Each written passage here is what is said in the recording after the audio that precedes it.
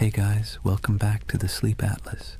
Tonight we're setting sail on one of the most romanticized, misrepresented, and misunderstood chapters in world history. No, not knights, not pharaohs, not Romans with fancy sandals. We're talking about pirates, the real ones. Not Johnny Depp wobbling around on deck, but the men and women who sailed the Caribbean and the Atlantic during the so-called Golden Age of Piracy. Now here's the thing, we all think we know pirates, eye patches, parrots, R-matey, treasure maps with a big red X, but spoiler alert, that stuff mostly comes from novels, theater, and later Hollywood rewrites. Real piracy was less swashbuckling and more sweaty, smelly, filled with salted beef crawling with maggots, water that tasted like a rotting barrel, and constant anxiety that your ship might sink in a storm, or your captain might keelhaul you for stepping out of line. And yet somehow the legend of pirates has become this glamorous story of freedom, adventure, and treasure. But here's the contradiction, and it's worth letting it sink in. The Golden Age of Piracy wasn't golden at all. It was born out of war, poverty, hunger, and desperation. It wasn't about noble freedom, it was about scraping survival out of salt air, blood, and back-breaking work. Yet people keep retelling their stories because deep down we're drawn to the fantasy of escape, of rejecting rules, of carving out a small piece of freedom on the open sea. So, as you settle in, maybe dim your lights or turn on some soft background sounds, let's drift together into this world. Imagine the creak of ropes, the groan of wooden planks, the crash of waves on the hull. Tonight, we'll wander through crowded ports, stand under the Caribbean sun with sweat dripping down our backs, and listen to the salty curses of men who gambled everything on the sea. Before we start, a small ask. If you enjoy drifting off with these stories, give this video a like, and maybe even subscribe. And tell me in the comments, what's keeping you up tonight? I'd love to know. Now, let's begin our first chapter with a world teetering on the edge of chaos, just perfect for the rise of piracy. Chapter 1. A world ripe for plunder. Picture the year 1690. Europe has been locked in endless wars, Spain versus England, England versus France, the Dutch fighting everyone. The whole continent is basically one long family feud where nobody remembers what the argument was about, but everyone is still holding grudges. And while kings and queens play chess with soldiers, their colonies across the Atlantic become treasure vaults waiting to be cracked open.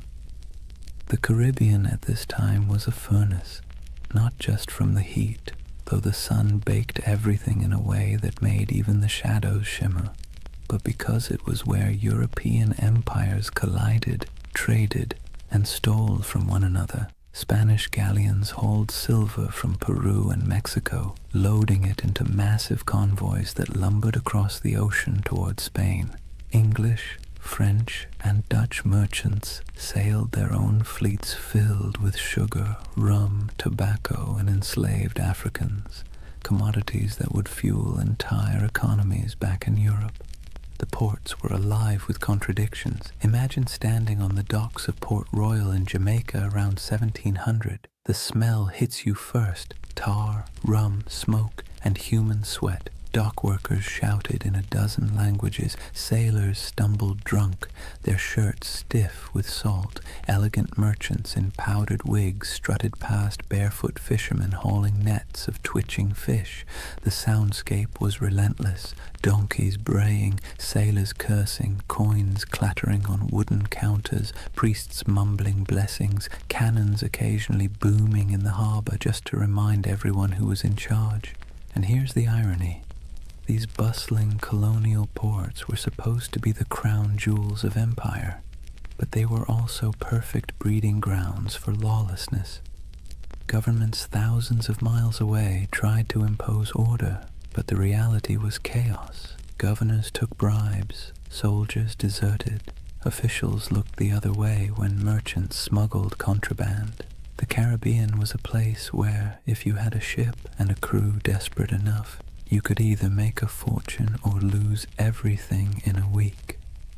Now think about the sailors themselves.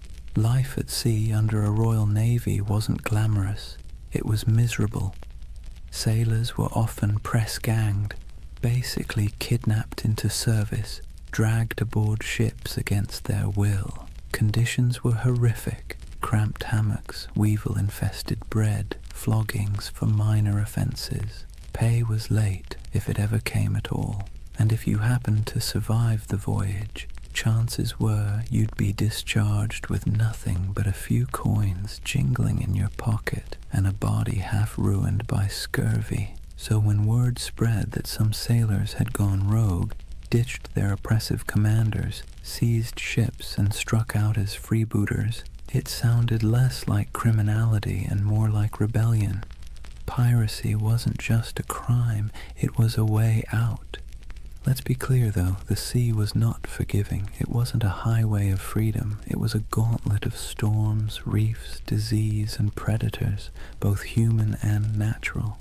But if you were a sailor in 1700 staring at the horizon from the deck of a crowded ship, the choice between a brutal life under a navy captain or rolling the dice with piracy might not have seemed that hard.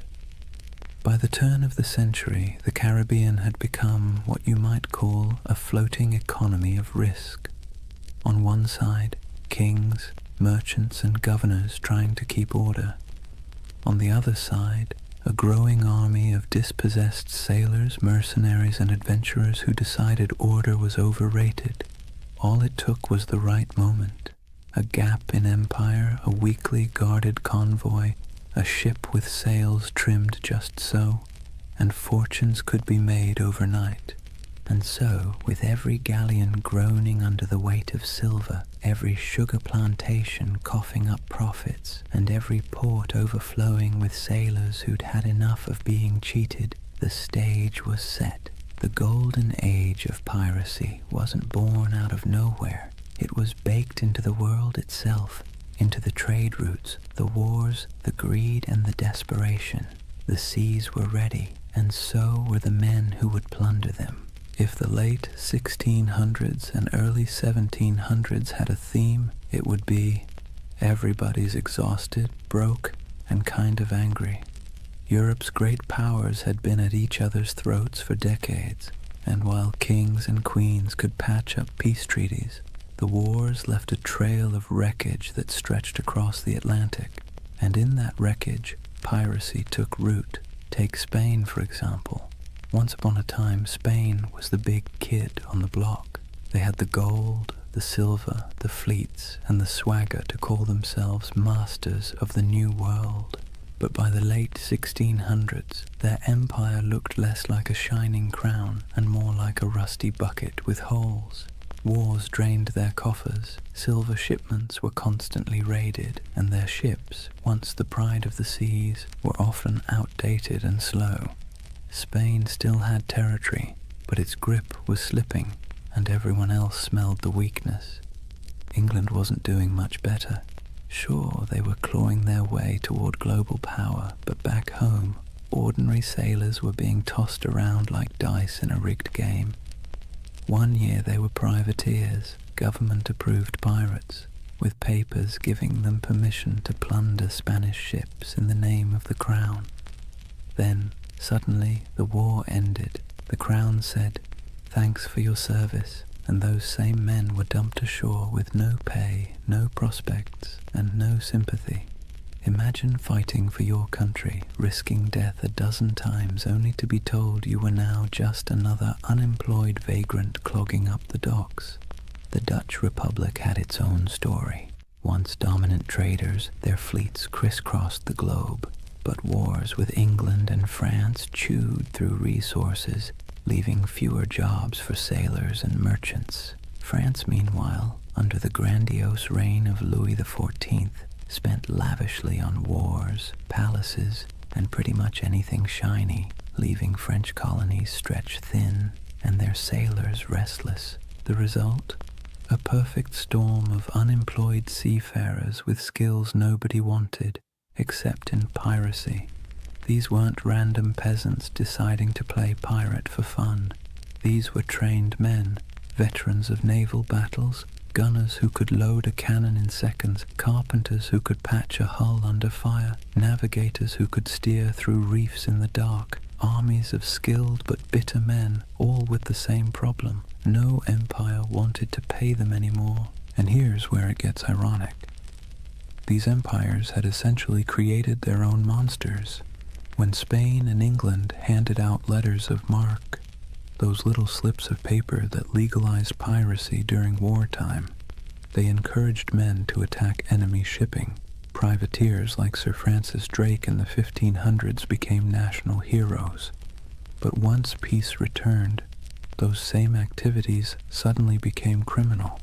Imagine working for Uber, then one day Uber shuts down and declares, by the way, anyone still driving is now a car thief. That's what happened to thousands of seafarers who had been told plunder was patriotic until it wasn't. So what do you do when the wars end, your government abandons you, and you still have the skills to handle a ship and fire a cannon? You keep doing what you know best, but now for yourself. You keep raiding ships, you keep seizing cargo, you keep living by the sword, or in this case, the cutlass. Piracy wasn't just desperation, it was habit. It was a profession that governments themselves had encouraged and then tried to disown. This collapse of empire control didn't just happen on land. At sea, the very roots of trade were fragile. Convoys of Spanish galleons might be well defended, but smaller ships carrying sugar or rum often sailed alone.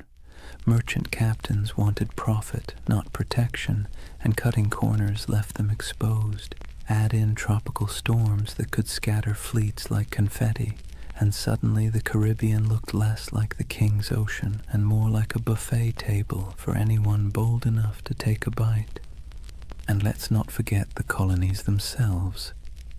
Governors sent from Europe often cared more about lining their own pockets than enforcing the law. Some even welcomed pirates, so long as they brought in enough gold or shared enough loot. For struggling outposts like Nassau in the Bahamas, pirates weren't a nuisance, they were the economy. It's hard to enforce anti-piracy laws when half your town depends on stolen goods to survive, so piece by piece the mighty grip of empire loosened. Spain couldn't patrol all its waters. England's navy was stretched thin. France was distracted by continental wars. The Dutch were in decline. And into that vacuum sailed the pirates, men who saw the weakness of kings and decided to crown themselves instead. The collapse of empires didn't just make piracy possible, it made it inevitable. The seas were full of treasure, the navies were too thin to guard it, and the men who knew how to seize it had nothing left to lose. Out of that mix came not just scattered rogues, but an entire era, the so-called Golden Age of Piracy, when men and women from a dozen nations chose the black flag over the king's flag. Let's be clear, piracy didn't appear out of thin, salty air. It was the awkward child of privateering, a sort of legal piracy that governments were perfectly happy to use when it suited them.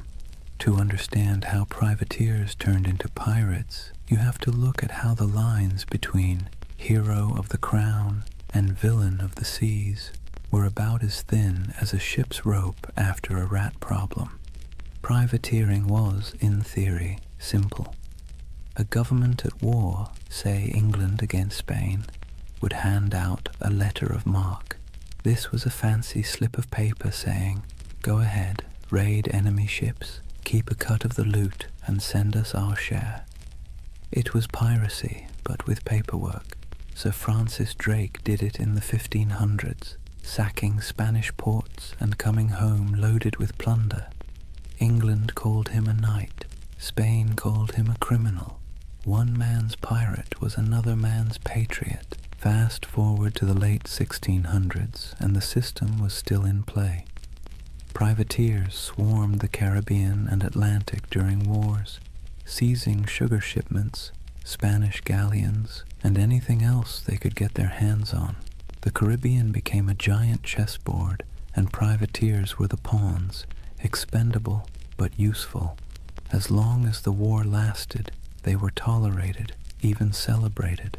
But here's the twist. Wars end.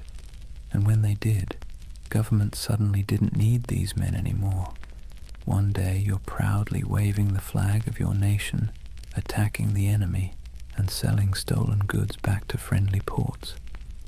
The next day, the war is over, the letter of marque is revoked, and now you're just a thief with a ship. There was no retirement plan, no pension, no thank you parade. Just a shrug and an unspoken suggestion to quietly disappear. The men, however, weren't built for disappearing.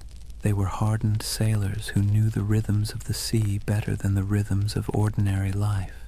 They knew how to fight, how to navigate, how to survive storms, and, most importantly, how to take wealth by force.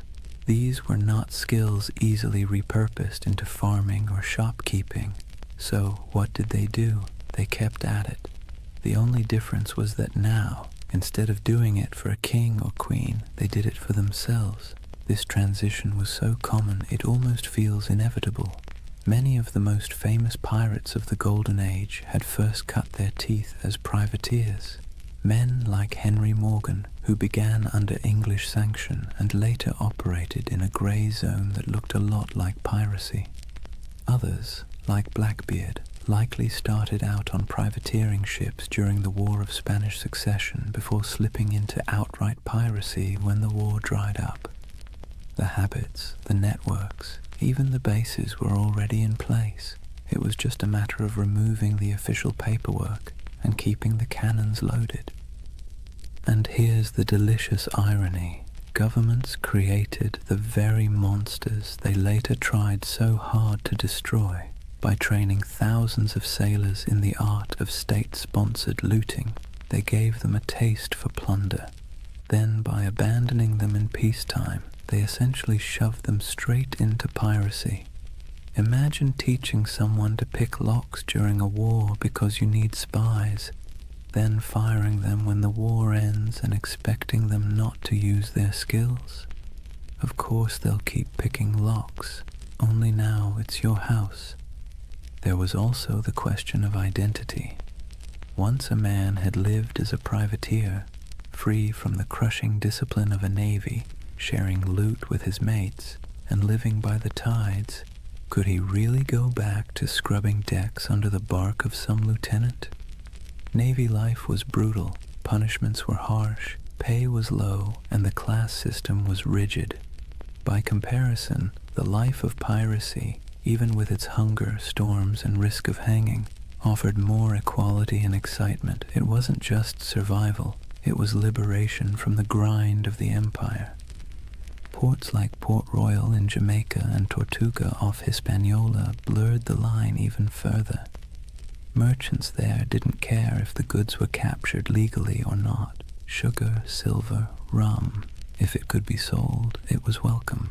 Tavern owners, traders, even governors quietly winked at piracy, especially when it brought wealth into their struggling economies. Some governors even kept pirates as unofficial attack dogs, unofficial allies when convenient, expendable scapegoats when politics shifted. So, from privateers to pirates wasn't a sharp break.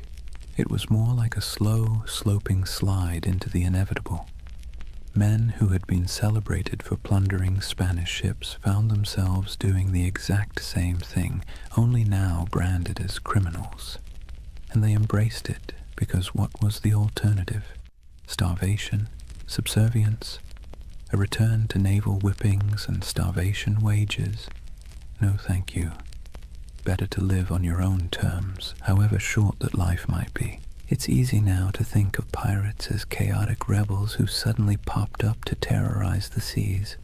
But really, they were a byproduct of empire, born from its wars, abandoned in its peace and sustained by its greed.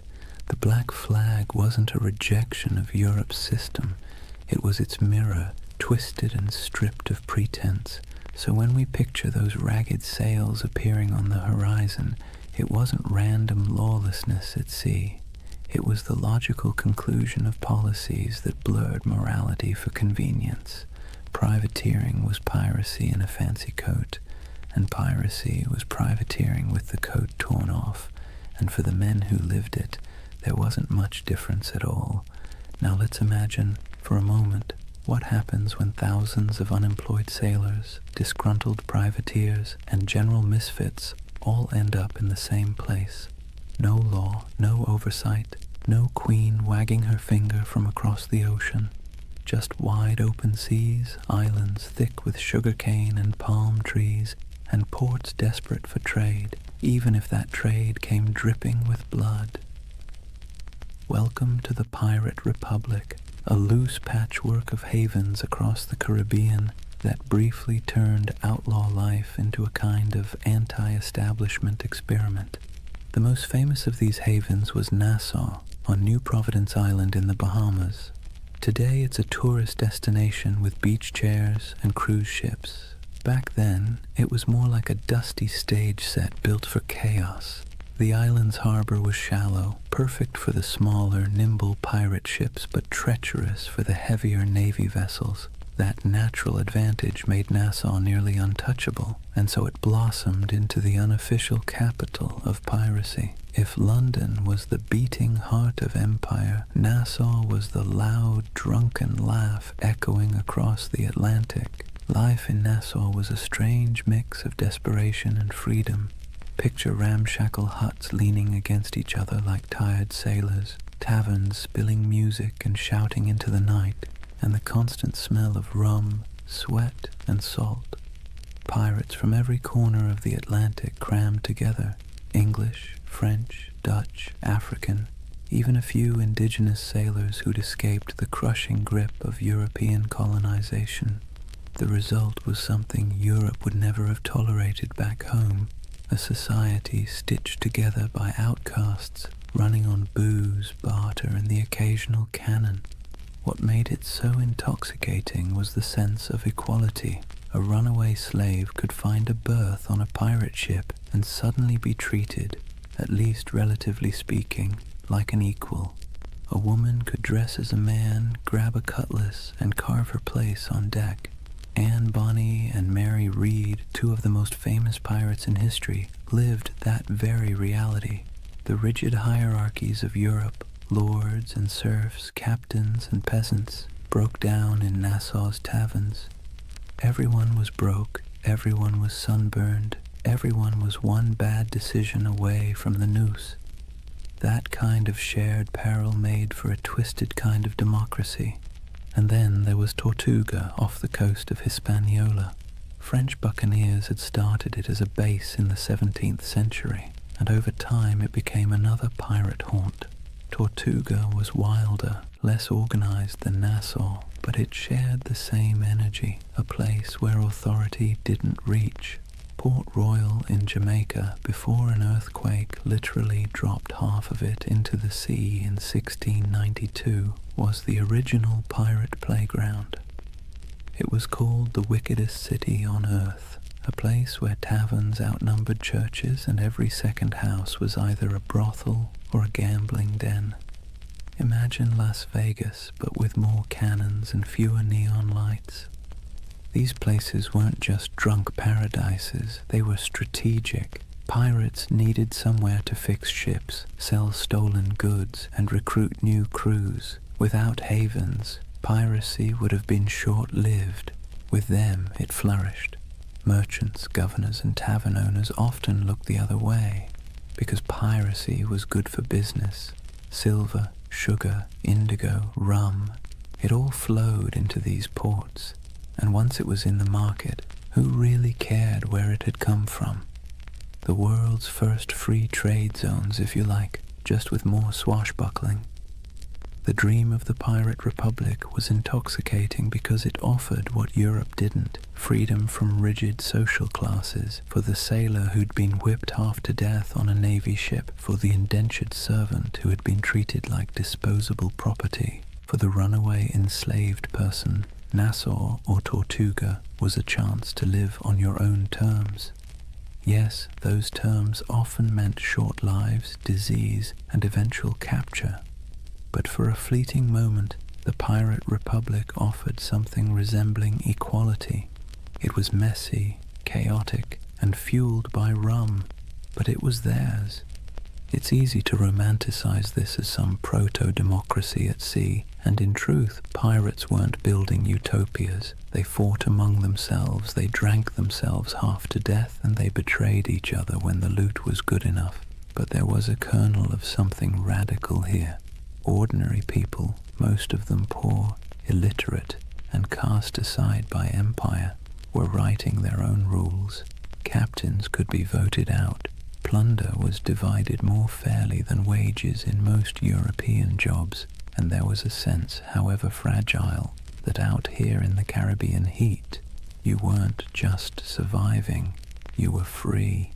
Governments, of course, hated it. To them, the pirate republic was an insult, a slap in the face of civilization. They saw it as a cancer spreading across the Caribbean, undermining trade and embarrassing the crown. And so, predictably, they began plotting its destruction. But for a brief, shining decade or two, the dream held. A world of tattered sails and lawless harbors, where outcasts became rulers, if only of themselves. So when you hear the phrase Pirate Republic, don't imagine marble halls or noble ideals. Imagine crowded taverns with lantern light flickering on sweat-streaked faces, mugs of grog slamming onto wooden tables, and the hum of 50 different languages mixing in the night. It wasn't a nation in any official sense, but it was a community, strange, fragile, reckless, that gave piracy its beating heart. By the early 1700s, piracy wasn't just a nuisance, it was a global scandal. Imagine you're a London merchant who's just sent off a ship full of sugar from Barbados. You're already dreaming about the profits, about the clinking of coins on your counting table. Then word arrives that your ship was intercepted somewhere between Tortuga and Nassau by a crew of outlaws who now plan to sell your precious cargo at a discount in the very next port. Frustrating, absolutely. Embarrassing, even more so. And it wasn't just London merchants, Dutch traders, French planters, Spanish governors. Everyone had a stake in the Caribbean economy, and pirates cut into all of them like barnacles on a hull. News of piracy spread quickly, carried in letters, pamphlets, and gossip that traveled almost as fast as the ships themselves. In coffee houses in Amsterdam or taverns in Boston, people swapped stories of Blackbeard's blockade of Charleston or of Bartholomew Roberts capturing hundreds of vessels. Pirates became both feared and oddly admired, the same way we talk about celebrities who behave badly. They were disruptive, scandalous, but undeniably fascinating. Governments tried to project strength, but the truth was they were embarrassed. The Caribbean was supposed to be proof of European dominance, a playground of plantations, trade, and naval power. Instead, it was crawling with independent outlaws who mocked imperial authority with every stolen sail. Spain, already stretched thin across its empire, struggled to protect the treasure fleets. England, riding high after victories in European wars, now had to explain why ragged men in patched coats could blockade entire colonial cities. France and the Dutch weren't faring much better.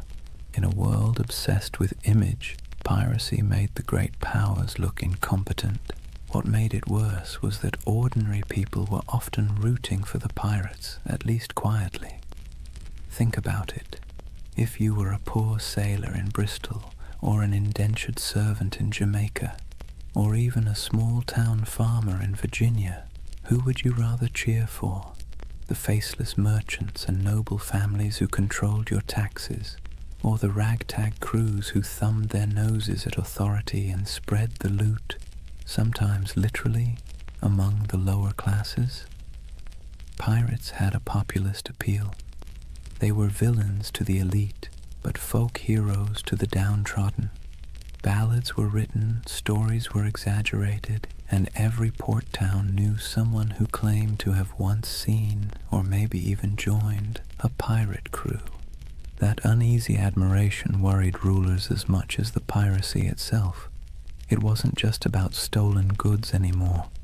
It was about stolen loyalty. If too many sailors chose piracy over honest naval service, if too many colonists chose to trade with outlaws instead of legal merchants, the whole system could unravel. In this sense, the Pirate Republic wasn't just an economic threat. It was a political one. It represented a kind of freedom, however messy, that stood in direct contrast to empire. And so, as the first decade of the 1700s drew to a close, the world was watching.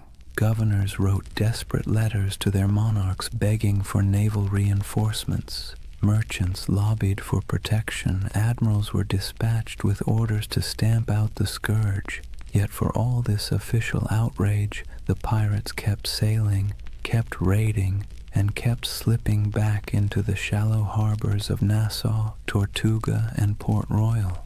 The balance of power was precarious, and for a short, chaotic stretch of years, it seemed like the pirates might actually hold their ground. But as with all things in history, nothing so audacious lasts forever. The seeds of the pirates' downfall were already being sown, even as they toasted their freedom with mugs of grog under the Caribbean moon. Kings and parliaments were growing tired of being mocked. Naval patrols were growing stronger, and alliances, those fragile bonds between men who lived by theft and rum, were starting to fracture under the weight of greed. For now, though, the world watched in equal parts fear and fascination. Pamphlets painted pirates as monsters with hearts of stone, while tavern songs turned them into legends. Merchants cursed them, sailors dreamed of joining them, and governments plotted their end. The Golden Age of Piracy was in full swing, and like all golden ages, it glittered brightest just before the fall. Chapter 2. The Pirate's Life, Grit, Glory, and Grievance. So, let's get something straight right at the start. Life on a pirate ship was not a Caribbean holiday. You've probably seen the romantic paintings, glorious sails catching the wind, dramatic sunsets, and dashing figures with cutlasses gleaming. But if you were actually there, you'd spend less time admiring the view and more time trying to keep your stomach from revolting at the smell of rotting food. The pirate's life, while freer than serving in the Navy or laboring on a plantation, was still backbreaking, filthy, and endlessly uncomfortable. Imagine waking up below deck in the humid Caribbean heat. The air is thick, cloying, and full of the stink of unwashed bodies, damp wood, and tar. The ceiling is so low that you can't even stand upright. Rats scuttle across the beams, and you can hear the groan of the ship as it shifts against the waves. The pirate life didn't come with feather beds. You'd likely be sleeping on rough planks, maybe with a scrap of canvas for a blanket if you were lucky. Every day began with the creak of ropes, the bark of orders, and the endless rhythm of labor needed to keep a ship moving. Food was its own special kind of torture. Pirates stole plenty of supplies from captured ships, but unless you were lucky enough to raid a fresh merchantman recently, meals were, let's say, monotonous. Salted beef, so tough you could use it as a weapon. Hardtack, which was basically a cracker but harder than stone and often infested with weevils. Grog, a mix of watered-down rum, was the drink of choice, not because it tasted good, but because plain water went bad quickly in the heat. If you were lucky, you might snag some fruit or vegetables before they spoiled, but scurvy was always lurking like an uninvited guest. Teeth loosened, gums bled, and bones ached from the lack of vitamin C. Daily chores weren't glamorous either. Pirates weren't just fighting and drinking, they were sailors first. That meant scrubbing decks, mending sails, climbing rigging slick with salt spray, and bailing water from the hold during storms. And storms, by the way, were constant reminders that the sea itself was often more dangerous than any enemy. A hurricane could scatter a fleet in hours, leaving survivors clinging to driftwood while their dreams of plunder sank to the bottom. And yet, for all this hardship, men, and a few women, chose it willingly. Why? Because compared to life in the Navy or under the whip of a plantation master, piracy offered something intoxicating: freedom. On a pirate ship, you weren't at the mercy of a cruel officer with a whip. You weren't paid starvation wages while some admiral or merchant lined his pockets. Instead, you had a say in decisions, a share of the loot, and a chance, just a chance, to change your fortune. The hardship was the same, but the dignity was different. Entertainment helped break the monotony. Pirates loved music, fiddles, pipes, and drums when they could get them. They told tall tales, gambled with dice and cards, and sang bawdy shanties that echoed across the waves. Some ships even kept pets, parrots, monkeys, or stray cats, both for company and for laughs. And of course there was always rum. Rum was less a drink than a coping mechanism, numbing sore muscles, smoothing frayed nerves, and sometimes sparking brawls that left men with more bruises than treasure. But make no mistake, life aboard a pirate ship was a constant balancing act between freedom and discomfort. The same deck where you danced to a fiddle tune at night might be awash with seawater or blood the next morning. The same comrades who shared their food with you today might vote you out tomorrow if you crossed the wrong line. It was a world where everything was unstable. The sea, the supplies, the alliances, and that instability defined the pirate's existence. So, yes, the Golden Age of Piracy glittered, but the day-to-day life was about sweat, salt, hunger, and a kind of stubborn resilience. You didn't become a pirate because it was comfortable.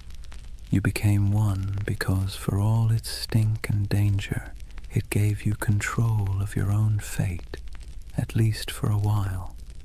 Here's a funny thing about pirates. They were some of the most democratic people of their time, not in the sense of voting booths and campaign speeches, but in a rough, practical way that actually mattered to the men living on those creaking decks. Imagine that. While monarchs squabbled over crowns back in Europe and kings claimed they ruled by divine right, pirates were out on the high seas voting on who got to be in charge. When a crew formed, the first order of business wasn't just raiding a Spanish galleon, it was drawing up what they called the Articles. These were pirate constitutions, handwritten agreements that spelled out everything from how loot would be divided, to punishments for theft, to the share of compensation if you lost a limb in battle. And yes, pirates had a kind of early insurance system. If you lost an arm, you might get 600 pieces of 8, a leg, maybe 800. It wasn't exactly health insurance with a friendly provider, but it was better than what the average soldier got on land, which was nothing at all. The articles also set limits on behavior: no gambling below deck, lights out at a certain hour, no deserting in battle. And yes, they often forbade bringing women on board, though that rule was broken often enough to be almost comical. These weren't arbitrary rules, they were survival tactics. A pirate ship was a pressure cooker of bad food, bad hygiene, and too many strong personalities packed into too small a space. Without rules, things would have descended into chaos faster than you can say. mutiny. Now, the captain wasn't an untouchable figure like on a Navy ship. Pirate captains were elected by the crew, and they could be voted out just as easily. If a captain was too reckless, too stingy with loot, or just too annoying, the crew could replace him with someone else. This was radical for the 17th and 18th centuries. Imagine a farmhand in Europe marching up to his landlord and saying, "Sorry mate, we've had a vote and you're fired." Unthinkable. But on a pirate ship, that was just Tuesday. Of course, the captain still held real authority in battle. When cannonballs were flying and boarding parties were scrambling across decks, someone had to make quick decisions. But outside of combat, his power was checked by the quartermaster. The quartermaster was like the ship's accountant and judge rolled into one. He handled supplies, settled disputes, and distributed plunder according to the articles. He was the balance to the captain, ensuring one man didn't hoard all the power or all the silver. Speaking of plunder, here's where pirates really stood out. On most navy or merchant ships, ordinary sailors got scraps. Captains and owners took the lion's share. Pirates, by contrast, split loot far more evenly. Yes, captains and officers usually got larger shares, but the gap wasn't massive. A captain might get 2 or 3 shares, while a common sailor got 1. Compare that to the Navy, where a captain could rake in a fortune while the sailors were paid in arrears, if at all. For men used to being at the bottom of the social ladder, this was revolutionary. This system created a sense of buy-in. Everyone had a stake in every raid. Everyone had a voice. It's one reason pirate crews could be so terrifyingly effective. They weren't being flogged into action by some officer. They wanted to fight because victory meant coin jingling in their pockets. Cold, heavy, jangly, deliciously spendable coin. It's tempting to see this pirate democracy as noble or progressive, but let's be clear, it wasn't about ideals. It was about practicality. Pirates knew they lived hard, dangerous lives. They needed a system that kept people motivated, minimized infighting, and gave everyone a reason to stick together when things got ugly. Fair shares and voting rights weren't about enlightenment. They were about survival. Still, there's something oddly charming about it. At a time when peasants were tied to land and sailors in navies were practically prisoners, pirates carved out their own rough republics. Nassau in the Bahamas was famously called a pirate republic, and while that sounds grand, it was mostly a sandy haven of broken-down taverns, makeshift huts, and a whole lot of rum. But for the men who had once been whipped by naval officers or cheated by merchant captains, it was paradise. So picture it. A ship rolling gently on the waves, men gathered on deck, a set of articles being read aloud by lamplight, each pirate nodding, agreeing to the rules, knowing that at least here, on this rough plank of wood floating in a dangerous sea, their voice mattered. It wasn't democracy as we think of it today, but it was a kind of freedom most of them had never known before. One of the most brilliant things pirates ever did wasn't about cannons or cutlasses, it was branding. Pirates understood that half the battle was won before the first shot was fired, and their greatest weapon wasn't always steel, it was fear. They cultivated it, packaged it, and sold it with skulls and crossbones. Let's talk about the Jolly Roger. That iconic black flag wasn't just for show, it was psychological warfare. Picture yourself as a merchant sailor in the Caribbean. You're already nervous. The sea is treacherous, storms are brutal, and half your crew is seasick. Suddenly, you spot a ship on the horizon raising a black flag, its canvas snapping in the wind. Painted on it is a grinning skull, a pair of crossed bones, maybe even an hourglass dripping sand. You know instantly these are not friendly visitors. You have a choice: surrender and hope for mercy, or fight and almost certainly die. And here's the genius. Most merchant crews didn't fight. They gave up. Pirates knew that if they could terrify you into surrender, they could plunder your ship without firing a shot, without losing a man, and without wasting precious gunpowder. The Jolly Roger was essentially the world's first corporate logo, and it worked like a charm. But flags weren't the only symbols. Pirates loved spectacle. Some captains made themselves into walking horror shows. Blackbeard, for example, tied slow-burning fuses into his beard before battle.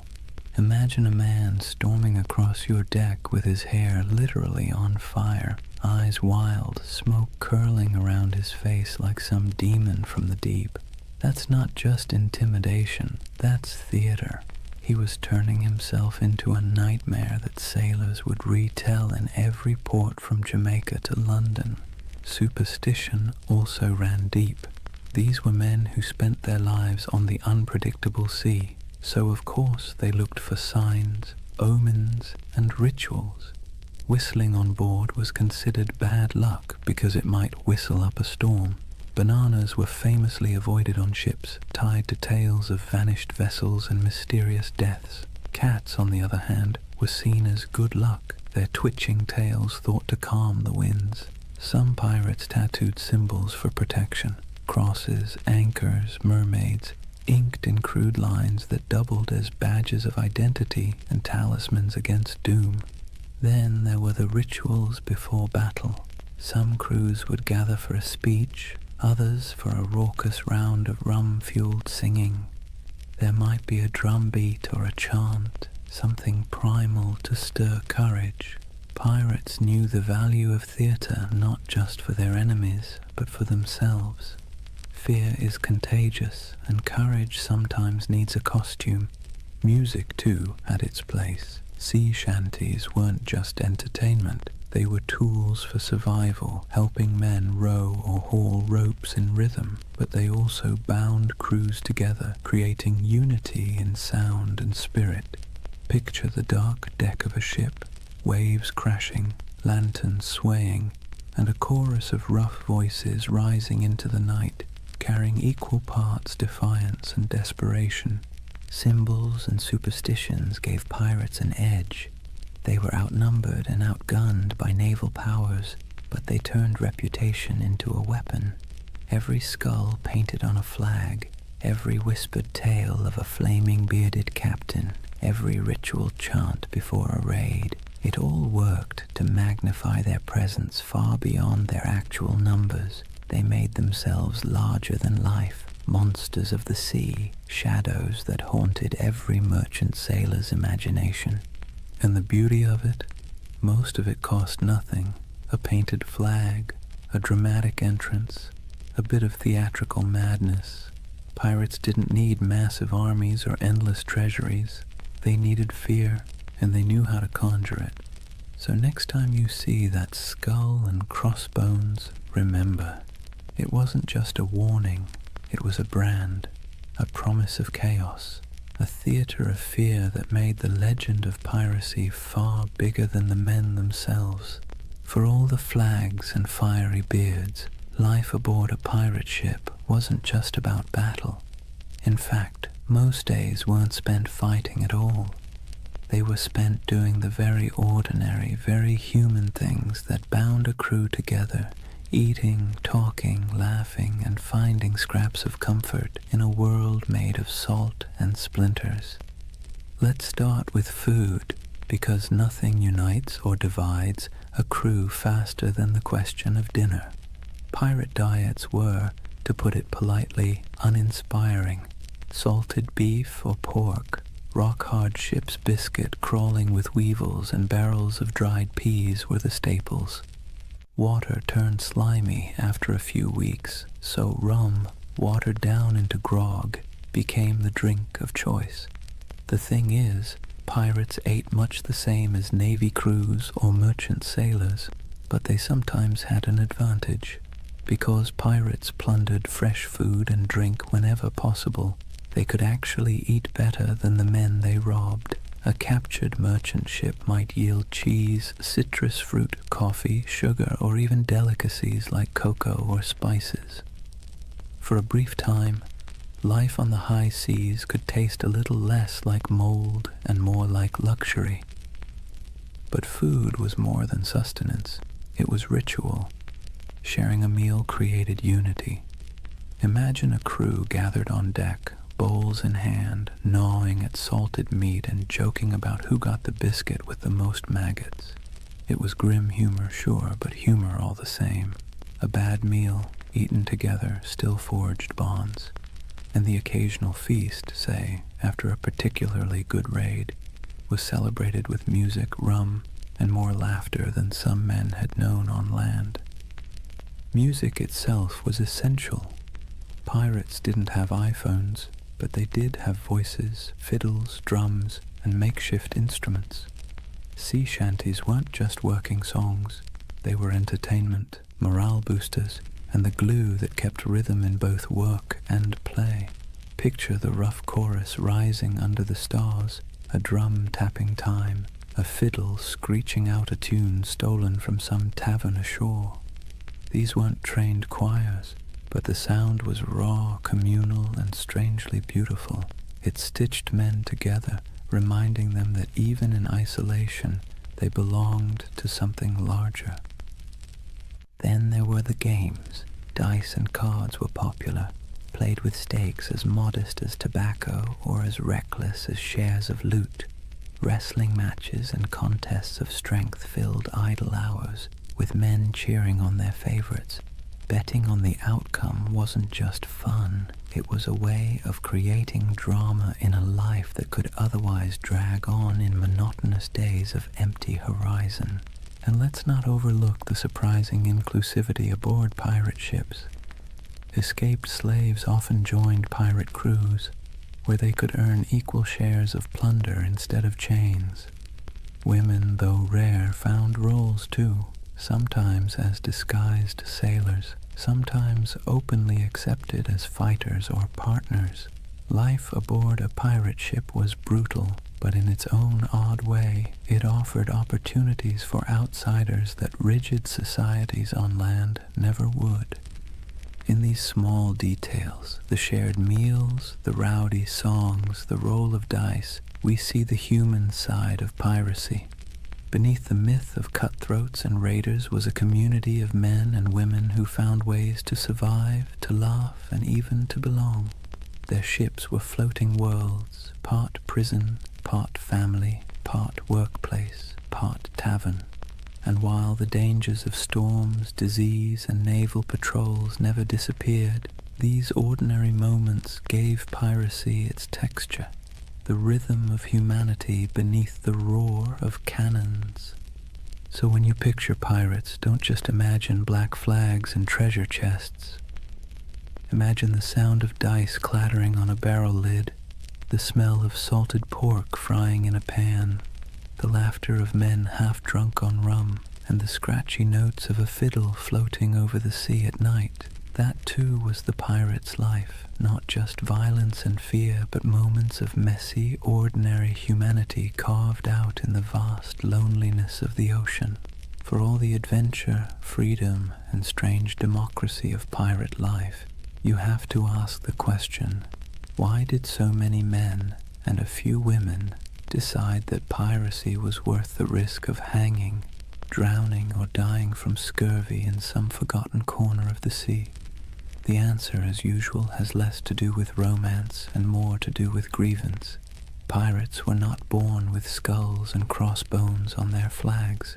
Most of them were men who had been used, abused, and discarded by the very empires that later called them criminals. Take the average sailor in the early 1700s.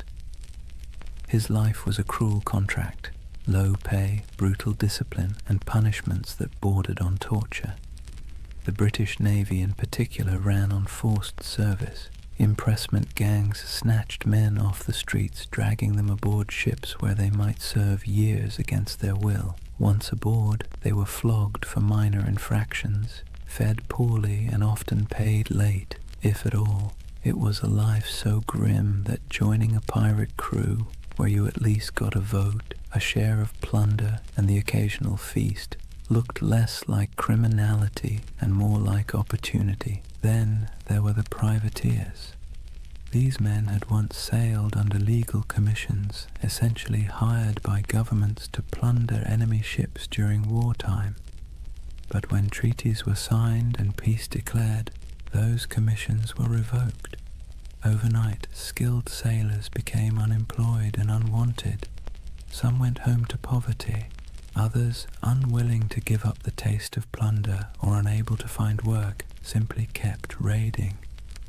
The difference was only paperwork. Yesterday's patriot privateer was today's villainous pirate. Economic desperation played its part too. Europe churned with unemployment, inequality, and waves of displaced workers. Colonies offered work, but much of it was brutal plantation labor or indentured servitude. If you were poor, your choices were few. Toil endlessly for scraps on land, serve miserably in the navy, or gamble your life on piracy, where at least the rewards were immediate, tangible, and occasionally extravagant. Even a short run of luck could mean pockets full of coin, fine clothes stripped from captured merchants, or a chance to live like a king for a few weeks before it all fell apart. And make no mistake, piracy was a protest of sorts. Pirates didn't just steal, they struck at the heart of the empires that had used them. They targeted Spanish treasure fleets, English merchants, and French plantations. Their defiance wasn't couched in noble speeches, but in cannon fire and audacious raids. To kings and governors, they were parasites. To many of the poor, they were folk heroes, men who thumbed their noses at the powers that had left them to starve. But grievances went deeper than economics. Pirates carried personal grudges, captains who had beaten them, navies that had cheated them of wages, merchants who had treated them as expendable. To hoist the black flag was not only to seek fortune, but also to take revenge on a world that had never cared if they lived or died. So when you picture pirates shouting and firing cannons, remember the bitterness beneath it all. Their laughter around the rum barrel was fueled by the knowledge that they had nothing to lose and everything to snatch. Their democracy at sea was born not from lofty ideals, but from anger at systems that had denied them dignity on land. Piracy was grievance turned into lifestyle, protest turned into plunder.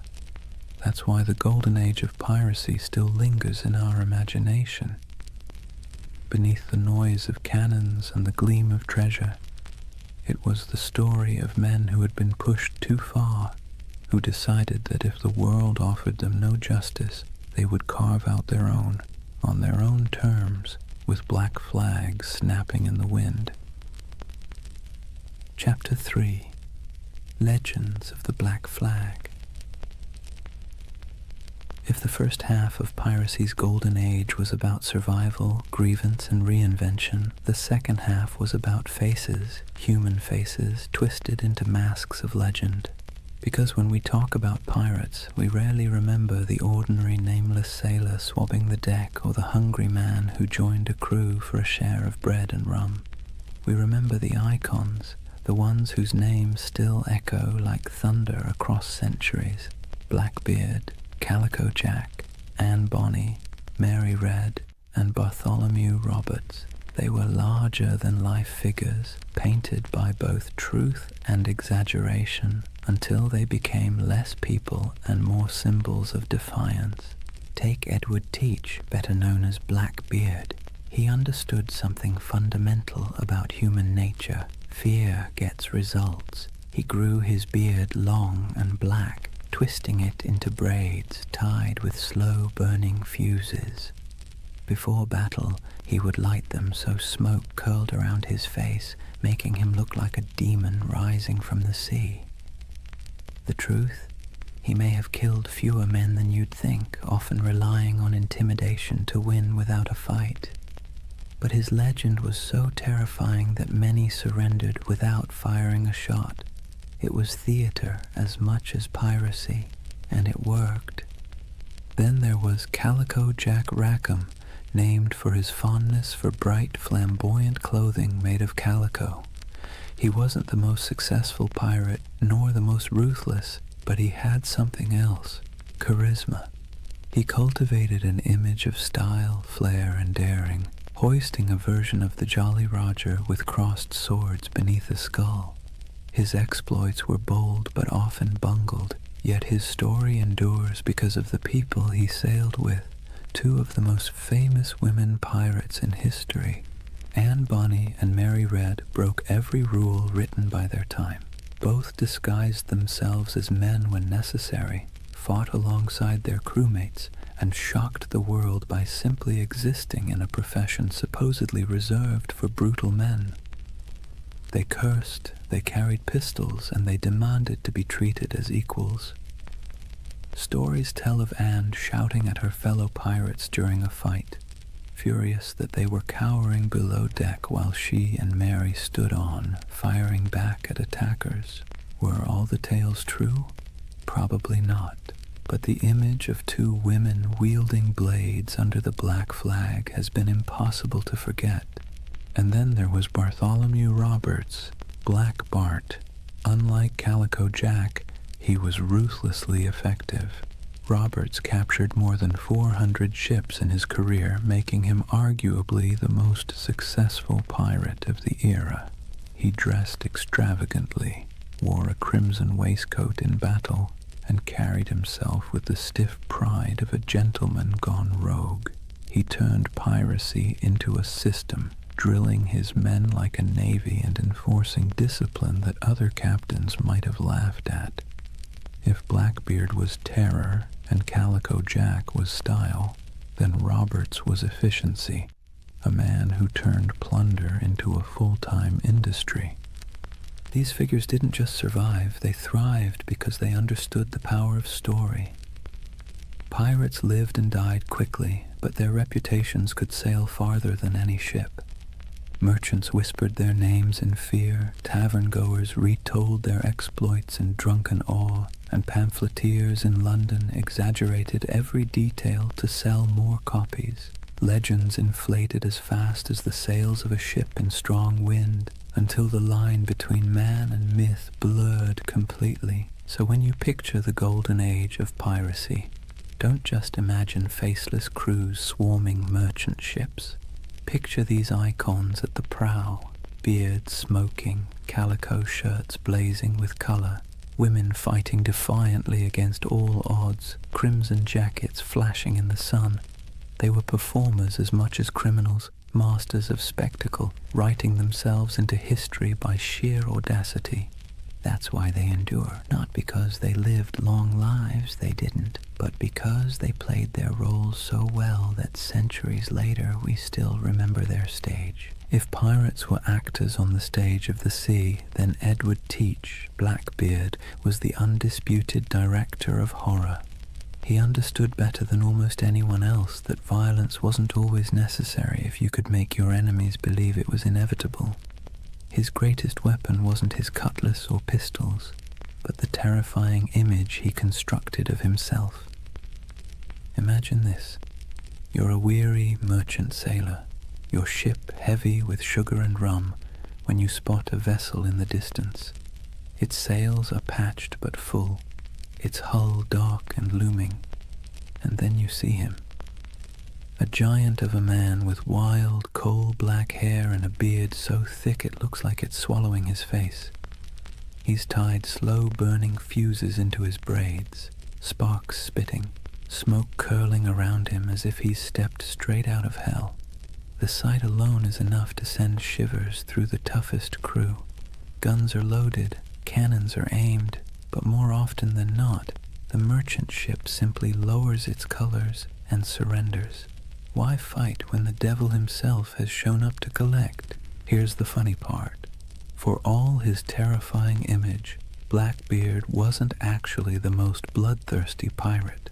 In fact, his ledger of confirmed kills was surprisingly slim compared to others. He didn't need to spill blood when his performance did the work for him. He crafted a persona so fearsome that it did the fighting long before the first cannonball flew. Think about it. Would you rather battle a man who looked like your neighbor or a smoke-shrouded demon who seemed to revel in chaos?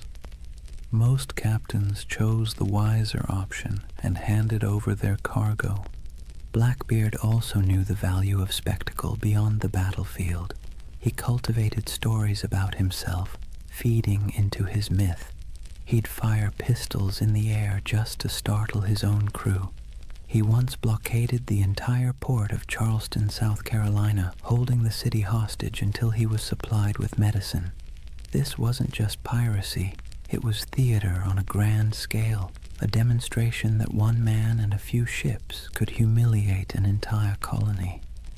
It was both ridiculous and awe-inspiring. But beneath the smoke and noise, Blackbeard was a practical man.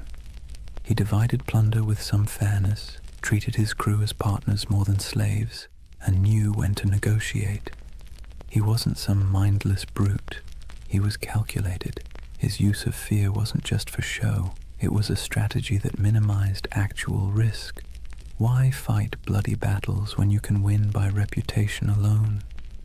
Still, his career was short. He rose fast and fell faster.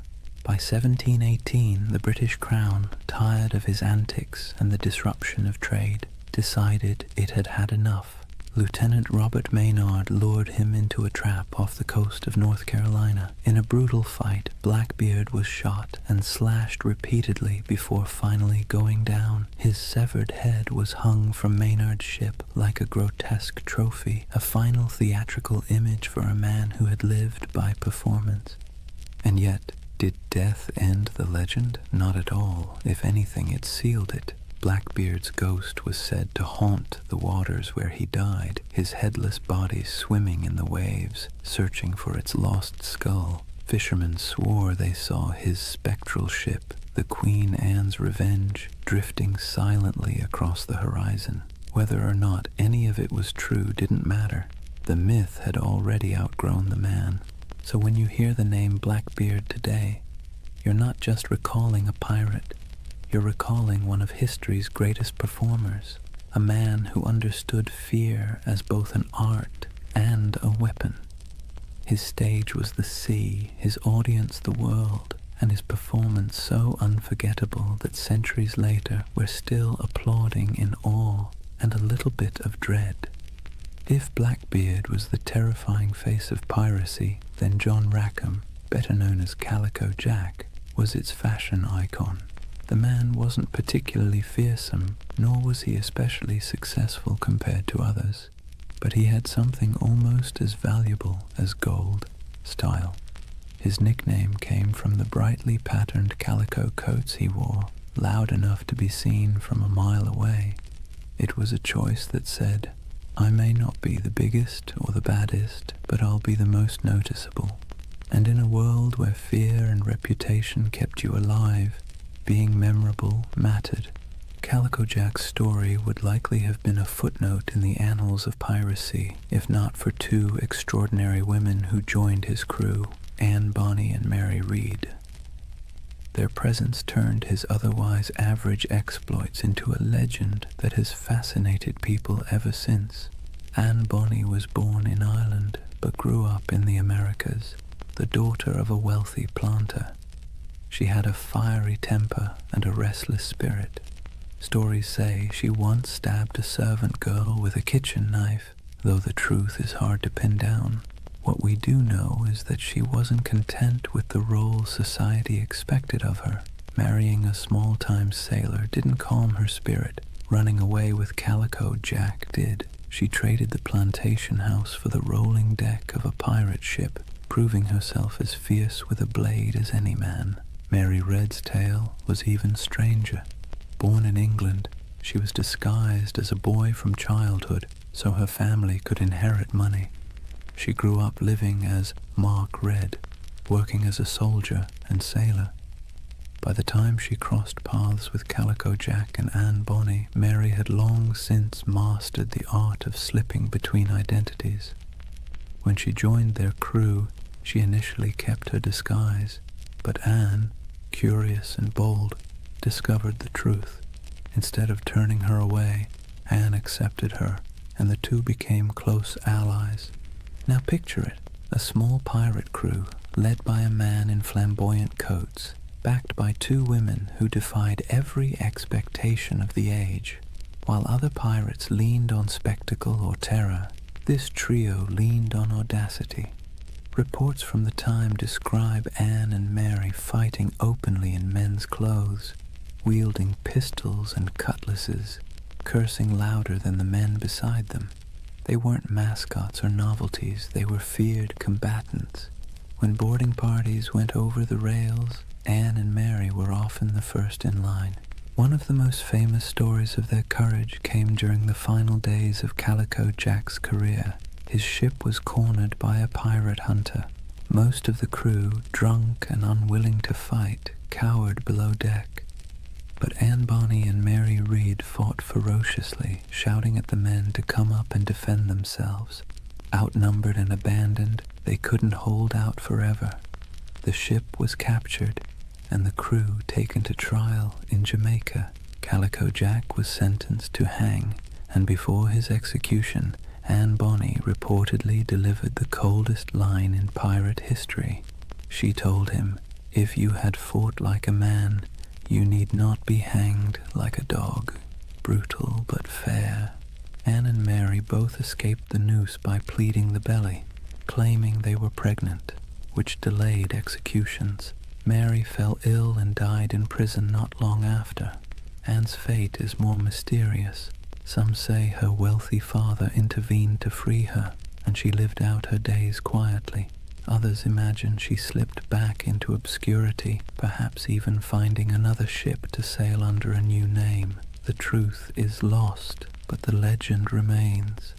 Together, Calico Jack, Anne Bonny, and Mary Read embodied a different side of piracy. Not the sheer terror of Blackbeard, but the wild defiance of people unwilling to live within the boundaries society had drawn for them. They weren't the richest or most feared pirates of their age, but they became symbols of rebellion, of choosing freedom over obedience, even if that freedom came at the cost of the gallows. And maybe that's why their story still resonates. Pirates are remembered not just for plunder, but for the dream of living life on your own terms, no matter how brief or dangerous that life might be. When people imagine pirates, they often picture chaos, rowdy drunkards waving swords, shouting curses, and stumbling around the deck. But not all pirates fit that mold. Some, strangely enough, insisted on discipline, manners, and even a touch of elegance. Enter Bartholomew Roberts, also known as Black Bart, the most successful pirate of the Golden Age. Not in legend, but in sheer numbers, the man captured over 400 ships in his career. That's not exaggeration, that's bookkeeping. Roberts wasn't the kind of pirate who stumbled into the life because he liked rum and adventure. He was originally a skilled navigator, forced into piracy when his ship was taken. At first, he wanted nothing to do with it, but the pirates saw his talent with charts and stars, and when their captain died, they elected Roberts as the new leader. He reportedly said he didn't much care for the pirate life, but since it offered a short life but a merry one, he might as well make the most of it. That short life turned out to be remarkably eventful. Roberts stood out for several reasons. For one, he had standards. He banned drinking on his ships, which sounds downright heretical for a pirate crew. He also enforced strict rules against gambling, desertion, and even bringing women aboard. His ships ran more like naval frigates than floating taverns, and yet his men respected him because under his command they grew wealthy and untouchable. He also had a flair for presentation. While Blackbeard relied on smoke and fire to terrify, Roberts leaned on fashion. He dressed in fine silks, wore a crimson waistcoat, and carried himself with aristocratic dignity. Imagine him standing on the quarterdeck looking more like a nobleman than a pirate, with the Jolly Roger snapping in the wind behind him. His enemies saw not a ragged bandit, but a man who looked born to command. And command he did. Roberts didn't waste time on small targets. He hunted big merchant convoys and naval ships, taking prizes in the Caribbean, West Africa, and even the coast of Brazil. His reach was global. He was so effective that insurance rates for Atlantic shipping skyrocketed. Governments cursed his name, and merchants prayed never to see his sails on the horizon. Roberts also innovated. He used smaller, faster ships to outmaneuver larger warships, and he created a distinctive black flag showing a figure holding an hourglass, a grim reminder that time was running out for his enemies. His leadership was sharp, his men drilled, and his tactics effective. If piracy had generals, Roberts was one of them. But despite his elegance and order, he wasn't merciful. Roberts's raids often ended in executions or burning ships. His reputation sharpened not just by his appearance, but by his ruthlessness. Yet unlike Blackbeard's wild terror or Calico Jack's flamboyant defiance, Roberts's menace came with a chilling professionalism. He was less devil of the seas and more CEO of piracy. His downfall came, as it often did, from the tightening noose of empire. In 1722, near the coast of Africa, the British Royal Navy finally cornered him. During the battle, Roberts was struck by grapeshot and killed instantly. His men, knowing what capture meant, dressed him in his finest clothes, weighted his body with chains, and cast him into the sea, denying the Navy the satisfaction of displaying him in death. Bartholomew Roberts's reign lasted only a few short years, but in that time he reshaped piracy. He proved it could be efficient, disciplined, and terrifyingly successful. More than Blackbeard, more than Calico Jack, he showed that piracy wasn't just chaos on the waves. It could be a well-oiled machine, run with precision and purpose. And in a way, Roberts's legacy marks the peak of piracy's power. After his death, the Golden Age began to dim. The seas grew less welcoming to outlaws, and the balance of terror shifted back to the empires. But for a moment, one elegantly dressed pirate managed to turn the oceans into his empire, and he did it not with smoke or theatrics, but with order, discipline, and an iron will. If pirates were remembered only for their hunger, sickness, or sunburn, the Golden Age wouldn't have stuck in our imagination. What really carved them into legend were the moments when ragged crews on creaking ships went toe-to-toe with empires and lived to tell the tale. These were the epic raids and showdowns that spread their reputation across oceans like wildfire, whispered from tavern to tavern, and exaggerated until they felt larger than life. Let's start with the Caribbean, where Spanish galleons groaned under the weight of treasure hauled from the New World. These ships were floating vaults, packed with silver from Peru, gold from Mexico, and spices from across the empire. They were also well-armed and heavily guarded, but that didn't always save them. Pirates struck with speed, knowing that a single galleon could fund a lifetime. Stories circulated of bold raids where men climbed aboard under musket fire, smoke filling the decks as treasure chests were dragged away. The truth was often messier, with smaller victories and more frustration, but the image of pirates plundering Spanish treasure ships became the core of their legend. Then there were the blockades, audacious acts where pirates essentially declared themselves rulers of the sea. Imagine sailing into a harbor, dropping anchor across the entrance, and holding an entire town hostage. That's exactly what Blackbeard did at Charleston in 1718. For nearly a week, he strangled the city's trade, capturing ships and ransoming hostages. The people of Charleston, terrified of massacre, had no choice but to give in to his demands. It wasn't just robbery, it was theater, a statement to the world that pirates could hold whole cities in the palm of their hands. Other raids were more brutal, like the infamous attack on Ouida on the coast of Africa by Bartholomew Roberts. Roberts stormed the harbor, seizing ships, killing crews, and leaving smoking wrecks behind him. His reach across continents showed how piracy had gone global. It wasn't just the Caribbean anymore. It was the Atlantic, Africa, Brazil, anywhere trade sailed and wealth moved. But the stories weren't just about treasure.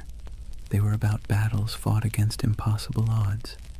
Pirate crews often faced warships far larger than their own. When they won, it wasn't just luck, it was tactics. They fought dirty, boarding quickly, using fear and confusion as weapons. A Navy captain might train for years to master a cannon broadside, but pirates knew how to turn desperation into an edge. Their greatest victories weren't about gold. They were about proving that outcasts and runaways could stand against the giants of empire. Of course, these showdowns didn't always end well. For every successful raid, there were failed ones, with crews scattered, captured, or killed. Yet somehow, it was the victories that stuck in memory. Sailors retold the stories in candle-lit taverns, each time with a little more smoke, a little more fire, a little more treasure. And as the tales grew, so too did the aura of piracy. It's worth pausing to think about why. Pirates didn't win many wars. They didn't topple kingdoms or rewrite maps, but they became symbols because of these moments when they defied the odds, even briefly. They lived in the cracks between empire and chaos, and their raids and blockades became stories of small men standing up to vast powers.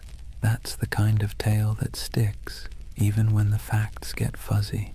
So whether it was Blackbeard choking a city, Roberts storming a harbor, or nameless crews slipping away with treasure under the moonlight, these epic showdowns kept the legend alive. And while empires eventually struck back in those brief, violent, theatrical moments, it was the pirates who ruled the seas. Chapter 4. The End of an Era. For all the bravado of pirates waving black flags and swaggering into taverns, their freedom was always temporary. The Golden Age of Piracy wasn't built on strength, it was built on neglect. The empires of Europe had been too busy fighting each other to deal with the nuisance of rogue captains. But once the wars settled and merchants began counting their lost profits, the patience snapped. Suddenly, the same kings and governments who once winked at piracy decided it was a scourge that had to be eradicated. Picture the mood in London, Paris, and Madrid in the early 1700s. Merchants stormed into government halls, waving reports of ships lost, insurance rates skyrocketing, and ports paralyzed by blockade. Politicians, who once quietly enjoyed pirate loot filtering through colonial markets, now heard the complaints of bankers and shipping magnates, and when money complained, rulers listened. What followed was a coordinated crackdown, an imperial revenge tour. Naval patrols that once turned a blind eye now prowled the Caribbean.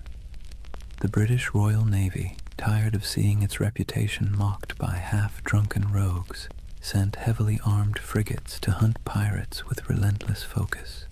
Spain, long humiliated by raiders stealing its treasure fleets, tightened its convoys and poured resources into coastal defenses. Even France, which had once tolerated privateers operating on its behalf, began closing off safe harbors. The age of indulgence was over, but it wasn't just the ships, it was the laws. Governments realized they needed not only cannons, but also courts. Piracy was declared a universal crime, meaning that any nation could capture and prosecute pirates, regardless of where the crime occurred. Admiralty courts popped up across the Caribbean, in Jamaica, in Nassau, in Charleston, offering swift, brutal justice. No long trials, no sympathetic juries, just a quick hearing, a guilty verdict, and the inevitable walk up the gallows.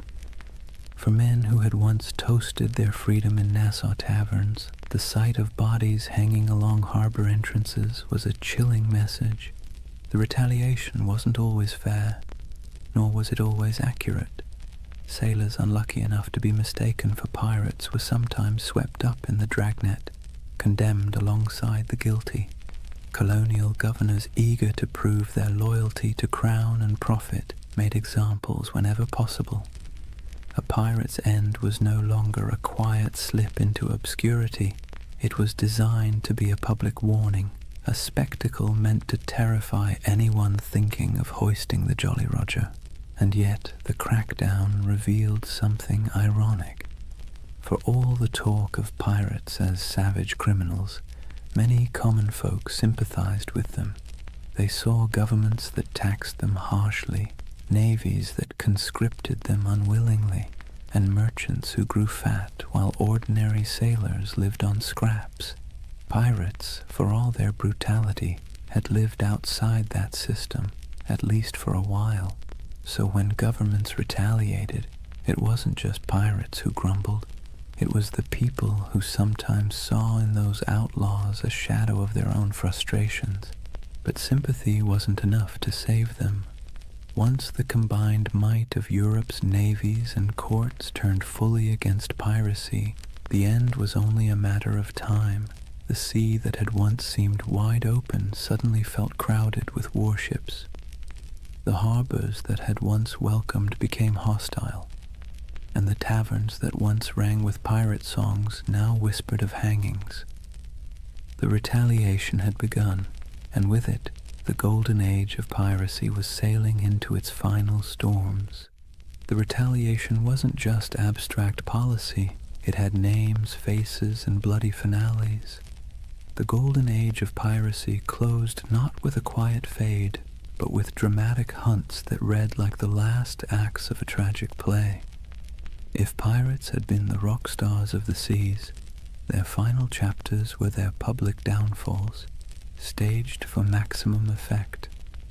Take Edward Teach, better known as Blackbeard. His reputation had grown so outrageous that even his enemies described him with a shiver of reluctant admiration. He cultivated fear like an artist, braided his beard with smoking fuses, glared from beneath a tangle of hair, and moved through battle with pistols strapped across his chest like a walking arsenal. But in the end, fear was not enough. In November 1718, the British Navy decided Blackbeard had outlived his usefulness as a legend. Lieutenant Robert Maynard sailed out from Virginia with a pair of sloops and cornered him off Ocracoke Island. The battle was brutal and up close, fought with pistols, cutlasses, and grit, and though Blackbeard fought like a demon, he fell. His head was hung from Maynard's bow as proof, a grotesque trophy meant to tell every sailor what became of even the fiercest pirate. But Blackbeard wasn't the only one. Across the Atlantic, Bartholomew Roberts, Black Bart, was sailing at the peak of his fame. Unlike Blackbeard's flair for theater, Roberts was all about efficiency.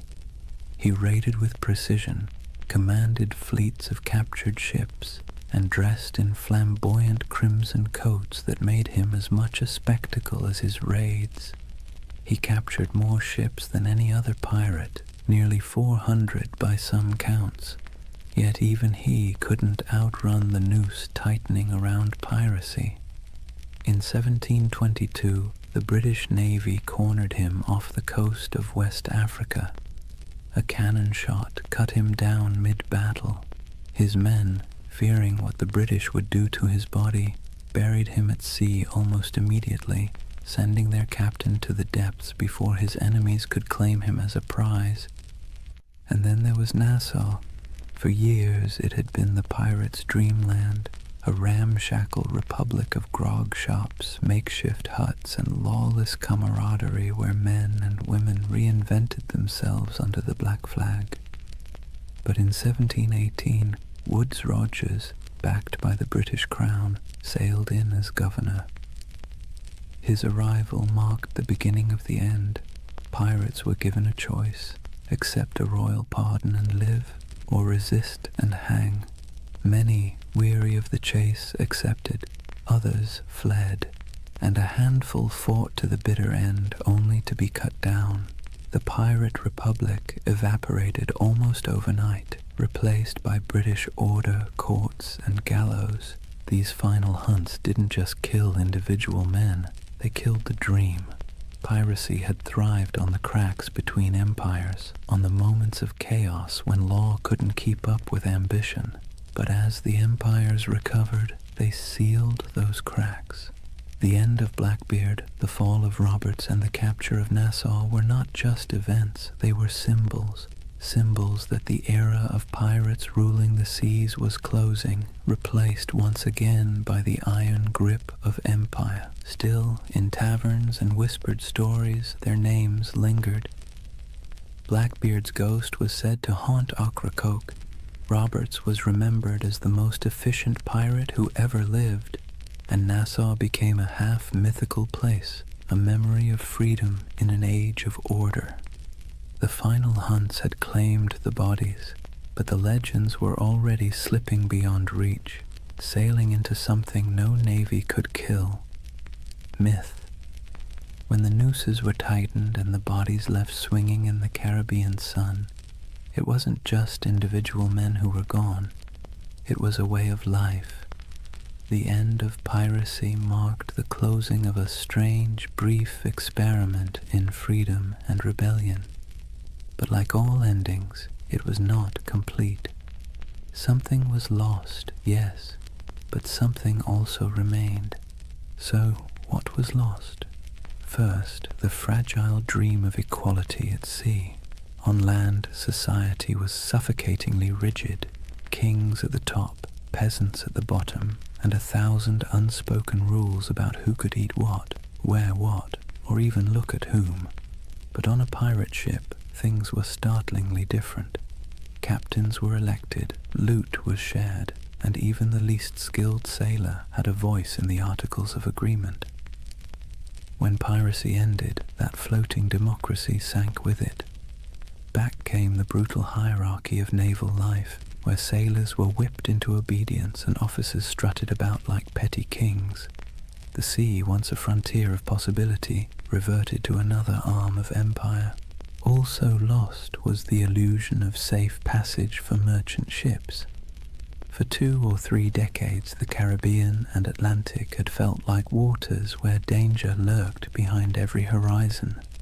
Every fat merchantman sailing out of Havana or Port Royal lived in fear that a black flag might rise from the waves. The end of piracy reassured investors, merchants, and kings, but it also stripped the seas of a strange kind of excitement. The stories that once terrified crews would, in time, thrill readers instead. But for the men who lived it, the sudden absence of that uncertainty was like a silence, comforting to some, suffocating to others. And let's not forget the pirate havens themselves. Nassau, Tortuga, Port Royal, these places lost their wildness. Nassau was brought under British law, Tortuga became just another colonial backwater, and Port Royal, once notorious as the wickedest city on earth, was tamed after earthquakes and hurricanes tore it apart. The rowdy taverns, the lawless marketplaces, the smoky wharves where men from every corner of the Atlantic rubbed shoulders, all faded into memory. In their place came customs officers, naval patrols, and clerks counting barrels of molasses with joyless precision. Yet, for all that was lost, so much remained. Pirates had stamped themselves into the imagination of the world, and that stamp proved impossible to erase. Their names lived on in court transcripts, sailor songs, and whispered tales in dockside taverns. The terror they once inspired began to transform into legend, and legend into myth. People who once cursed them began retelling their stories with a touch of admiration. Blackbeard's ferocity, Anne Bonny's defiance, Bartholomew Roberts's crimson finery, all these details outlived the reality of hunger, disease, and gallows. What also remained were the scars left behind on empire itself. Piracy had forced colonial powers to admit that their grip on the seas was fragile. They had to pour money into patrols, fortifications, and treaties. In a way, pirates had been the most honest critics of empire. They exposed its weaknesses, exploited its greed, and thrived on its contradictions. Even in defeat, they left a mark, a reminder that power is never absolute, and that resistance, even in the form of theft and chaos, can rattle the mighty. And then, of course, there was the cultural inheritance. Pirates gave us more than just a few colorful tales. They gave us a vocabulary, Pieces of Eight, Dead Men Tell No Tales, the Jolly Roger. They gave us an image of freedom and defiance, however messy the reality was. They gave us a vision of men and women who lived outside the law, who thumbed their noses at kings and corporations, who carved out fleeting moments of liberty in a world dominated by authority. That vision survived long after the hangings were over. So yes, much was lost when piracy ended, but perhaps what mattered most remained.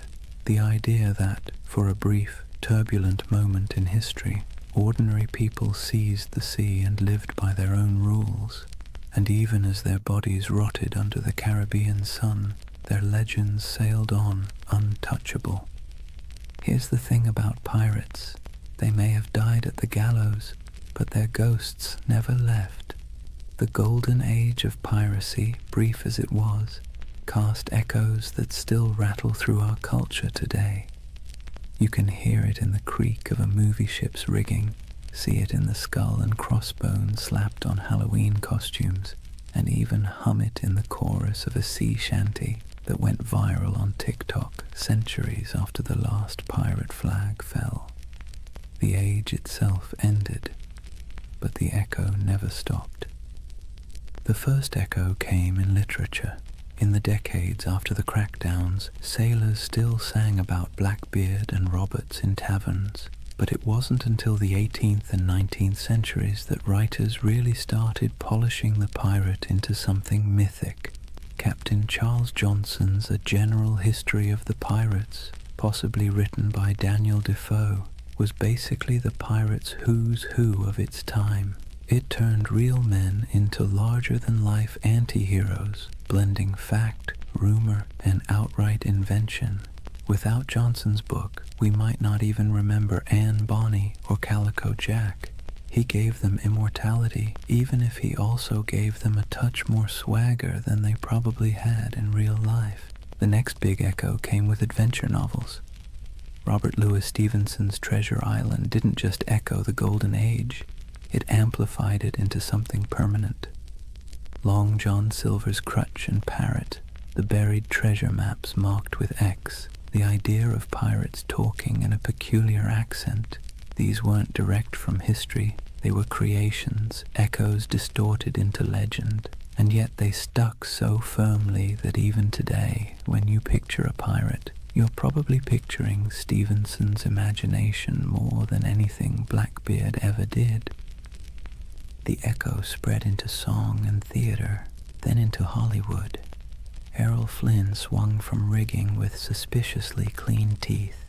Disney built an empire of its own with Pirates of the Caribbean, turning Captain Jack Sparrow into a global icon, and with each retelling, the pirate grew further from the salty, disease-ridden truth and closer to an eternal symbol of rebellion, freedom, and adventure. Pirates once hanged for terrorizing shipping lanes were recast as lovable rogues. History got smoothed over, but the echo carried on.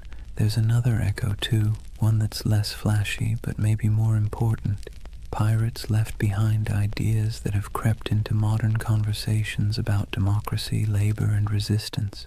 the way they divided plunder fairly, the way they voted for leaders, the way they allowed voices that were silenced on land to be heard at sea, all of that has fascinated historians. Some have even argued that pirate ships were floating laboratories of democracy, a rough but radical experiment in fairness. The echo of those ideas about equality, about rejecting hierarchy, still has a strange resonance today, whether or not we acknowledge the source. And then there's the personal echo, the one that whispers in our imaginations when we stare at the horizon.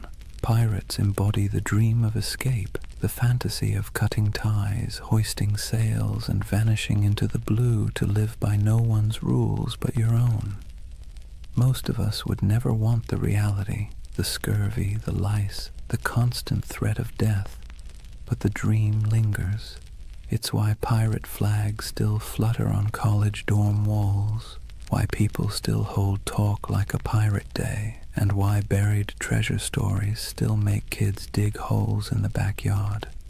The echo isn't just in books and movies, it's in us. So when we talk about the Golden Age of Piracy, remember, it didn't just end, it transformed. The flesh and blood pirates are gone, but the shadows they left behind still sail. Their flags wave in our stories, their songs ring in our ears, and their ideas, twisted, exaggerated, but stubbornly alive, still haunt the edges of culture. The seas are quieter now, the Caribbean no longer stalked by men with pistols and cutlasses, but in the echo of their age, they never truly died. So here we are, at the quiet end of a noisy age. The Golden Age of Piracy burned bright and brief, just a few decades of chaos, rebellion, and salt-stained dreams. In reality, it was cramped decks, spoiled meat, diseases that lingered like unwelcome passengers, and the constant threat of capture. Yet somehow, from those harsh conditions came a legend that refuses to sink. Think of what we've walked through tonight. We've seen how wars and collapsing empires set the stage for piracy. We've stepped onto ships where men voted for their captains and shared their plunder in a rough version of equality. We've met figures who blurred the line between myth and reality.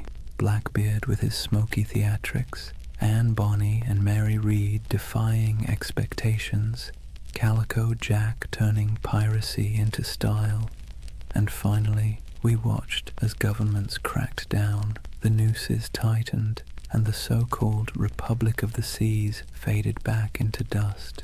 But of course the story didn't really end there. Pirates didn't just vanish, they drifted sideways into imagination, into tavern songs, into novels, into Hollywood, into Halloween costumes and internet memes. Their Jolly Roger still waves, not from a mast, but from the collective imagination of every generation that sees in them a flicker of freedom, rebellion, or adventure. They were criminals, yes, but also dreamers, and maybe that's why we can't quite let them go. As you lie back now, let the rhythm of the waves soften in your mind. Picture the creak of a ship's timbers rocking gently in the swell, the lanterns swinging in the dark, the faint hum of a sea shanty fading into the night. Out there, beyond the horizon, the pirates have gone, but their echoes remain, half history, half myth, all carried forward by our restless need for stories. And unlike those sleepless men who once scanned the waters for sails on the horizon, you don't need to keep watch tonight. You can rest easy, knowing the only thing waiting for you is the calm of sleep. Close your eyes, let the waves carry you, and drift peacefully into dreams. Good night.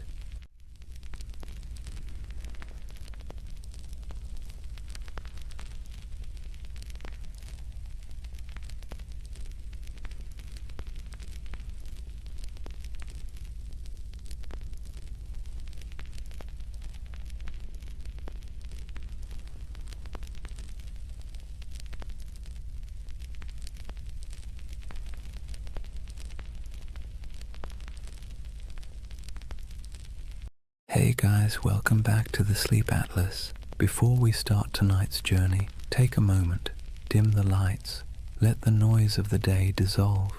Wherever you are, you're about to travel somewhere strange, not a place on any official map, but one that lives in whispers, in dust, in the margins of forgotten atlases. This is the story of Tartaria. They say history is written by the victors, but what happens when the victors forget to mention an entire empire? What if there really was a civilization, vast, advanced, beautiful, erased not by time, but by design? A civilization that built cities we can still see, but no longer recognize. Sounds impossible, right?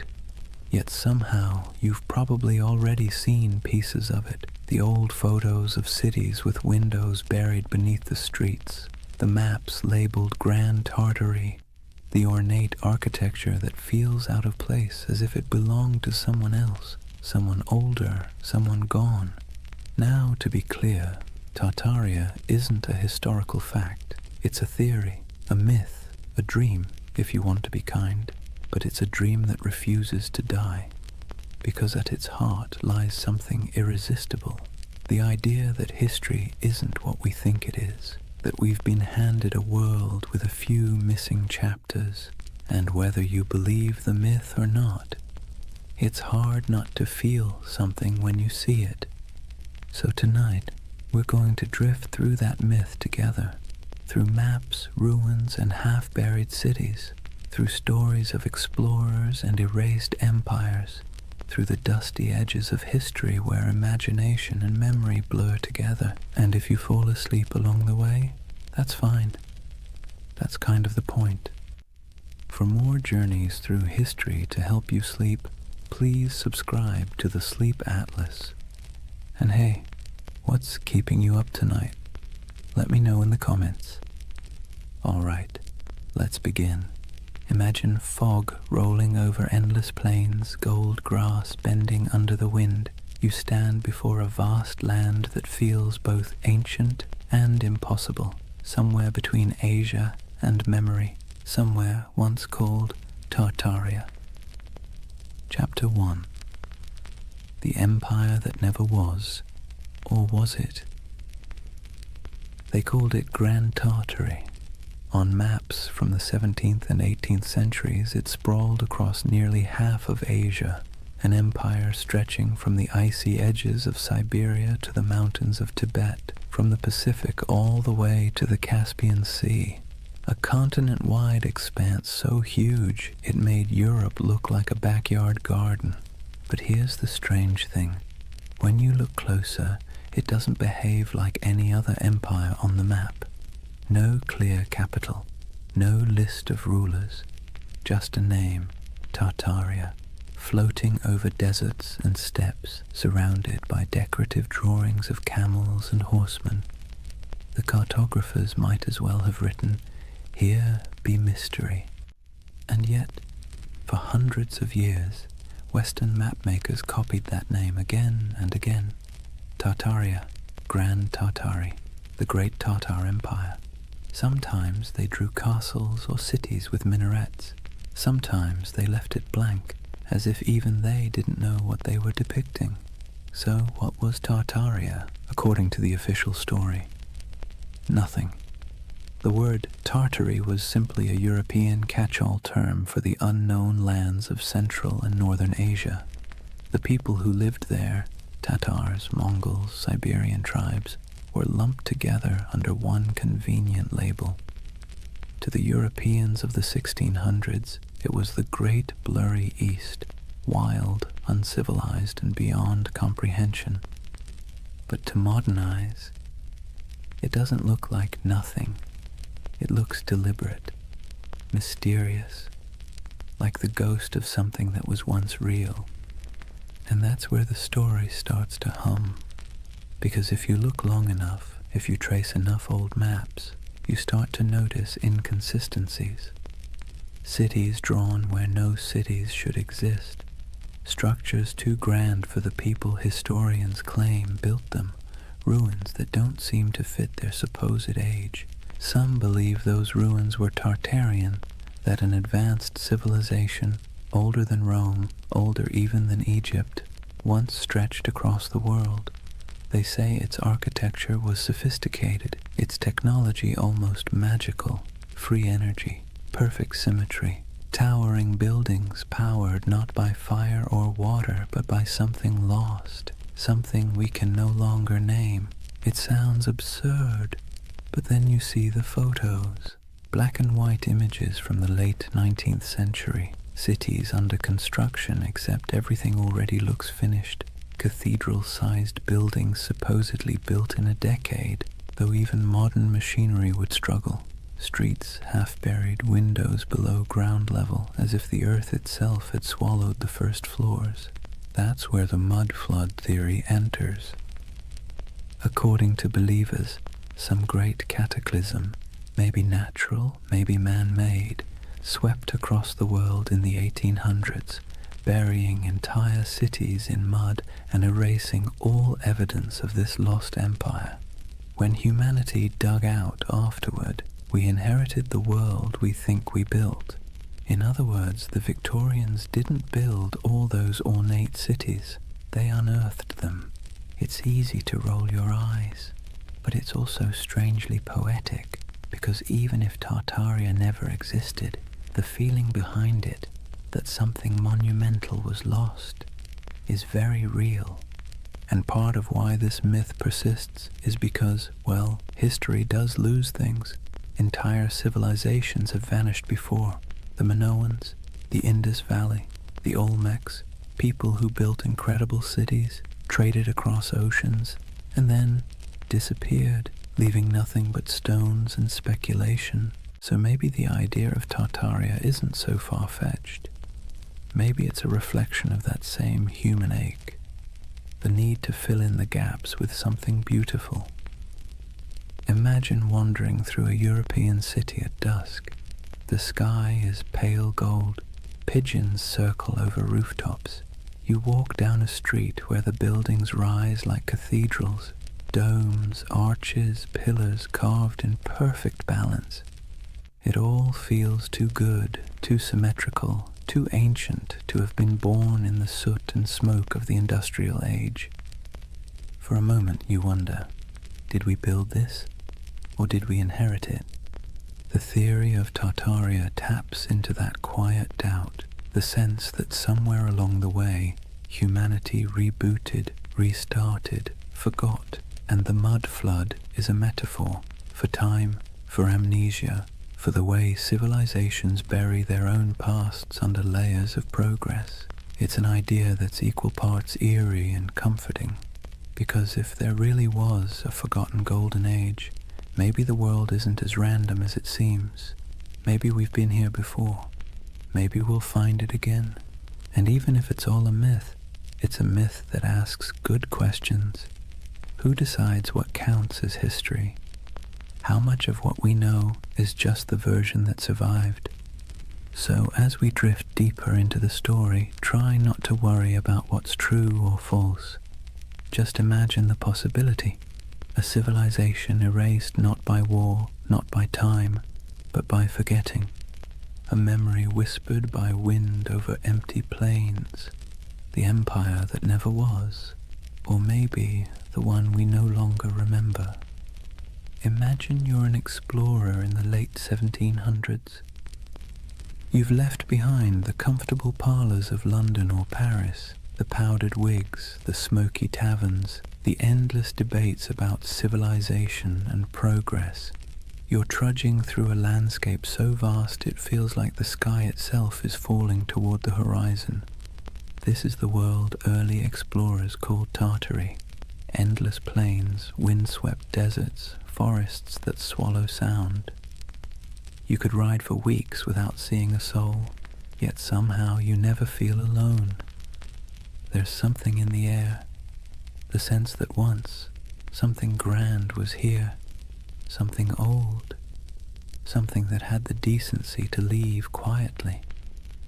Western explorers were baffled by what they found. Vast stone ruins scattered through Central Asia, half-buried fortresses, walls that seemed to go nowhere. Nomadic tribes spoke of ancient cities lost to storms and floods, old temples built by hands they could no longer name. And yet, in their journals, these explorers rarely admitted confusion. Europeans of the Enlightenment were not fans of mystery. They preferred tidy explanations. Primitive people, ancient ruins, nothing to see here. Still, a few of them couldn't quite let it go. In 1755, the English geographer Emmanuel Bowen published a map labeling nearly the entire interior of Asia as Great Tartary. To the west lay Little Tartary, and further south, Independent Tartary. Even China was labeled part of the Great Tartar Empire. Historians later claimed it was simply ignorance. Cartographers didn't know what else to call it. But if you're a conspiracy-minded insomniac scrolling through old atlases at 3 a.m., it starts to look deliberate, like someone drew a curtain over half the world and wrote, "Don't ask." Those maps became the backbone of the Tartarian legend. The idea that there was once a sprawling civilization across Siberia and Central Asia, erased from history and memory alike. And when explorers traveled through those regions, what they described often sounded contradictory. They found nomadic tribes living in tents, herders, hunters, perfectly ordinary people. But they also found traces of things that didn't fit. Ancient irrigation systems, half-buried brickworks, strange mounds that hinted at forgotten settlements. The farther they went, the more surreal it became. In Siberia, there were reports of colossal ruins swallowed by forests. In Mongolia, strange carvings and fortifications half lost to the sands. Some described crumbling citadels near the Altai Mountains, built of stone so precisely fitted it might as well have been cast, not carved. To modern historians, it's no great mystery. Remnants of older cultures, Turkic kingdoms, Mongol fortresses. But to the romantically inclined, it's something else. Evidence, perhaps, of a civilization that once ruled these lands, far older and more advanced than the textbooks admit. And then there's the emptiness, the eerie, silent expanse that made even hardened travelers uneasy. Take the accounts of Peter Simon Pallas, a German naturalist who explored Russia and Siberia in the 1770s. He described vast areas devoid of inhabitants, where ruined settlements lay beside abandoned mines and decayed fortifications. He mentioned rivers cutting through landscapes that seemed to have been reshaped by catastrophe, as though floods or mudslides had swept entire cities away. When his journals were published in Europe, readers found them haunting. The image of a land once filled with life, now reduced to wind and silence. It's here that the myth of the mud flood starts to germinate. The idea that an ancient disaster literally buried a civilization under layers of sediment, windows below street level, doors half submerged, entire first floors beneath the dirt. For believers, that wasn't just geology, it was evidence. And if you've ever walked through an old city, St. Petersburg, Prague, even San Francisco, you might have noticed it too. Streets sitting higher than the building's original entrances, like time itself kept adding layers. Of course, historians say it's just how old cities evolve. Roads get repaved, foundations sink, streets are raised to prevent flooding. But the human imagination doesn't like boring answers. Geological settling doesn't keep you awake at night. The idea of a worldwide cataclysm, though, that does. What's compelling about these explorers' reports is not what they found, but what they felt. The sense that they were moving through someone else's world, one that had been erased. There's a moment in nearly every explorer's journal, the kind that never makes it into the abridged editions, where they sound tired. The grand adventure wears off, and what's left is silence. Cold wind, vast skies, the creak of leather, and a feeling that they are walking through the afterlife of history. They pass strange earthworks, abandoned stone foundations, carvings of faces eroded to anonymity. Sometimes they sketch them, sometimes they move on. Always there's the sense of almost understanding, almost remembering. And maybe that's what Tartaria really is, a landscape of almosts, almost history, almost memory, a civilization that feels like it should have existed, even if it didn't. Think about it. How many times has humanity stared at something old and half-broken and said, we could never build that today? It's an illusion, but a powerful one. Standing before ruins or monuments, we see not just stone and mortar, but the faint shadow of our own fragility. We want the past to be smarter than us, nobler than us, more advanced than we deserve. It's easier to believe we're living in the ruins of greatness than to admit that maybe we're the ones who'll be forgotten. So when explorers trudged across those endless Asian plains and saw remnants of something they couldn't explain, it planted a seed, a legend. And legends, once born, never die. They sleep, they wait, they resurface in new forms, on message boards, in YouTube videos, in late-night rabbit holes where half the fun is not believing, but wondering. The Tartarian myth is less about what those explorers found and more about what we want to find, meaning, continuity, proof that the world once made sense and that maybe beneath all this noise and chaos, it still does. Imagine the explorer's campfire. The air is thin and cold. Sparks float upward, swallowed by the night. Somewhere in the distance, wolves call to each other, and above stars shimmer, the same constellations those long-lost Tartarians might have seen if they ever existed at all. The explorer looks out over the dark plain, notebook open, and writes one word on the page, Tartaria, a word that means nothing and everything. They say the earth remembers.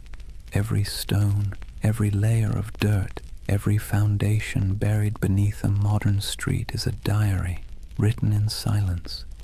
But if you listen to the believers of the mud flood, the earth doesn't just remember, it hides. Picture this, a city half buried, windows that look out onto soil instead of streets, doorways that open into nothing but packed dirt, buildings whose first floors have vanished beneath layers of earth and time. To most it's a quirk of old construction. To the followers of Tartaria, it's evidence of something far stranger, a global cataclysm that erased an entire civilization in a single, muddy sigh. The mud flood theory is one of those beautiful modern myths that could only have been born in the age of the internet. It began quietly, like a whisper in digital catacombs, obscure forums, old photography groups, amateur historians trading ideas. Someone noticed something odd. Antique photos from the 1800s showing cities with half-buried buildings, windows at ground level, strange architectural anachronisms. Then someone else noticed the same thing somewhere else, and suddenly a pattern emerged, or seemed to. If you stare at enough old photos for long enough, patterns start to appear everywhere. And soon the whispers took form. What if history isn't what we think it is? What if there was a reset, a literal flood of mud that buried the old world, wiped it clean, and left us to rebuild on top of its bones? It sounds ridiculous, but also admit it. It's a little bit seductive. Let's take a closer look at what this story really says. According to the myth, sometime in the 18th or 19th century, dates are always vague, an immense cataclysm struck the earth. Not water, but mud, thick, heavy, suffocating mud that rolled over cities like a blanket. swallowing buildings, streets, even entire civilizations. What survived was what we now call our world, a reset civilization built atop the ruins of the one before. The theory claims we are the survivors of an amnesiac world living in the shadow of a forgotten age. And once you start looking for it, you see it everywhere. Old photographs of St. Petersburg, where neoclassical buildings seem to have half their height underground. Doorways that lead nowhere in Istanbul. Strange window wells in San Francisco. Cathedrals whose ground floors appear oddly misaligned with the modern streets around them. The world, it seems, is full of buried stories. But here's where the magic, or the mischief, lies. Context. Cities grow, streets rise, pavements get repaved, foundations sink, earthquakes shift land. Engineers, bless their pragmatic hearts, have been dealing with that since ancient Mesopotamia. It's normal, but the human imagination doesn't want normal. It wants wonder. It wants the cosmic version of a plot twist. And so the mud flood became that twist, a grand, tragic reset that could explain the strangeness of the world, the impossible beauty of old architecture, the missing centuries, the ruins that look too modern to be ancient and too ancient to be modern. It's not hard to see why the theory stuck. It scratches two primal itches, the fear that we've forgotten something vital, and the hope that once humanity reached heights we can barely comprehend. It's a bedtime story for adults who no longer trust bedtime stories. Imagine it, the great cities of the past humming with energy and knowledge, star-shaped fortresses aligning with the heavens, towers crowned with gilded domes, machines powered not by coal or electricity but by sound, magnetism, or divine geometry. A golden age washed away in silence, leaving behind half-buried clues for the curious to rediscover centuries later. It's haunting, isn't it? The thought that the ground beneath your feet might be hiding a version of civilization more graceful, more harmonious, and, let's be honest, less exhausting than this one. The most poetic versions of the myth don't even insist on global destruction. They suggest something subtler. That time itself buried Tartaria. That the mud is just metaphor. The weight of centuries pressing down until memory sank into soil. That our cities grew atop their bones, and we live in their echoes without even realizing it. But even the literal believers, the ones who pore over 19th century photographs and Google Earth screenshots, are chasing something more than evidence. They're chasing awe, the sense that the world is not yet fully explained, that maybe, just maybe, there are still secrets hiding in plain sight. Because here's the uncomfortable truth. We like feeling small, not powerless, just small. The idea that we are part of something vast, mysterious, and older than we can imagine brings comfort. It means our anxieties, our endless scrolling, our late-night insomnia, they're all just surface noise above something deeper, older, wiser. The mud flood myth, for all its implausibility, taps into that longing. It's also, in a strange way, an act of defiance. In an age where algorithms decide what we see and experts tell us what to believe, the mud flood says, "No, I'll look for myself." It's a rebellion of curiosity, however misguided.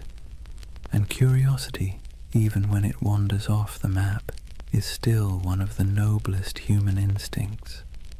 There's another reason the mud flood myth feels oddly soothing. It provides closure. History as we know it is messy. It's full of gaps, contradictions, burned archives, and lost languages. But if you say, it was all wiped out by a cataclysm, suddenly everything makes sense. The missing records, buried, the inconsistent architecture, survivors of the old world. The sense that things used to be better? Proof of what we lost. It's a complete narrative, simple, self-contained, emotionally satisfying. And if you whisper it softly enough, it almost sounds plausible. But let's pause for a moment. Imagine walking through one of these mud-flood cities today.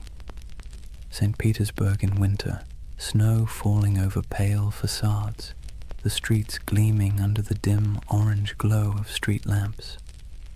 You pass a row of 18th century buildings, their ground floors half below street level, the windows dark and shuttered. And for a second, just a second, you feel it. The hum of something ancient, the faint vibration of time layered upon time. You know rationally that the explanation is boring, centuries of road repairs and architectural evolution. But your imagination doesn't care. It leans closer, it listens, it wants to believe. That's the quiet power of myths like Tartaria. They live not in evidence, but in emotion. And emotion, not logic, is what builds civilizations, or stories of them. So when someone insists the world was buried in mud a few hundred years ago, it's tempting to laugh, but look closer, and you'll see what they're really saying. They're mourning something they can't name. They're trying to make peace with the feeling that something's missing. That modern life, bright, loud, and efficient, feels a little hollow, as if the real story is still underground. And maybe, in a metaphorical way, it is. Not beneath our cities, but beneath our certainty. History is the soil we stand on, and every generation adds another layer. The deeper you dig, the older the questions get, until eventually you realize that the mud was never hiding the past. It was making it. The world is built on burial, and everything beautiful is, in some sense, reclaimed from the dirt. So maybe Tartaria was never an empire at all. Maybe it's an idea, a longing for the lost wholeness of things. Or maybe it's just a very elaborate excuse for why so many basements flood in spring. Take your pick. Either way, as the night deepens and your thoughts drift like dust in lamplight, the question lingers: if an entire civilization could be buried under centuries of mud and forgetfulness, would we even recognize it when we uncovered it? Or would we mistake it for ruins of our own? It's a strange thing, how ruins can feel alive. You walk among them and swear you can hear breathing. Not loud, not human, but the slow exhale of stone, the whisper of time smoothing edges and swallowing stories. That's the allure of forgotten grandeur, the feeling that the past isn't gone, just drowsing, half buried, half awake, waiting for someone to notice. When people speak of Tartaria, they don't imagine mud and dust. They imagine beauty, colossal arches, glittering domes, towers capped with orbs of gold, and wide boulevards aligned with the stars. They imagine symmetry, harmony, perfection, the world before we made it messy. And that's the quiet genius of the myth. It isn't built on fear, but on longing. You've seen it, even if you didn't recognize it. The grand railway stations built in the 19th century, dripping with ornament that seems almost too elegant for its purpose. The courthouses with domes that look more celestial than civic. The cathedrals rising from cobblestone streets like frozen thunderclaps of devotion. You stand before these buildings and wonder, who built this, and why don't we build like this anymore? That question is the ember that keeps Tartaria glowing in the imagination, because it feels wrong that we've forgotten how to make beauty on that scale. It feels wrong that we can't carve marble with such grace, or erect domes that kiss the clouds. And when something feels wrong, the human mind looks for a story to explain it.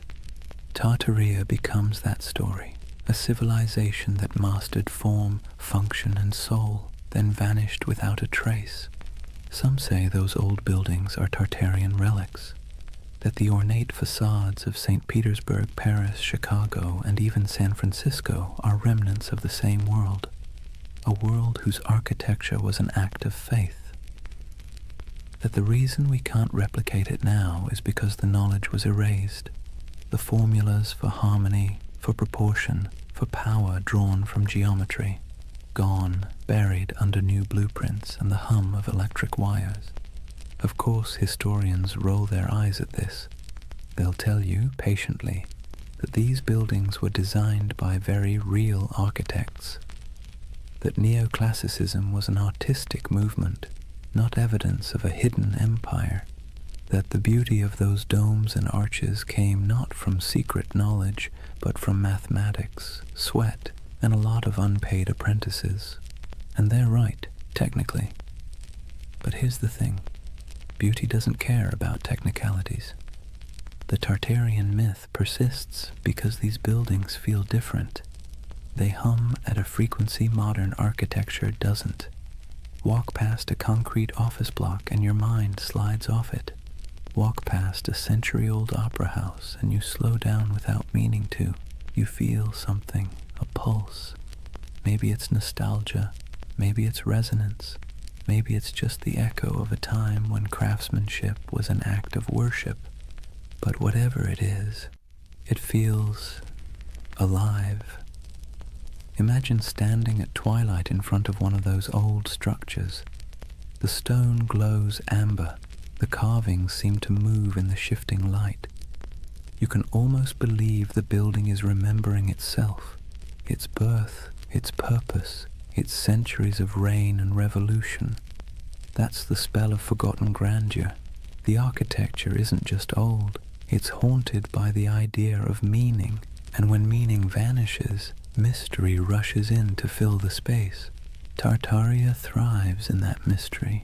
It offers an explanation for why the world feels simultaneously ancient and amnesiac, why progress sometimes feels like forgetting, why the cities of the past, those that survived wars, plagues, and fires, still look more eternal than anything we've built since.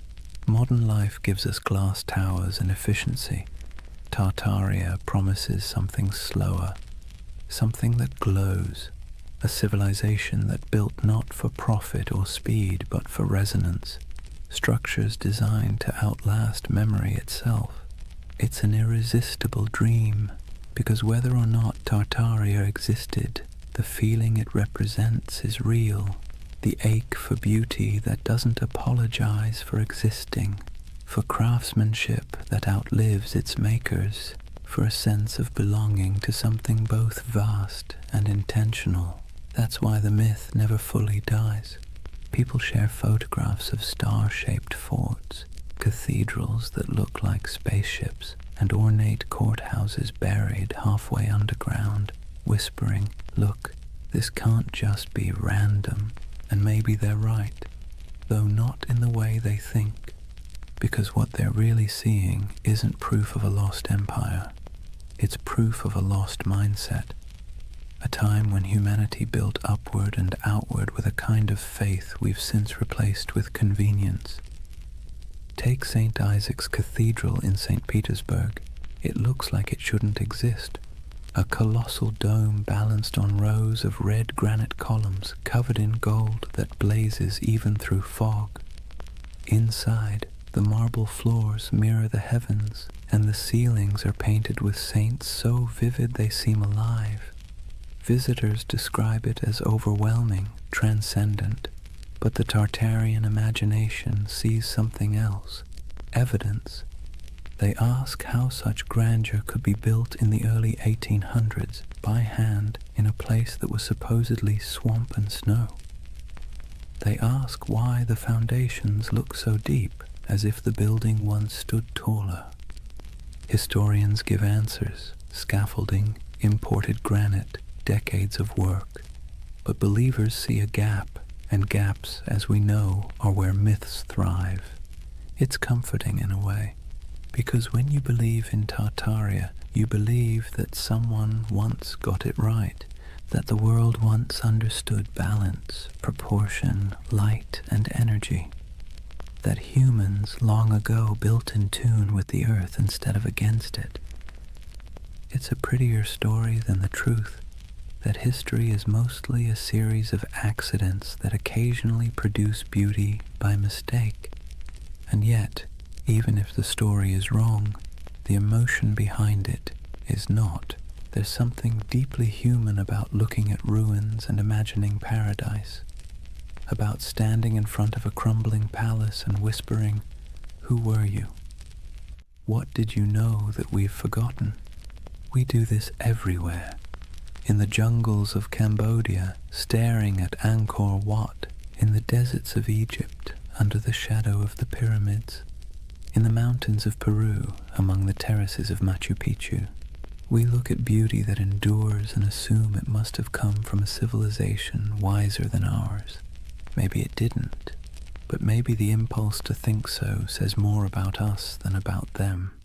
Because really, the myth of Tartaria isn't about lost knowledge, it's about lost reverence. We miss believing that beauty meant something, that it wasn't an accessory, but a form of truth. That stone could hold memory, and domes could sing. So when you see those impossible old buildings and feel that small, unexplainable ache, don't rush to fill it with conspiracy. Let it linger. That ache is the story. It's the ghost of wonder, tapping you on the shoulder, reminding you that history is not a timeline. It's a mood, a long, slow chord, still resonating beneath the noise. And maybe that's what Tartaria really is, the echo of a world that believed in harmony more than speed, a civilization of imagination, built not in stone, but in longing. So as you drift deeper into this story, eyes heavy, thoughts softening, remember this: whether Tartaria was real or not, the beauty it promises was.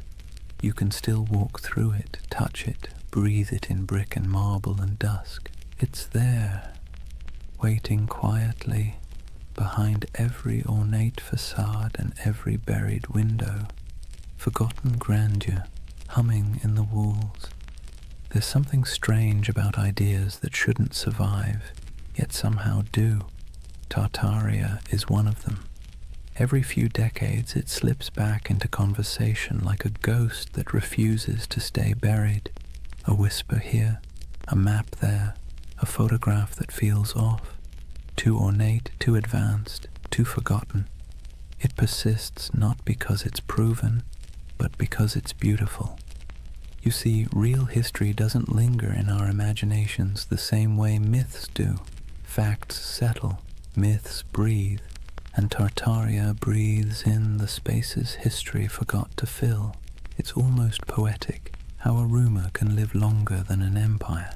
How a half-remembered word on an antique map, Tartary, can spark entire worlds in the modern mind. Because the truth is, humans don't remember data, we remember stories. And this one, it's irresistible. A world erased, a golden age hidden beneath our feet. The paradox of Tartaria is that it survives precisely because it never existed. A real empire would have ended, decayed, been replaced, but something that never was can never truly die. It hovers in imagination, endlessly renewable, unprovable, untouchable. The perfect myth for the digital age, weightless, viral, and infinitely remixable. Scroll through YouTube or Reddit and you'll see it. Old photographs of grand cityscapes labeled Tartarian architecture, posts about star forts and buried windows, endless debates about free energy, hidden cataclysms and lost technology, thousands of comments beneath them, people saying things like, "I've always felt something was off about history." It's not about belief, it's about belonging. The myth offers comfort to anyone who looks at the modern world and feels like something essential slipped through our fingers. Maybe that's the real allure. Tartaria gives shape to a feeling we all have but rarely admit, that somewhere along the way, humanity traded mystery for machinery. We built faster, higher, louder, but maybe not better. We paved over silence, replaced curiosity with certainty, and called it progress.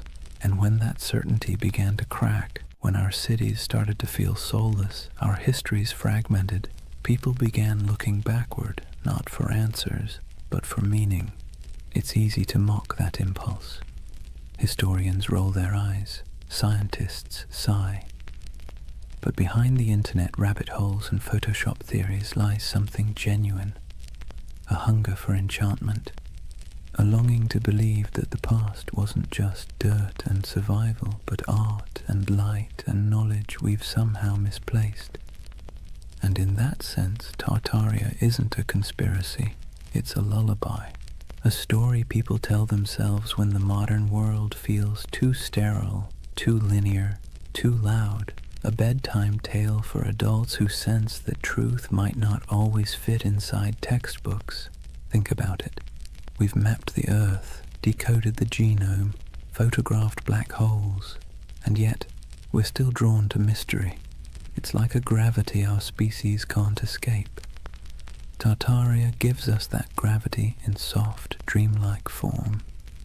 A lost world that never judges, never contradicts, never ends, because it was never real enough to die. But here's the thing, even myths can tell truths. They tell us what we miss, what we value, what we quietly wish could come back. When people imagine Tartaria, what they're really longing for isn't a lost empire, it's coherence. A sense that the world once made sense, that knowledge was sacred, that beauty and purpose weren't at odds. In a way, Tartaria is less about history and more about therapy, a collective daydream for a civilization that feels spiritually jet-lagged. We scroll through endless feeds flickering between wars, gadgets, and memes, and somewhere inside a voice whispers, "Wasn't there supposed to be more than this?" Tartaria answers softly, "Yes, there was, or maybe there could have been." And so the myth persists, traveling through forums and documentaries and late-night conversations, wrapping itself in fog and marble. It survives because it speaks to something the Enlightenment forgot, that mystery itself has value, that not knowing is sometimes more comforting than knowing. But here's the paradox. Tartaria's greatest gift isn't in proving itself true. It's in reminding us that belief is part of what makes us human, that even in an age of algorithms, we still crave wonder. We still want to stand before something vast and say, "I don't understand, but it feels sacred." Maybe that's why late at night you find yourself staring at photos of old cities, their streets glimmering with gaslight, their domes fading into fog, and feel that tug in your chest. It's not nostalgia for Tartaria. It's nostalgia for awe, for the feeling of being small beneath something magnificent, something that doesn't explain itself. So as you lie there now, the room dim, the hum of the modern world soft around you, imagine that somewhere, beneath centuries of soil, beneath stories and skepticism, there's a quiet city still dreaming. Its towers shimmer faintly under the weight of time. Its fountains murmur in forgotten languages, and if you listen long enough, you can almost hear it, the heartbeat of the world before we named it. They called it Tartaria. Maybe it never was, but its echo, soft, patient, luminous, still lingers. Drift with it for a while. Let the questions fade. You don't need answers tonight, only the wonder. Chapter 2. The Real Tartars, Nomads, Empires, and Misunderstood Worlds. Let's take a breath. We've wandered through the fog of myth, through maps that hum with impossible empires and ruins that seem to remember more than they should. But now it's time to peel back the dream and look at the ground beneath it, the soil, the wind, and the people who actually lived there. Because behind every legend lies something real, even if it's been twisted beyond recognition. So, let's step out onto the steppe. Imagine yourself standing somewhere between Russia, Mongolia, and Kazakhstan. Not today, but thousands of years ago. There are no borders here, no lines on a map, no marble cities, just horizon, an ocean of grass rolling under a sky so wide it makes you dizzy. The air smells like dust and horses. The sound of wind is constant, threading through tall stalks of feather grass. This is the birthplace of what Europe once called Tartary. Not a single empire, but a world of motion, a civilization without walls. To Western minds, this landscape always felt alien.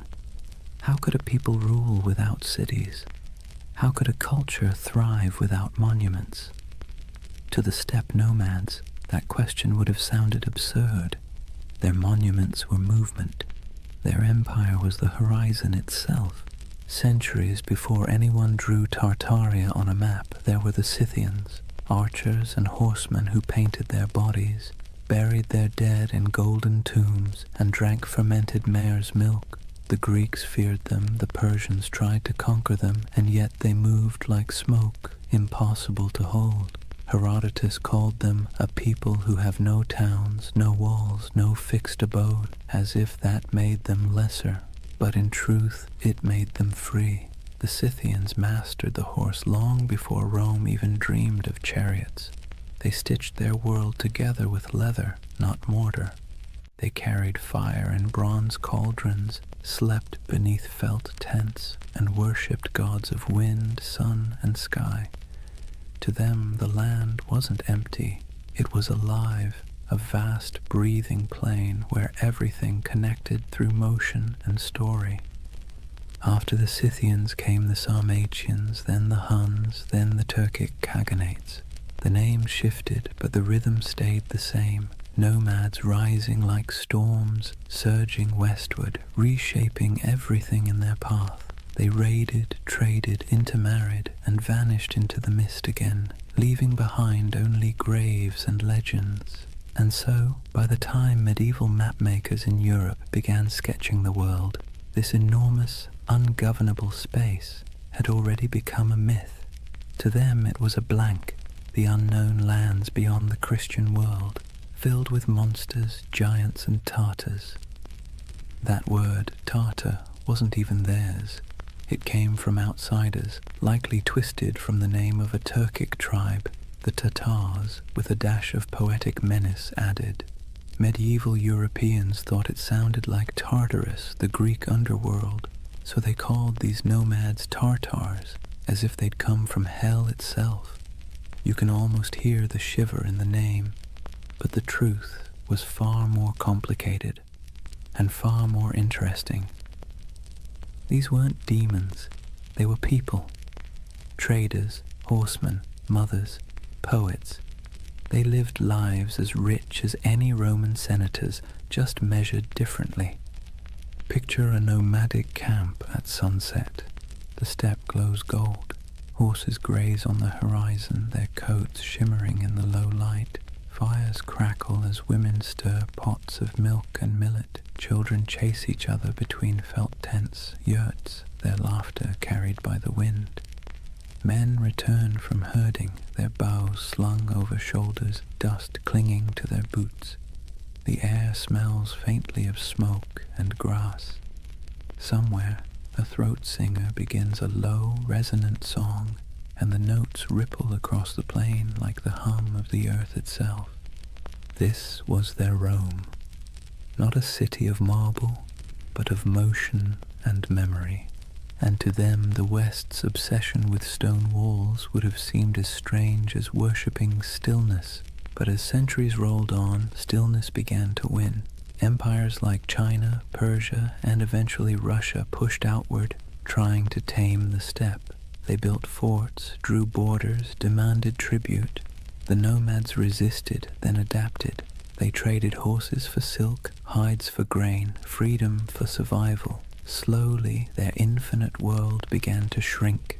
By the time European explorers stumbled across these lands in the 17th and 18th centuries, the old steppe empires were fading. The Scythians were long gone.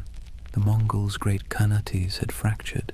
The once fluid borders had hardened into lines on parchment, and those lines, curved by ignorance, exaggerated by imagination, became the first maps of Tartary. To the west, it looked like a mystery, an empire that wasn't quite there, a vast, seemingly empty space once teeming with civilizations that had vanished. But to those who lived there, it wasn't emptiness, it was memory. The bones of ancestors beneath the grass, the hum of stories in the wind, the echo of hoofbeats across the centuries. And maybe that's where the myth begins to make sense, because when you stand on a plain that stretches to the horizon in every direction, it's easy to believe that time itself might fold here, that something ancient could still be sleeping under the soil. Perhaps the world didn't erase Tartaria at all. Perhaps it just forgot how to see it. Let's be honest, Europe never really understood Asia, not in the Middle Ages, not in the Renaissance, and arguably not even now. For centuries, the lands east of Moscow and west of China were less a geographic reality and more a psychological one, an enormous blank space where anything could exist. And in that blankness, the idea of Tartary began to grow like a mirage. Imagine a candlelit room in Venice, sometime around the 14th century. A mapmaker hunches over his parchment, hands stained with ink. On the table beside him lie fragments of rumors, sailors' tales, merchant gossip, and a half-remembered account of a man named Marco Polo, who claimed to have seen palaces of gold and cities of stone somewhere beyond the horizon. He dips his quill and begins to draw. Europe is clear. So is Africa mostly. But once he crosses the Ural Mountains, the lines begin to blur. His hand hesitates. What lies beyond? He's never been there. No one he trusts has either. So he fills the void the way humans always do. He imagines. He writes Tartaria in sprawling letters across the page, large enough to cover thousands of miles. Because what else can you do when you're staring into the unknown?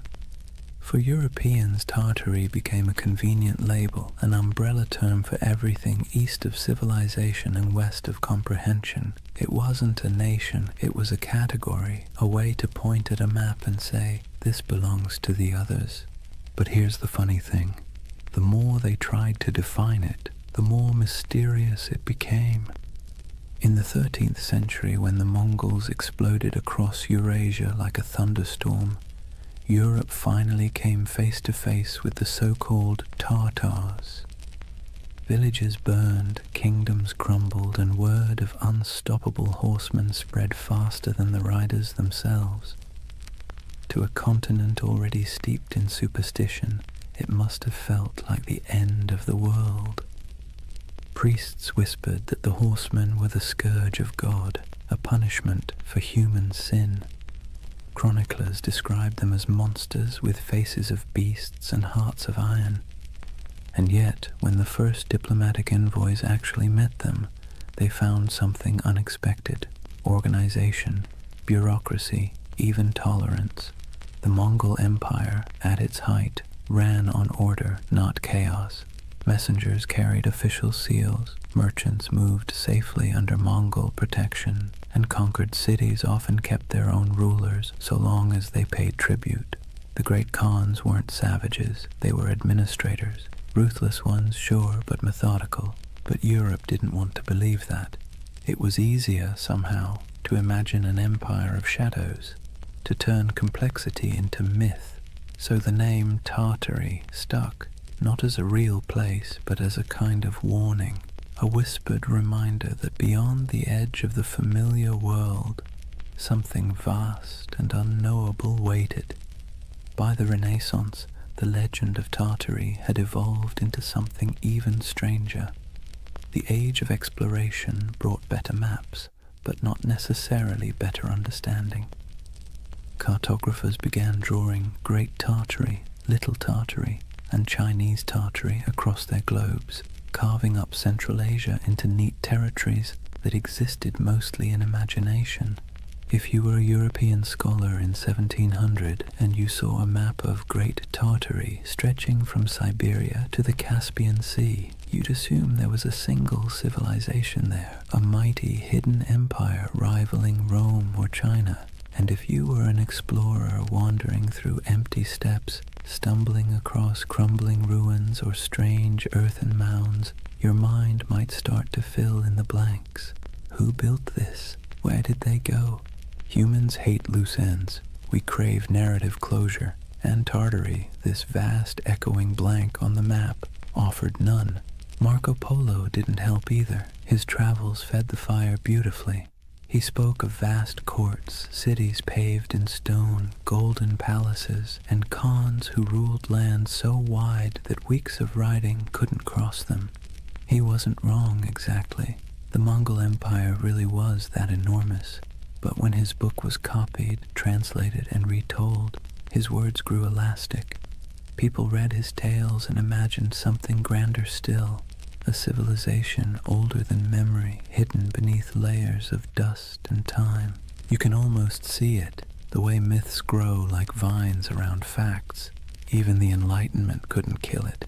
In the 18th century, as Russian explorers pushed eastward into Siberia, they stumbled upon ancient fortifications, strange geometries in the earth, and traces of civilizations long gone. The local tribes spoke of ancestors who built great cities before the snows came. The scholars, baffled, wrote it all down. And back in Europe, those reports fed the imagination once more. By now, Tartary had become more than geography. It was an aesthetic. The word conjured mystery, distance, and faded grandeur. Artists painted sweeping landscapes of icy mountains and lone riders beneath silver skies. Novelists filled their pages with lost kingdoms and forgotten dynasties. And so, when conspiracy theories about a lost Tartarian empire began resurfacing centuries later, it wasn't from nowhere. It was born of something older, a long European tradition of misunderstanding the East, of romanticizing what couldn't be explained, and of filling blank spaces with dreams. Maps, after all, are never neutral. They don't just show where things are, they show what people believe matters. And for centuries, Tartary mattered not because it was real, but because it was mysterious. Imagine yourself once more looking at one of those old maps. The parchment crackles under your fingers. The ink has faded to brown. The edges are frayed. Across the top, in flowing letters, are the words, Magna Tartaria. You trace the line of mountains, the curving rivers, the scattered cities whose names you don't recognize. You realize you're staring not at geography, but at imagination, a dream caught in ink, a memory of a place that never quite existed, but that never fully went away either. And maybe that's why Tartaria still captures people today. It wasn't born in a lab or on a message board. It was born in candlelight on parchment, in the minds of men who couldn't stand not knowing. A story that began as cartography became mythology. And mythology, as history always proves, has a way of outlasting the truth. Picture a road that isn't really a road. It's not marked by signs or asphalt or tidy lines of direction. Instead, it's an invisible web of paths, camel tracks winding through dunes, mountain passes marked by cairns, river barges drifting under starlight. This was the Silk Road. Not one road, but thousands, threading together China, Persia, India, Byzantium, and everything in between. And somewhere in the middle of that vast tangle lay the ghost of Tartary. The Silk Road was less about silk than it was about exchange. Of goods, yes, but also of ideas, stories, and beliefs. Every caravan that set out carried more than fabric and spices. It carried imagination. The West dreamed of the East as a place of wonder, while the East saw the West as a land of restless curiosity. And where those two imaginations met, right there, in the open steppes of Central Asia, the myth of Tartary quietly took root.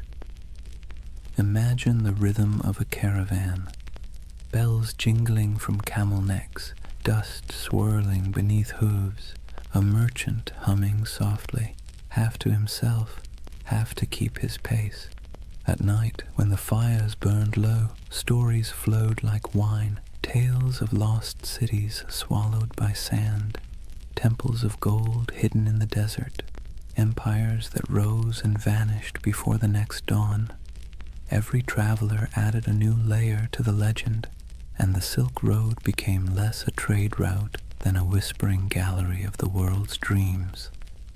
Now let's be clear, there were empires here, real ones. The Scythians, Parthians, Sogdians, Kushans, and of course the Mongols, civilizations that thrived for centuries, building fortresses, minting coins, and carving art that fused Greek realism with Persian geometry and Indian grace. These were the real architects of what Europe would later call Tartary. But to a traveler passing through, the borders blurred. One city's language faded into another's. One god's statue looked suspiciously like a god from somewhere else. The world felt unified and strange all at once. The Silk Road had a way of softening distinctions. It made neighbors of distant worlds. Greek philosophers' ideas found their way into Buddhist monasteries. Chinese silk wrapped Roman senators. Persian astronomers charted the same stars that guided caravans across the steppe. But myths travel even faster than silk.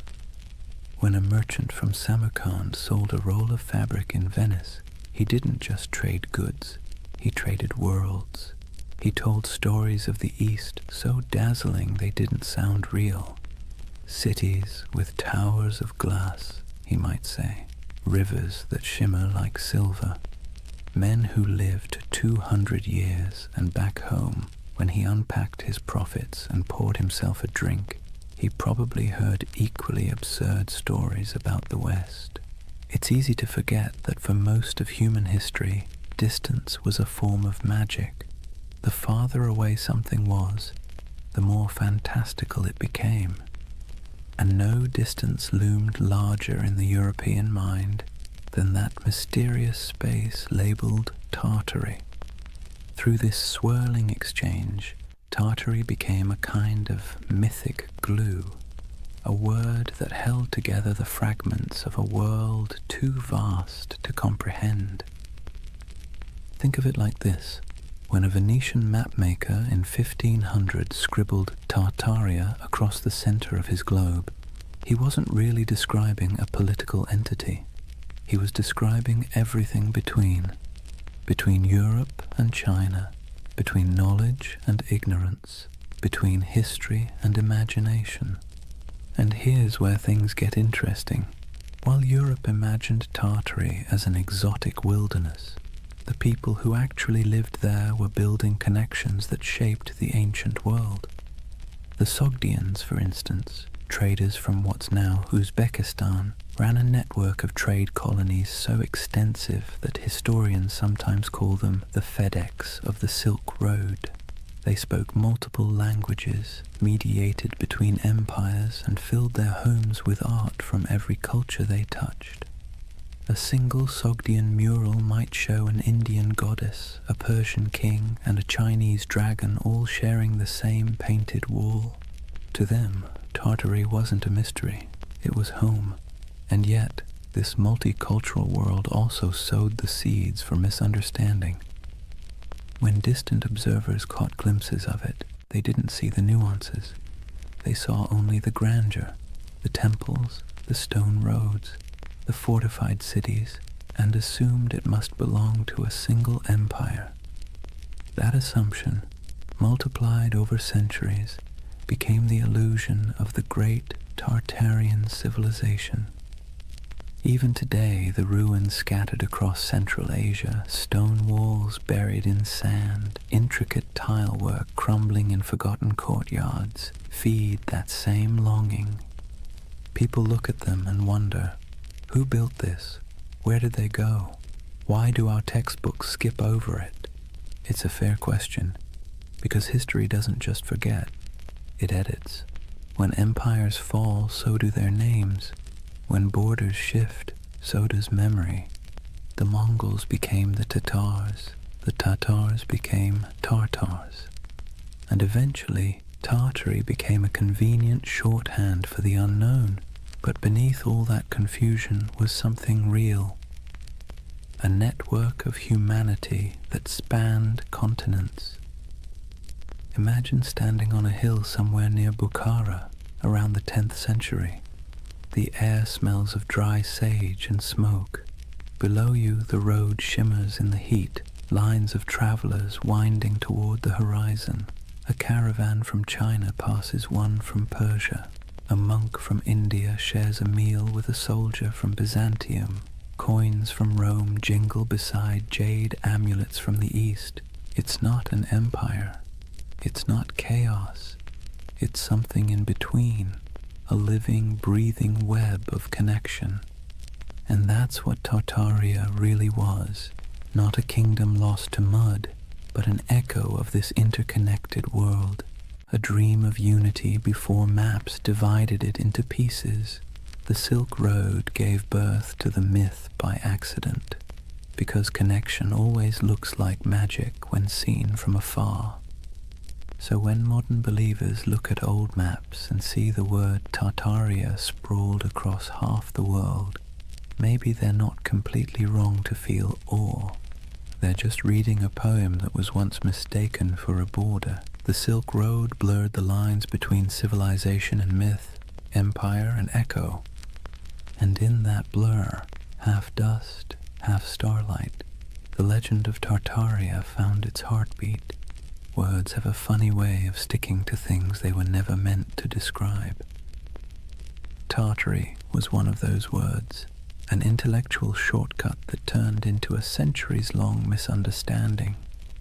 By the time Europe stumbled out of the medieval era, the East was less a place and more a story. Monks copied maps showing vast lands labeled Tartaria, shaded in pale yellows and browns, with scribbled notes like, "Here be dragons," or "Land of Giants." It wasn't meant as insult or precision.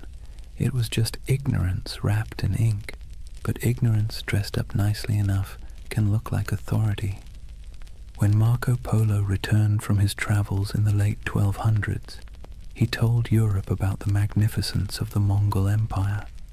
Golden palaces, porcelain cities, and roads so smooth you could roll a wagon for days without breaking an axle. His descriptions, half wonder, half exaggeration, lit up Europe's imagination. And when cartographers began to draw what he described, they needed labels. Cathay for China, Ind for India, and for everything else in the vast cold space north of Persia and east of Russia, Tartary. Let's be clear, Europe didn't know what Tartary was, but that didn't stop them from acting like they did. To Western minds, Tartary became a convenient placeholder for the unknown. It wasn't a country, it was a concept, a blank canvas where explorers, missionaries, and chroniclers could project whatever they needed to believe about the world beyond their reach, and what they needed, more often than not, was mystery. Maps from the 16th and 17th centuries show it sprawling across the top of the world like a sleeping giant. Great Tartary, Independent Tartary, Chinese Tartary, Little Tartary, names multiplying like rumors. To anyone who studied those maps, the message was clear. Beyond the borders of civilization lay a vast land of danger, wealth, and the unknown. And there's something deeply human about that. When faced with uncertainty, we name it. We box it in with words, even if those words are wrong. To Europeans of the early modern world, Tartary became shorthand for all the places they hadn't yet conquered, understood, or categorized. It was an intellectual convenience, a linguistic shrug. everything out there. If you were a 17th century scholar in London and someone mentioned the Tatars, you might imagine fur hats, horsemen, frozen tundra, and endless plains. You wouldn't know the difference between a Mongol prince in Karakorum and a nomad in the Kazakh steppe. To you, it was all Tartary, but that flattening, reducing countless cultures into a single word, had consequences. It erased identities, histories, and languages in the Western imagination long before any empire actually reached those lands. Imagine an atlas from the 1700s, lying open on a polished oak table. The continents are familiar enough now. The Americas are roughly shaped. Africa's coasts are charted. But look at Asia, and you'll see something odd. Above India and China stretches an ocean of blankness, punctuated only by the word Tartaria, scrawled in proud, swirling letters. No cities marked, no rivers traced, just emptiness. That emptiness became an invitation. Missionaries imagined lost Christian kingdoms hidden in those plains, descended from the mythical Prester John. Explorers fantasized about tribes of giants or entire cities of gold. Poets and philosophers romanticized the steppe as a land of freedom, wild, untamed, untouched by decadence. And over time, that fantasy hardened into pseudo-history. Tartary wasn't just a blank spot anymore, it was a world view. Even the word itself carried a sting. Derived from Tatar, it got twisted into Tartar, echoing the Greek Tartarus, the underworld. Early chroniclers saw the Mongols storm into Europe in the 13th century and thought, "Ah, yes, these must be the people from hell." The name stuck, and for centuries afterward, Tartar became synonymous with savagery, chaos, and apocalypse. When the Mongol Empire fractured and faded, the word didn't fade with it. It lingered. Europe kept calling the steppe Tartary, even as local empires rose and fell. The Golden Horde, the Timurids, the Kazakh Khanates. To the west, these nuances didn't matter. The name Tartary swallowed them whole. The irony.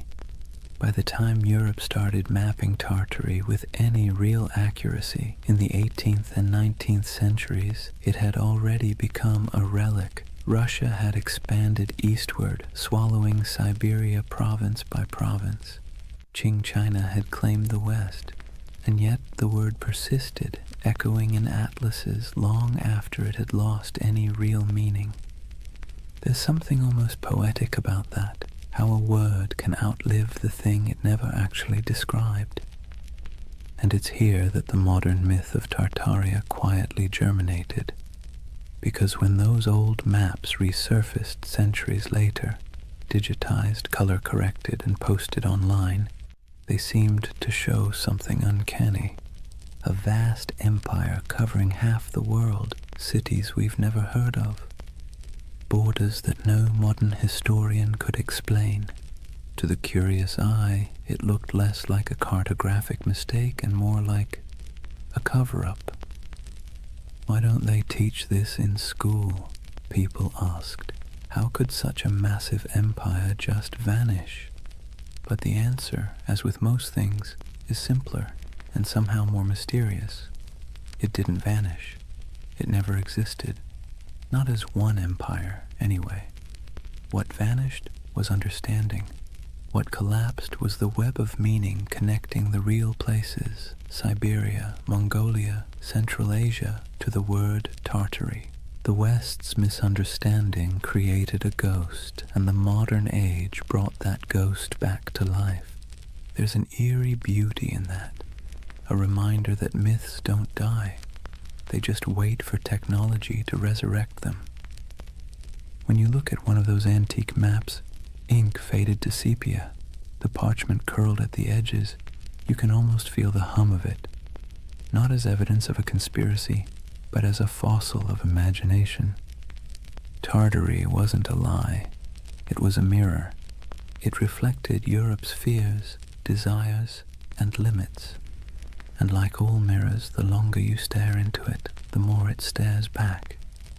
By the dawn of the 18th century, the old mystery of Tartary was about to meet its slow death, not in battle, not in flames, but in bureaucracy, in borders drawn, treaties signed, and maps updated by men who preferred paperwork to poetry. It wasn't an erasure in the way myths like to imagine. No secret cataclysm, no forbidden knowledge sealed away by shadowy elites. It was something quieter, more mundane, and somehow more tragic. Tartary was about to be swallowed, not by time, but by empire. Let's set the stage. The year is 1721. Peter the Great has just declared the Russian Empire. He's reformed the army, modernized the navy, shaved the beards off his nobles, and built a brand new capital, St. Petersburg, on a swamp that would one day gleam like a mirror of Europe itself. Russia, once the frontier of the old Tartarian wilderness, now saw itself as its conqueror. And conquest, as Peter understood, was as much about naming as it was about fighting. Where the maps once said Tartaria, Russia began writing Siberia, Yakutsk, Omsk, Irkutsk. The empty spaces of imagination were replaced with administrative precision. Governors, garrisons, and census records. You can almost hear the scratching of quills replacing the crack of hooves across the steppe. This was empire by cartography. For centuries, Europe had peered east and seen a void. Russia filled it with coordinates. And just like that, the last breaths of Grand Tartary disappeared under layers of ink and decree. But here's the irony. While the West's maps were losing their mystery, the lands themselves were as unknowable as ever. Siberia wasn't tamed. It was endured. Frozen rivers, taiga forests, mountains that chewed up expeditions and spat them out as legends. To the empire, it was a treasure chest of resources, furs, minerals, and later oil. But to the people living there, it was home. The native tribes, the Evenki, Buryats, Yakuts, and dozens more, didn't think of themselves as Tartarians or Russians. They were simply themselves, and yet, in the tidy world of European cartographers, they became footnotes to someone else's empire. Take a moment to picture a Russian expedition in the mid-17th century, trudging through snow so bright it hurts to look at. The air burns the lungs, the dogs pant steam. A Cossack officer marks a new river on a map, proud that he's bringing civilization to the wilderness. But behind him, an old shaman watches silently, knowing that the land doesn't belong to anyone who needs to draw it to believe it's real. That's how Tartary truly vanished, not by disaster, but by documentation. The Enlightenment had arrived, and mystery was no longer fashionable. The world had to be measured, categorized, and explained. A single romantic name like Tartaria didn't fit into that neat little system. It was too vague, too mythic, too medieval. By the early 19th century, Tartary lingered only as a kind of ghost word on maps, an anachronism that survived in outdated atlases or in the minds of travelers who still preferred fantasy to geography. You might find Chinese Tartary scribbled across what is now Xinjiang or independent Tartary hovering somewhere over Kazakhstan, but it was already fading, the ink almost apologetic. What had once stretched across half the known world was reduced to a linguistic relic, an old world word for a world that no longer existed. But this quiet death of Tartary created a strange paradox. By removing the name, the empires of the 18th and 19th centuries thought they were clarifying history. In truth, they erased a mystery so thoroughly that, centuries later, people would come looking for it again. Because that's the thing about erasure, it always leaves an outline. In the modern age, when digital archaeologists started poring over antique maps, The rediscovery of Tartaria didn't feel like uncovering a lie. It felt like uncovering a secret. Here was proof, they thought, that something immense had once existed and been scrubbed from the record. The irony? They weren't wrong about the erasure. They were just wrong about what was erased. It wasn't a hidden utopia or an advanced global empire. What disappeared was ambiguity itself, the willingness to admit we didn't know everything. The 18th century push for rational order, scientific mapping, and imperial control smoothed the rough edges of the world, and in doing so, it flattened mystery into history. Let's be clear, the loss of Tartary wasn't a conspiracy. It was a side effect of certainty, and maybe that's why its ghost haunts us still, because deep down humans don't actually like a world that's too explained. We crave wonder, we miss the blank spaces, so when we see Tartaria glowing faintly on an old parchment, we don't just see a name, we see a question. A whisper from the past asking, "What did you forget?" The collapse of Tartary wasn't a fall. It was a fade-out, a slow dimming of a word that once carried the vastness of the unknown. And the quieter it got, the louder the myth became. By the time Russia completed its imperial expansion across Asia, by the time the British, French, and Qing empires carved their pieces of the East, Tartary had been buried not under mud, but under maps. And centuries later, when people began brushing that dust away, what they found wasn't evidence of a lost civilization. It was evidence of our collective imagination still alive and searching. That is the strange beauty of this myth.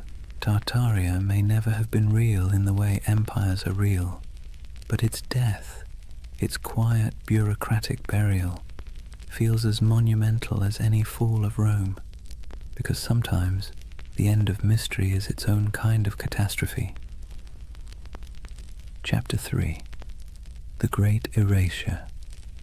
Lost knowledge, world fairs, and the architecture of amnesia. Take a deep breath. We're leaving behind the dust of the steppe and stepping into marble, into the gaslit glow of the 19th century, because this is where the story of Tartaria is reborn. Not in Siberia, not on the maps, but in the imagination. Picture it. The year is 1893. The World's Columbian Exposition in Chicago. 200 white buildings rise like mirages along the lake, glowing in electric light. Domes, arches, columns, architecture so grand that people literally wept when they saw it. It looked ancient, impossible, like something from a forgotten golden age resurrected overnight. And here's the kicker. It was built overnight. A team of architects and laborers had thrown up that entire city in less than 2 years. They called it the White City. To the public, it was a triumph of modernity, but to later eyes it looked suspiciously like something else. Massive domed palaces, ornate fountains, obelisks, colonnades stretching into mist. It looked ancient, yes, but not Greek, not Roman. It looked out of time.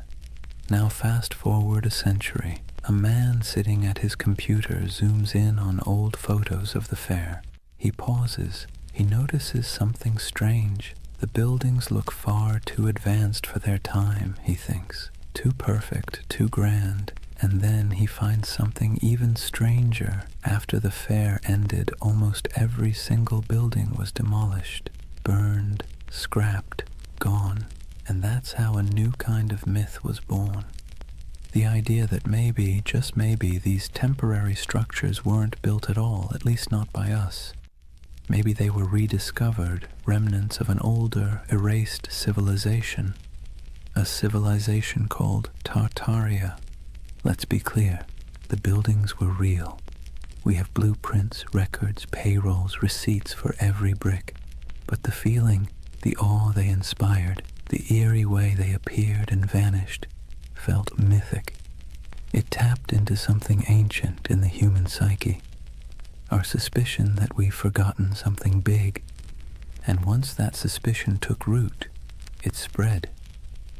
Soon people began noticing Tartarian architecture everywhere.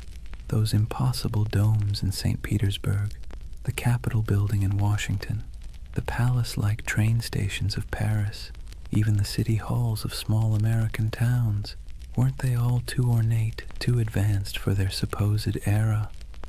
The theory blossomed like ivy over ruins that maybe the 1800s weren't a time of invention, but of cover-up, that there had been a worldwide reset, a mud flood, a cataclysm that wiped out the old civilization and left humanity to rebuild amid the ruins.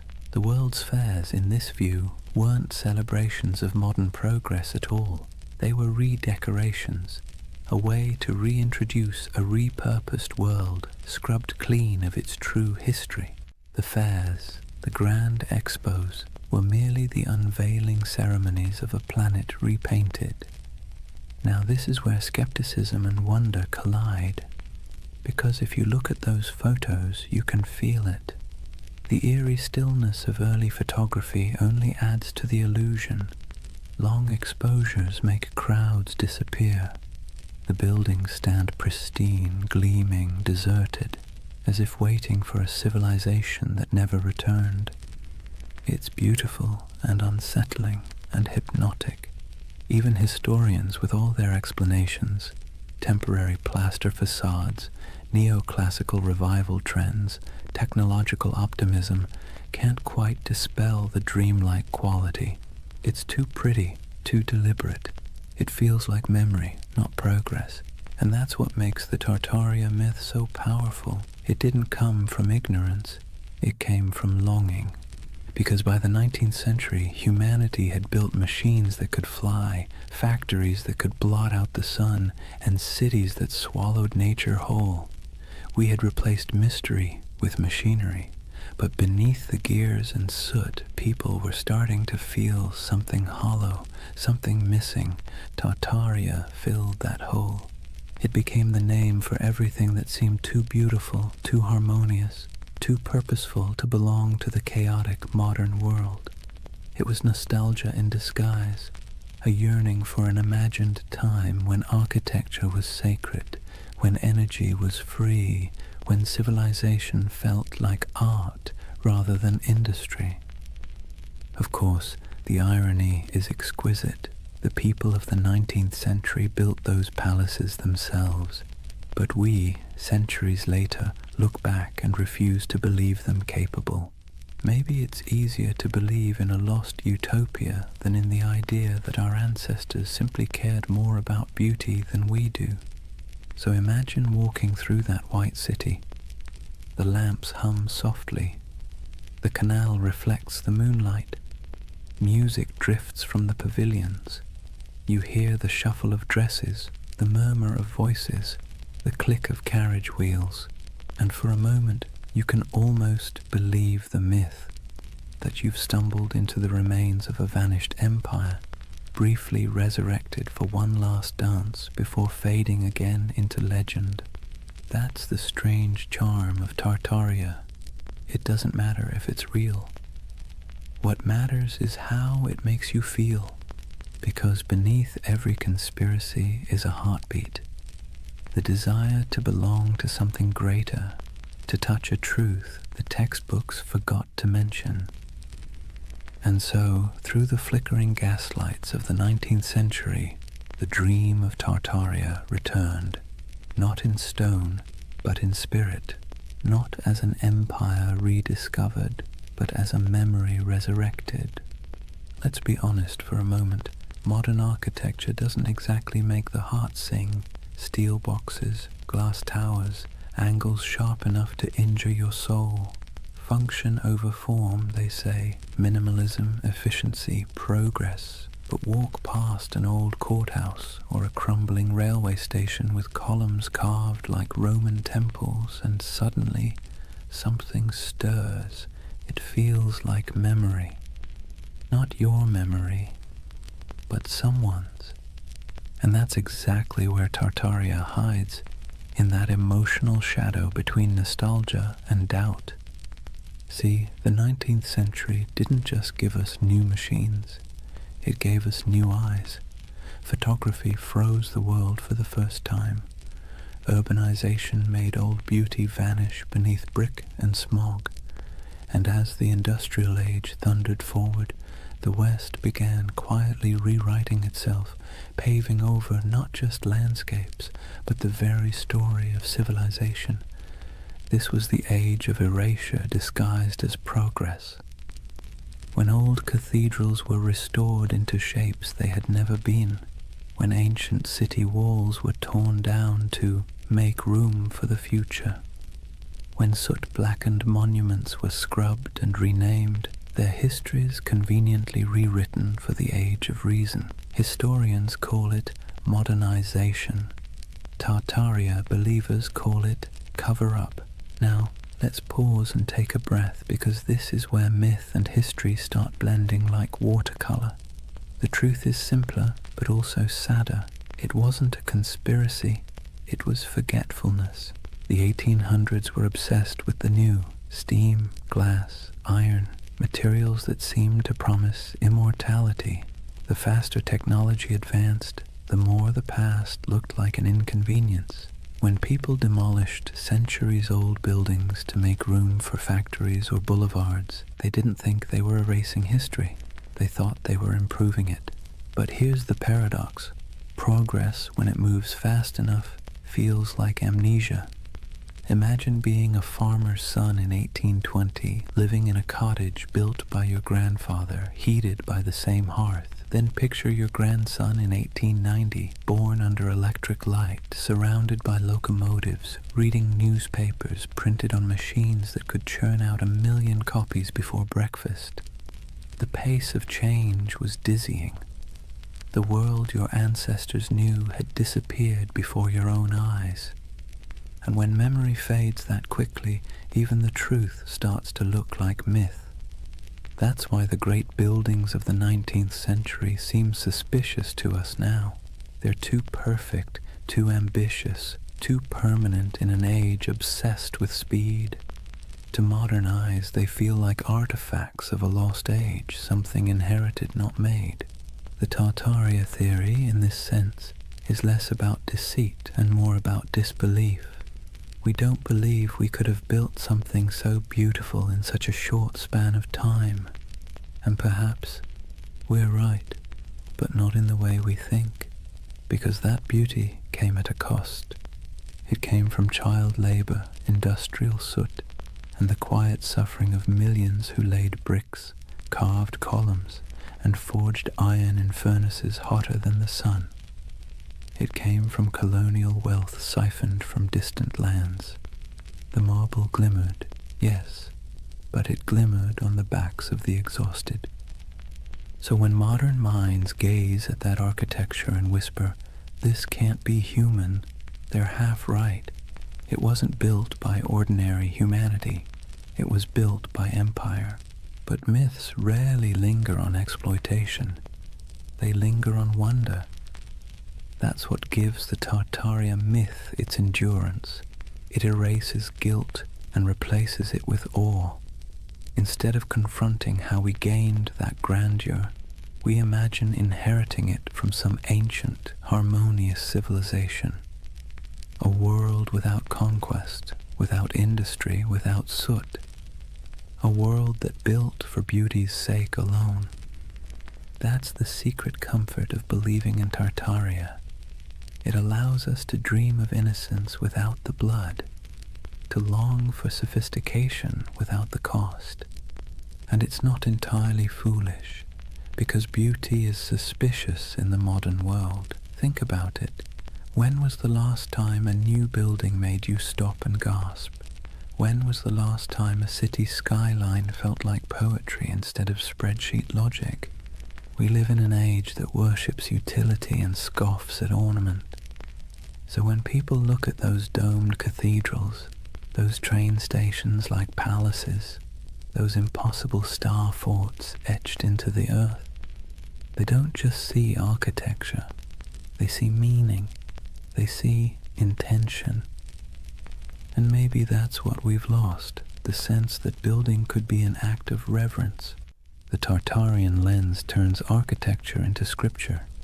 It whispers that every arch, every dome, every hidden basement tells a story too big to fit inside textbooks. And whether that story is real or imagined, it soothes a modern ache, the feeling that progress has traded wonder for efficiency. So next time you see an old photo of St. Petersburg shrouded in snow or San Francisco's City Hall gleaming in filtered sunlight, look closer, forget the dates, forget the facts, and just feel it. The silence, the symmetry, the faint pulse of something grander than logic. That's the hum Tartaria leaves behind. The ghost frequency of a civilization that may never have existed, but still haunts us with the possibility that it did. And maybe that's enough. Maybe the myth survives not because it's true, but because it's beautiful. Because deep down, beauty itself has started to feel like a conspiracy. Here's the funny thing about lost civilizations. They always seem to resurface when technology changes. The printing press revived Atlantis, television revived the pyramids, and the internet, well, the internet resurrected Tartaria, not in dusty libraries or archaeological digs, but in image boards, YouTube videos, Reddit threads, and algorithm-fed rabbit holes that feel half like history class and half like lucid dream. If the 19th century erased memory through progress, then the 21st century resurrected it through curiosity. The internet, for all its chaos, gave the world a second archive, a place where forgotten photographs, misfiled maps, and half-remembered myths could find each other again. And that's where Tartaria thrived, among digital ruins. Let's be clear, no mainstream historian believes in the Tartarian Empire, but belief doesn't need credentials, it needs emotion. And online, emotion spreads faster than evidence. It starts small. Someone scrolling through antique photos finds an image of a half-buried building, its windows strangely below street level. They post it with a caption, "Mud flood? Hidden history?" Someone else comments with an old map labeled Great Tartary, stretching across half of Asia. Another user adds photos of star forts, geometric fortifications shaped like mandalas carved into the earth. Then someone else notices that the architecture of 19th century world fairs, domes, spires, impossibly ornate facades, seems eerily similar across continents. And suddenly, the pattern takes on life. A civilization that might never have existed begins to coalesce, not in ruins, but in pixels. It's fascinating to watch. The modern Tartarian myth isn't a single story. It's an ecosystem, a living organism built out of collective imagination. People piece together images, compare architectural styles, track supposed mud flood layers in Google Earth, and speculate about ancient technology, free energy, and global resets. And let's be honest, there's something soothing about it. It scratches the same itch that makes people organize puzzle pieces at 2 a.m. You start with fragments, photographs, engravings, forgotten buildings, and try to make sense of the world's dissonance. Why does history sometimes feel incomplete? Why do our cities seem to rest on older bones? Why does beauty feel borrowed? The Tartaria theory online isn't just conspiracy, it's therapy for disillusionment. See, we live in an age drowning in data, but starving for coherence. Billions of facts, timelines, and explanations float around like loose screws. But the more we learn, the less it feels like we understand. We've traded mystery for information, and somehow that doesn't feel like progress. Tartaria brings the mystery back. Scroll through its digital cathedrals, YouTube thumbnails of glowing domes and forgotten maps, and you'll see that what people crave isn't deception, it's wonder. The feeling that history still holds secrets, that maybe we haven't already found every answer, that maybe, just maybe, there's still magic left under the mud. And the internet, for all its cynicism, feeds that craving beautifully. Where old historians dismissed oddities as coincidences, the online world stitches them together with creativity. Star forts become energy hubs, domes become ancient power stations, mud floods become symbolic of global resets, metaphors for forgotten knowledge buried under modern noise. It's easy to laugh, but maybe we shouldn't, because behind every pixelated claim is something deeply human, the refusal to accept a world without mystery. The same impulse that made explorers sail off the map now makes people scroll through archives at 3 in the morning, chasing the ghost of a civilization that never left a skeleton behind. And there's something else, an aesthetic truth. Look at those old photos, the sepia skies, the faint haze, the impossible scale of those buildings. They feel dreamlike, like glimpses from another timeline where humanity built for eternity instead of quarterly profits.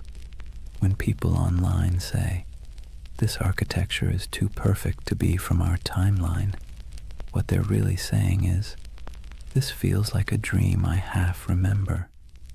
And that's what Tartaria has become, a collective dream stitched together from the past's photographs and the future's loneliness.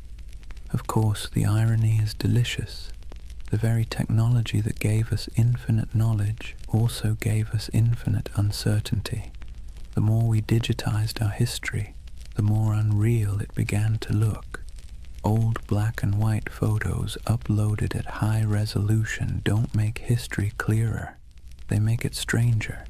The lighting, the shadows, the absence of movement, it all feels frozen, ghostly, like the world before electricity was somehow more alive. So when you see someone online connecting old city photos and whispering Tartaria, what you're witnessing isn't delusion, it's longing, a search for coherence, for the feeling that history isn't just progress and decay, but a cycle of remembering and forgetting. And isn't that what all civilizations do? They rise, they crumble, and then they return in imagination. Rome, Atlantis, Lemuria, Tartaria, each one a mirror reflecting not the past, but our hunger to belong to something grander than the present. In that sense, the internet didn't invent Tartaria, it simply gave it a voice, a new empire of whispers sprawling across servers and screens, where myths are immortal and disbelief is optional. Scroll long enough and you'll start to see why people stay. The posts feel soothingly repetitive. Arches, domes, star forts, mud floods, each image a little lullaby of lost grandeur. A bedtime story told by algorithms instead of grandfather. So maybe Tartaria isn't a place at all. Maybe it's what happens when memory and imagination meet in the glow of a computer screen. Half fact, half wish. The myth doesn't just say, "Look what we've lost." It says, "Look what we still want to believe." And that, perhaps, is the most human story of all. Let's pause for a moment, take a slow breath, and think about why people believe in things like Tartaria. Not in the mocking way you see on forums or documentaries, but really think about it. Why does the idea of a lost civilization hidden under our cities feel comforting? It's not stupidity, it's not gullibility, it's yearning. Humans, for all our cleverness, are wired for mystery. We're pattern-seeking animals, tracing meaning in the stars, in tea leaves, in the cracks of old maps. The unknown makes us restless, the known makes us bored, and between the two we spin myths that make life feel a little more meaningful. Tartaria lives in that space. It's not really about mud floods or star forts. It's about the suspicion, deep down, that the world we've been handed is incomplete, that someone, somewhere, has hidden something important, that maybe history isn't a straight line of progress, but a looping dream where civilizations rise, fall, and are forgotten not by accident, but by design. And honestly, that's not such a crazy thought. Think about how much of history you've forgotten personally. Think of everything humanity has lost to fire, war, vanity, or neglect. Libraries burned, languages erased, empires swallowed by desert and jungle. The dark ages weren't dark because nothing happened. They're dark because the light of memory didn't reach that far. So when someone looks at an ornate 19th century building and says, "I don't think we built that," they're not rejecting history. They're mourning it. They're mourning a world that seems to have misplaced its wonder. Let's be clear, modern life doesn't give us much mystery anymore. We have answers for everything, or at least the illusion of them. You can type any question into a search bar and get a dozen replies in seconds. But that convenience has a side effect. It kills the thrill of not knowing. And mystery, as it turns out, is essential to the human spirit. Without it, the world feels flat. That's where conspiracies slip in. They fill the void left by lost awe. When people say the elites hid the truth of Tartaria, what they're really saying is, I miss when the world felt magical. It's an emotional rebellion against boredom, a soft protest against a sterile universe made of facts but lacking enchantment. And here's the interesting part, it's not new. Every age invents its lost golden age. The Greeks dreamed of Atlantis. The Victorians romanticized Lemuria. The 20th century turned the Mayans into cosmic prophets. And now, in the digital age, we have Tartaria, an empire of dreams built on archives and algorithms. Each generation looks backward and imagines perfection because it's easier than imagining perfection ahead. We do it because the past is safe. It can't disappoint us anymore. Psychologically, belief in a hidden civilization like Tartaria scratches multiple itches at once. There's pattern recognition, the brain's love for connecting dots even when they don't belong together. There's narrative control, the soothing illusion that the world makes sense, that nothing happens by accident. And there's nostalgia, the bittersweet ache for a world that may never have existed, but should have. And then there's trust. Modern institutions, media, government, academia, have lost credibility with the public. When experts say, that's impossible, a growing part of the population quietly replies, so was flight once. The more closed and dismissive authority becomes, the more open people become to alternative voices whispering, maybe they're hiding something. It's not that people trust random YouTube channels more than historians. It's that the channels sound human, curious, skeptical, fallible. The voice of official history often sounds cold, certain, and patronizing. The voice of the Tartaria believer sounds like someone sitting beside you late at night saying, "Look at this, doesn't it make you wonder?" And wonder is addictive. Once you feel it, it's hard to go back to plain explanations. Even the act of believing, of piecing clues together, creates a small dopamine rush. It gives the believer a sense of purpose. You're not just scrolling, you're investigating. You're part of something big, something secret. It's empowering in a world that makes most people feel small and powerless. So the Tartarian myth becomes more than a theory. It becomes a community, a shared dream. People trade discoveries, maps, and theories not because they're delusional, but because it feels good to search together. The hunt becomes the reward, and in that sense, Tartaria isn't a symptom of ignorance. It's a symptom of loneliness. Think about it. The more connected we are online, the less connected we feel in real life. Cities are crowded but isolating. News is constant but disorienting. Our modern world gives us everything except belonging. And so, people build belonging out of mystery. Believing in a hidden past means believing in meaning itself, that we're not just floating through chaos, that someone somewhere once built something extraordinary, and maybe we can again. That's not conspiracy. That's hope in disguise. Of course, hope can be dangerous when it turns to dogma, when questioning becomes obsession, when imagination becomes paranoia. That's when the myth begins to rot, when every gap in knowledge becomes a plot, and every historian becomes an enemy. That's when wonder collapses into fear. But before that point, before the cynicism sets in, there's something oddly beautiful about it. People standing in awe before old cathedrals and asking, how did they do it? People digging through archives at midnight, convinced that history still has secrets. It's easy to mock that. Harder to admit that it's the same impulse that built science, art, and philosophy in the first place. Curiosity is the ember. Myth is just the smoke. So the Tartarian believers, in a strange way, are modern heirs to the ancient dreamers, the ones who stared at the stars and saw gods, the ones who saw order in chaos. They're not historians, but they are human. They want the past to matter. They want the present to make sense. And maybe that's why Tartaria lingers. Not because it's real, but because it feels right.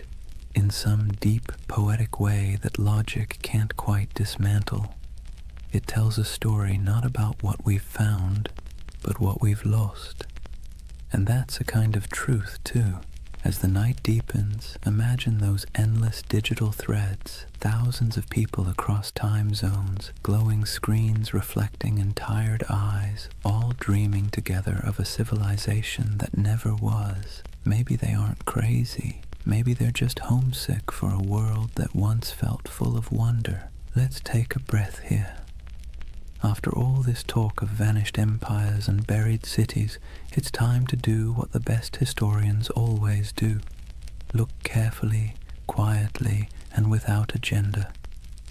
Because when you set aside the noise of the internet and really look at what's left of Tartaria, what you find isn't a conspiracy. It's something far more human, and somehow even more fascinating. The term Tartary was not a secret code name for a lost empire. It was a geographic placeholder, a cartographer's shrug. For centuries, Europeans simply didn't know what lay beyond the Ural Mountains or deep in the Siberian steppe. So they wrote Tartaria, like writing "Here be dragons," a kind of verbal fog to fill the blanks. The maps weren't evidence of an empire erased. They were evidence of ignorance being slowly replaced by exploration. And those grand old buildings, the ones people point to as proof of impossible architecture, they're very possible. Magnificent, yes. Impossible, no. The ornate city halls, cathedrals, and palaces of the 19th century weren't built by some forgotten super-civilization. They were built by humans with chisels, scaffolds, and a near-religious obsession with grandeur. The 1800s were a century drunk on ambition. Industrialization made iron, glass, and concrete cheaper than ever. Colonization and global trade poured wealth into Europe's cities. Architects looked backward to Greece, Rome, Byzantium, and Egypt, and then combined everything like over-enthusiastic chefs. The result was the neoclassical explosion, domes, columns, and marble facades that looked ancient but were brand new. That's why so many people mistake them for relics, because they were designed to look timeless. They were Rome in steel corsets, deliberate nostalgia built in brick and plaster. The world's fairs that fuel so many Tartarian videos, they were real, yes, and they really did look astonishing. Whole temporary cities of palaces, fountains, and gleaming towers that appeared overnight and vanished just as quickly. But they weren't cover-ups. They were theatre. They were the 19th century showing off. Most of those buildings were plaster over wood, not marble. They were meant to impress, not endure. When the fair ended, the facades were torn down or burned, leaving only photographs that today look eerily like the ruins of a forgotten world. No secret empire, just show business. And those famous mud flood buildings with their half-buried windows, they too have ordinary explanations. Cities sink, streets rise, over centuries as populations grow and roads are repaved. Layers of soil and stone accumulate. Old ground floors become basements. It's not mystery, it's maintenance. Yet it's easy to see why the illusion caught fire. Because even the real explanations, erosion, engineering, economics, are, in their own way, beautiful. The world doesn't need hidden magic to be miraculous. Consider this. The same roads once labeled Tartarian carried traders, nomads, poets, and conquerors across continents. Cultures met, clashed, and blended until identities blurred. What Europe called Tartary was not one empire but a kaleidoscope of peoples, Turkic, Mongol, Persian, Russian, Chinese, each with their own stories, languages, and gods. Out of their collisions came ideas, inventions, and art that shaped the world we still live in. The myth says Tartaria was erased. The truth is that it was never singular to begin with. It was many. And that's why it's hard to pin down. The steppe doesn't lend itself to borders. Empires there were fluid, waves of power that rolled across the grasslands and receded again. The Scythians, the Huns, the Mongols, the Khazars, they all rose, ruled, and vanished, leaving behind only fragments. To an outsider, that flux looked like a void. To those who lived it, it was life itself. And maybe that's where the misunderstanding lies. Western history loves walls and dates, beginnings, endings, dynasties. The steppe doesn't play by those rules. Its empires were seasonal, migratory, woven into the land and wind. If you expect pyramids, you miss the poetry. So no, there was no single global Tartarian empire, but there was a vast interconnected world of trade, culture, and movement that stretched from Europe to China long before globalization had a name. The Silk Road wasn't just silk. It was the internet of its day, transmitting not data but ideas. Buddhism, astronomy, metalwork, medicine all passed through those dusty caravans. The real miracle isn't that something was erased. It's that so much survived, and yet debunking doesn't have to mean disappointment. If anything, it should make the world feel richer, because the truth is not dull, it's layered. The mud flood isn't proof of deception, it's proof of time. The ornate buildings aren't relics of a forgotten empire, they're monuments to human excess. The missing maps aren't evidence of suppression, they're artifacts of discovery. And here's the quiet irony. Even the myth itself is part of history now. The videos, the forums, the believers, they've become a digital folklore, our century's way of myth-making. Future historians might study us and say, they dreamed of Tartaria because they were tired of concrete. Maybe that's what keeps the story alive. Not deceit, but desire. The desire for mystery, beauty, and meaning in an age that feels too catalogued, too explained. Tartaria is less a conspiracy than a collective poem, one line written in frustration, another in wonder. And perhaps that's how we should leave it, gently. The myth and the truth coexisting like twin shadows cast by the same fire. The factual story of history's shifting frontiers, and the emotional story of humanity's hunger for lost splendor. So the next time you pass an old building with buried windows, or stumble across an antique map marked Tartary, don't roll your eyes. And don't fall into the rabbit hole either. Just pause, look, feel the weight of centuries pressing quietly under your feet. Real or imagined, every layer of that soil carries a story. Because whether it's called Rome, Babylon, Atlantis, or Tartaria, the dream of forgotten empires never really fades. It just changes shape, waiting for someone new to wonder. Chapter 4. The Eternal City, Why We Dream of Lost Civilizations.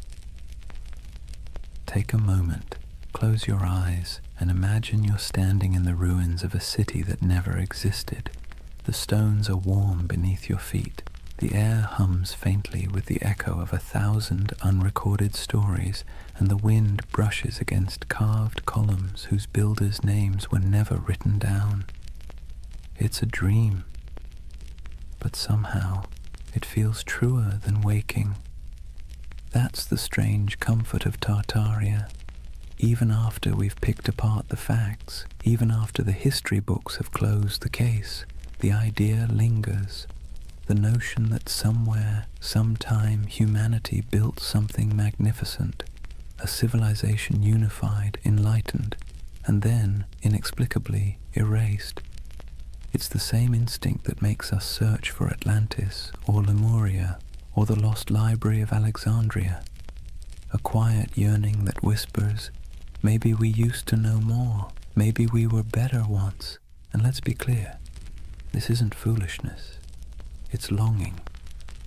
Believing in Tartaria isn't really about maps or mud floods. It's about something deeper, the ache for lost harmony, for order in the chaos of modern life. When we look around at endless screens, broken systems, and cynical politics, it's easy to imagine that somewhere in the past, people had it figured out, that there was a time when beauty and wisdom ruled, before we traded them for convenience. The myth gives that feeling a shape. Tartaria becomes a mirror for what we think we've lost, a golden age we can project our frustrations onto, a fantasy of unity against the fragmentation of the modern world. But here's the curious twist. Myths like Tartaria comfort us because they're out of reach. They can't be disproven in a way that satisfies the heart. The less we know, the more space the imagination has to wander. That's what myths do best.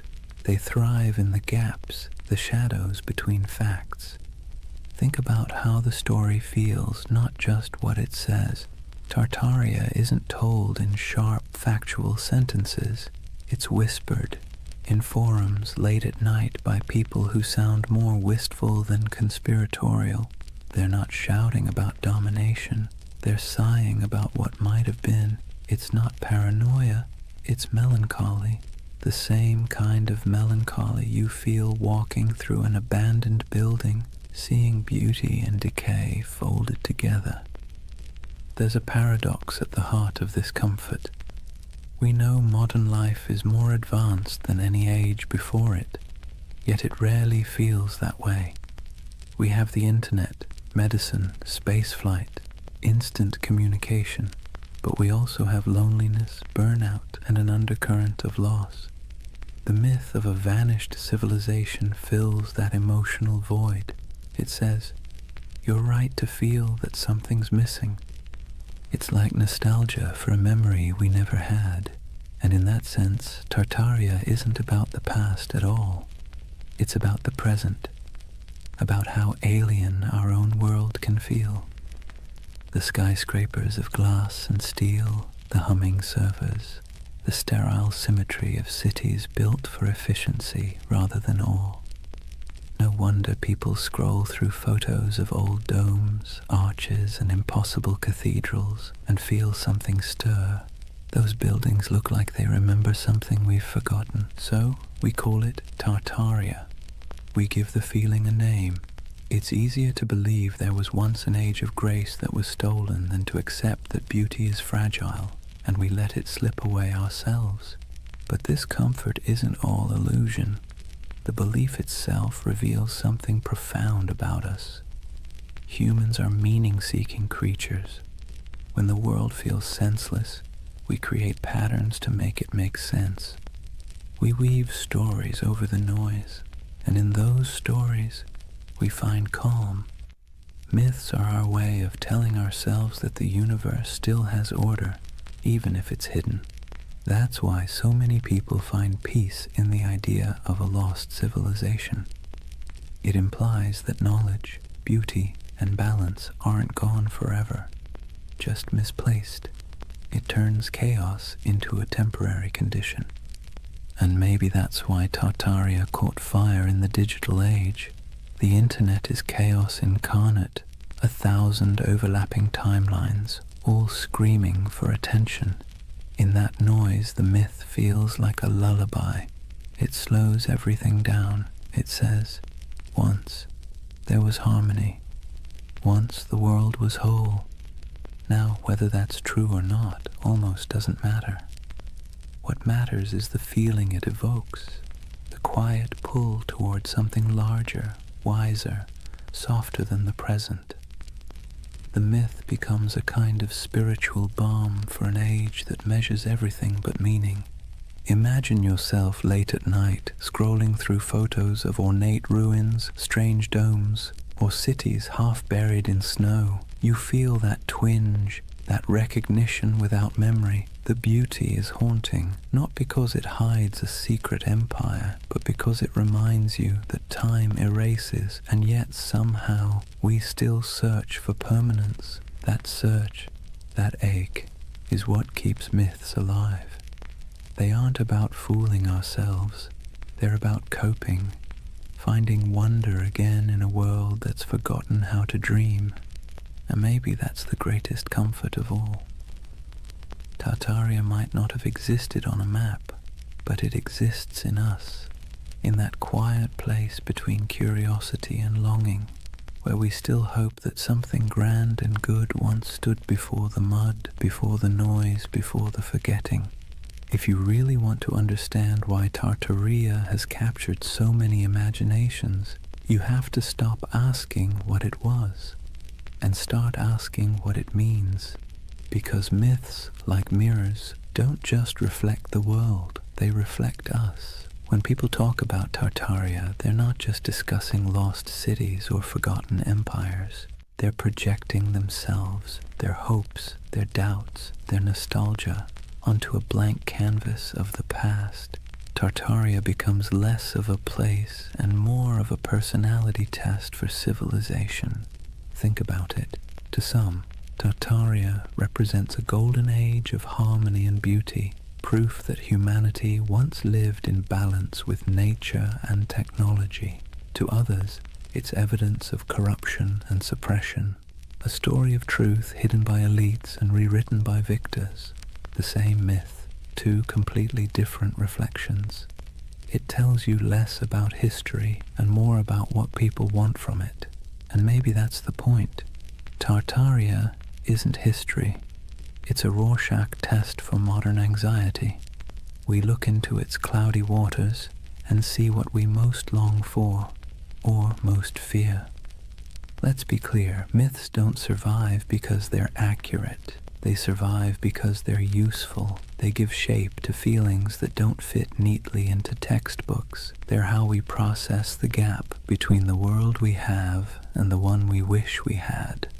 The idea of a lost, enlightened civilization comforts us precisely because it suggests that the world wasn't always this complicated. That maybe, somewhere back in time, people figured out the balance between science and spirituality, between art and function, between progress and peace. And if they could, maybe we can again. That's why you'll notice something poetic in the way Tartaria believers talk. It's not just data or dates, it's reverence. They speak of architecture the way others speak of cathedrals. They trace maps like pilgrimages. They aren't just arguing for history. They're mourning for something sacred. You can see it in the fascination with architecture, the domes, arches, spires, and towers that dot the myth. These buildings feel alive, don't they? Too beautiful to be merely functional, too symmetrical to be accidental. When people say, "There's no way we could build this today," what they're really saying is, we don't build like this anymore. We don't fill our world with beauty unless it serves a profit. The myth becomes a critique of our own era, disguised as nostalgia for another. Tartaria, then, is the mirror we hold up to our own cultural amnesia. We scroll through pictures of palaces and fairgrounds, domes and star forts, and we whisper, "How did we forget to dream like this?" The myth reflects not a lost empire, but a lost aesthetic soul. There's something almost therapeutic about that reflection. Myths like Tartaria allow us to grieve, not for people we've lost, but for possibilities. They let us feel that our yearning for meaning isn't crazy, that maybe it used to exist, that maybe someone, somewhere, built a world that made sense, and maybe that's why Tartaria feels more mystical than menacing. Most conspiracy theories isolate people, make them suspicious of the world. Tartaria, strangely, connects them. It invites wonder instead of fear. It suggests that the past might still hold beauty waiting to be rediscovered. But reflection cuts both ways. Myths also reveal our blind spots. When people claim that all grand architecture must have come from a lost civilization, they sometimes overlook the real genius of the humans who built it. The artisans, masons, and engineers who left their fingerprints in stone. The myth honors beauty, but erases the hands that created it. It's a paradox. In searching for greatness, we forget the greatness already recorded, and maybe that's the truest mirror of all. We live in an age obsessed with rediscovery, yet blind to what's in plain sight. We chase mysteries across continents while ignoring the ones humming beneath our feet, the hidden systems, the forgotten craftsmanship, the quiet brilliance of ordinary people. Tartaria, then, tells us something we don't often admit, that we don't fully trust our own civilization. We sense that something's off, something hollow beneath all the progress. So, we project our doubt backward into the comforting distance of myth. In the reflection of Tartaria, we see ourselves, advanced yet uneasy, connected yet lonely, powerful yet perpetually nostalgic. It's less about whether an empire was erased, and more about whether we've erased our ability to feel awe. Maybe that's why the myth persists, because deep down, we're not really searching for proof of Tartaria. We're searching for proof that humanity still knows how to build something beautiful and believe in it. And if myths are mirrors, then maybe looking at Tartaria long enough isn't about finding truth in the past, but rediscovering it in the present, in the domes still standing, the dreams still lingering, the stories we keep retelling because they make us feel a little less small. So the next time someone mentions the lost empire, don't argue, just listen, because behind every myth is a whisper of what we wish were real. And sometimes that wish tells you everything you need to know about the people dreaming it. Every empire, no matter how radiant, tells the same quiet story, one of ascent, arrogance, and entropy. Rome, Egypt, the Maya, the Mongols, the British, the Ottomans, and if you believe the whispers, Tartaria. The names change, the rhythm doesn't. Civilizations are like tides. They rise with clarity, crest with confidence, and recede with denial. It's not failure, it's physics. Even stars burn out, and they're made of far sturdier stuff than marble or pride. So maybe that's why Tartaria lingers in our collective imagination, because it fits the pattern too well. A lost empire swallowed by time, a forgotten people erased by cataclysm, a name that once filled maps and now feels like a ghost. It's familiar, almost comforting in its tragedy. Let's be clear though, No empire believes it's the one that's going to fall. Every generation thinks it's special, unique, immune to collapse because it has better technology, more data, smarter systems.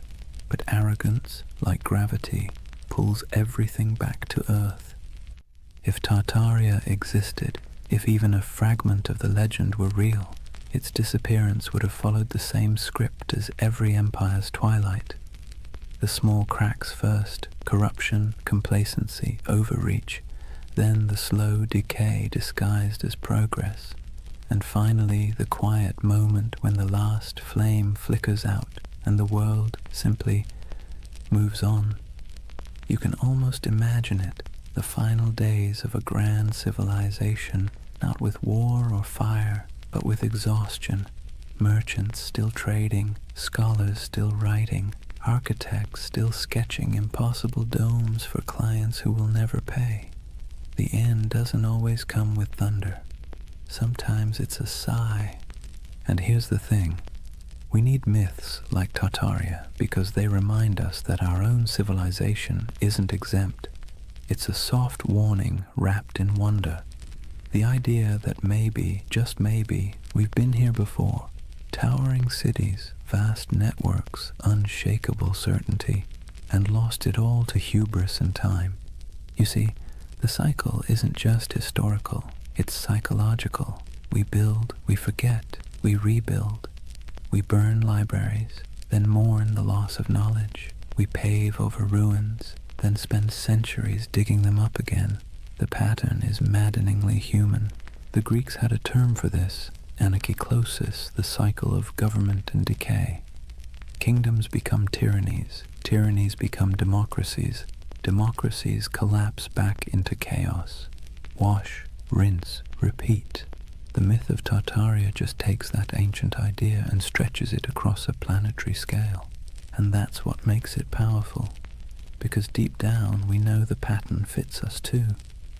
Look at the ruins of any civilization, and you'll find the same fingerprints. Ambition, brilliance, greed, denial.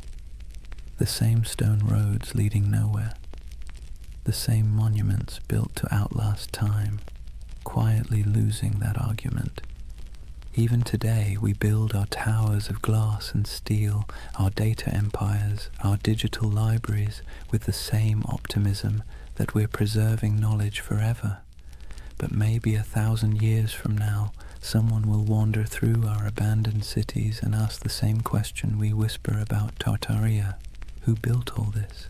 Maybe that's why we're drawn to stories of collapse told in soft voices, because they allow us to grieve for what's inevitable before it happens. They help us process the strange truth that impermanence is not failure, it's the natural order. In that sense, Tartaria becomes a bedtime story for civilization itself, a reminder that we are temporary but not meaningless, that even in loss there's continuity. The ruins of one world become the foundations of the next. And if you look closely, you'll see that rebirth is always hiding inside decay. The Renaissance bloomed from the ashes of plague. The Enlightenment grew out of dark superstition. Even myths once dismissed are rediscovered as metaphors with new life. The cycle never ends. It only changes costume. So perhaps Tartaria isn't just about a lost civilization, but the eternal rhythm of creation itself. We build worlds, lose them, and then dream them again.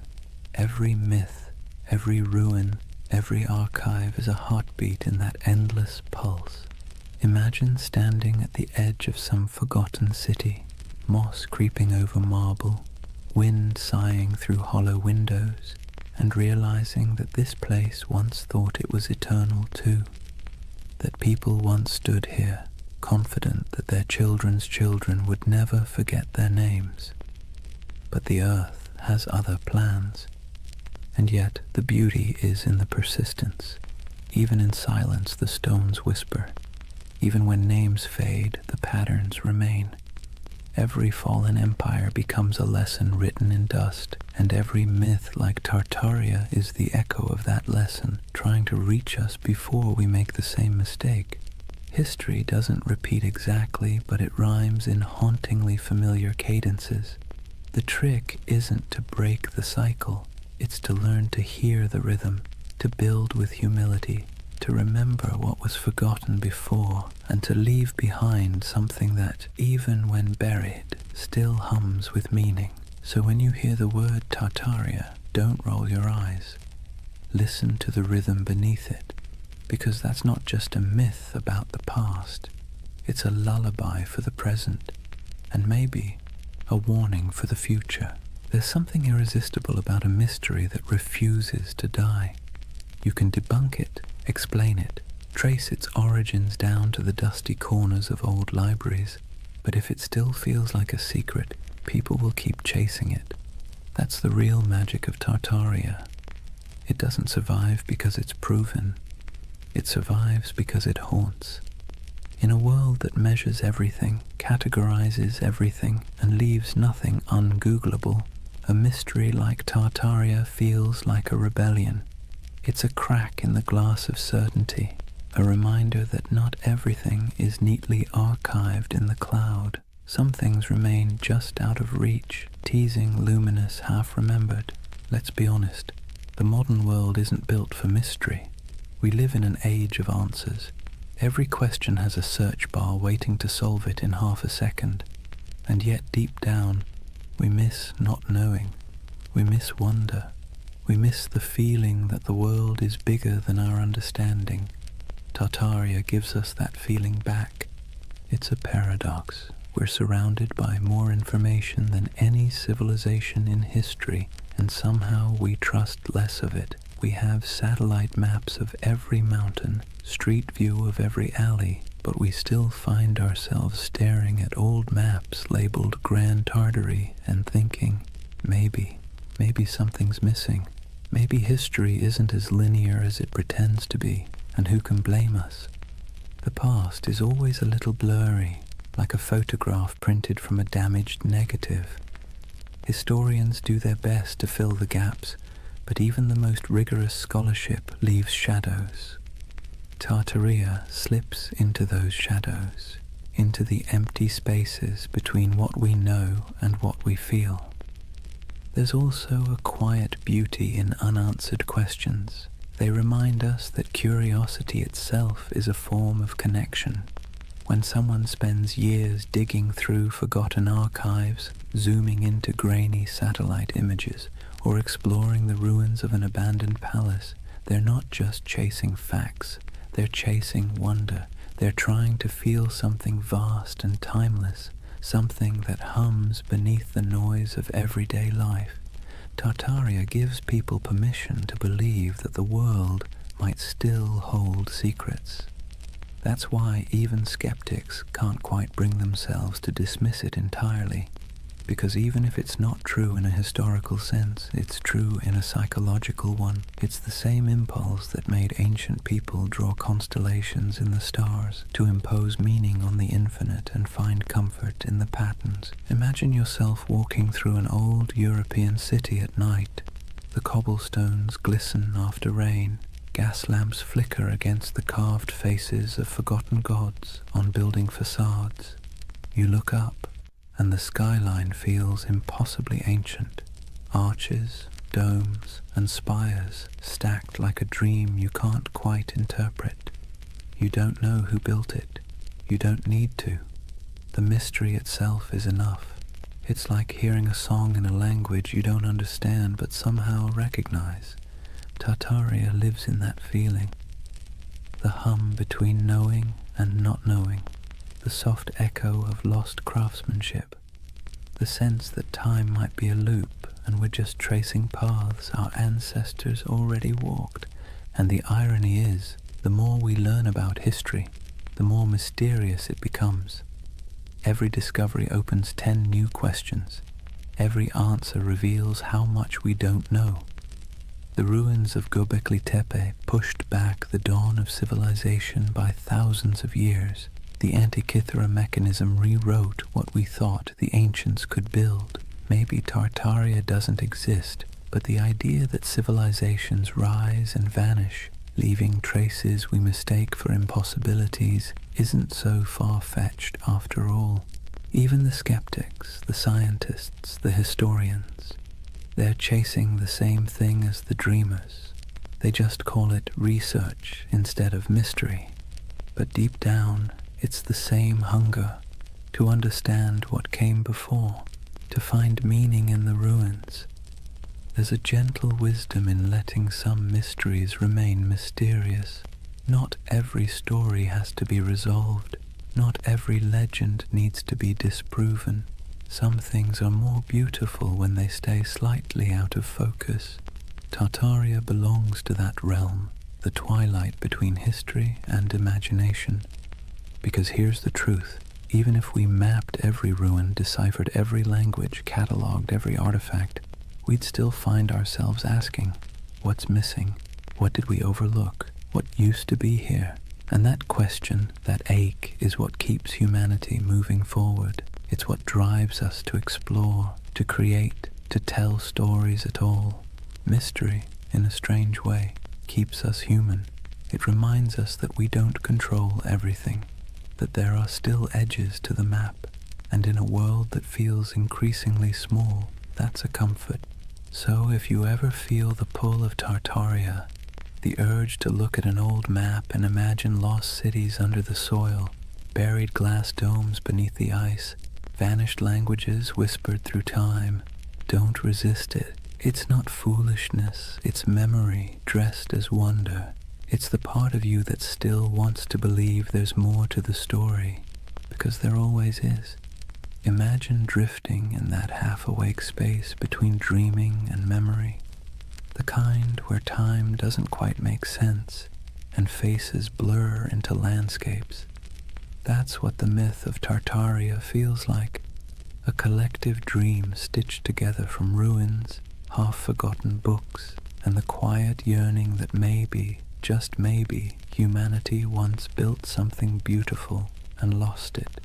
Not just an empire, but an idea. Tartaria isn't really about maps or mud floods. It's about longing, the longing for a golden age before the noise, before the smog, before the blinking lights of modern anxiety. A world where cities gleamed, not with plastic and neon, but with purpose, where architecture felt alive, humming with mystery, where the air itself seemed to remember something divine. When people talk about Tartaria, they're really talking about home, a home they've never seen but somehow recognize. It's tempting, isn't it, to imagine that once there was a civilization so advanced it left behind the blueprints of paradise, smooth white marble gleaming under perpetual sunlight, towers spiraling toward the heavens, not in arrogance but in harmony, streets where water flowed instead of traffic, and knowledge wasn't locked in institutions but breathed like air. The myth whispers that maybe humanity peaked, fell, and forgot, and maybe we're just children trying to remember the lullaby our ancestors sang before the storm. Let's be clear though, Tartaria, as the internet tells it, probably didn't exist, but the feeling of it does. That's what matters. Because myths are just dreams that cultures refuse to wake up from.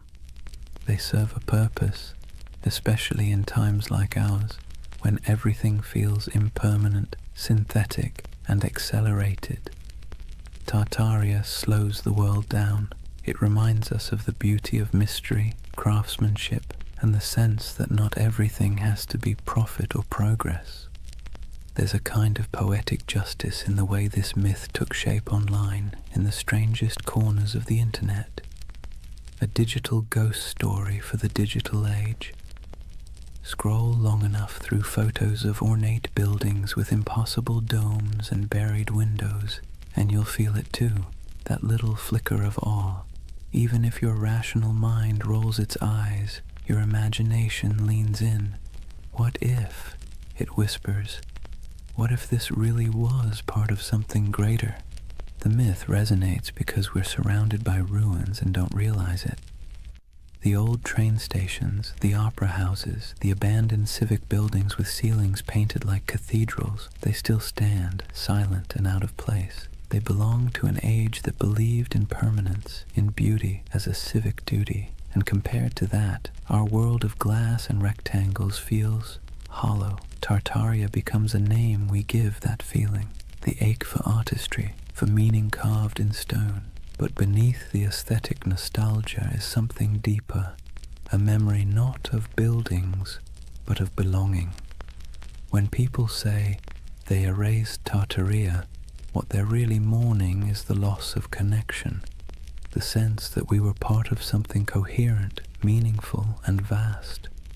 We feel fragmented now, nations arguing, truths dissolving, the past rewritten every week on social media. Tartaria becomes a symbol of unity we've misplaced, the dream that once we all spoke the same unspoken language, the language of creation instead of consumption. Maybe that's why the myth refuses to die. It's not a conspiracy, it's a yearning, a collective homesickness for a world that valued wisdom over noise. Whether it's a literal memory or a psychological echo doesn't matter. Myths like this are emotional fossils. They preserve what facts forget. If you strip away the maps and theories, what remains is something tender. The belief that we can do better, that humanity once built something sublime, not through domination, but through understanding, and that maybe we can again. It's less about recovering a lost empire and more about remembering how to build meaning into our world. And maybe, in a strange roundabout way, the myth is right. There was a flood, a metaphorical one, the flood of time, technology, and forgetfulness. It buried not cities, but attention. It drowned not buildings, but wonder. And now, through whispers of Tartaria, people are trying to dig it back up. Not the structures, but the feeling of awe they carried. Picture the end of the dream, an endless step at dusk. The horizon glows gold, and somewhere in the distance, faint towers shimmer through the haze. They're not ruins, not anymore, just echoes of possibility. You start walking toward them, though you know you'll never reach them. That's Tartaria, not a destination, but a direction, not history, but hope. And as you drift toward sleep, remember this. Every civilization is both a memory and a prophecy. What we imagine today shapes what we build tomorrow. So maybe Tartaria isn't behind us. It's ahead, waiting to be remembered not as a lost empire, but as an invitation to build again, but slower, kinder, wiser, to carve beauty into the world and mean it this time. Because deep down, that's all the myth ever wanted, to remind us that the most eternal things aren't marble or empire, but imagination itself. The quiet, persistent dream that we came from something extraordinary, and that we can still be. So now, as the story fades and the dream of Tartaria settles like evening mist, take a moment, breathe slowly, let the world around you grow quiet. The hum of the present softens, and for a brief, weightless instant, it feels as though time itself exhales. What have we really been chasing tonight? A vanished empire? A mystery hidden in maps and marble? Or something smaller, quieter? Something that hums inside us when we stare at old buildings and feel inexplicably that we've been here before? Tartaria may never have existed on any official timeline, but in another sense, it's never stopped existing. It lives in the empty plazas at dawn, when the light hits old stone just right, and the world feels ancient again. It lives in the symmetry of cathedrals, the curve of forgotten domes, the echo of a song hummed in a language no one remembers. It lives in us, the builders, the dreamers, the rememberers. And maybe that's the truth behind all forgotten civilizations. They never really vanish, they just move inward into the imagination. Every myth is a refuge, a way of saying, once we were capable of beauty. Once we remembered how to build with our hearts. So as you lie there now, listening to the quiet between sentences, imagine those impossible cities, half marble, half memory. The air is cool, the towers glow faintly, their reflections trembling in still water. Somewhere in the distance, bells ring, soft as wind chimes, a civilization asleep, waiting to be remembered. Let yourself drift there for a while, between the known and the forgotten, between myth and truth, between what was and what could be, because that's where Tartaria lives, not in the history books, but in the gentle space between waking and dreaming. The world outside your window may look ordinary, but beneath it runs the same current that built empires, painted ceilings, and told stories by firelight. It's the same desire to make meaning from the chaos, to leave something beautiful behind, even if no one remembers who built it. So rest easy.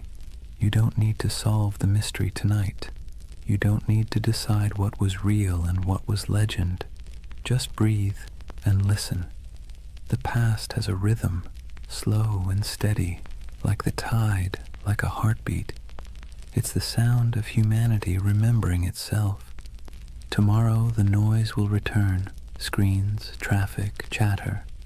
But tonight belongs to silence, to candlelight, to the soft pulse of an imaginary empire that refuses to die.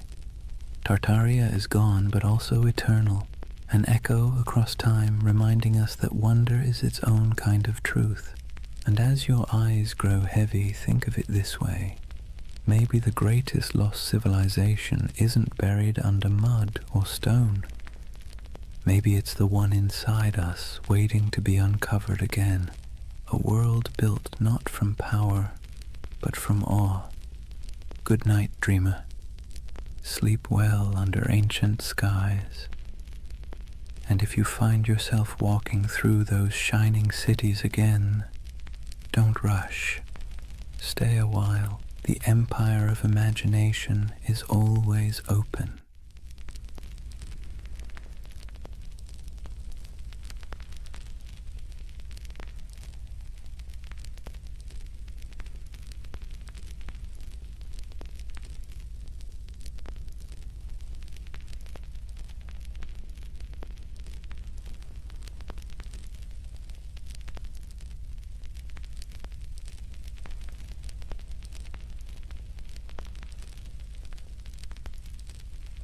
Hey guys, welcome back to the Sleep Atlas. Tonight, we're wandering into one of those stories that sits somewhere between history and myth, the kind that makes textbooks squirm but conspiracy theorists cheer. We're talking about the Anunnaki, the ancient gods of Mesopotamia, the so-called Great Ones, whose names have echoed for thousands of years. Now, before you picture little green men zipping around in flying saucers, let's be clear. The Anunnaki weren't dreamt up by modern sci-fi. They were very real to the people of ancient Mesopotamia, the Sumerians, Akkadians, Babylonians, and Assyrians, who lived their entire lives believing these beings were watching, judging, and occasionally meddling in their affairs. These gods weren't distant. They weren't serene. They were moody, demanding, and sometimes alarmingly human in their behavior. But here's the twist. In the last few decades, the Anunnaki have been rebranded, plucked out of their ancient temples and repackaged as spacefaring engineers who supposedly created humanity. You've probably seen them pop up on late-night cable documentaries with dramatic music, or in corners of the internet promising that the truth is out there. On one hand, that's entertaining. On the other, it's a perfect reminder that myths are slippery. They change to fit whatever worries and wonders we carry. So tonight, I'm going to tell you their story. The real story, as much as we can piece together from clay tablets, broken myths, and a lot of scholarly head-scratching. We'll wander through the fields of Mesopotamia where ordinary farmers sweated under the sun, convinced that every harvest was a divine test. We'll meet kings who built entire cities just to brag that the Anunnaki approved of them. We'll listen to myths where gods squabbled, punished, and occasionally spared humanity. And yes, we'll peek into the modern fascination with aliens because apparently every ancient thing eventually gets abducted by sci-fi. But don't worry, this isn't a lecture. Think of it as a long, meandering, nighttime walk through a world that feels both impossibly distant and strangely familiar. So, dim the lights, maybe pull a blanket a little tighter, and let's drift together into the land between rivers and gods. And before we begin, let me ask, what's keeping you up tonight? Let me know in the comments. I'd love to hear where in the world you're listening from. Settle in. Let's start at the beginning. Chapter 1. Life under the watchful eyes of the gods.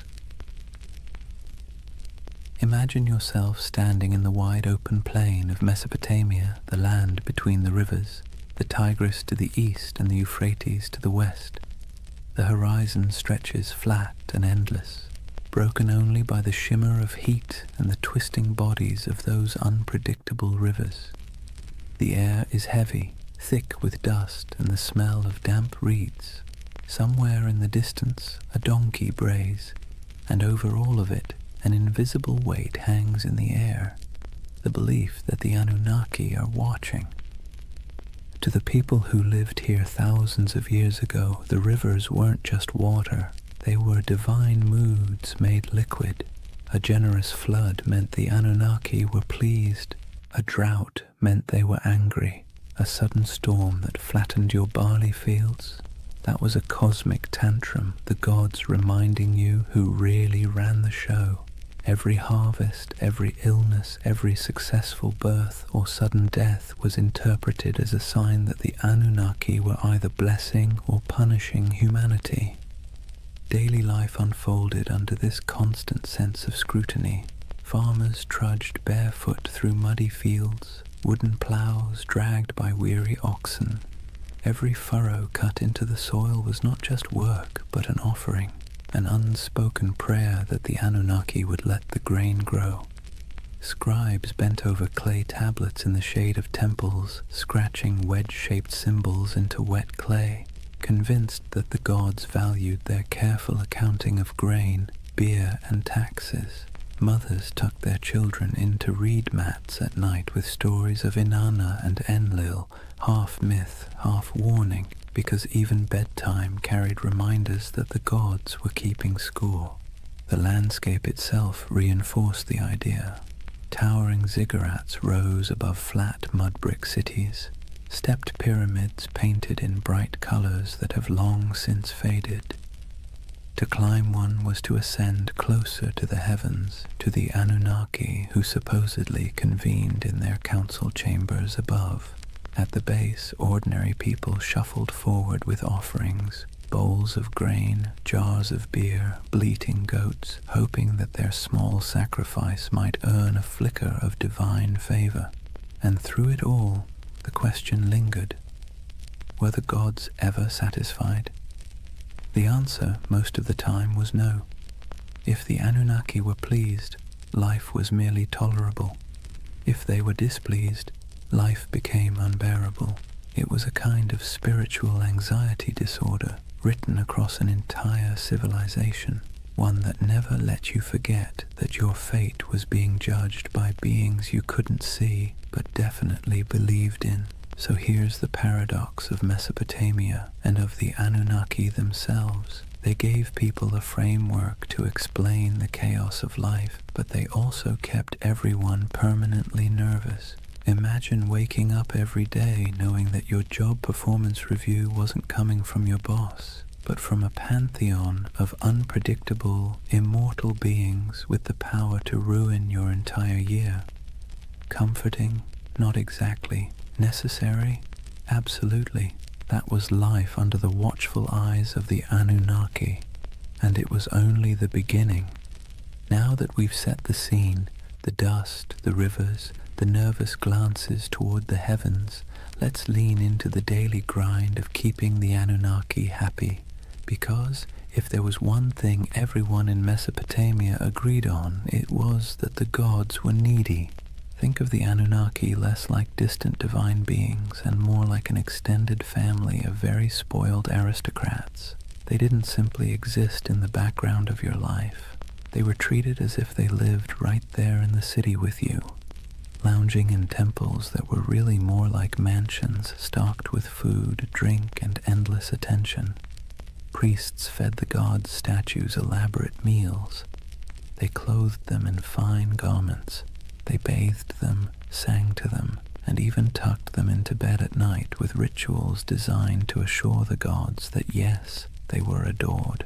And here's the kicker, the gods didn't actually eat the food, wear the clothes, or drink the beer. The priests did, but in the logic of the time that was the point. The offering wasn't about literal nourishment, it was about respect, about demonstrating submission to the divine order. Imagine working all day in a scorching field, hauling baskets of barley, and then handing over a chunk of your hard-earned harvest to a temple where priests would cook it up in front of a golden statue. You didn't get to enjoy the meal, the gods did, or so you were told. This wasn't optional. Failing to make offerings wasn't just rude, it was dangerous. Skip your temple duties, and you risked angering a god who could retaliate with a bad harvest, a plague, or a flood. It was like living with an unpredictable landlord who might torch your house because you didn't bring them enough bread. And so, day after day, people dragged their grain, their livestock, their jars of beer, and their prayers into the temple courtyards, hoping the divine egos were stroked enough to leave them in peace. Markets reflected this cycle of giving and appeasing. Merchants sold incense imported from far-off lands, exotic woods for temple furnishings, and precious stones for idol adornment. Whole industries thrived not because people needed goods for themselves, but because the gods supposedly needed them. The economy of worship was real, and it was heavy. And then there were the rituals, constant, exhausting, and often bewildering. Priests performed chants, sacrifices, and ceremonies to interpret the gods' moods. Ordinary people had little say in the process. They simply trusted or feared that the professionals got it right. Was the river about to flood? Only the gods knew. Was a plague looming? Better pay for a ritual just in case. Imagine the anxiety. You might lose your family, your crops, your city, not because of something you did wrong in the field, but because a priest forgot to wash a statue properly before a ritual. This constant pressure shaped how people thought about themselves. You weren't just a farmer, a merchant, or a craftsman. You were a servant of the gods, and your work was always under review. The Anunnaki weren't the kind of bosses who praised your effort either. At best, they ignored you. At worst, they punished you for reasons you could never quite understand. And yet there was comfort too. As strange as it sounds, the ritual obligations gave life structure. There was a rhythm to the year, festivals, sacrifices, processions, moments when the whole city gathered together in noisy, colorful celebrations. For a while, the pressure of survival melted into shared relief. Beer flowed, music played, incense smoke curled into the sky, and people could convince themselves that the Anunnaki might actually be pleased for once. But make no mistake, the weight of worship was heavy. It pressed down on every meal, every harvest, every family gathering. It meant living in a world where you never really owned your life. You were always making payments upward, into the hands of gods who demanded much and explained little. Civilization, in other words, came with a permanent divine subscription fee. So when you picture Mesopotamian life, don't just imagine mud brick houses and busy bazaars. Picture the temples looming above everything, casting long shadows across the city. Picture priests bustling through courtyards, chanting prayers and carrying offerings. And picture the ordinary farmer at the gate, holding a bowl of barley with cracked hands, hoping that this small gift would keep the Anunnaki's attention fixed somewhere else. That was the weight of worship, a constant burden, heavy as the mud brick walls themselves, shaping every breath of life in the land between the rivers. If temples were the stage for grand rituals, then the family was where belief in the Anunnaki seeped into the most ordinary corners of life. From the moment you were born in Mesopotamia, you were wrapped in layers of tradition, lore and stories that all reminded you the gods were watching and you had better behave. Picture a household, mud brick walls enclosing a small courtyard with reed mats laid out for sitting and sleeping. The air smells faintly of cooking grain, sheep dung burned for fuel, and maybe onions sizzling in oil if the family was lucky enough to afford them. Life here was simple, cramped, and endlessly repetitive.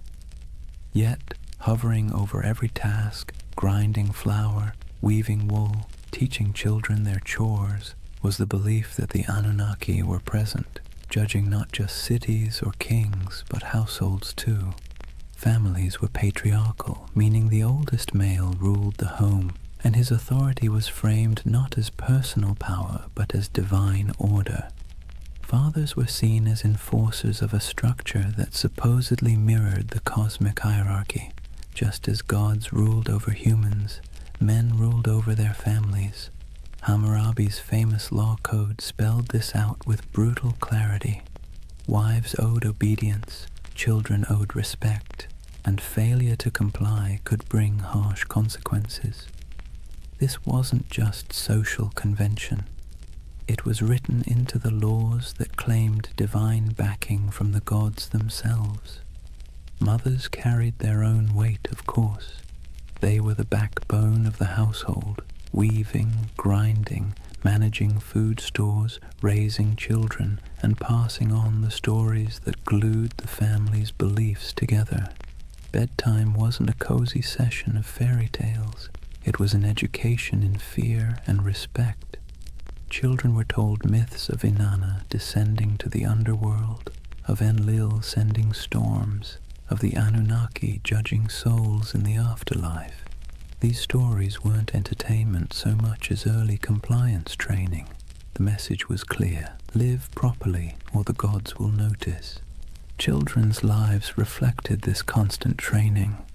Boys learned the family trade early, whether that meant trudging in the fields, selling goods in the marketplace, or, if you were very lucky, scratching cuneiform signs into clay tablets under the harsh eye of a schoolmaster.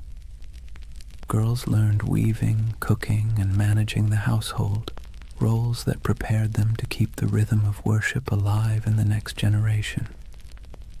Even play wasn't free of divine oversight. Children carved little clay figurines of gods and heroes used in games that blurred the line between fun and reverence.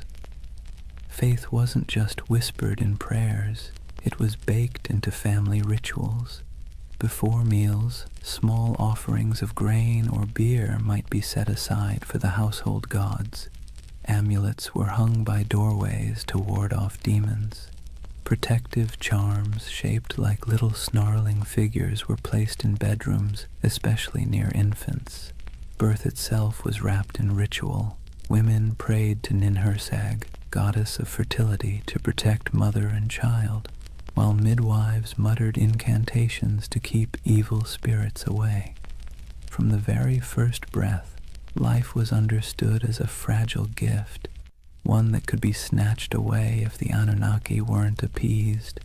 And here's the thing, families weren't just private units, they were miniature reflections of the larger city and its hierarchy.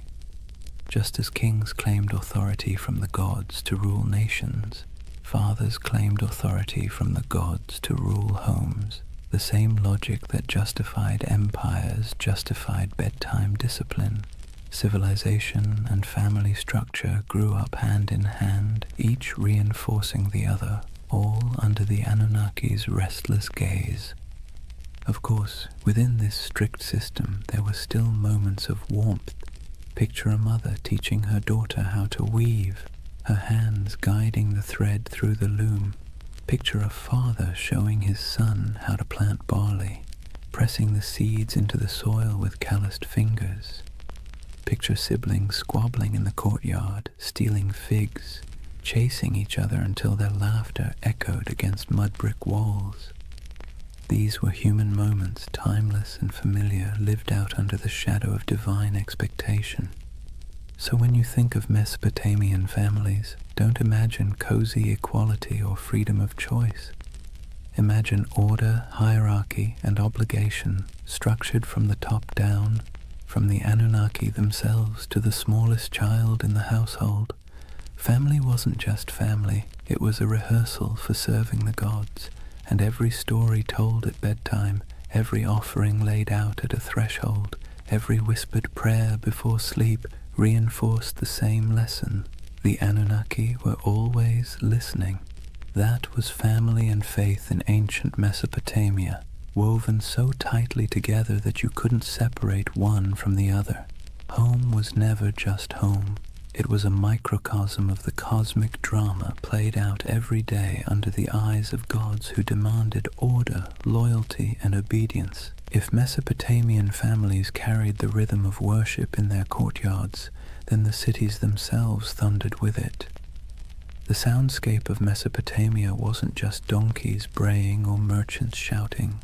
Woven through the daily hum was an undercurrent of sacred noise, constant reminders that the Anunnaki were never far away.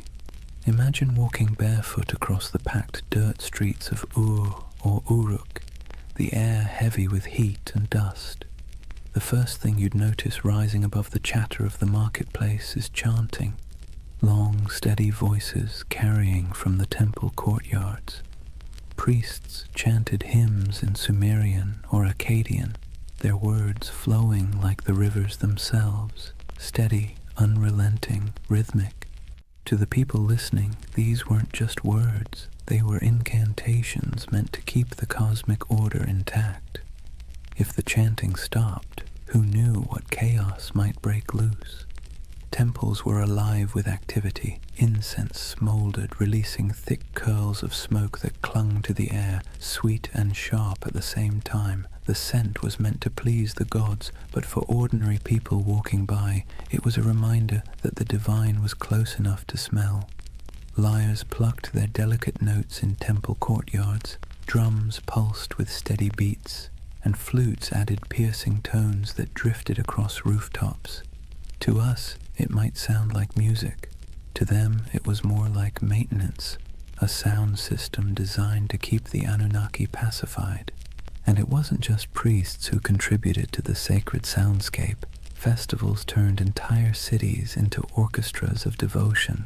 Imagine crowds gathering for a procession, voices rising together in chants, bells clanging, animals bellowing as they were led toward sacrifice. The ziggurat loomed above it all, terraces echoing with footsteps as priests climbed higher to offer food, drink, and prayers to the gods at the summit shrine. From miles away, travelers could hear the echo of music, the low murmur of thousands of voices, and know they were approaching a city where gods were fed daily like pampered royals. But the sounds weren't always grand. Sometimes they were intimate and unsettling. Picture a priest muttering over the body of a sick child, reciting spells to chase away spirits. Picture whispered prayers at dusk, entire families speaking softly into the night air as oil lamps flickered.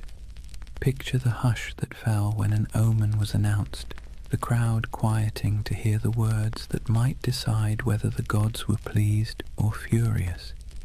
In these moments, sound wasn't background, it was the bridge between humans and the Anunnaki. The irony is that these sounds, sacred chants, booming drums, whispered prayers, blurred together with the noise of the city.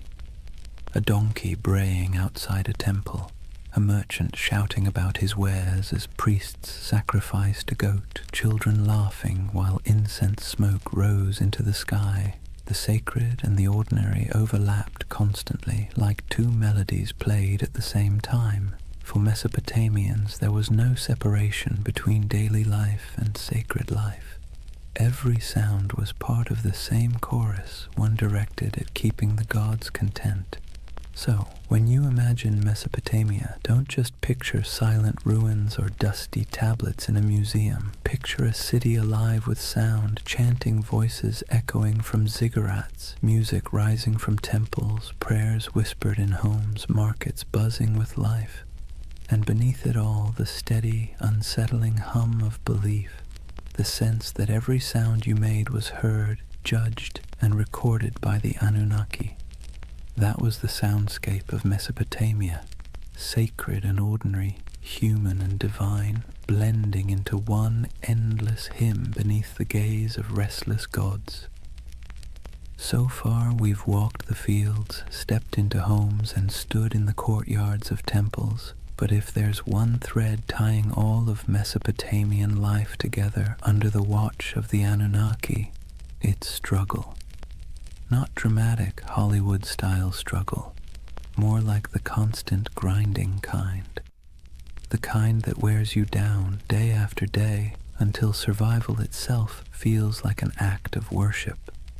Imagine yourself as an ordinary farmer standing ankle-deep in a muddy canal, sweat dripping into your eyes as the sun beats down. The water that gives life to your crops also threatens to destroy them, either by flooding too much or not enough. You dig ditches, patch walls, and mutter prayers, hoping Enki might spare you this season. Your back aches, your hands blister, and still the work never stops. Each seed you plant is not just a gamble with the soil, it's a plea to the gods. Or imagine being a craftsman, hunched over a clay tablet, shaping wedge-shaped marks into wet clay. Maybe you're writing receipts, tallying debts, or recording temple rations. The work is tedious, your teacher strict, your mistakes punished, and yet every stroke of your stylus feels like part of something bigger. You're not just tracking grain, you're participating in a divine system where the Anunnaki themselves are imagined to weigh human worth in records and decrees. Disease lurked in the background too.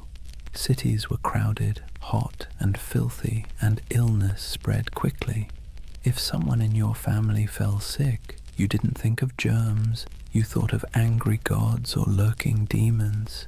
Maybe it was punishment, maybe it was bad luck, maybe both. Priests muttered incantations over the feverish burned incense and offered sacrifices. Sometimes it worked, sometimes it didn't. Either way, you believed your life was being tallied by powers you couldn't see. And then there was the simple, unshakable anxiety of living in a land where nothing stayed stable for long. Floods, droughts, raids from neighbors. Every threat felt like it came with divine approval or divine neglect.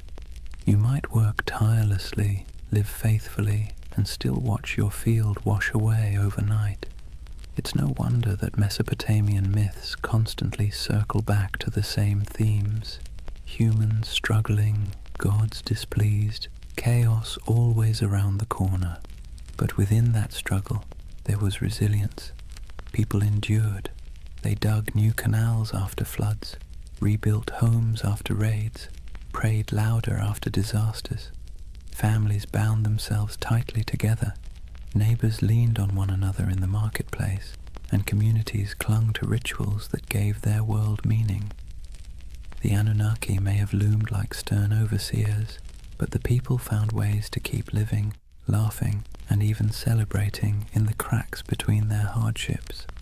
So, when you picture Mesopotamia under the eyes of the Anunnaki, don't imagine endless golden fields or carefree abundance.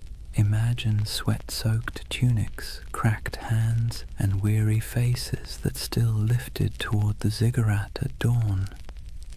Imagine humanity trying, failing, and trying again, all while believing that somewhere, far above or deep below, the Anunnaki were watching, measuring, and deciding their fate. That was the human struggle. A constant effort to carve order out of chaos, meaning out of hardship, and survival out of a world that felt forever precarious. And in that struggle, civilization itself was born. Chapter 2. The Gods Who Ruled the Skies and Earth. If life in Mesopotamia felt like a constant test, then the examiners were the Anunnaki. These weren't gentle guardian angels or abstract philosophical ideas. They were the great gods, beings who sat at the very top of the divine food chain, descended from the union of Anu, the Sky Father, and Ki, the Earth Mother. To the Mesopotamians, the Anunnaki weren't distant background characters. They were judges, enforcers, and supervisors, always peering down like cosmic landlords who never forgot to collect rent. The word itself, Anunnaki, has a heaviness to it, something that sounds like it should be whispered by torchlight. Ancient scribes described them as the 50 great gods, though their numbers shifted depending on which city you asked. Some texts placed them in the heavens, others in the underworld. In either case, their role was clear. They were the arbiters of fate, the beings who decided whether you lived to see another harvest or whether your name would vanish into dust. Picture it like a cosmic council chamber.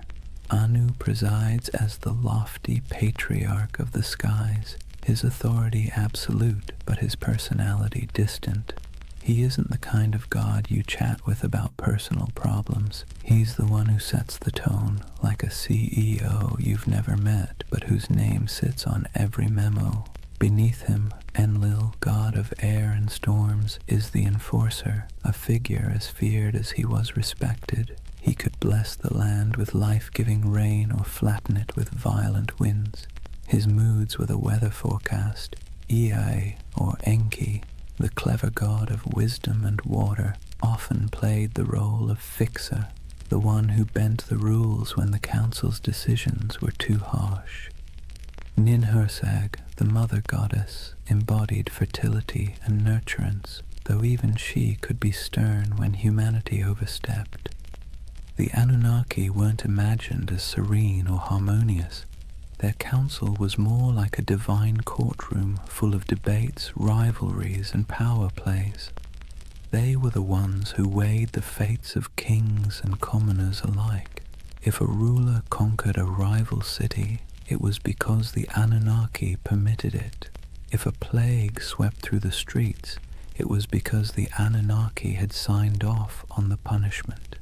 Their decisions rippled down into every corner of daily life, from the canals of farmers to the palaces of kings.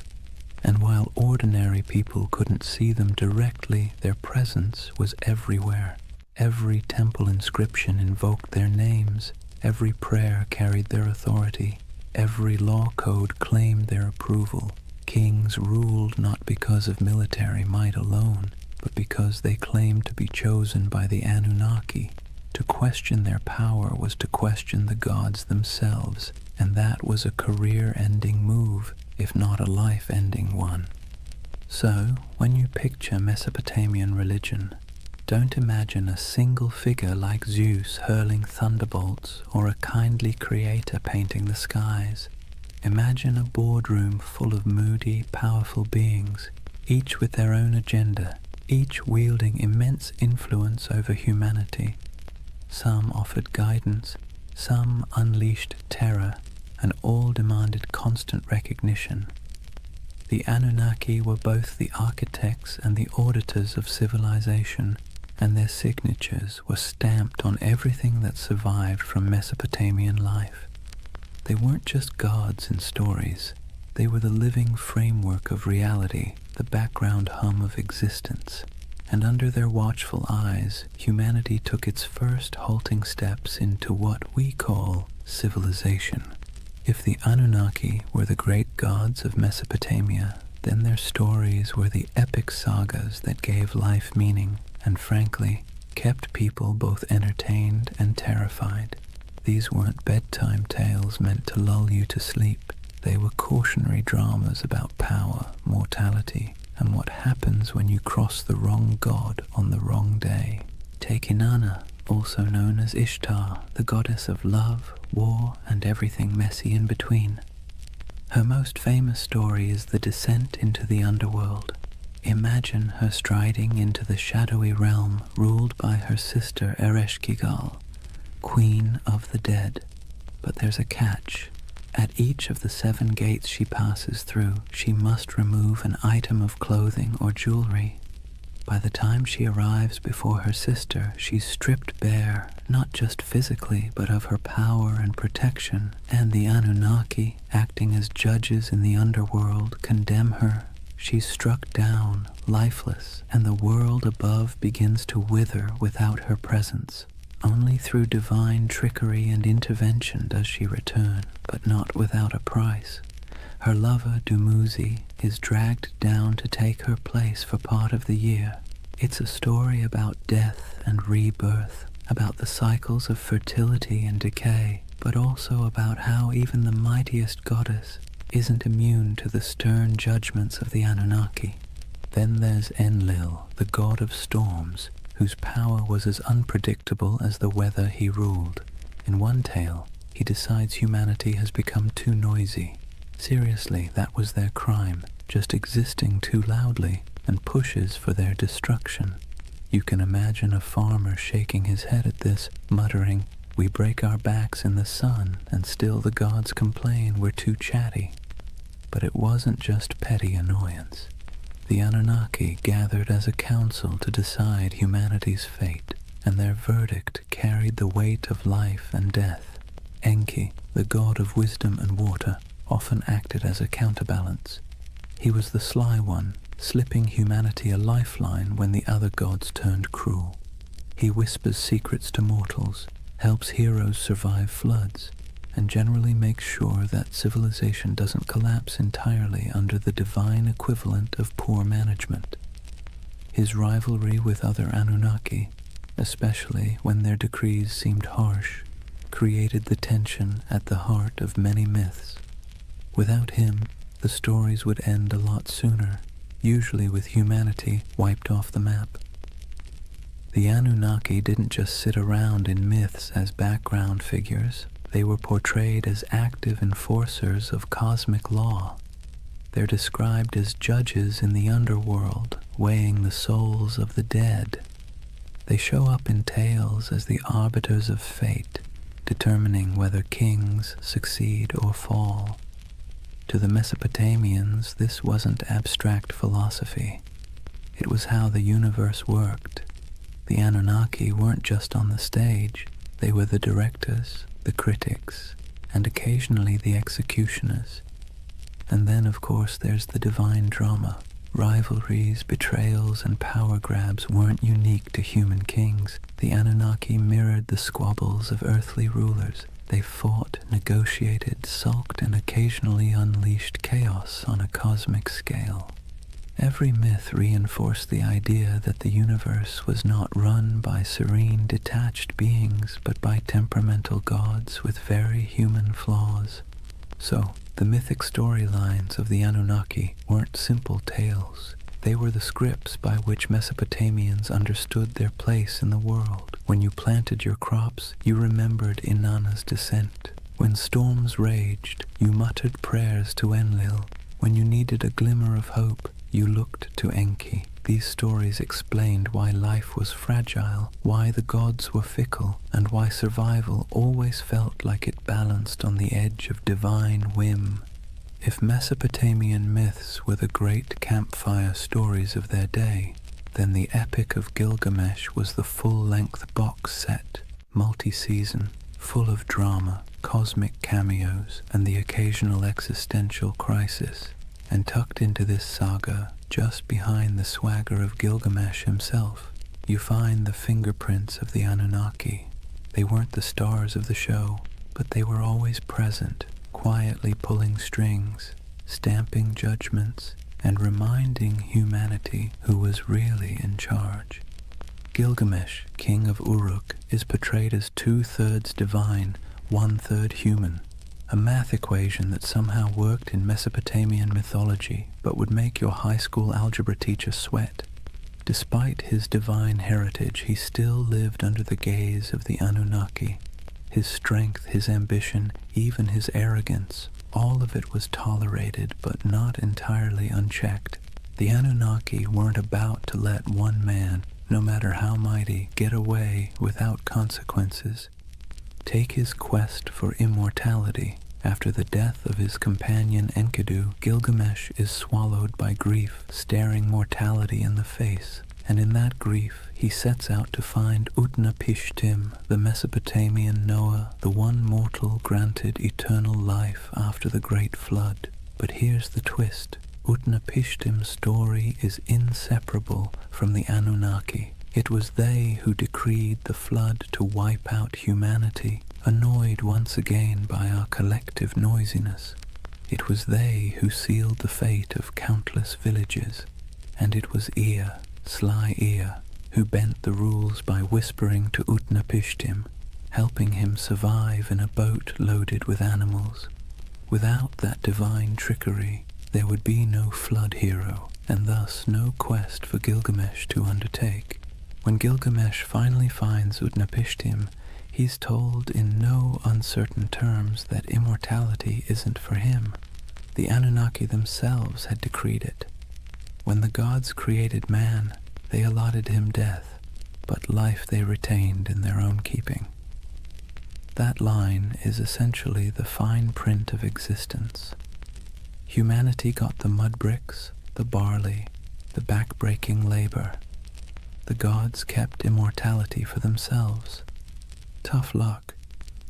Even the great adventures within the epic, slaying Humbaba, guardian of the cedar forest, or killing the bull of heaven after Inanna sends it to punish him, circle back to the gods' involvement. The Anunnaki weren't background noise. They were the referees, deciding when Gilgamesh had crossed a line and when his hubris deserved punishment. The death of Enkidu, for instance, is the direct result of divine judgment. The Anunnaki convene and decree that one of the pair must die for their defiance. Enkidu becomes the casualty, and Gilgamesh, for all his divine strength, can do nothing but weep and rage. What's remarkable is how these stories resonate with us even now. The Epic of Gilgamesh isn't just about a king wrestling lions or digging canals. It's about humanity's oldest anxieties. Why we die, why we suffer, and why no amount of wealth or power can change those facts. And standing behind those anxieties are the Anunnaki, like cosmic administrators who handed humanity its most dreaded memo. Life ends, always. So, as Gilgamesh wandered deserts, scaled mountains, and crossed seas in search of eternal life, he wasn't just wrestling with his own fears. He was wrestling with the verdict of the Anunnaki, a verdict no mortal could ever overturn. His story wasn't just a king's adventure. It was a parable about the boundaries set by the gods and the futility of trying to break them. And in the end, Gilgamesh's great realization wasn't that he could cheat death, but that he couldn't. His city, his walls, his legacy, those would endure, not his body, which, ironically, is exactly what the Anunnaki seem to want. Humanity striving, building, suffering, and remembering, but never escaping. Civilization itself, with all its mud, sweat, and noise, became the immortality humans were allowed. If you've ever heard the story of Noah's Ark, you might think it's unique. One righteous man, one enormous boat, a zoo crammed 2 by 2, and a god who decided humanity needed a hard reset. But here's the thing, Long before the Bible put pen to parchment, Mesopotamia had already told its version. Several versions, in fact, and at the center of everyone, like judges sitting in an endless board meeting, were the Anunnaki. The earliest version we know comes from the Atrahasis epic. In this story, humanity isn't destroyed because of sin or even bad manners, but because of noise. Yes, noise. Apparently, humans were just too loud for the gods to get a decent night's rest. Picture the Anunnaki sitting in their divine chambers, grumbling like cranky landlords. These humans won't stop partying, yelling, clattering around with their plows. Enough. So they decide to wipe the slate clean. First they try droughts, then plagues, then famine, but nothing seems to stick. Humanity, stubborn as ever, bounces back. Finally, the Anunnaki pull the ultimate lever, a flood to drown every last village. Rivers swell, storms rage, and the land sinks beneath walls of water. Humanity is meant to vanish, a failed experiment erased by divine decree. But one god doesn't quite play along. Enter Ea, clever, cunning, and a little too sympathetic toward mortals for his own good. He whispers a warning to Atrahasis, a man chosen not for his holiness but for his usefulness. Build a boat, Ea advises, and not just any boat, a giant vessel sealed with pitch, stocked with food, and loaded with animals. Atrahasis obeys, and when the waters rise, he and his cargo survive, bobbing above the drowned world like the last ember of human life. A later version of the story appears in the Epic of Gilgamesh, where the survivor is called Utnapishtim. The details are eerily familiar: divine anger, whispered instructions, an ark, a flood, and birds sent out to find dry land. Sound familiar? It should. The echoes between these Mesopotamian tales and the later biblical flood story are too strong to ignore. Scholars argue endlessly about who borrowed what, but one thing is clear. Mesopotamia wrote the first draft of humanity's greatest flood myth, and in every draft, the Anunnaki are central. They sit in council, they bicker about humanity's fate, and when the floodwaters finally cover the land, they're portrayed in almost comic relief, huddled together, terrified by the very storm they unleashed. Some tablets even describe them as starving, deprived of the offerings that humans usually provided. Without people bringing bread, beer, and incense, the gods themselves were suddenly cut off. The flood, in other words, was as inconvenient for them as it was catastrophic for us. The flood stories reveal something essential about how Mesopotamians saw the Anunnaki, as powerful but flawed, terrifying but needy. They could annihilate the world on a whim, yet still panic when their own survival was threatened. They were less like all-knowing deities and more like moody overlords with too much power and not enough foresight. For the people who told these stories, the message was clear. Humanity existed at the mercy of forces it could never control. Floods could sweep away entire harvests overnight. Droughts could starve villages. Life was precarious, fragile, and unfair. By embedding those anxieties into myth, the Mesopotamians made sense of the chaos. The Anunnaki weren't just random forces of nature. They were personalities you could bargain with, flatter, or, if you were lucky, find an ear to outwit on your behalf. And maybe that's why the flood myth has lasted so long. It resonates with the most basic human fear, that everything we've built, everything we've struggled for, can be washed away in an instant. The Mesopotamians wrapped that fear in the story of divine judgment, a story so powerful it sailed forward through time, carried on clay tablets, copied into scripture, and retold for millennia. So the flood wasn't just water rising, it was a story of humanity's fragility, the gods' capriciousness, and the desperate hope that someone, anyone, might survive to start over again. If you've ever sat through a corporate meeting where everyone jockeys for credit, interrupts each other, and tries to outdo the boss, congratulations, you already understand Mesopotamian divine politics. Because the Anunnaki, for all their cosmic authority, were basically the original middle managers of the universe, constantly bickering, scheming, and pushing their agendas. Let's be clear. The Anunnaki weren't serene, enlightened beings sitting in eternal harmony. They were more like a council of city-states writ large. Each had their turf, their loyalties, and their grudges. When they gathered, it wasn't kumbaya around the celestial campfire. It was more like a landlord's association deciding how much rent to raise while secretly planning who to stab in the back at the next vote. Take Enlil, for example, the storm god, known for being both immensely powerful and immensely irritable. He's often depicted as the one pushing for harsh judgments, floods, plagues, the occasional smiting. If you had to assign him a modern role, he'd be that boss who always thinks the best solution is fire half the staff and never sticks around to clean up the mess. Then you've got Ea, or Enki, the god of wisdom and water, who often played the role of the office saboteur. Whenever Enlil wanted to wipe out humanity, Ea would sneak behind his back, whispering to mortals like Atrahasis or Utnapishtim.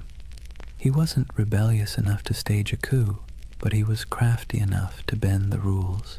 Think of him as the co-worker who nods along in the meeting, then quietly emails the client with a completely different plan. And of course, Inanna, also known as Ishtar, the goddess of love, war, and chaos incarnate. She didn't just play politics, she was politics. One moment she's seducing rivals, the next she's unleashing the bull of heaven on Uruk, because Gilgamesh bruised her ego. If the Anunnaki had a group chat, you can bet Inanna was the one sending messages in all caps at 3 a.m. This divine drama mirrored human politics almost perfectly. Kings invoked the Anunnaki to justify their wars. Priests claimed to interpret the gods' wishes, usually in ways that happened to benefit their city. When two cities fought, it wasn't just about irrigation canals or trade routes. It was framed as their gods battling too. The human squabbles were just the earthly reflection of celestial office politics. What's fascinating is that the Anunnaki weren't portrayed as flawless rulers. They were prone to jealousy, anger, and terrible decision-making. They punished entire populations for petty grievances. They feasted on offerings while mortals starved. They demanded loyalty, but offered little security in return. Sound familiar? That's because the people who invented these myths knew exactly what it felt like to live under rulers who acted the same way. The gods were a cosmic mirror of their kings, only with bigger egos and the ability to drown the world when annoyed. And yet this chaos wasn't just accepted, it was baked into the worldview. For Mesopotamians, the divine council was messy because life was messy. The Anunnaki didn't represent a utopia, they represented reality, unpredictable, unfair, and exhausting, but also the only system anyone knew. So the next time you picture Mesopotamian religion, don't imagine calm temples and peaceful hymns. Picture a smoky back room, gods arguing over humanity's fate, each angling for influence while pretending to act for the greater good. That was the drama of divine politics, and it shaped every flood, famine, and fleeting moment of human survival. Chapter 3. Myths, Mysteries, and Alien Theories. Before we dive into modern theories about aliens with laser beams building ziggurats, let's ground ourselves in how the people of Mesopotamia themselves actually understood the Anunnaki. Because for them, these weren't space visitors or sci-fi saviors. They were the very fabric of existence. The Anunnaki were the great gods, descended from Anu, the sky, and Ki, the earth. They weren't casual background deities. They were the stern judges, the cosmic accountants of fate. Picture them sitting on a celestial council bench, scribbling down humanity's behavior like the universe's first HR department, except the performance reviews were terrifyingly final. They decided who lived, who died, and how the world ticked. But here's the twist. They weren't abstract. They were woven into every corner of daily life. A farmer digging an irrigation canal didn't just worry about weeds or floods. He worried about whether the Anunnaki were pleased with his offering of grain. A merchant weighing silver in the bazaar wasn't just concerned about fair trade. He wondered if the gods of fate were tallying his honesty. The Anunnaki weren't far away. They were breathing down your neck in every deal, every harvest, every storm cloud on the horizon. Temples were their houses, but also their workplaces. Priests acted as caretakers, feeding the statues daily meals, dressing them in embroidered garments, and bathing them in ritual purity. Imagine treating a carved stone figure as if it were your very picky, very powerful roommate who might throw a tantrum if dinner was late. That's the relationship Mesopotamians had with their gods, equal parts reverence and anxiety. The Anunnaki's role stretched beyond the fields and temples. They were tied to fertility, justice, and even the underworld. In some myths, they sit as judges in the realm of the dead, weighing the shadows of human lives like bureaucrats processing endless paperwork. Not exactly a comforting image, but then again, Mesopotamian religion wasn't about comfort. It was about explaining a world that was dangerous, unpredictable, and constantly shifting. And the rituals reflected that. People poured out libations of beer, laid down offerings of bread, burned incense, and sang hymns to keep the divine machine running. Festivals were not just moments of joy, they were mandatory maintenance on the cosmic engine. Skip a ritual, anger a god, and suddenly your canal might collapse or your child might fall sick. So when we talk about the Anunnaki, the ancient understanding wasn't glamorous, it was anxious. These weren't benevolent guardians handing out blessings. They were moody overseers, cosmic bosses whose whims dictated survival. And humanity's job was simple, if exhausting. Keep them fed, keep them clothed, keep them entertained, and maybe, just maybe, they wouldn't ruin your week. In other words, the Anunnaki were less about lofty spirituality and more about survival management. They reflected the world their worshippers lived in, harsh, unstable, unpredictable, but impossible to ignore. So let's clear the fog a bit. When we talk about the Anunnaki, what do we actually know from the ground? What's been dug up, baked in clay, and translated by bleary-eyed archaeologists squinting at wedge-shaped cuneiform? Because while modern theories tend to leap straight into sci-fi territory, the ancient sources are both more grounded and, in some ways, more fascinating. The word Anunnaki itself pops up across thousands of years of Mesopotamian texts, from Sumerian myths to Babylonian epics. These weren't obscure fringe deities whispered about in one dusty tablet. They were front and center, woven into the very structure of Mesopotamian religion. They appear in the Enuma Elish, the Babylonian creation story. They're judges in underworld texts. Their name dropped in royal inscriptions, invoked as divine witnesses to treaties and curses.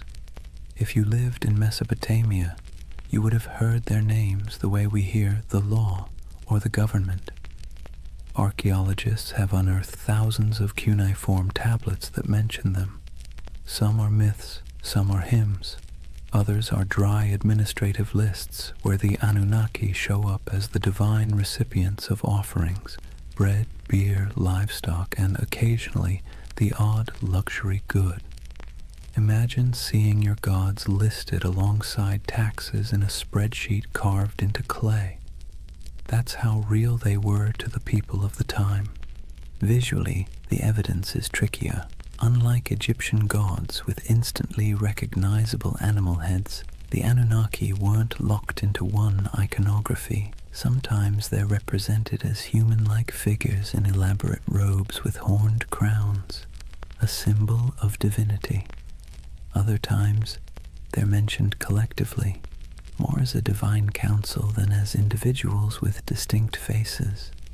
Reliefs from places like Assyria show gods flanking sacred trees, holding ritual objects, or hovering in winged forms.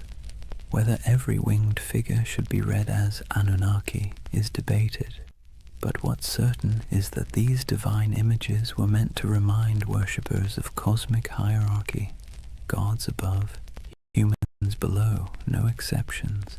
Then there are the ziggurats themselves, the massive step temples that dominated Mesopotamian skylines. While we can't slap a label on the bricks reading Anunnaki headquarters, the texts make clear these structures were dedicated to them and their kin. Priests, trained scribes, and entire economic systems revolved around the upkeep of these temples. Archaeological digs at Ur, Uruk, and Babylon show storehouses stuffed with offerings, workshops producing ritual goods, and courtyards where processions would wind past colossal altars. These weren't quaint little shrines. They were institutions, part Wall Street, part Vatican, part government office, all in the name of gods like the Anunnaki. Of course, the tablets don't answer every question. They leave gaps.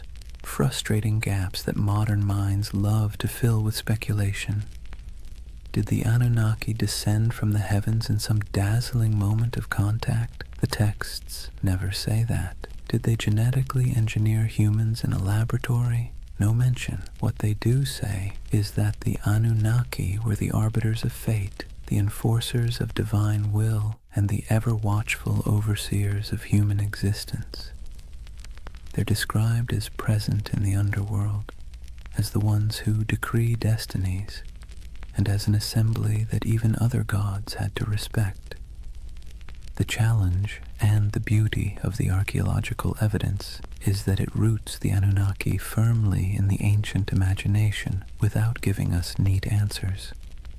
What survives is clay, dry, cracked tablets that were once wet mud in the hands of scribes. Reliefs chipped out of palace walls, broken statues that once carried offerings, the echoes of rituals performed in smoke-filled courtyards. The Anunnaki live on through these fragments, like a puzzle with half the pieces missing, and maybe that's why they remain so compelling, because the evidence is enough to prove they were central to Mesopotamian life, but not enough to fully explain them, which leaves space, too much space, for centuries of speculation, from serious scholarship to, well, let's just say, less serious theories about alien overlords building irrigation canals. Now, here's where things take a sharp turn from dusty tablets to late-night cable television. For thousands of years, the Anunnaki lived quietly in broken clay fragments and forgotten ziggurats. Then the 20th century rolled around, and suddenly they were recast as cosmic engineers from another star system. The gods of the underworld became astronauts, and the myths of Mesopotamia were rebranded as ancient history's greatest cover-up. The name most associated with this reimagining is Zecharia Sitchin, a writer who in the 1970s published a series of books claiming that the Anunnaki weren't just gods. They were extraterrestrials from a mysterious 12th planet he called Nibiru.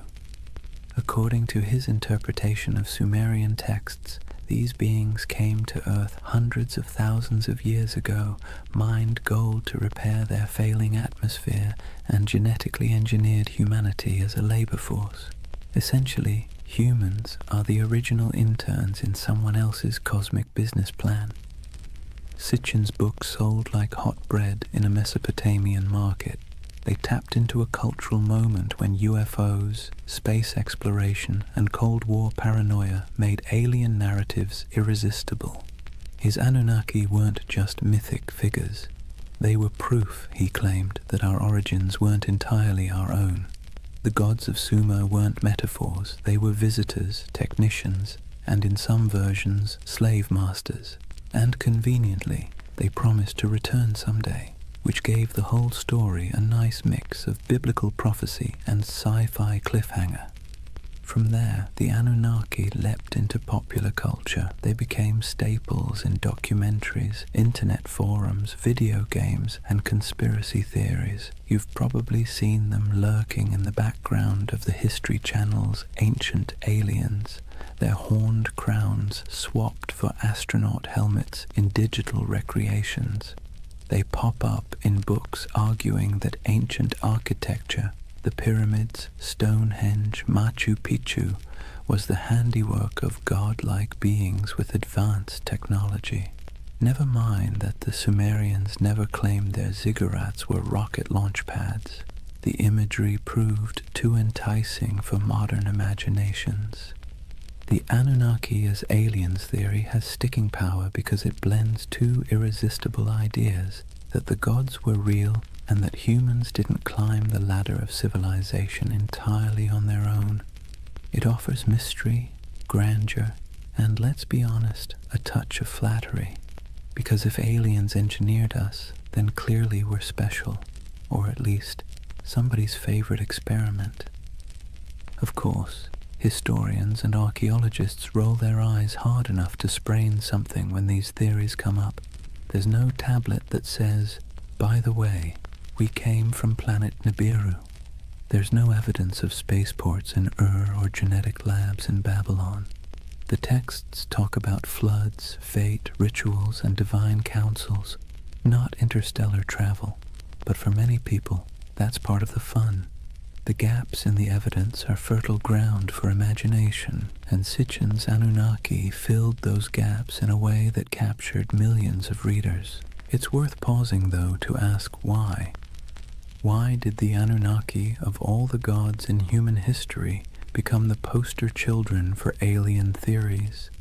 Why not the Greek Olympians, or the Norse pantheon, or the Aztec deities?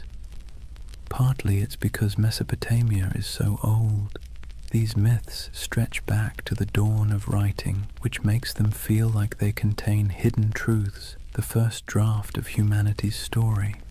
And partly it's because the Anunnaki were always portrayed as remote, judgmental overseers, an image that lends itself easily to the idea of superior beings from elsewhere. So, in the modern imagination, the Anunnaki have been rebranded, no longer just the moody gods of grain and flood. They're star travelers, geneticists, and absentee landlords of Earth. Whether you buy it or not, you have to admit, it's a heck of a career change for a bunch of ancient underworld judges. So, let's weigh the scales. On one side, we have archaeologists with dirt under their fingernails, carefully piecing together tablets baked 5,000 years ago. On the other, we have modern storytellers claiming the Anunnaki were gold-mining astronauts with a taste for human DNA. Which side is right? Well, that depends on whether you prefer your history served with clay dust or with tinfoil hats. First, the debunking side. Professional Assyriologists, those are the folks who actually read cuneiform, not just squint at it until it looks like spaceships, are nearly unanimous. The alien Anunnaki theory has no basis in the texts. The tablets describe gods with human emotions, divine councils, underworld judges, and mythic battles. They don't describe rocket launches, orbiting planets, or genetic splicing. The so-called translations used by Sitchin and his followers are, to put it gently, extremely creative. Imagine reading a cookbook, ignoring the ingredients list, and deciding it's actually a secret guide to time travel. That's about the level of scholarship we're talking about.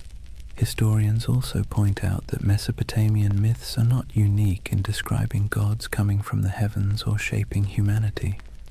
Nearly every culture personified natural forces, storms, floods, fertility, death, as divine beings. The Anunnaki fit neatly into this pattern.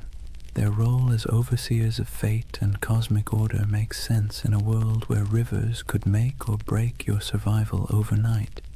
They were not literal engineers from outer space.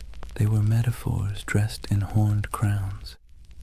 And yet, here's where the believing side makes its case, not necessarily because the evidence is strong, but because the allure is irresistible. People love mysteries.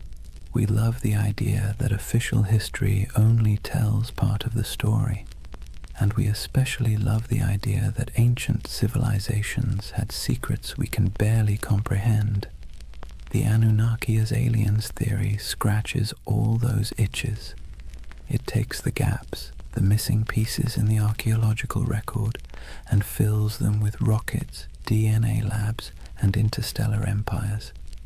And let's be honest, the official scholarly version isn't exactly sexy. The Anunnaki were stern gods who oversaw the underworld and enforced cosmic order doesn't exactly sell 1 million paperbacks. The Anunnaki were aliens who built humanity as their labor force and promised to return. Now that gets you a book deal, a History Channel interview, and a lifetime supply of conference invitations. What's fascinating is how both sides talk past each other. Scholars insist, rightly, that there's no evidence for aliens. Believers insist, also rightly in their own way, that the mysteries of Mesopotamia leave plenty of room for speculation. And between those poles, the Anunnaki themselves sit in silence, their names carved into clay, waiting for us to argue over them. Maybe that's the real takeaway here. Not whether they were gods, judges, or astronauts, but the fact that the Anunnaki are still sparking debate thousands of years later. They're still being reinterpreted, reshaped, and reimagined to suit the anxieties and fascinations of every age, whether that's Bronze Age farmers worrying about floods, or modern readers worrying about aliens in the night sky. So are they aliens? Almost certainly not. Are they fascinating? Absolutely. And in the end, whether you lean on the side of clay tablets or cosmic spaceships, you're participating in the same tradition the Mesopotamians started, using stories to make sense of a world that always feels a little bit out of our control. Here's the thing, whether you side with the cautious archaeologists or the ancient astronaut crowd, one fact is undeniable. The Anunnaki have staying power. Thousands of gods have come and gone, their names forgotten, their temples reduced to rubble, but somehow the Anunnaki still loom in our imagination, stubbornly refusing to fade. Why? What is it about this particular group of deities that continues to haunt us? Part of the answer lies in timing. The Anunnaki belong to the very earliest chapters of human history. When we talk about them, we're not just talking about some late add-on to mythology. We're talking about gods that walked hand in hand with the invention of writing, cities, and law. They're baked into the foundations of civilization itself. To imagine them is to imagine the dawn of human organization, when the rules of existence were still being scribbled on clay for the very first time. That alone gives them an aura of primordial authority. Another part is their personality. Unlike distant creator gods who retreat into the heavens after making the world, the Anunnaki were meddlesome. They judged, they punished, they demanded offerings. They were nosy landlords of human destiny, constantly keeping score. And let's be clear, that resonates because it feels familiar. Who hasn't felt like life is governed by forces beyond your control, demanding rent, setting impossible rules, and punishing you when you fall short? The Anunnaki embody that eternal human anxiety that someone powerful is watching and that your fate is never entirely your own. Then there's the modern twist. Once writers like Sitchin recast them as aliens, the Anunnaki slipped neatly into our age of science fiction. Suddenly they weren't just gods in dusty temples. They were interstellar overlords, genetic engineers, perhaps even visitors who might return. That storyline dovetails perfectly with our cultural obsessions, UFO sightings, government cover-ups, the dream that humanity's origin story has a cosmic footnote. The Anunnaki became flexible enough to serve both the skeptic and the dreamer, the scholar and the conspiracy theorist. But maybe the deepest reason they captivate us is because they stand at the intersection of myth and mystery.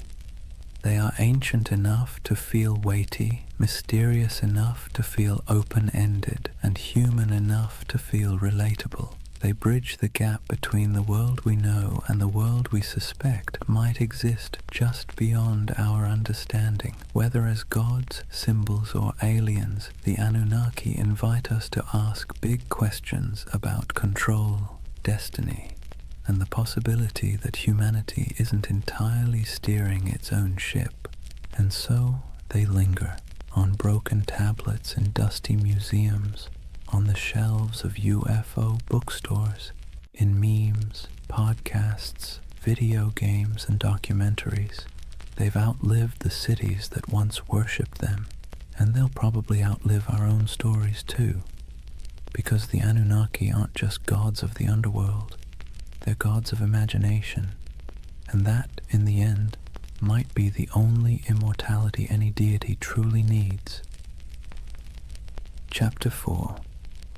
Legacy, Splendor, and Echoes in Time. If you were a Mesopotamian king, life wasn't just about managing crops or worrying about canal maintenance. That was for everyone else. Your main job, besides bragging in stone, was to convince people that the Anunnaki were firmly in your corner. Ruling wasn't just politics, it was theater, and the Anunnaki were the ultimate stage props. Step into the palace of a Babylonian ruler and look at the walls. Carvings show the king standing tall, flanked by divine symbols, winged discs, horned crowns, stars etched above his head. These weren't decorative doodles, they were bold advertisements. The message was simple: I don't just rule because I say so, I rule because the gods, the Anunnaki themselves, have given me the keys to the kingdom. If anyone dared question it, well, they weren't defying just a man, they were defying the cosmic order. Not exactly a comfortable position to be in. And then there were the temples. Massive ziggurats weren't simply for piety, they were political assets.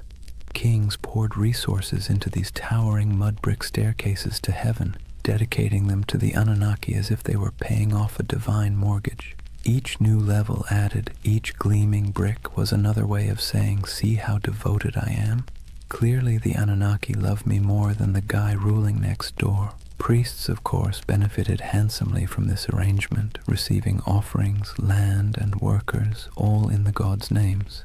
Kings and priests together formed a kind of divine PR firm, endlessly reminding everyone that their power flowed straight from above. Rituals, too, were carefully choreographed to spotlight this connection. The king might be shown pouring libations to a statue of a god or personally leading a festival procession.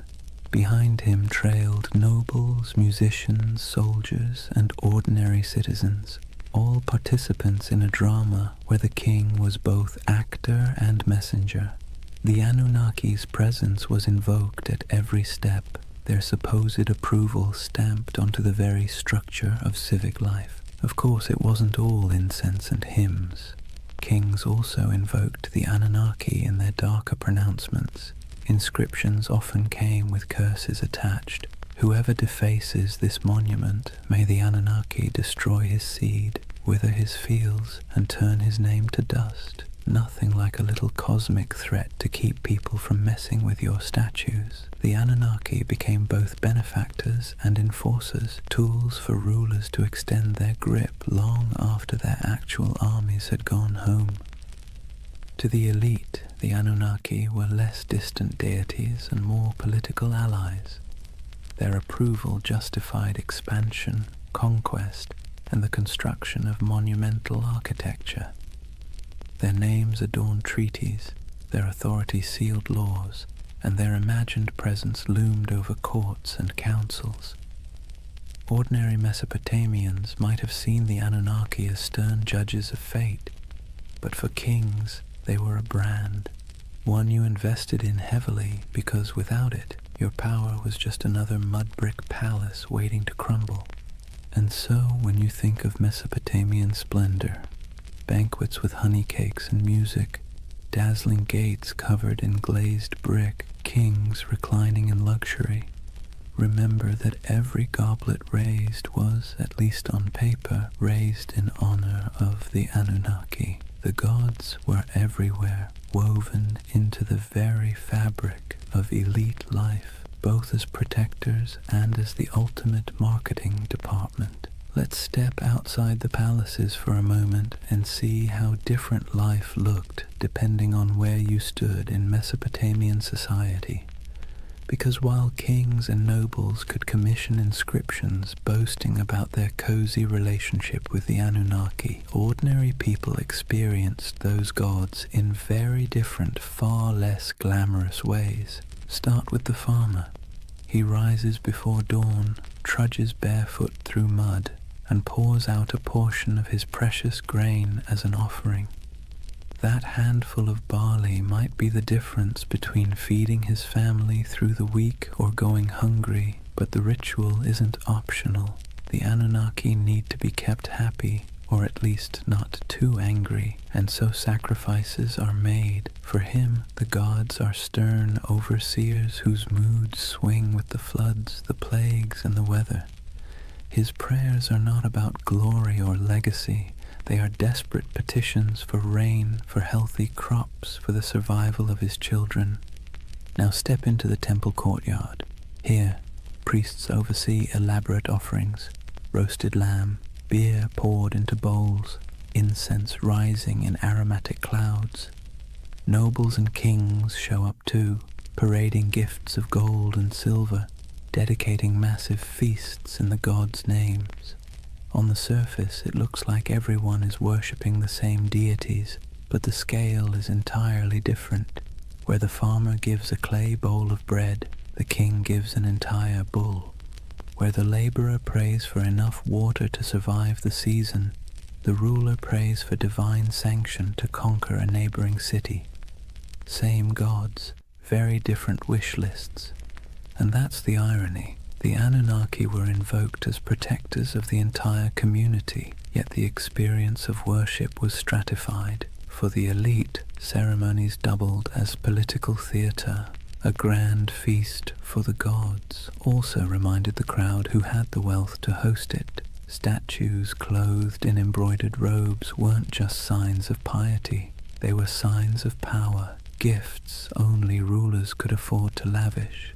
The gods, in other words, could be co-opted into a luxury brand. For ordinary people, the relationship was more anxious, even exhausting. You lived in constant fear of offending the divine, often through mistakes you didn't even understand. Did you skip a ritual unknowingly? Did a bad dream mean you had angered a god? The Anunnaki were less symbols of splendor and more reminders of how small, fragile, and vulnerable your life was. While kings used the Anunnaki to justify authority, you used them as insurance, however unreliable, against catastrophe. So picture the contrast. In the palace, banquets lit by oil lamps, honey cakes dripping with syrup, nobles reclining as musicians play, the king raising a jeweled cup to the gods. In the commoner's home, a dim reed fire, a bowl of barley porridge, children sleeping on mats while parents whisper prayers that the river won't flood that night. Both acts are framed as honoring the Anunnaki, but the emotional reality could not be more different. And yet, this inequality was accepted because it was dressed in the language of religion. If the Anunnaki had chosen to bless the king with riches, then clearly the king deserved it. If a farmer struggled, well, perhaps he had failed to please the gods properly. Religion became the great explainer of inequality, smoothing over cracks by wrapping them in divine will. The gods, it seemed, loved hierarchy just as much as kings did. That divide between the opulence of elite worship and the bare-bones devotion of ordinary people reveals something profound about Mesopotamian civilization. The Anunnaki weren't just deities of the skies and underworld. They were instruments of power woven into the daily grind of survival for some and the dazzling spectacle of glory for others. Nothing lasts forever, not even gods. For centuries, the Anunnaki dominated Mesopotamian imagination. They judged in the underworld, presided in temples, and loomed over every prayer, curse, and clay tablet. But slowly, quietly, they began to fade, not because people suddenly stopped believing in gods altogether, far from it, but because new powers, new empires, and new religions rolled in, sweeping the old names into the shadows. It began with conquest. Mesopotamia was never an isolated bubble. It was a crossroads where Persians, Greeks, and eventually Romans stamped their own cultures onto the land. Each wave of rulers brought new pantheons, new rituals, and new myths. The Anunnaki, once the unquestioned arbiters of fate, were slowly blended, reshaped, or outright replaced. A Babylonian might once have whispered prayers to Inanna or Enlil, but by the time of the Persians, attention shifted toward Ahura Mazda. Later, under Hellenistic influence, Greek gods elbowed their way into local imagination, blending awkwardly with the old Mesopotamian figures. The Anunnaki became echoes, half-remembered names tucked into older hymns and inscriptions, less feared than they once were. Even in the myths, they began to shrink. In the earliest texts, the Anunnaki were grand, mighty judges of humanity, controllers of storms and harvests. But later, their roles were downplayed, reinterpreted, or demoted. Some became minor underworld deities, their names appearing only in lists or rituals, stripped of personality. Others were absorbed into the identities of more dominant gods like Marduk, who rose to prominence in Babylon. It's as if the divine stage grew crowded, and the Anunnaki were pushed to the background, while new stars took the spotlight. Part of their decline came from the simple fact that memory is fragile. Myths were preserved on clay tablets, but those tablets broke, crumbled, or were buried under centuries of dust. Without scribes constantly rewriting and teaching them, names slipped away. And when temples fell into ruin, when ziggurats melted back into mud, the rituals that once kept the Anunnaki alive dissolved too. Gods require worshippers. Without daily offerings, songs, and fear, even the most intimidating pantheon becomes just a whisper in old stories. Yet their influence didn't vanish completely. Biblical writers remembered Babylon and its gods, often casting them as symbols of arrogance or oppression. Later cultures hinted at shadowy beings who sounded suspiciously like the Anunnaki, stern judges, watchful figures, half-remembered echoes of older myths. But their names, once shouted in temple courtyards, became faint murmurs in academic footnotes and archaeological reports. Imagine walking through the ruins of Ur or Babylon centuries after their decline. The great ziggurats are crumbling, reeds sprouting between broken bricks. Once bustling courtyards are silent save for the wind. The statues of gods are toppled or eroded, their once bright garments long since rotted. To stand there is to feel the silence of forgotten worship, a silence where the Anunnaki once thundered. And yet there's a strange comfort in that silence. Even the gods, it turns out, are subject to time. They too fade, replaced, rewritten. The Anunnaki's decline is a reminder that nothing, no matter how powerful it seems, escapes the erosion of centuries. Their temples collapsed, their names blurred, but the idea of them lingers, proof that even when the divine fades, memory holds on, however faintly. The Anunnaki may have faded from temples and clay tablets, but they never disappeared entirely. Instead, they slipped sideways, out of daily worship and into memory, myth, scripture, and eventually pop culture. In some ways, they're more famous today than they were in the last days of Mesopotamia, though not always for reasons a Sumerian priest would recognize. Let's start with the Bible. The Hebrew writers who lived through exile in Babylon didn't forget the overwhelming presence of Mesopotamian gods. They may not have name-dropped the Anunnaki directly, but echoes of their imagery crept in. The Watchers, described in certain apocryphal texts, the Nephilim, giants said to descend from divine beings, carry a suspicious resemblance to older tales of moody gods and semi-divine figures. The story of the Tower of Babel itself feels like a faint shadow of the ziggurats, those stairways to the heavens where priests once claimed the gods descended. Babylon became a symbol of arrogance, sin, and divine punishment. But behind that symbol lurked the forgotten faces of the Anunnaki. Fast forward a few millennia, and the Anunnaki were dusted off, not by priests or kings, but by authors with a taste for the mysterious. In the 20th century, writers like Zecharia Sitchin gave them a brand new identity, not just gods, but aliens. According to his theory, the Anunnaki were advanced beings from another planet, here to engineer humanity as a labor force. Never mind that Mesopotamian texts say no such thing. This reimagining stuck, feeding directly into the world of ancient astronaut theories. Suddenly, the Anunnaki weren't forgotten deities of grain and underworld judgment. They were interstellar overlords with spaceships, genetic labs, and a taste for gold. Do scholars roll their eyes at this? Absolutely. Archaeologists point out that Sumerian inscriptions mention plenty of gods, but none of them arrive in rockets or dabble in DNA splicing. Still, the theory has traction because it taps into a deep human itch, the sense that our past hides secrets, that civilization began not just with mud and sweat, but with some kind of hidden intervention.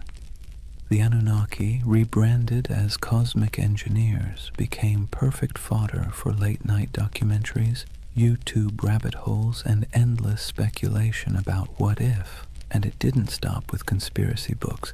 The Anunnaki found their way into movies, video games, and novels. They appear as shadowy gods in fantasy series, as alien overlords in science fiction, as mysterious powers in role-playing games. Their very name carries weight, ancient, strange, vaguely menacing. You don't even need to know who they were to feel a flicker of intrigue when you hear it. It's ironic, really. In Mesopotamia, the Anunnaki were feared as judges, overseers, the divine middle management who ensured humanity never forgot its place. Today, they're debated in podcasts, plastered across memes, and occasionally turned into boss battles on a PlayStation screen. From temple chants to digital avatars, that's quite a career arc for a pantheon. But here's the bigger question. Why do they still haunt us? Why do people, thousands of years later, still turn to the Anunnaki as symbols of hidden knowledge, ancient power, or cosmic conspiracy? Maybe it's because they embody both sides of human imagination, the sacred and the strange, the myth and the mystery. They were never gentle gods. They were moody, demanding, unpredictable. In that sense, they feel closer to us than the serene, distant gods of later traditions. They remind us of a time when the divine was messy, imperfect, and perhaps a little terrifying. And in that imperfection, they remain endlessly fascinating. So whether you see them as forgotten deities, misunderstood myths, or interstellar overlords with questionable management skills, the Anunnaki endure. They're still here, not in temples of mud brick, but in our stories, our media, our restless curiosity, and maybe that's their real legacy. Not the rituals of the past, but the questions they leave us with in the present. So here we are, at the end of a long walk through the world of the Anunnaki. From their thunderous presence in Mesopotamian temples to their quiet afterlife in pop culture, they have proved to be more than just forgotten gods. They are a mirror of how humans explain the unexplainable, manage fear, and weave stories to make sense of chaos. Think about what the Anunnaki represented to the people who first told their stories. They were the ones who judged the living and the dead, who decided whether floods would come, who weighed the worth of humanity day after day. They were terrifying, yes, but they were also familiar. They quarreled like humans, demanded food and drink like humans, punished and forgave like humans. In their flaws, they reflected the world of their worshippers. Life in Mesopotamia was harsh, unpredictable, and full of petty dramas. So naturally, their gods were too. Fast forward to today, and the Anunnaki still serve the same role, just in a different costume. Some people see them as symbols of divine mystery, others as aliens with secret blueprints for human evolution, others as archetypes of forgotten myths. But underneath those interpretations is the same impulse, the need to believe that our world is not random, that there are forces, whether gods, aliens, or fate, shaping our story. And here's the irony. In searching for the Anunnaki, what we really uncover is ourselves, our hopes, our fears, our longing for meaning. Whether in temple hymns, clay inscriptions, or late-night conspiracy videos, the Anunnaki are less about the gods and more about the humans who imagined them. They tell us that from the very beginning, we've been restless. We've wanted answers, we've wanted control, and when the rivers of life flooded or dried, we looked upward, to the sky, to the gods, to the stars, and tried to explain it. So why do they still haunt our imagination? Maybe because they embody the uneasy truth of civilization, that progress comes with anxiety, that knowledge comes with questions we can't quite answer, that power, whether divine or human, is always precarious. The Anunnaki remind us that even at the dawn of history, people wrestled with the same feelings we carry today: awe, fear, wonder, doubt. And as you drift into sleep tonight, let that thought settle in gently. The Anunnaki may be gone, their names eroded by time, their temples reduced to dust, but the echoes of their stories still ripple through us, not as warnings from stern gods, but as reminders of our own humanity. The rivers rise and fall, empires bloom and crumble, gods fade, then return in new disguises. Yet the rhythm of life carries on. In the quiet of your own night, you don't need to worry about divine judges weighing your worth. You can rest easy, knowing you are part of a story that stretches back to those ancient voices who once whispered prayers under starlit Mesopotamian skies. They too feared the night, they too searched for meaning, and in that connection, across thousands of years, maybe we find the most peaceful truth of all. We've always been human, and we've always been looking up. And so, we come to the end of our long journey with the Anunnaki. We've walked the muddy fields of Mesopotamia under their watchful gaze, sat in the courtyards of ziggurats while priests chanted, listened to myths of floods, heroes and gods who judged humanity like a never-ending performance review. We've seen them fade into dust, only to reappear in new disguises, as echoes in scripture, as theories of alien visitors, as symbols of mystery and power. What's remarkable is not that the Anunnaki vanished, but that they never truly left. They live on in the stories we tell, in the patterns of our thought, in the restless curiosity that keeps humans forever asking, what if? They are a reminder that civilization itself began with questions, with awe, with fear, with the desire to turn chaos into order. And in their myths, we can still hear the heartbeat of the first cities, the first prayers, the first sleepless nights. But unlike those ancient people lying awake under reed roofs, fearing floods, demons, and divine wrath, you don't need to worry tonight. The Anunnaki may have been restless gods who never slept, but you can. The rivers outside your window aren't about to rise and sweep you away. The stars aren't omens of disaster, just quiet lights marking the night sky. The fears of yesterday can stay in yesterday, so take a breath. Let the weight of history ease your own thoughts.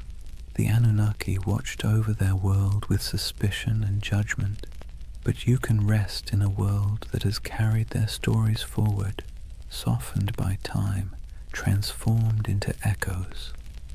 Close your eyes and let the myths fade into dream.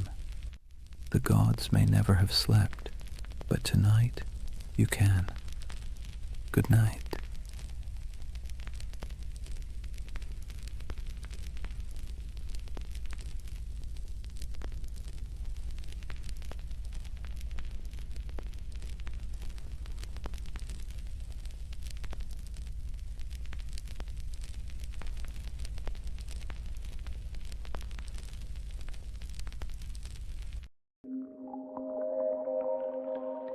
Sometimes history hides things so enormous that we only notice them when we leave the planet. Hidden deep in the Sahara is a perfect circle 25 miles wide, a formation so strange that astronauts were the first to truly see it. Yet despite its size, its symmetry, and its eerie resemblance to a giant eye staring straight up through the sand, no one can fully explain how it formed. This is the Risha structure, the Eye of the Sahara, and tonight we're going to gently unravel one of Earth's quietest and most hypnotic mysteries. But here's the part that stops you in your tracks. However, despite all our technology, satellite mapping, and geological theories, the Risha structure still doesn't neatly fit into any box. It isn't a crater, it isn't a volcano, and it isn't the kind of erosion that typically produces such clean, concentric rings. And yet there it sits, alone in the desert, looking just organized enough to make your brain whisper, "Wait, who made that?" Now, don't worry. We're not here to chase sensational theories or sprint through conspiracies.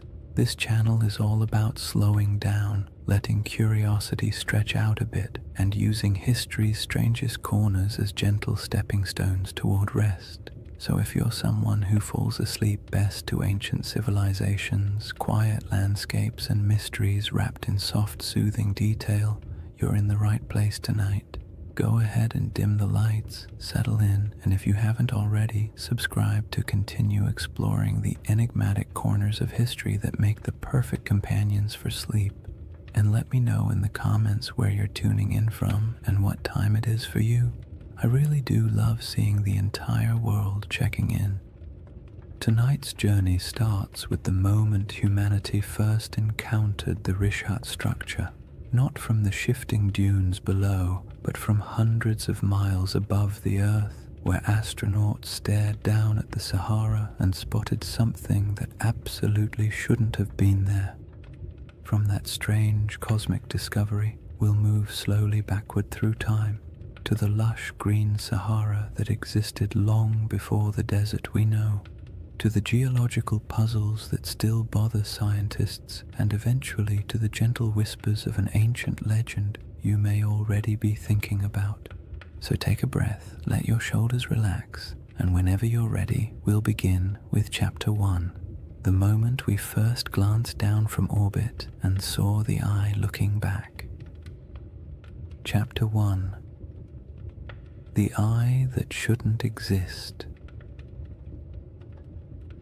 Imagine looking down at Earth from orbit, the Sahara stretched beneath you in soft, endless waves of gold. From up there, the desert doesn't look harsh or unforgiving. It looks calm, like a giant sleeping creature under a pale blue sky.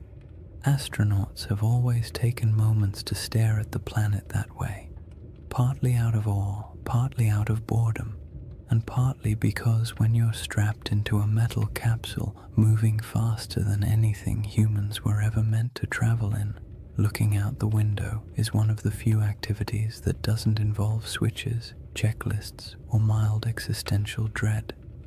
But during one of those early missions in the 1960s, a crew noticed something unusual, a shape far too large, too perfect, and too strange to ignore. Down on the desert floor, there was a circle, a perfect circle, 25 miles across, spiraling outward in broad rings that looked almost architectural. Not a crater, not a mountain, not a lake, just a massive, quiet symbol pressed into the land, so large that the only way to truly see it was to leave the planet entirely. To those astronauts, it looked like an eye staring straight back at them from the surface of Mauritania, the Richat structure, though it didn't have that name yet. At the time, it was simply that giant thing nobody expected. From a distance of hundreds of miles, the symmetry was unmistakable, perfect curves, clean rings, a massive pupil-shaped center. It had the kind of geometry that makes your brain immediately start asking questions it can't answer. Why is it so round? Who carved it? What force makes a shape like this in a place so empty? And perhaps the most unsettling question of all, how could something this big go unnoticed for so long? On the ground, the Richat structure is much less obvious. If you were walking across it on foot, you wouldn't see a circle at all. You'd just see gentle ridges rising and falling, interrupted by patches of rock, sand, and stubborn little plants that somehow decided this environment was worth the trouble. Nothing about it screams perfect cosmic spiral. From eye level, it looks like any other collection of rocky hills, the kind of place early travelers might have grumbled about after stubbing a toe or losing a sandal in a patch of loose sand. People likely passed through it for thousands of years without realizing they were walking across something extraordinary. And that contrast, invisible from below, unavoidable from above, is part of what makes the Richat structure so hypnotic. It's a feature you can only understand by stepping back far enough to see the pattern. It quietly resists being known, as if it only reveals itself to observers who approach from the right angle, with the right distance, and the right amount of patience. Scientists naturally tried to classify it the moment the images came down from orbit. Their job, after all, is to put everything neatly into categories, like very polite librarians of the natural world.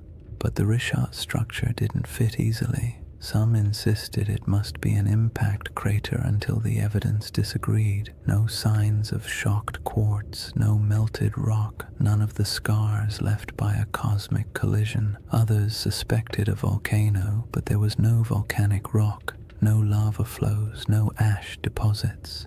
Then came theories of uplift, erosion, domes, collapses, each one working nicely for the first few sentences before quietly falling apart upon closer inspection.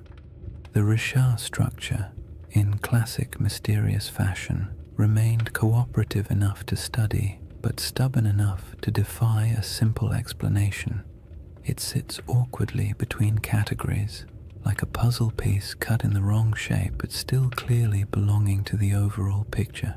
And it doesn't help that it's located in one of the most remote regions of the Sahara, far from major trade routes, major kingdoms, or the kinds of resources that attract large ancient settlements. This is not the place where ancient people built empires or dug canals or left behind giant inscriptions announcing their presence. It's a place of wind, silence, heat, and sand, the kind of environment that erases evidence as quickly as humans can create it. Yet even in that isolation, the Risha structure demands attention. It is too large to ignore, too precise to dismiss, and too quiet to fully understand. You look at it and it feels like a riddle you weren't meant to solve on the first attempt. The desert around it stretches endlessly, dunes rising and falling like slow-motion waves, while the structure itself sits calmly in the center, a spiral carved into a world of shifting sand. There is a strange comfort in its stillness, as if it has been watching changes for far longer than humans have been paying attention, waiting patiently for someone to finally look down and notice. People naturally draw comparisons to ancient tales, especially the ones involving circular cities and lost civilizations swallowed by disaster. Humans are not subtle when it comes to pattern recognition. You show us a shape that even vaguely resembles something familiar, and our imaginations sprint ahead with enthusiasm. A structure with concentric rings in northwest Africa, larger than many ancient cities. The connections write themselves, but resisting those assumptions for now helps us appreciate just how odd the Risha structure is on its own terms. We don't need myths yet. The geology alone is strange enough to occupy the mind, and perhaps the most compelling detail is this. The Risha structure did not emerge in the desert we see today. It predates the dunes, the dryness, the isolation. It formed long before this region became a barren expanse, back when the land was green, watery, and alive. Understanding what this place used to look like changes everything about how we interpret the structure, because the environment around it wasn't always harsh silence. There was a time when this region held rivers, lakes, animals, and early humans whose daily lives unfolded under a sky that seems impossible when compared to the Sahara's modern emptiness. The Risha structure watched all of that. It watched ecosystems rise and fall, climates swing from wet to dry and back again, people migrate across its slopes, and entire landscapes vanish beneath shifting dunes. Before we compare it to any myth, we have to travel back to that older world, the Sahara before the Sahara, to see what the eye looked like when it was surrounded not by sand, but by life. To understand why the Risha structure feels so uncanny, you have to set aside the modern Sahara entirely. The desert we picture today, an endless, shimmering expanse of heat and sand, is actually one of the youngest landscapes on the planet. For most of human existence, this region wasn't a wasteland at all. It was green, fertile, and astonishingly alive. Picture wide grasslands rolling out to the horizon, with clusters of acacia trees and patches of wetlands where birds gathered in noisy flocks. Picture rivers meandering through valleys, carrying cool water across a landscape thick with the smell of damp soil after summer rains. And somewhere in the middle of all that, the Risha structure sat quietly, not as an isolated monument in an empty desert, but as part of a thriving environment full of sounds, movement, and human life. This ancient green Sahara wasn't a brief, lucky moment in history. It was part of a repeating cycle caused by subtle shifts in Earth's orbit and tilt, changes that alter the intensity of monsoon rains across Africa. Every so often, rainfall increases enough to transform the desert into a lush savanna.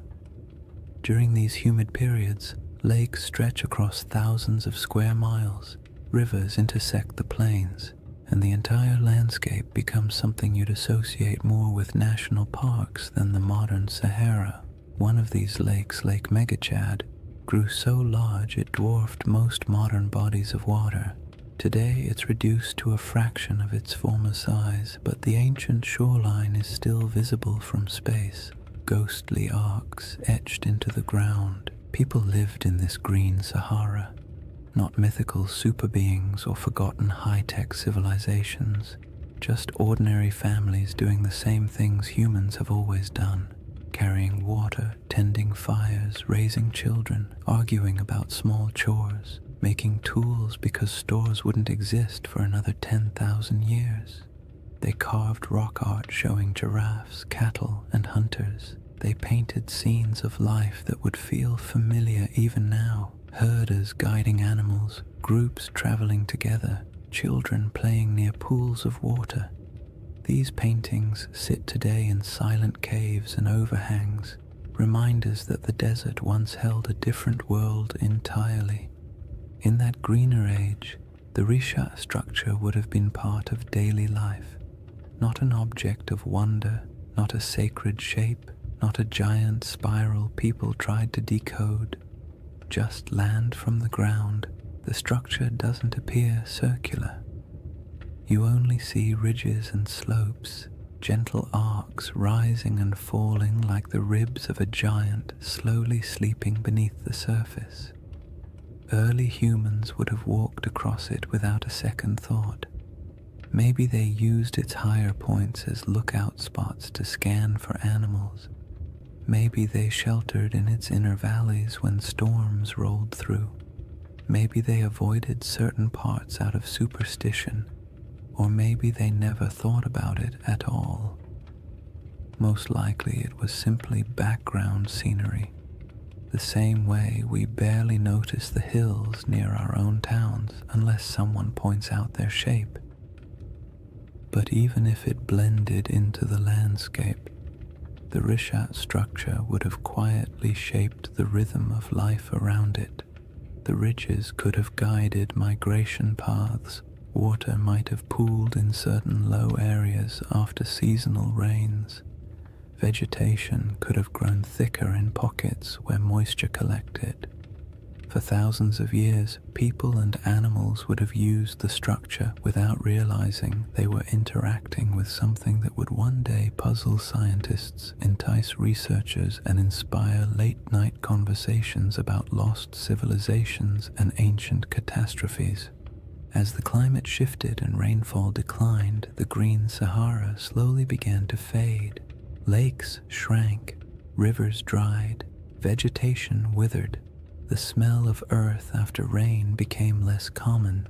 Migration stretched longer as people followed dwindling water sources, and eventually dunes crept across the landscape, swallowing paths, burying campsites, and erasing nearly all traces of the world that had existed before. What's haunting about this transformation is how quickly it happened in geological terms. A few thousand years, an eye blink in Earth's timeline, was all it took to turn a thriving ecosystem into one of the largest deserts on the planet. The people who lived here would have witnessed that shift firsthand.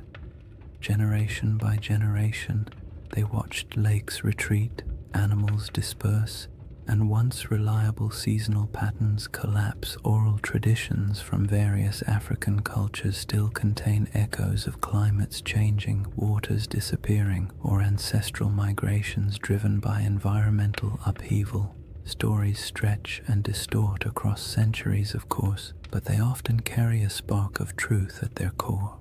And it's not unreasonable to imagine that somewhere in the long, layered history of this region, memories of a circular landform in a once wet landscape might have eventually become a distant, reshaped legend. When modern researchers study the Sahara's ancient lakes and rivers, they often describe them as ghost waterways, because their traces linger beneath the dunes like faint scars, visible only from satellite images or through careful ground surveys. It's peaceful in a strange way to picture these lost rivers running across land that now feels so desolate.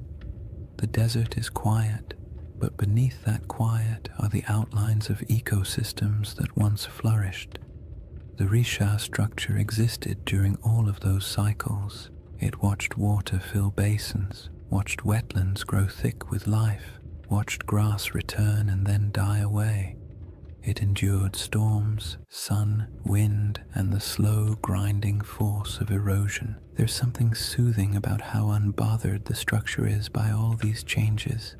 Landscapes rise and fall, climates swing wildly, civilizations appear and vanish, and the Risha structure simply remains. It doesn't tell its own story. It doesn't announce its presence. It doesn't offer answers. It's just there, a constant in a world where almost nothing else is. And understanding that ancient environment is essential because it sets the stage for the real puzzle, how this enormous circular formation came to be in the first place. The scientific explanations, volcanic uplift, erosion, collapsed domes, answer some questions while raising others. Each theory seems convincing until you begin to examine the details. The Risha structure looks simple from orbit, but grows more complicated the closer you approach it, like a calm surface hiding a tangled set of mysteries beneath. Now that the Sahara's old green world is clear in your mind, the geological puzzle becomes even more intriguing, because any explanation has to account not only for the structure's shape, but for how incredibly long it has stood unchanged through shifting climates and changing environments. The puzzle sits before us, layer after stubborn layer.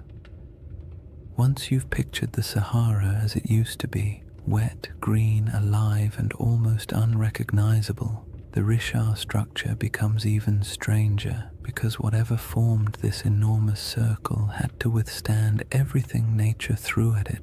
Floods, droughts, storms, shifting climates, and entire ecosystems rising and collapsing. And yet it remains, not as a faint trace or a distorted outline, but as a nearly perfect set of rings still visible from space. That kind of durability demands an explanation, and scientists have certainly tried to provide one. The trouble is, each explanation works well for a few minutes before quietly unraveling under closer inspection, as if the Earth itself had decided to play a slow geologic prank on everyone who studies it. The first idea scientists proposed was the most obvious: an impact crater.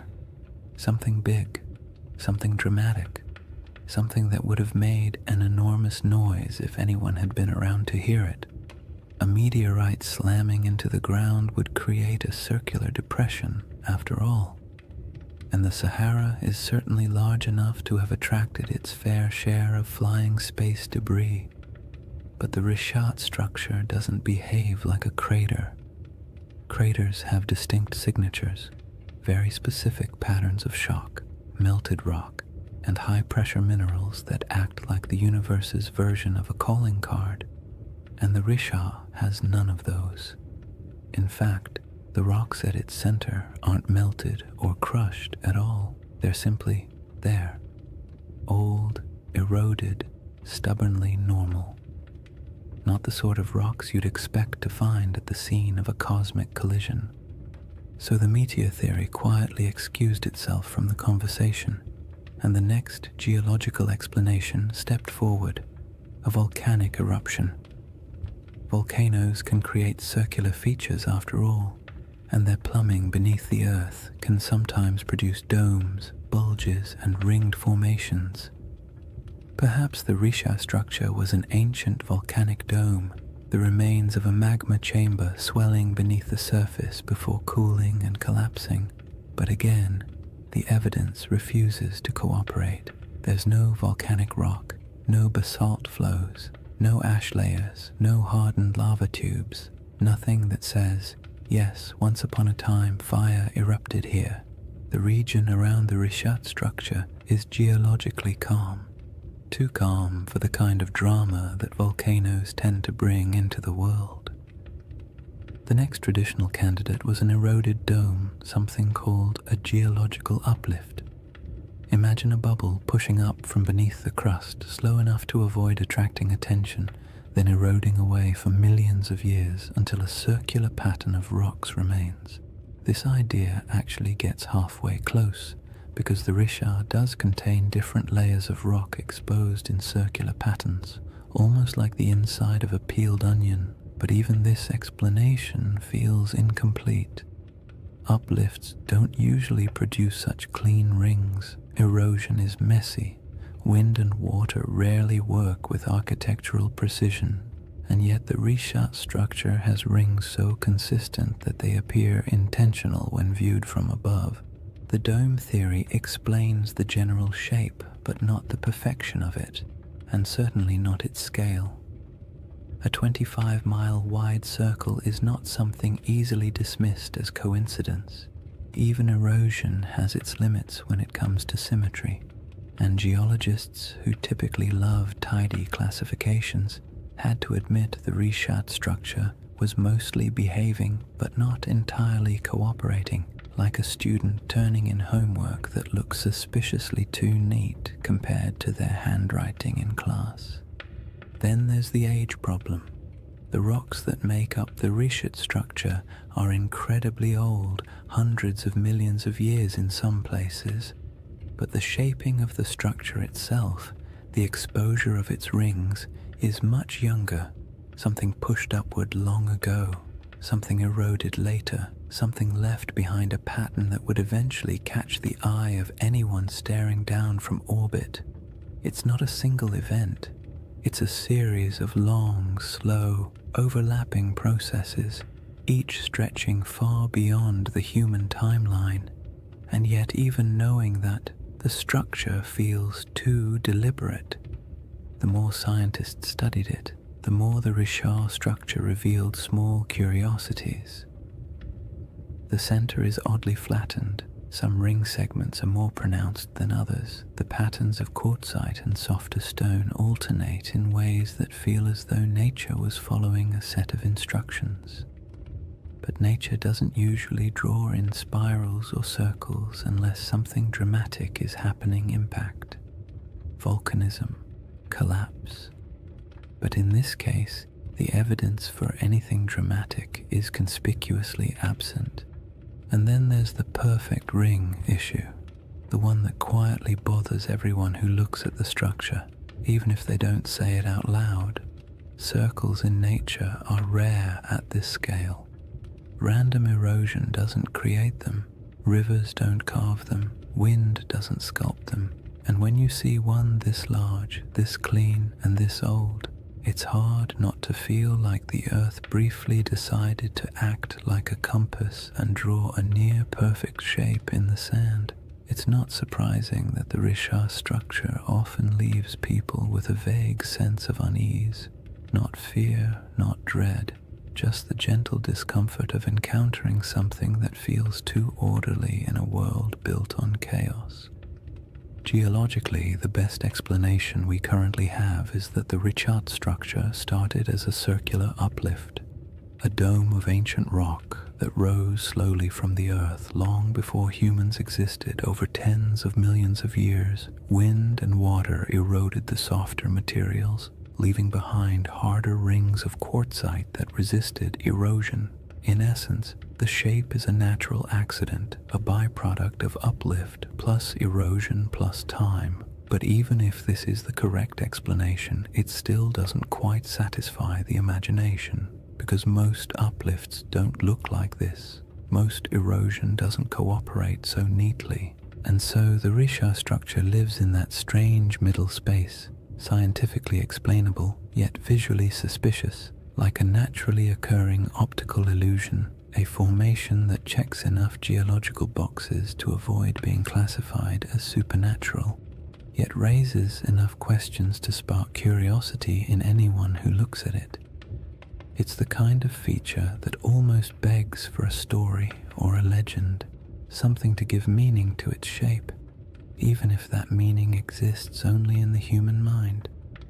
Once you've explored the geological explanations and realized none of them fully capture the structure's quiet strangeness, it becomes easier to understand why some people entertain a very different question. Not the scientific, what made this, but the mythic, does this remind me of something? A city described long ago with concentric rings of land and water positioned somewhere to the west of ancient civilizations, a place said to have vanished in a single day and night. The Risha structure does not announce itself as that place, but it echoes the pattern just enough to make you wonder where coincidence ends and imagination begins. Before any comparisons can be made gently or cautiously, the building blocks of those ancient descriptions must be understood not as fantasy, but as the fragments of memory, geography, and storytelling that shaped one of history's most enduring legends. Long before anyone could stare down at satellite images or argue over geological uplift on the internet, there was a different kind of puzzle circulating through the ancient world. A story recorded by a single philosopher, passed on from a conversation he claimed to have heard, describing a civilization so strange and so perfectly structured that it bordered on myth even in its own time.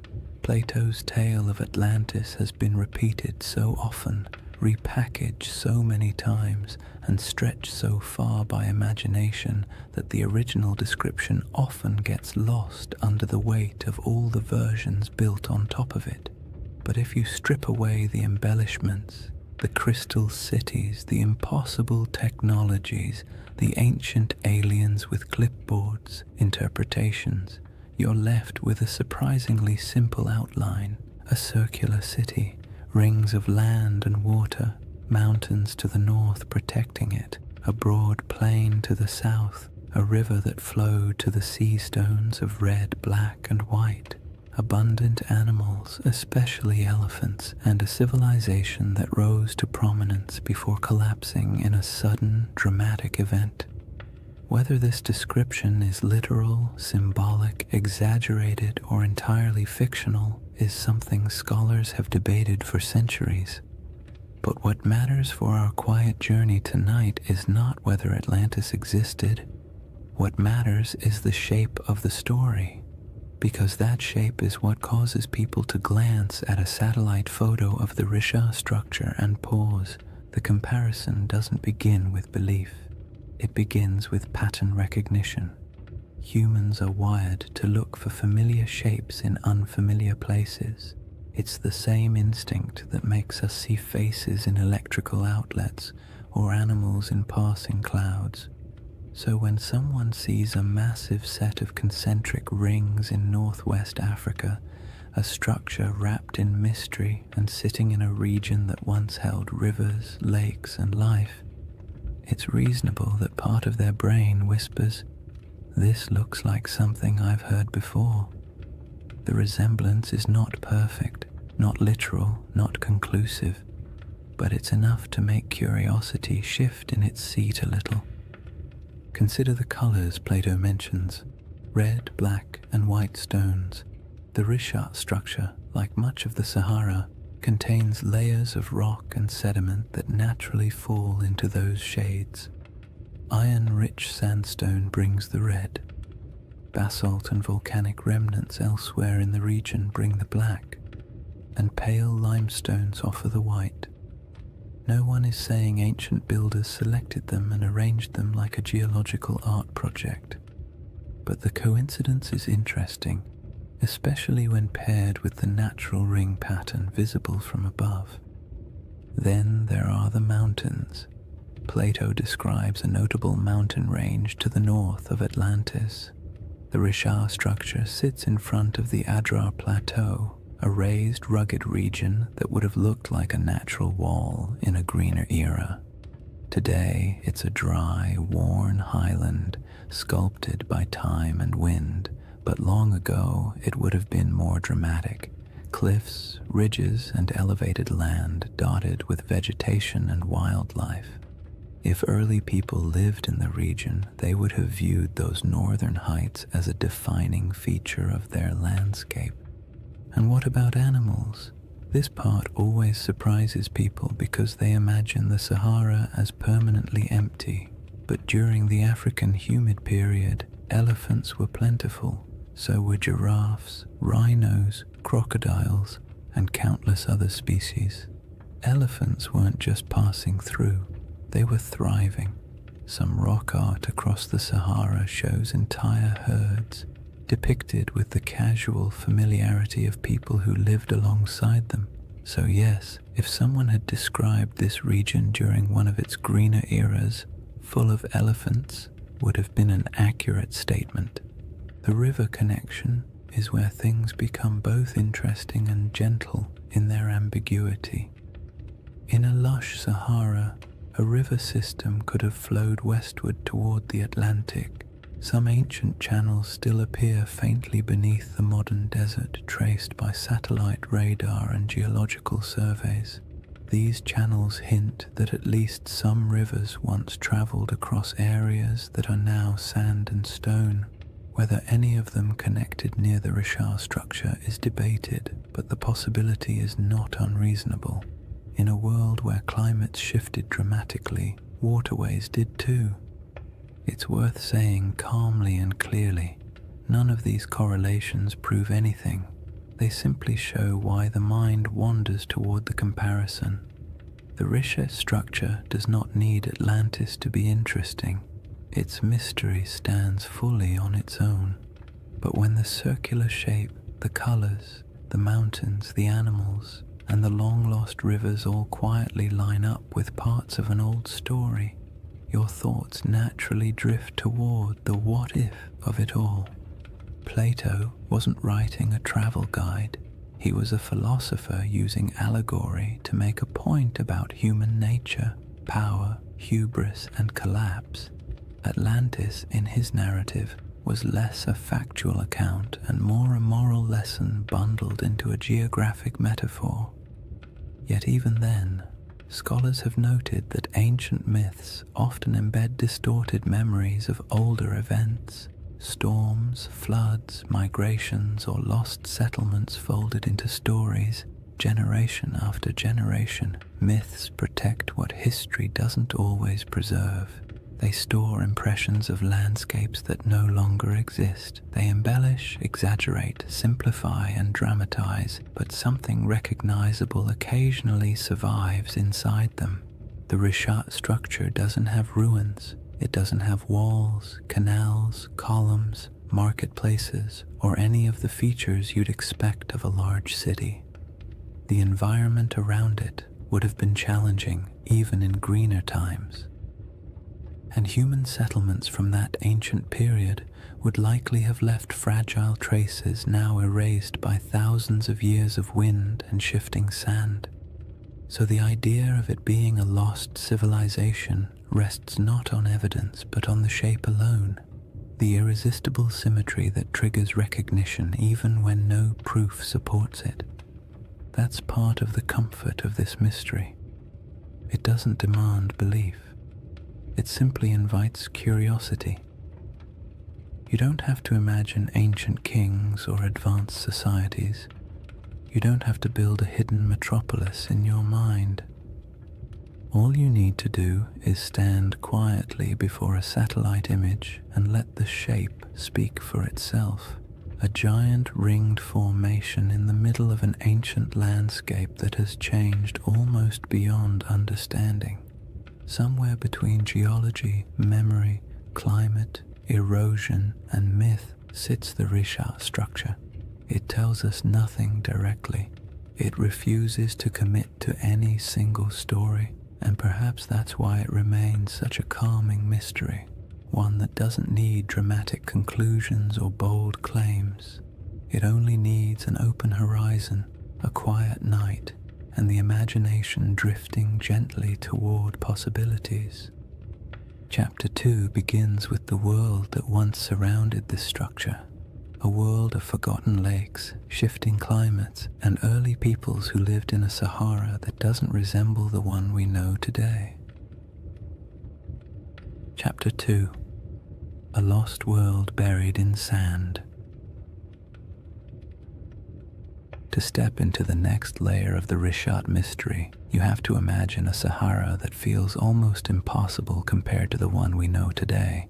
Not the hot, shimmering, bone-dry desert that stretches endlessly across maps. but a world so green and alive that if you were dropped into it without context, you might not even guess you were standing in northern Africa at all. The Sahara's greener eras weren't brief accidents of climate, they were entire chapters of Earth's history, long enough for lakes to swell into inland seas, for animals to migrate freely across savannas, and for human communities to settle into rhythms of daily life as familiar and as ordinary as any other early society. In that forgotten landscape, the Richard structure wasn't an isolated swirl of geology in a barren desert. It was simply part of the scenery, a ringed plateau sitting quietly in a world full of life. During the African humid period, monsoon rains shifted northward and transformed the Sahara into a mosaic of grasslands, wetlands, and rivers. Satellite studies have revealed thousands of ancient lake beds, some stretching larger than modern countries. The largest of them, Lake Megachad, was so vast that its shoreline would have swallowed entire modern coastlines. It's calming to picture early mornings on its edges, mist lifting off the water, birds scattering across reeds, herds moving slowly through tall grass. These weren't isolated oases like today, but interconnected ecosystems humming with life. Hippos wallowed in shallow pools, giraffes wandered across plains, crocodiles glided through freshwater channels. The air was thick with insects in the rainy season and warm, earthy scents after storms passed. And where there is water and game, people settle. Early human groups built small camps near river bends, moving seasonally with herds or weather patterns. Their lives weren't glamorous. They dealt with all the usual prehistoric frustrations: unpredictable weather, stubborn animals, unreliable food sources, and the constant inconvenience of tools that, despite countless hours of crafting, were still capable of breaking at the worst possible moment. Yet these people left behind some of the most beautiful artifacts the Sahara still holds: rock engravings and paintings showing scenes of daily life, hunters with bows, families with cattle, children playing near water. These artworks are serene, calm snapshots of a world that no longer exists, carved into stone that has stubbornly endured long after the lakes dried. When people imagine ancient civilizations, they picture dramatic stone cities, elaborate temples, complex political systems, the kinds of things that leave behind headlines in history books. But most ancient people, including those who lived in the Green Sahara, were just trying to get through the week without too much trouble. They managed herds, gathered plants, navigated seasonal routes, and dealt with occasional arguments about who forgot to maintain the fire or who accidentally let a goat wander off into the brush. Civilization doesn't have to look like marble pillars to be worth remembering. Sometimes it's found in the small, repetitive rhythms of daily life, the quiet rituals that define communities. And those communities were not isolated dots scattered randomly across a wet desert. They followed predictable paths.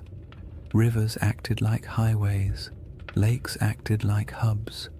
Fertile pockets of land created gathering points where groups traded, shared food, and passed down stories.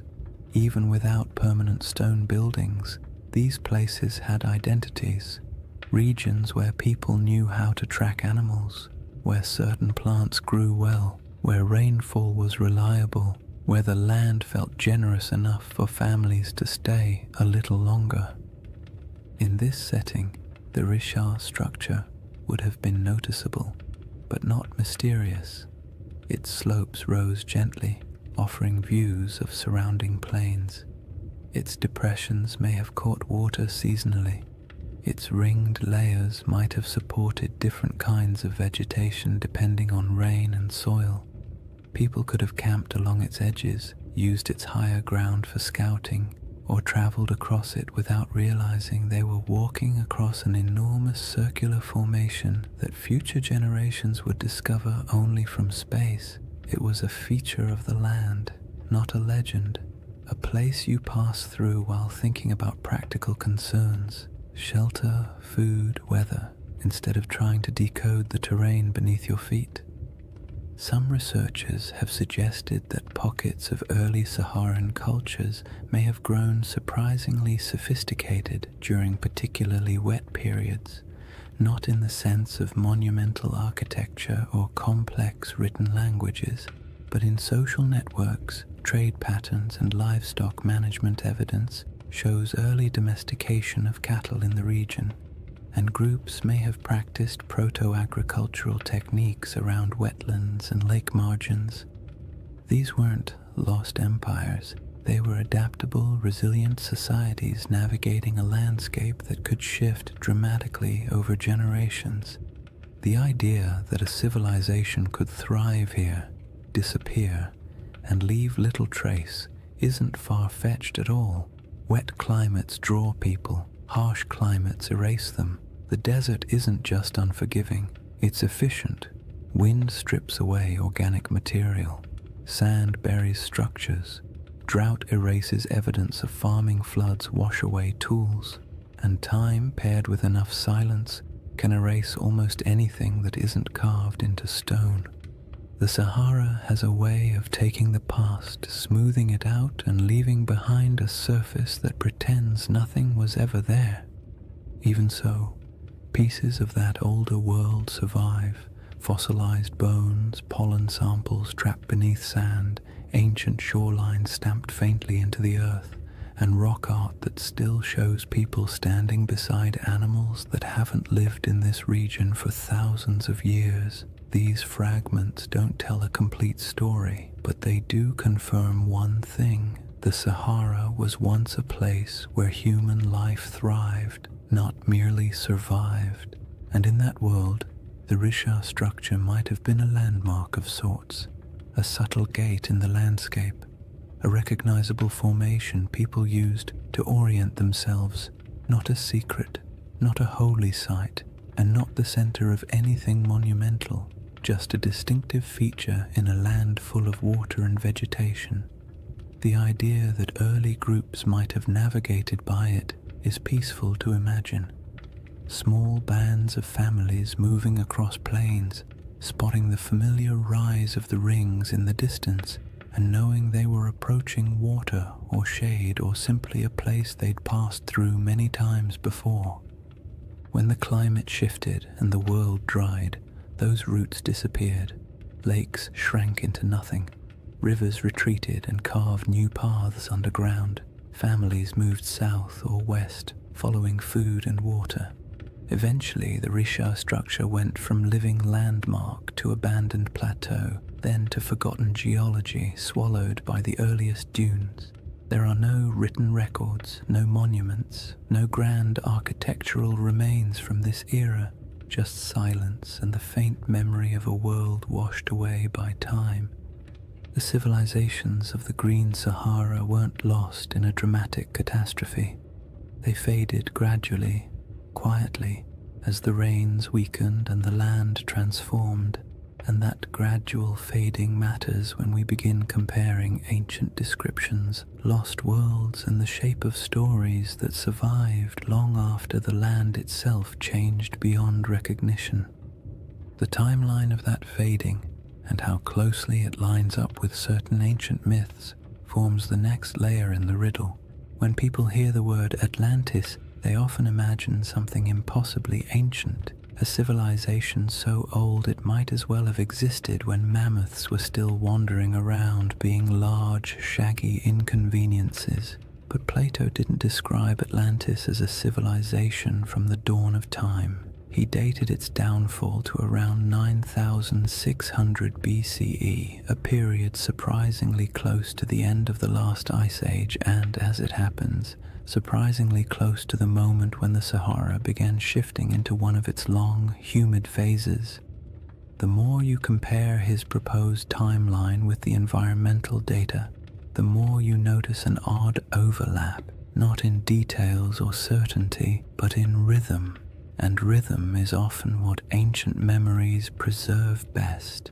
Geologists studying the African humid period estimate that around 10,000 BCE, rainfall began increasing dramatically across North Africa.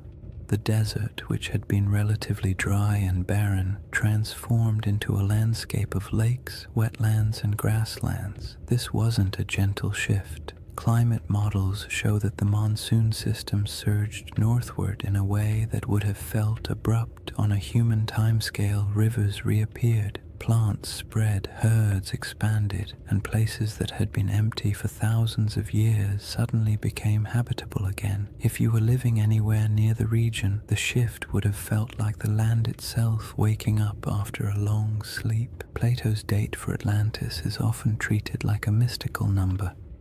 But if you strip away the mythology and look only at the time frame, it places his story right inside the most dramatic environmental transformation the Sahara has ever undergone. That doesn't mean his tale describes this region or any part of it, but the coincidence is interesting, especially because climate change on that scale tends to rearrange human populations. Cultures migrate. Old settlements are abandoned, new territories open for exploration. Oral traditions begin to evolve, preserving memories of places that were flooded or dried out or swallowed by landscapes that changed too quickly for people to adapt smoothly. The timeline problem becomes more intriguing when you move forward a few thousand years.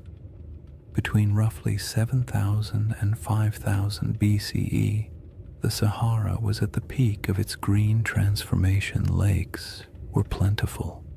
Rivers connected regions that are now separated by hundreds of miles of sand.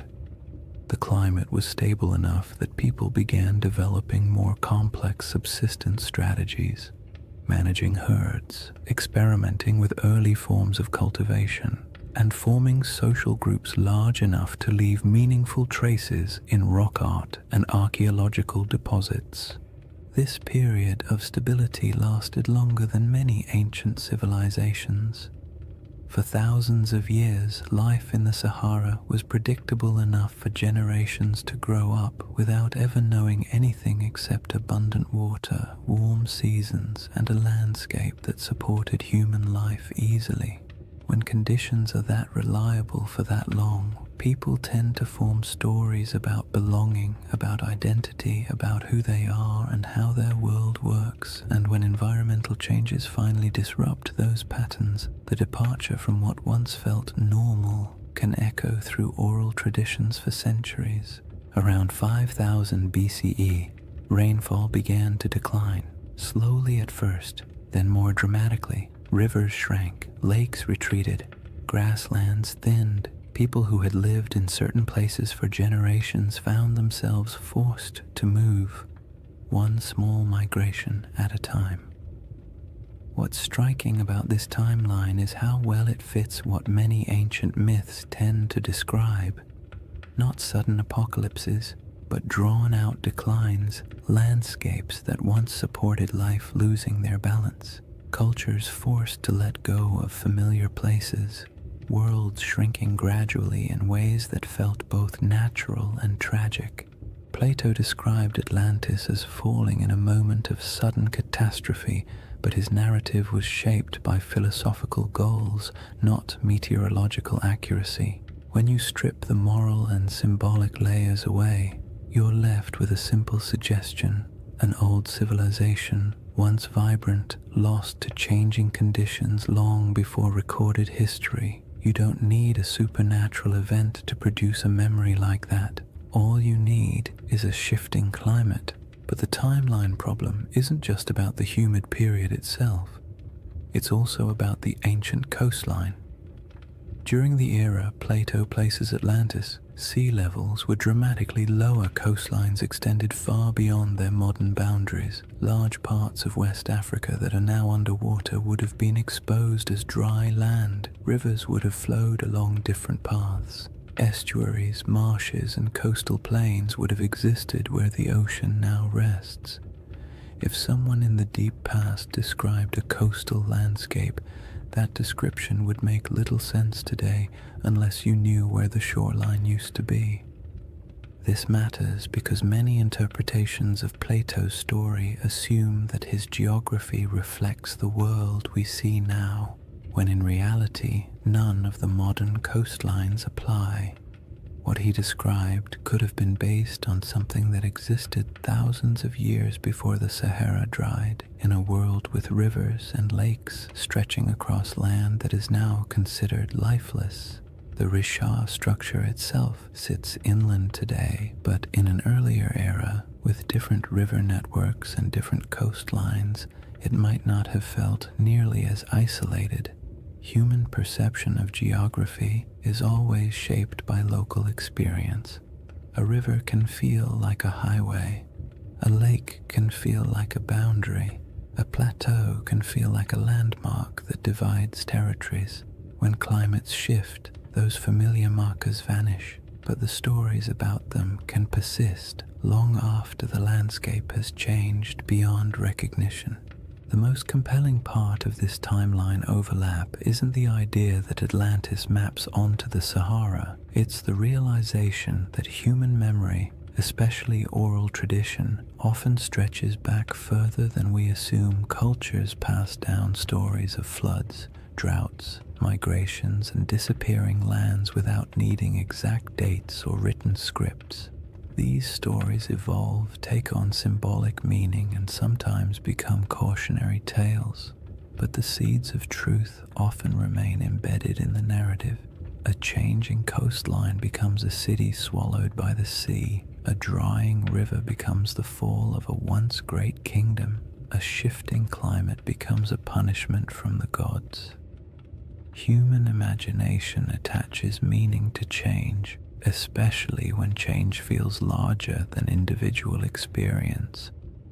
The Risha structure sits quietly in the middle of this enormous timeline, a geological constant in a world that refused to stay still. Ancient people may have lived near it when the land was green. Their descendants may have moved away when the desert expanded. Their grandchildren may have carried memories of lost lakes or vanished rivers into stories told over fires in distant regions. Those stories may have drifted into different cultures over thousands of years, and by the time someone like Plato heard fragments of them, much of the original context would have faded, leaving only symbols and shapes. The timeline problem is not really a problem at all. It's a reminder. The Sahara we know today is young. The world Plato described was older than most of the settlements humans would later build. And between those eras, countless stories were lost, reshaped, or retold. When you compare timelines, climates, and ancient memories, the idea of a forgotten world in North Africa stops sounding fantastical and begins to sound, quietly, like something entirely plausible in a landscape that has reinvented itself so many times. The next piece of the puzzle lies in the maps, reports, and strange hints left by ancient writers who claimed that distant peoples lived beyond the Pillars of Hercules, in lands most Greeks had never seen. These records aren't proof, but they are clues, echoes of a world few modern people realize ever existed. Long before satellites, long before compasses, and long before anyone tried to draw the Sahara from anything resembling first-hand experience, ancient geographers took their best guesses about the world beyond familiar coastlines. Their maps were charmingly confident and wildly inaccurate, full of creatures that never existed, coastlines that wandered like drunk serpents, and entire regions labeled with vague phrases like lands unknown or people of strange appearance. Yet even within that imaginative chaos, certain patterns appear again and again. Rumors of distant nations beyond the Pillars of Hercules, stories of tall tribes, strange settlements, and river systems far to the west that no Greek or Egyptian explorer had ever reached. These fragments don't offer facts. They offer echoes, traces of a world remembered through second-hand conversations, traveling merchants, and stories that had already aged long before they were written down. Herodotus, often called the father of history and sometimes less generously the father of wildly entertaining exaggerations, wrote about mysterious peoples living beyond the familiar reaches of North Africa. He described tribes who were unusually tall, unusually pale, or unusually skilled at activities no one else could verify. He wrote of great rivers flowing through lands no Greek had ever visited, and of cities existing somewhere far inland beyond deserts that seemed too vast for ordinary travel. His accounts mix truth, rumor, and a healthy dose of "someone told me this, so here you go," but they reveal something important. The regions west of Egypt and Carthage were known to ancient writers only through layers of retelling and misunderstanding. They existed in the Greek imagination as distant, half-seen places where strange things could plausibly happen. Cartographers, centuries later, drew maps that included a massive region labeled as Libya or Ethiopia, words that covered almost everything south and west of the Mediterranean. Even when the rest of the world began to take shape on parchment, the Sahara remained a blank expanse into which map makers poured their guesses. Some thought it held great inland seas. Others believed it was home to tribal confederations wealthy in minerals. Medieval maps continued the tradition, referring to kingdoms of the West or lands of gold believed to lie somewhere beyond the desert. These weren't precise descriptions. They were memories filtered through trade routes, travelers' claims, and stories that drifted through cultures like windblown sand. The most interesting thing about these early references is not their accuracy, but their persistence. For thousands of years, people believed that lost polities existed somewhere in the interior of Africa. Some of these rumors later turned out to be distorted accounts of real kingdoms. The Ghana Empire, for example, or the early Sahelian states whose wealth came from gold and trade. But some rumors seem older, as if they preserve vague memories of societies that were already gone by the time written history began. It's not hard to imagine how this could happen if the Sahara once held lakes, rivers, and stable populations. Then early travelers from coastal regions might have heard stories about people inland who lived near great bodies of water. By the time those stories reached Greek scholars, the lakes might have dried, the migrations might have begun, and the cultures connected to those earlier landscapes might have dispersed. All that remained were fragments, not histories, just hints. Modern science adds another layer to this puzzle. With satellite imagery, researchers can trace ancient riverbeds beneath the desert. These paleo-channels, as they're called, snake across the Sahara like veins in an old, forgotten body. Some run directly from central North Africa toward what is now the Atlantic. Others branch into networks that once fed massive lakes. These rivers didn't disappear in a sudden catastrophe. They dried gradually as the climate changed, leaving landscapes that no longer match the stories that may have been told about them. If early civilizations or large communities existed near these rivers, their memory would have been separated from their physical location by thousands of years, making it nearly impossible for later cultures to understand what the stories referred to. This disconnect between old memories and new landscapes is how myths form. A story that once described a river civilization becomes, after generations of retelling, a story about a kingdom swallowed by the sea. A recollection of Great Plains becomes a memory of a vanished island. A description of a circular plateau becomes an account of a circular city. The Sahara's transformation from green to desert wasn't instantaneous, but it was dramatic enough to fracture cultural continuity. If families were forced to migrate because their water sources vanished, they would carry memories of their old homeland with them. Their descendants might repeat those memories in new places. By the time those descendant stories reached literate societies, the land they described would have changed beyond recognition. Even the idea of lost maps plays into this. Some early maps portray strange circular features in North Africa, drawn not with precision, but with a kind of symbolic confidence, as if the mapmaker was trying to capture something half understood.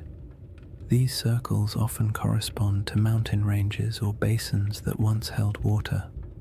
They might represent ancient memories of circular lakes, natural rings of highland terrain, or simply the human impulse to draw the unknown in symmetrical shapes because symmetry feels meaningful.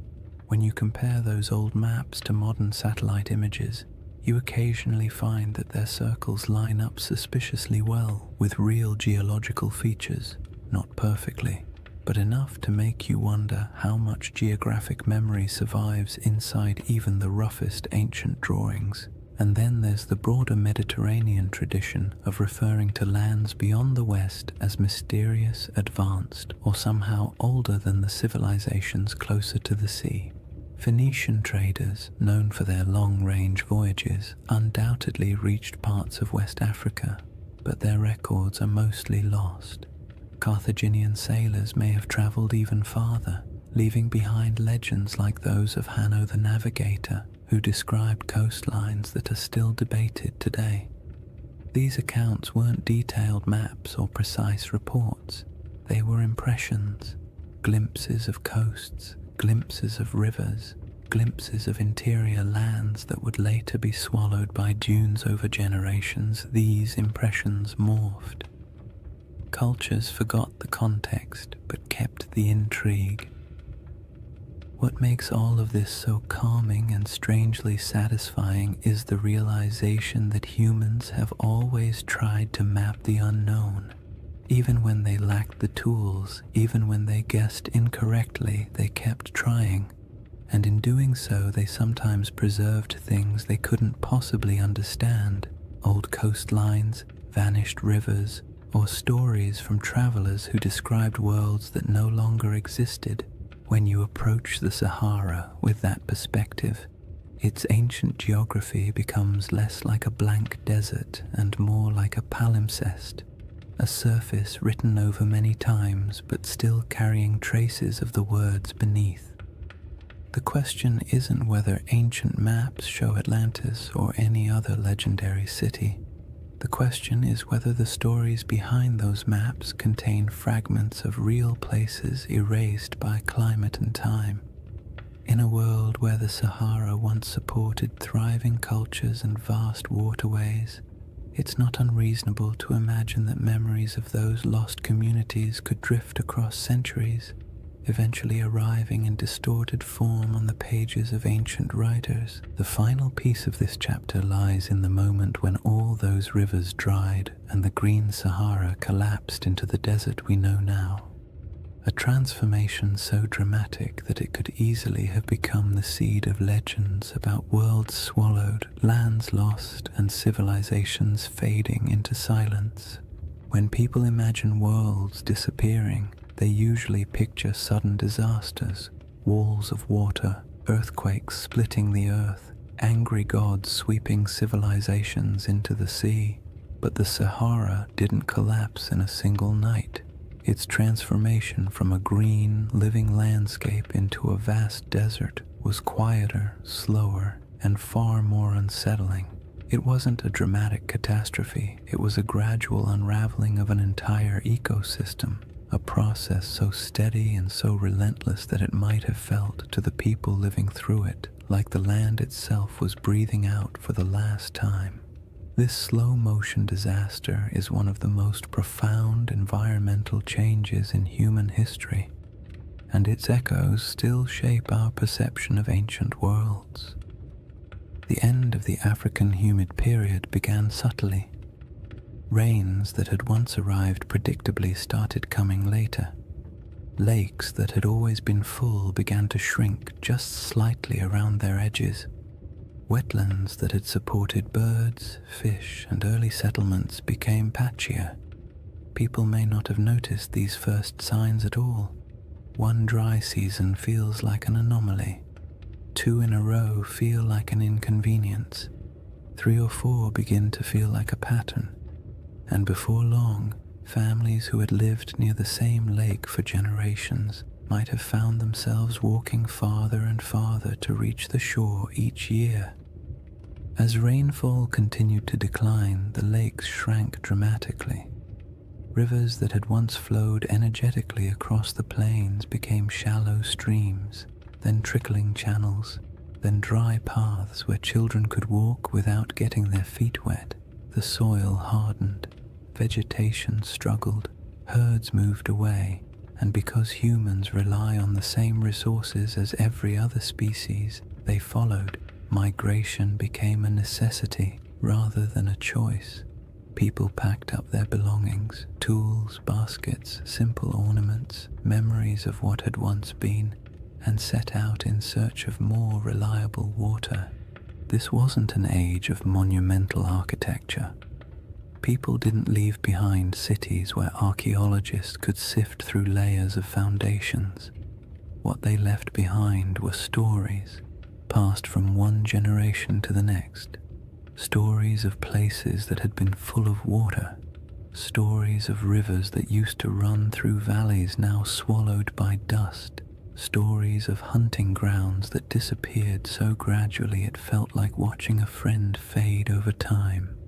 These stories survived even after the landscapes themselves did not. And as families moved farther away, spreading into new regions, the memory of those green lands became a distant echo, reshaped by each retelling. If you could watch the Sahara's drying from a high vantage point, maybe even from the center of the Richard structure itself, the change would look like a slow retreat, lakes pulling inward decade by decade. Shorelines collapsing, riverbeds fracturing into networks of disconnected pools before vanishing entirely, grasslands thinning until the only plants left were the stubborn species adapted to drought. You would see the land lose color, then texture, then sound, until finally all that remained was the wind sweeping grains of sand across empty plains. But there were moments during this drying where the process didn't feel slow at all. When monsoon patterns shifted suddenly, regions that had relied on predictable rainfall could experience dramatic declines in just a few years. A lake that had provided generations of stability might disappear in 2 or 3 long drought cycles. Floods that once rejuvenated riverbanks might stop arriving altogether. These moments would have felt catastrophic to the people experiencing them. They wouldn't have had the language of climate science, but they would have understood that something fundamental had changed in their eyes. The land had turned against them. Such moments of environmental collapse often become the seeds of myths. A lake vanishing can become a story about the gods withdrawing a gift. A flood that never returns can become a story about a cursed people. A migration forced by drought can become a tale of exile. When these stories pass through enough generations, the context blurs and the details shift. What once described a drying valley might eventually become a narrative of a kingdom sinking beneath waves or disappearing overnight. Not because the original event was exaggerated maliciously, but because the environment changed more quickly than human memory could keep up with. As the desert expanded, dunes began to march across the land. Sand doesn't move with purpose, it simply responds to wind, drifting slowly over everything in its path. It fills valleys, it buries old lake beds, it smooths over animal tracks, human footprints, and any fragile structures that once stood nearby. Over centuries, dunes consumed the last evidence of the old Sahara. Rock art survived only where cliffs or caves shielded it. Any settlements built from organic materials vanished entirely. The landscape became clean, empty, and silent, a perfect blank slate for future generations to wonder about. Today, when you look across the Sahara, it's difficult to imagine the world that came before it. The silence is heavy. The land feels ancient in a way that suggests permanence, but permanence is an illusion. The desert is young, geologically speaking. It is still changing, still shifting, still carrying beneath its surface the faint outlines of rivers that once sustained entire populations. And in the midst of this world of sand sits the Rishat structure, a relic of deeper geological time that somehow feels connected to the stories of the people who once lived nearby. If early civilizations or pastoral groups did gather near the Rishat structure in greener times, they would have watched their world collapse gradually. The retreat of the lakes, the shrinking of rivers, the decline of herds, and the encroachment of sand would have felt like losing a home in slow motion. And when those people moved on, their stories went with them. Stories of a place where water once flowed. Stories of circular hills or landscapes shaped in ways that felt meaningful. These stories might have evolved into tales of lost worlds, not because anyone invented them out of fantasy, but because the original geographic references vanished. This is what makes the drying of the Sahara such a powerful backdrop for ancient legends. When a land undergoes such a dramatic transformation, memories of the old world become mythic by default. A fertile plain becomes a garden of the gods. A shrinking lake becomes a vanishing kingdom. A circular plateau becomes a city swallowed by disaster. Not because any of these interpretations are literally true, but because the landscape changed so completely that the only way to explain it was through story. By the time later civilizations began writing their records, the Green Sahara had been gone for thousands of years.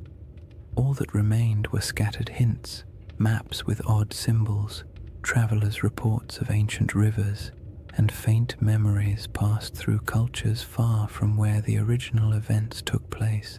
And all of it sets the stage for the comparisons and questions that would later emerge when people finally saw the Rishat structure from above and began searching for meaning in its perfect rings.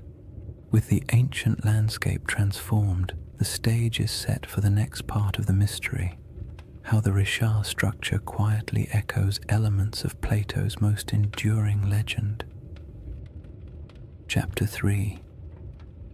Atlantis, Coincidence or Clues? By the time people began comparing the Rishat structure to Atlantis, Plato had already been misunderstood, misquoted, stretched into metaphors he never intended, and, to his likely horror, placed at the center of more conspiracy theories than any other philosopher in history. Yet at the core of his tale is a surprisingly compact list of details, simple descriptions that, when read plainly, don't sound like mystical riddle poetry or coded allegory. They sound like someone describing a place, a very specific place with very specific features. Whether he meant it literally, symbolically, or somewhere between the two is a debate scholars love to have, usually over too much coffee, but the details themselves are straightforward enough to explore calmly. The centerpiece of Plato's description is the shape. Atlantis, he wrote, was arranged in concentric rings, alternating circles of land and water, each perfectly circular, each surrounding the next. This is the detail that grabs people instantly because most landscapes do not naturally arrange themselves into rings, and when you see a 25-mile-wide circular formation in northwest Africa, your brain taps you on the shoulder and whispers, "Huh, interesting." Plato describes 3 rings of water and 2 of land, though he also notes that parts of the outer sections were later modified by the Atlanteans themselves, which means even in his own story, the shape wasn't necessarily pristine or untouched. When you compare this to the Richard structure, you naturally see a resemblance, not a perfect match, not a one-to-one replication, but a visual echo, a geological rhythm that resembles a narrative rhythm. Next come the mountains. To the north of Atlantis, Plato describes a notable mountain range, high, sheltering, and rich with rivers. The Rishat structure sits in front of the Adrar Plateau, a rugged highland that, in a greener era, would have looked like a natural barrier protecting the region from northern winds. Today it looks like ancient stone sculpted by ages of dryness, but 10,000 years ago those elevations would have been covered in vegetation, dotted with water sources, and significantly more imposing. The match isn't perfect, but it's enough to make you tilt your head slightly. Plato then mentions the plain to the south, long, level, fertile. In his account, this plain was one of the defining features of the Atlantean realm, not the center city, but the agricultural heartland that supported it. In the modern Sahara, fertile plains feel like a strange fantasy, but during the African humid period, they were very real. Vast stretches of land south of the Richat structure once held grasslands, wetlands, and seasonal rivers. The environment shifted dramatically with each cycle of climate change, but during the greener ages the region could have supported exactly the kind of plains Plato describes. Whether he was referencing this area or somewhere entirely different is impossible to say, but the environmental context overlaps in interesting ways. One of the most striking details Plato gives is about the materials used in Atlantis. He refers to red, black, and white stones, distinct colors quarried from the landscape and used for construction. The Richat region naturally contains these colors in abundance. Iron-rich sandstones provide reds, dark volcanic rocks and basalts provide blacks, pale limestones and quartzites provide whites. Again, this doesn't prove anything at all. It simply means the palette Plato described exists in the region, which is more of a quiet coincidence than a revelation. But it's the accumulation of quiet coincidences that tends to capture people's attention. Then there is the detail about elephants. Plato notes that the island of Atlantis had many elephants, not a few, not occasional sightings, but many today. The idea of elephants in the Sahara feels absurd, a contradiction to the very concept of a desert. But the Green Sahara held elephants in abundance. Rock art across the region depicts entire herds with casual familiarity. Fossil evidence confirms that elephants ranged widely across North Africa during humid periods. For most of human history, elephants were not exotic in this region. They were part of the everyday ecosystem, so when Plato casually mentions them, it aligns comfortably with what we know about the Sahara's long-lost environment. Plato also describes a freshwater well at the center of the city, providing clean water even as the outer rings filled with seawater. This detail feels mythic at first, but it also reflects a basic geographic truth. Many circular landforms, especially those rising from domed uplift, often have central depressions or areas where water collects. The Richat structure's core is lower than its outer rings, and though it holds no water today, in a wetter climate it may have held springs or temporary ponds after seasonal rains. Early humans could have used such features for drinking water. As climates changed, memories of these water sources might have been folded into later stories. The river to the sea detail is where the puzzle grows delicate. Plato describes a channel from the city to the ocean, allowing ships to pass through the rings. The Richat structure is inland today, very inland, but ancient river systems in the region once flowed toward the Atlantic. Satellite imagery captures paleo-channels that trace ancient waterways westward.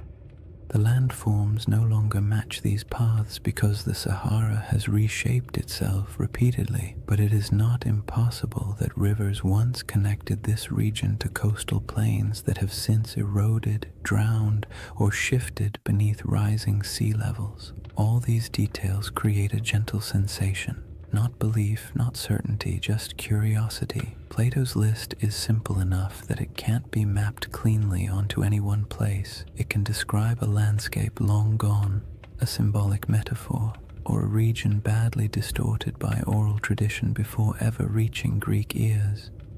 His text leaves just enough room for interpretation and just enough specificity to make pattern-seeking minds perk up when they see a satellite photo of the Risha structure. The most important thing to remember is that Plato was not attempting to write a historical documentary. He wasn't giving coordinates or providing an atlas. His story was part philosophical argument, part political commentary, and part inherited memory. He may have drawn from older Egyptian traditions or misunderstood travel accounts or combined several cultural memories into one dramatic narrative. But within that narrative lies a pattern. Rings, plains, mountains, colors, elephants, rivers that align loosely, gently, and intriguingly with what once existed in parts of North Africa. What makes this segment of the mystery so soothing to explore is the absence of pressure. You don't need the Risha structure to be Atlantis. You don't need the description to match perfectly. All you need is the simple awareness that Plato left a list of clues describing a place that may have existed in the deep past, a place shaped by water, climate, geography, and memory. And when you place those clues beside a quiet, circular geological formation surrounded by a desert that used to be alive, it becomes easy to drift into a state of gentle wonder, the kind that invites curiosity without demanding conclusions. Once you've examined Plato's clues and quietly accepted that some of them line up with the Rishat structure in a pleasantly suspicious way, the next step is to look at the smaller oddities, the details that don't prove anything on their own but linger in the mind like faint fingerprints on ancient glass. These are the features that make researchers pause, tilt their heads slightly, and say something academic like, "Well, that's interesting." They don't demand conclusions, they simply refuse to be ignored. One of the strangest among them is the presence of ancient salt deposits inside the Risha structure.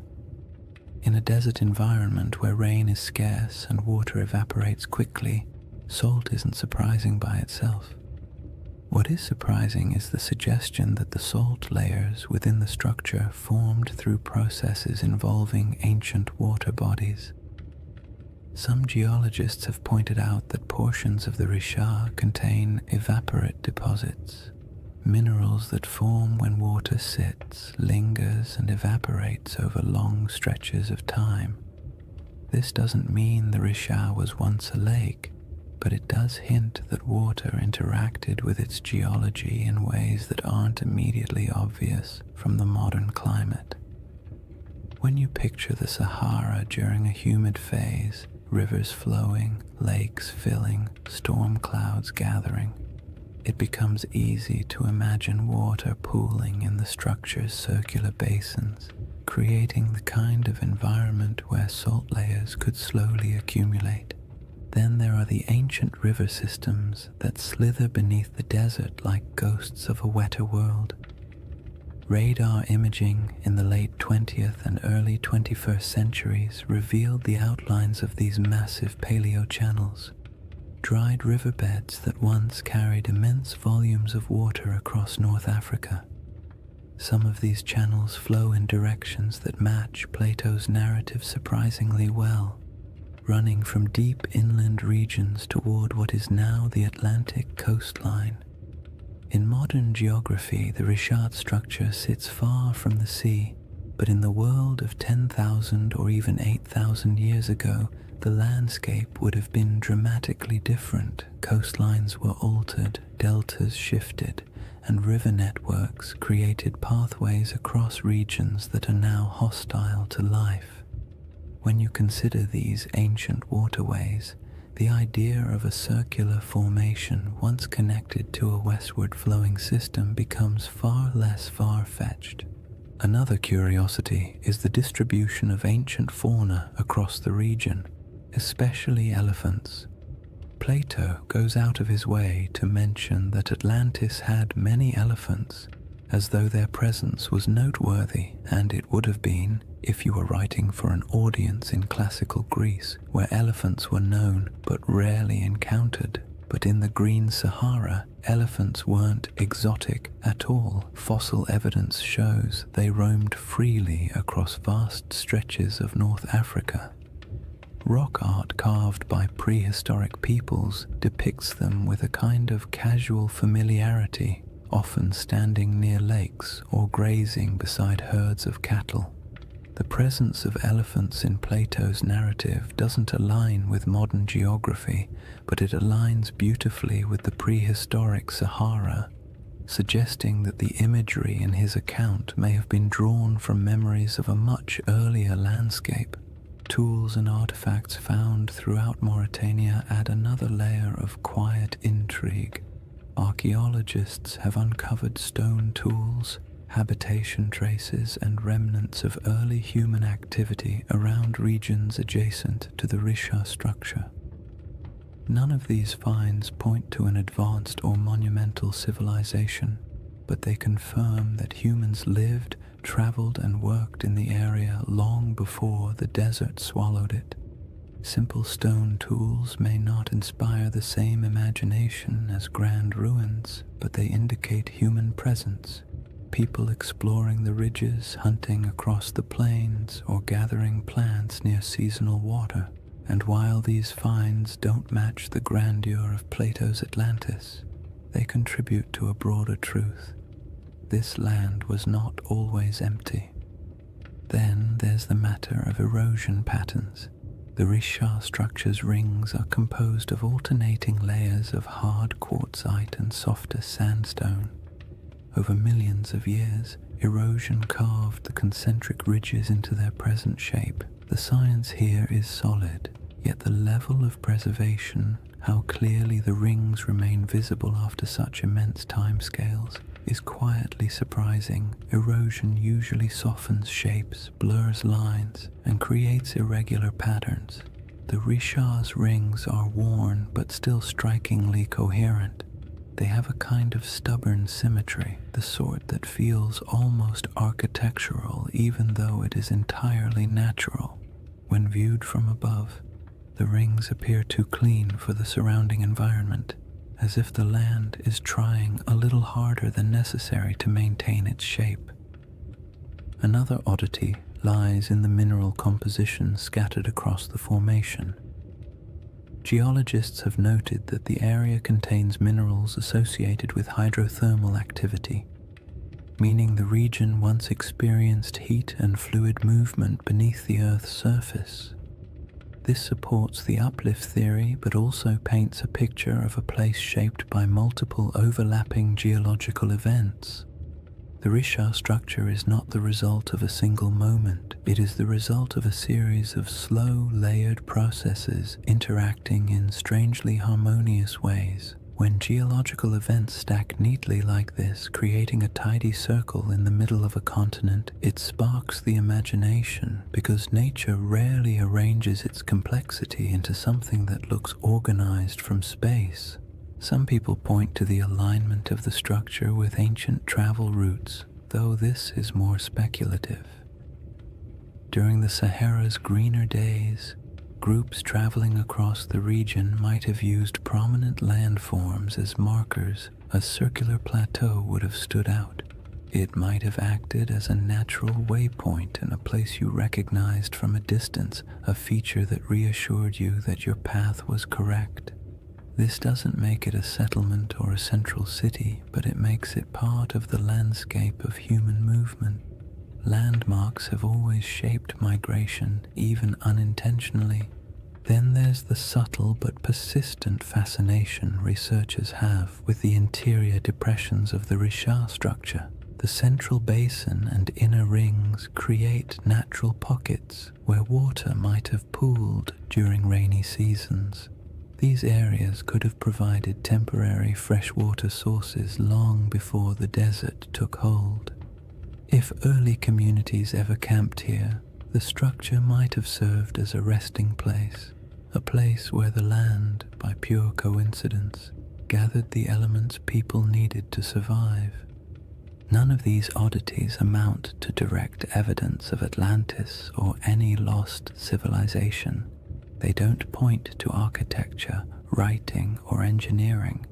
They don't claim that the Richat structure is anything more than a geological formation shaped by erosion, uplift, and deep time. But taken together, these small details create a sense of place, a landscape shaped by water, life, and environmental transformation. A place where memories of a greener world might have lingered long after the land grew silent. A place that feels like it carries the whispers of older stories, even if those stories can never be proven. What remains after examining these clues is not certainty, but the soft, contemplative feeling of a mystery that refuses to resolve too neatly. That's the charm of the Richat structure, not that it answers questions, but that it invites you to keep asking them slowly and without urgency, the same way the desert allows time to drift without needing conclusions. After exploring the curious parallels and intriguing coincidences, it's important to settle into the other side of the discussion, the quiet, grounded, scientifically steady side, the side that takes a deep breath, adjusts its glasses metaphorically, and says, "All right, let's not get carried away." Because while the Richat structure is visually compelling and undeniably mysterious in its aesthetic, the case against it being anything remotely like Atlantis is just as strong as the case that makes people wonder in the first place. And acknowledging that doesn't make the mystery less soothing. In fact, it makes it more balanced, more realistic, and more grounded in the rhythm of nature rather than the drama of myth. One of the simplest arguments against the Richat-Atlantis connection is the absence of ruins.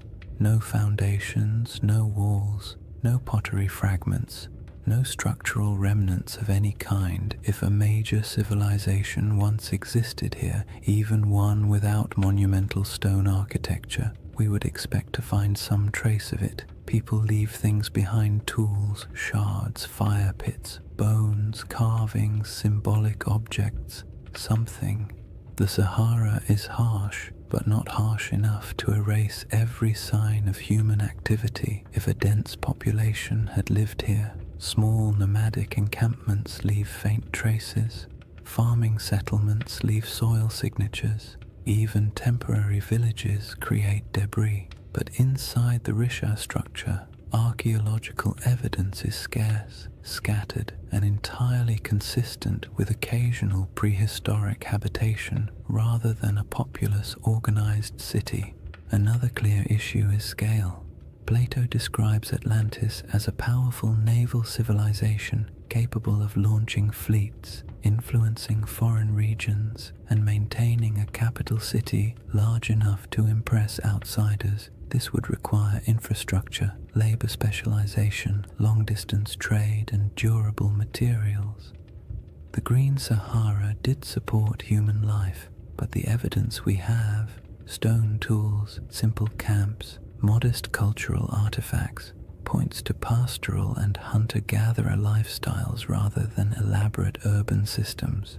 There were no harbors, no shipyards, no canal networks, and certainly no signs of advanced engineering. The gap between the archaeological record and the expectations for a sprawling maritime empire is wide, calm, and fairly conclusive.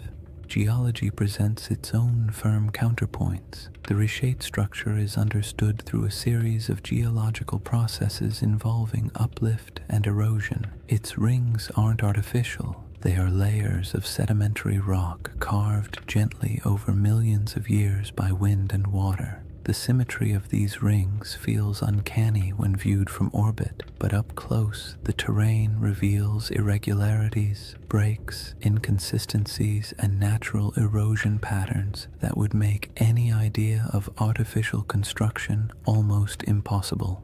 Nature has had a very long time to perfect this formation. It didn't need architects. It needed time, pressure, shifting plates, and the slow sculpting of weather. The age of the rocks is another point of conflict.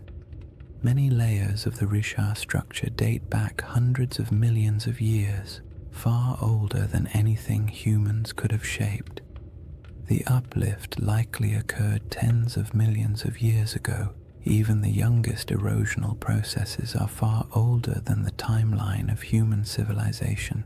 If Plato's account referred to an advanced society around 9600 BCE, the Richat's geological history simply does not align.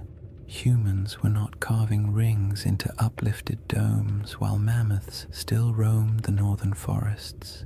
The idea collapses under the sheer weight of deep time. There is also the question of context. Atlantis, as Plato describes it, was a hub of Atlantic navigation, a power that interacted with Mediterranean societies, but the Richat structure sits far inland, even accounting for ancient coastlines. Even at its closest connection, this region would have required extensive river systems or routes across wide plains, and while ancient rivers existed, the logistics of sustaining a large maritime civilization so far from stable ocean access are difficult to justify. Plato's Atlantis was a sea power. The Richat region was, at best, a freshwater-rich inland landscape during humid periods. Another important point comes from understanding Plato himself. His dialogues, Timaeus and Critias, are philosophical works, not historical treatises.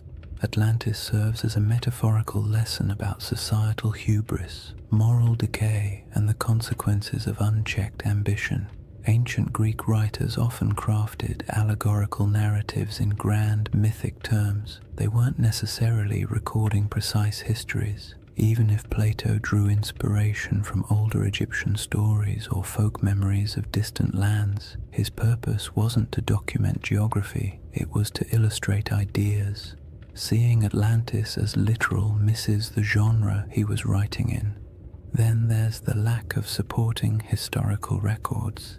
No Egyptian writings describe a circular coastal city matching Plato's description. No Phoenician traders mention it in their maritime logs. No Carthaginian accounts reference such a settlement. In a region with extensive interactions between early Mediterranean and African cultures, a highly advanced city would almost certainly have left some mark in oral or written traditions beyond Plato's single dialogue. The silence is telling. All these points form the steady, sensible, scientifically grounded case against the Richat structure being Atlantis or any ancient lost civilization.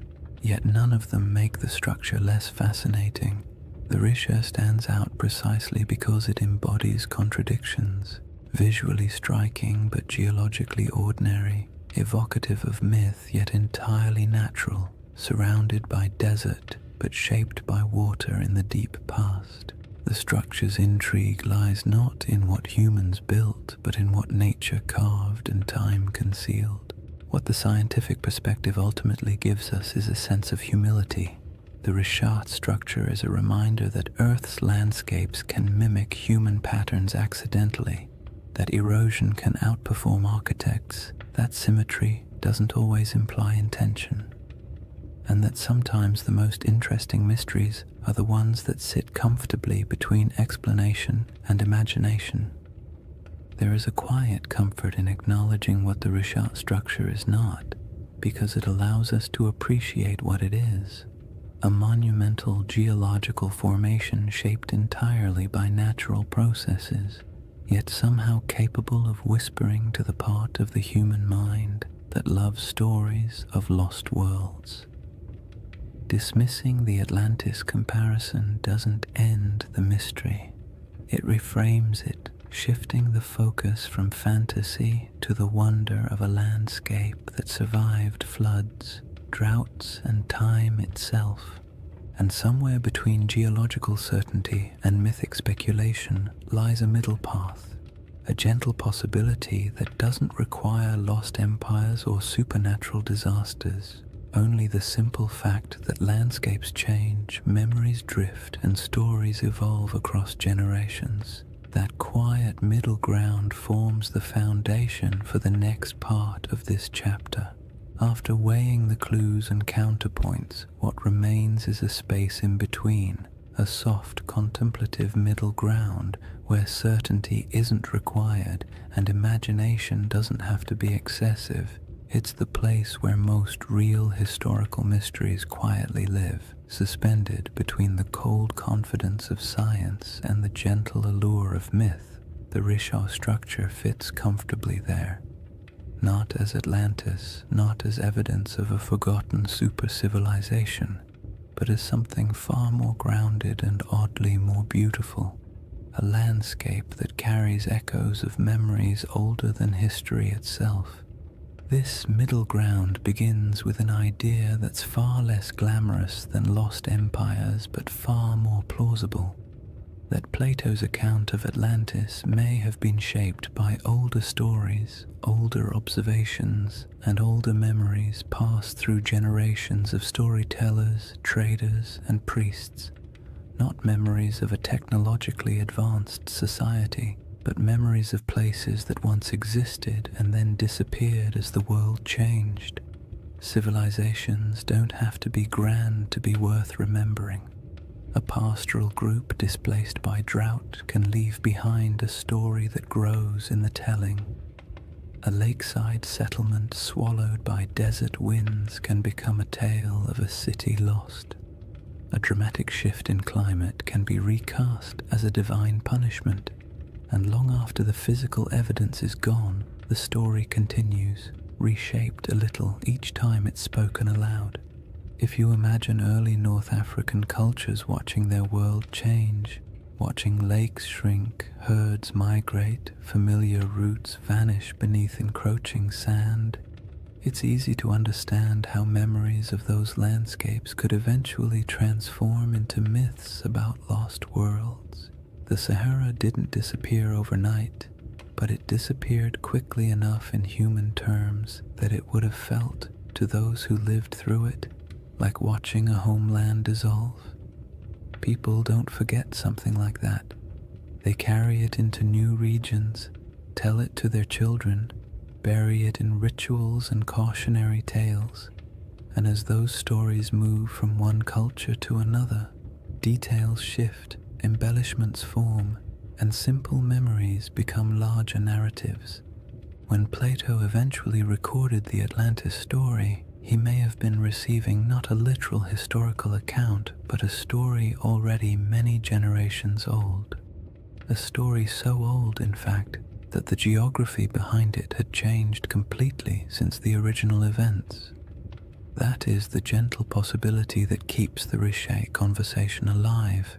Not that it was Atlantis, but that it resembles the type of place that could have inspired memories strong enough to survive climate shifts, migrations, and cultural reinterpretation. In this middle ground, the Rishat structure becomes less a candidate for Atlantis and more a symbol for the forgotten worlds that once existed during the Sahara's green phases.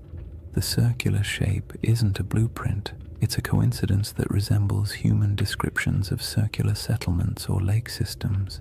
The environment around it, once fertile, later desolate, fits the rhythm of myths describing lands that flourished and then vanished, and the geological strangeness of the formation makes it the type of place human imagination gravitates toward, even without evidence of ancient cities or monumental architecture. This perspective is calm and grounding. It acknowledges that the Richat structure is geological, not architectural. It embraces the idea that natural formations can inspire awe without requiring supernatural explanations, and it allows space for the possibility that human stories, especially the very old ones, often preserve impressions of landscapes altered or erased by time. In this view, Atlantis isn't a lost city waiting to be excavated. It's a cultural memory of a world transformed. The middle ground also makes room for one of the most fascinating aspects of human storytelling, our tendency to merge different memories into single narratives. Imagine an Egyptian priest hearing tales from travelers who claim their ancestors once lived in a land where water flowed through concentric valleys. Imagine those memories mixing with other stories of disappearing lakes, ancient floods, or regions swallowed by drought. Imagine Plato hearing a version of that tale centuries later, filtered through generations of reinterpretation. By the time he wrote it down, the story would have been a blend, part geography, part metaphor, part nostalgia for a world the teller never saw. This blending of truth and tale is not deception. It's how oral traditions work. Details shift, landscapes become symbols, natural disasters become moral lessons. A story meant to explain why the world changed becomes a story explaining why people must be humble. Even today, we do this without realizing it. We condense complex events into simple narratives because simple narratives are easier to remember, easier to teach, and easier to carry into the future. In the calm light of this middle ground, the Richat structure serves as a gentle reminder that landscapes shape stories just as stories shape our perception of landscapes. The structure's rings might have meant nothing to the people who walked across it thousands of years ago, but to someone hearing a distorted account of those landscapes generations later, the image of a circular landform might have blossomed into something mythic, not because the Richat structure was Atlantis, but because it felt like the kind of place myths grow from, strange, memorable, and entirely out of step with its surroundings. The temptation of this middle path lies in its openness. You don't have to believe the Richat structure hides ruins. You don't have to assume ancient people built concentric canals. You don't even have to decide whether Atlantis existed as a literal place. You simply accept that the ancient world was filled with environments now gone, and that stories from those environments survived in forms we barely recognize. The Richat structure becomes one of many possible inspirations, not the answer, but an echo. There's something soothing about mysteries that don't demand solutions. They allow your mind to drift without needing to arrive anywhere specific. The Richat structure isn't a riddle asking to be solved. It's an invitation to explore deeper layers of time, to imagine landscapes that no longer exist, and to appreciate how human memory stretches across millennia. It reminds us that myths often begin with something real, not a lost empire necessarily, but a lost environment, a lost way of life, or a lost understanding of the land. And that leads us gently into the final chapter of this journey, a shift away from evidence and counter-evidence, and toward the quiet, cosmic perspective that emerges when you consider how long the Richat structure has watched the desert around it rise, fall, and change. Chapter 4. The Eye That Remembers Everything. If you ever find yourself imagining the Richau structure at night, it helps to forget the satellite photos and geological diagrams for a moment and picture something much quieter. A place far from modern roads, far from city lights, far from anything that interrupts the soft rhythm of the desert after sunset. Night in the Sahara is its own world, almost a separate dimension from the harsh daylight that most people think defines it. The heat drains away slowly, the wind settles into a steady breath across the dunes, and the sky opens wider than seems reasonable, filled with stars that feel impossibly close. In that stillness, the Rishat structure doesn't feel like a geological puzzle or a misunderstood legend. It feels ancient in a way few places do, as if it has been sitting patiently through eras, watching everything change around it while remaining almost unchanged itself. Standing at the center of the formation under a clear sky would feel like standing inside a natural observatory. The circular ridges rise around you, not high enough to trap you, but just high enough to create the sense of being in a vast stone bowl. The curves would guide your gaze upward toward the sky, making the stars appear as though they are swirling in unison with the rings below. There are no lights to dim the stars, no distant hum of traffic, no artificial sounds, just the low whisper of the wind brushing across ancient rock, passing through channels carved by time, creating tones so soft you might not even register them consciously. In that kind of quiet, the desert feels alive. Not in a dramatic or mystical way, but in the subtle way landscapes breathe through temperature shifts, airflow, and tens of thousands of years of stillness. The moonlight transforms the Richau structure even further. The pale light pools in the lower depressions and glides across the ridges, revealing the circular symmetry that can be hard to see when you're standing on the ground during the day. At night, those rings shine faintly, almost glowing in places where quartzite catches the moon's reflection. The effect is soothing, not eerie, the kind of sight that makes you exhale slowly, not look over your shoulder. The desert has always been a place where time feels soft and stretched, and inside the Rishat at night, that feeling only deepens, as if the land is gently reminding you that it has existed far longer than any human story about it. There is something comforting about how little the Risha structure demands. It doesn't insist on meaning. It doesn't ask to be interpreted. It simply sits, weathered and patient, while the sky above it cycles through constellations that ancient people once used to navigate across greener lands.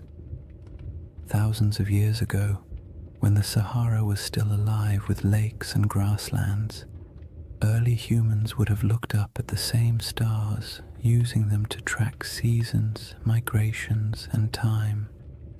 They may have passed near the Rishat without knowing its shape, but they would have walked under this same sky, feeling the same cool air after sunset, listening to similar breezes skimming across the land. In that sense, the desert night turns the Risha structure into a bridge between eras, not because anything connects them physically, but because the sky has remained one of the few constants across the entire sweep of human history. If you were to sit on one of the ridges and look out into the darkness, you would see nothing but the silhouettes of dunes shifting gently in the moonlight. The horizon softens at night, blending sky and sand into a single muted line. It's the kind of scene that encourages introspection, not analysis. You don't wonder who built the structure or whether it held palaces or temples. You simply feel the weight of time, not as something heavy or intimidating, but as something vast and calming. The world has changed so many times, and the Risha has been here through all of it, absorbing the silence, weathering the storms, and watching the land around it transform. The desert's silence isn't empty. It holds layers of memory, not the kind you can excavate with tools, but the kind that lingers in atmosphere. The silence feels old, as if it carries a faint awareness of the worlds that once existed here. Lakes reflecting starlight, animals moving across grasslands, families gathering near fires that burned in a landscape now gone. The nighttime air feels thick with that invisible history, yet it doesn't demand your attention. It simply exists, like a soft background hum. The stars above the Rishat structure appear especially dense because of the region's extreme remoteness. The Milky Way stretches overhead like a pale river of light, echoing the rivers that once flowed across the Sahara during its humid phases. The longer you look, the more constellations seem to reveal themselves, and the more the structure on the ground feels connected to the cosmos above. The rings of the Rishat mirror the vast circular patterns in the sky, the arcs of the galaxy, the curvature of the horizon, the slow rotation of the Earth itself. It creates a sense of gentle symmetry between Earth and sky, a reminder that humans have always found meaning in patterns even when those patterns were accidental. It's easy to understand why people feel drawn to connect this ancient formation with legends.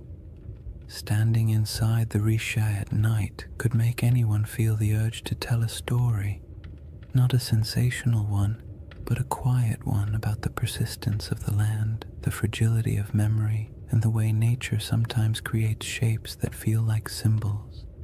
In the soft glow of the moon, the structure doesn't look artificial, but it does look intentional in a way only nature at its most patient can achieve. What makes the Risha structure so soothing at night is the way it absorbs human curiosity without answering it. You can wonder about its origins, its place in mythology, its connection to past climates, or whether ancient people ever felt a hint of awe when passing near it. But the structure offers nothing back except the gentle assurance that it will still be here long after our questions fade into silence. In that sense, it becomes a reminder not of lost civilizations, but of time's quiet endurance, the slow, steady processes that shape the Earth far beyond human timelines. And as the night grows deeper and the air cools further, the Rishat structure settles into complete stillness, becoming not a mystery to solve, but a place to simply exist for a moment, to rest, to breathe, and to absorb the sense of calm that comes from standing in a landscape that has survived every climate, every story, and every shift the world has thrown at it. The next layer of this journey explores the source of that storytelling instinct, why humans see patterns, build myths, and create meaning from landscapes that endure long after the civilizations around them disappear. If you sit long enough inside the Risha structure, not literally of course, but in your mind, quietly imagining the desert night and the slow movement of stars overhead, you eventually drift into a very human question. Why do we tell stories about places like this? Why do certain landscapes, certain formations, certain patterns pull at the imagination more strongly than others? We don't look at an ordinary hill and assume it holds ancient secrets. We don't stare at a random cluster of rocks and start crafting mythologies, yet give us a perfect circle in the middle of a desert, or a mountain shaped like a face, or a forest that feels too symmetrical to be an accident, and our brains immediately begin weaving meaning into the shapes. It isn't irrational, it's instinctive. A deep part of how humans make sense of the world, especially the parts of it that feel older than our ability to explain them. That instinct begins with something simple: pattern recognition. Humans are exceptional at spotting patterns even when those patterns don't exist. It's a survival trait. Recognizing the difference between a harmless shadow and a predator hiding in the bushes was once a matter of life and death. Over time, That instinct expanded into art, religion, storytelling, and all the imaginative ways we try to connect the dots between what we see and what we feel.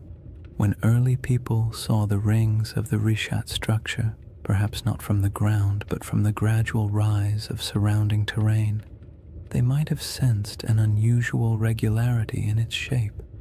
Maybe not enough to interpret it as a city or a monument, but enough to remember it, enough to describe it, enough to make it feel distinct from the ordinary landscapes around it. The human imagination thrives on places that feel just slightly out of place. The Risha structure does exactly that. It's too round, too wide, too neatly layered to blend in with the rugged desert. It doesn't look artificial, but it doesn't look random either. It occupies a liminal space, natural but strangely intentional in appearance, and when a landscape hovers in that space, the imagination naturally steps in to fill the gaps. People project stories onto it not to deceive anyone, but because stories help us understand what feels beyond understanding. Storytelling is how humans anchor themselves in time, how they transform landscapes into memories, and how they preserve experiences that might otherwise vanish. This is why even the calmest, most scientific minds sometimes drift into gentle speculation when they look at places like the Rishat, not because they truly believe in lost empires hiding under millions of years of erosion, but because landscapes with unusual beauty evoke a sense of quiet wonder, and wonder is a fertile ground for stories. You don't need to imagine Atlantis rising and falling. You only need to imagine how it felt for early communities to live in a Sahara full of lakes and wildlife, passing by a strange circular plateau that looked different each season. Maybe it was a landmark, maybe it was a gathering point, maybe it meant nothing at all, but it would have stood out, and anything that stands out tends to gather stories. Humans also tell stories because the natural world isn't always generous with explanations. For most of history, people didn't have geology textbooks or climate models. They had observations, intuition, and oral traditions. When a river dried, they created a story. When a mountain erupted, they created a story. When the stars shifted seasonally, they created stories to explain their patterns. Over generations, these stories evolved, blending details from nature with the emotional tone of the people describing them. A drought wasn't just an environmental event, it became a moral narrative of balance lost and regained. A vanished lake wasn't just climate change, it became a tale of a great flood or a divine warning, or a forgotten world swallowed by forces beyond human control.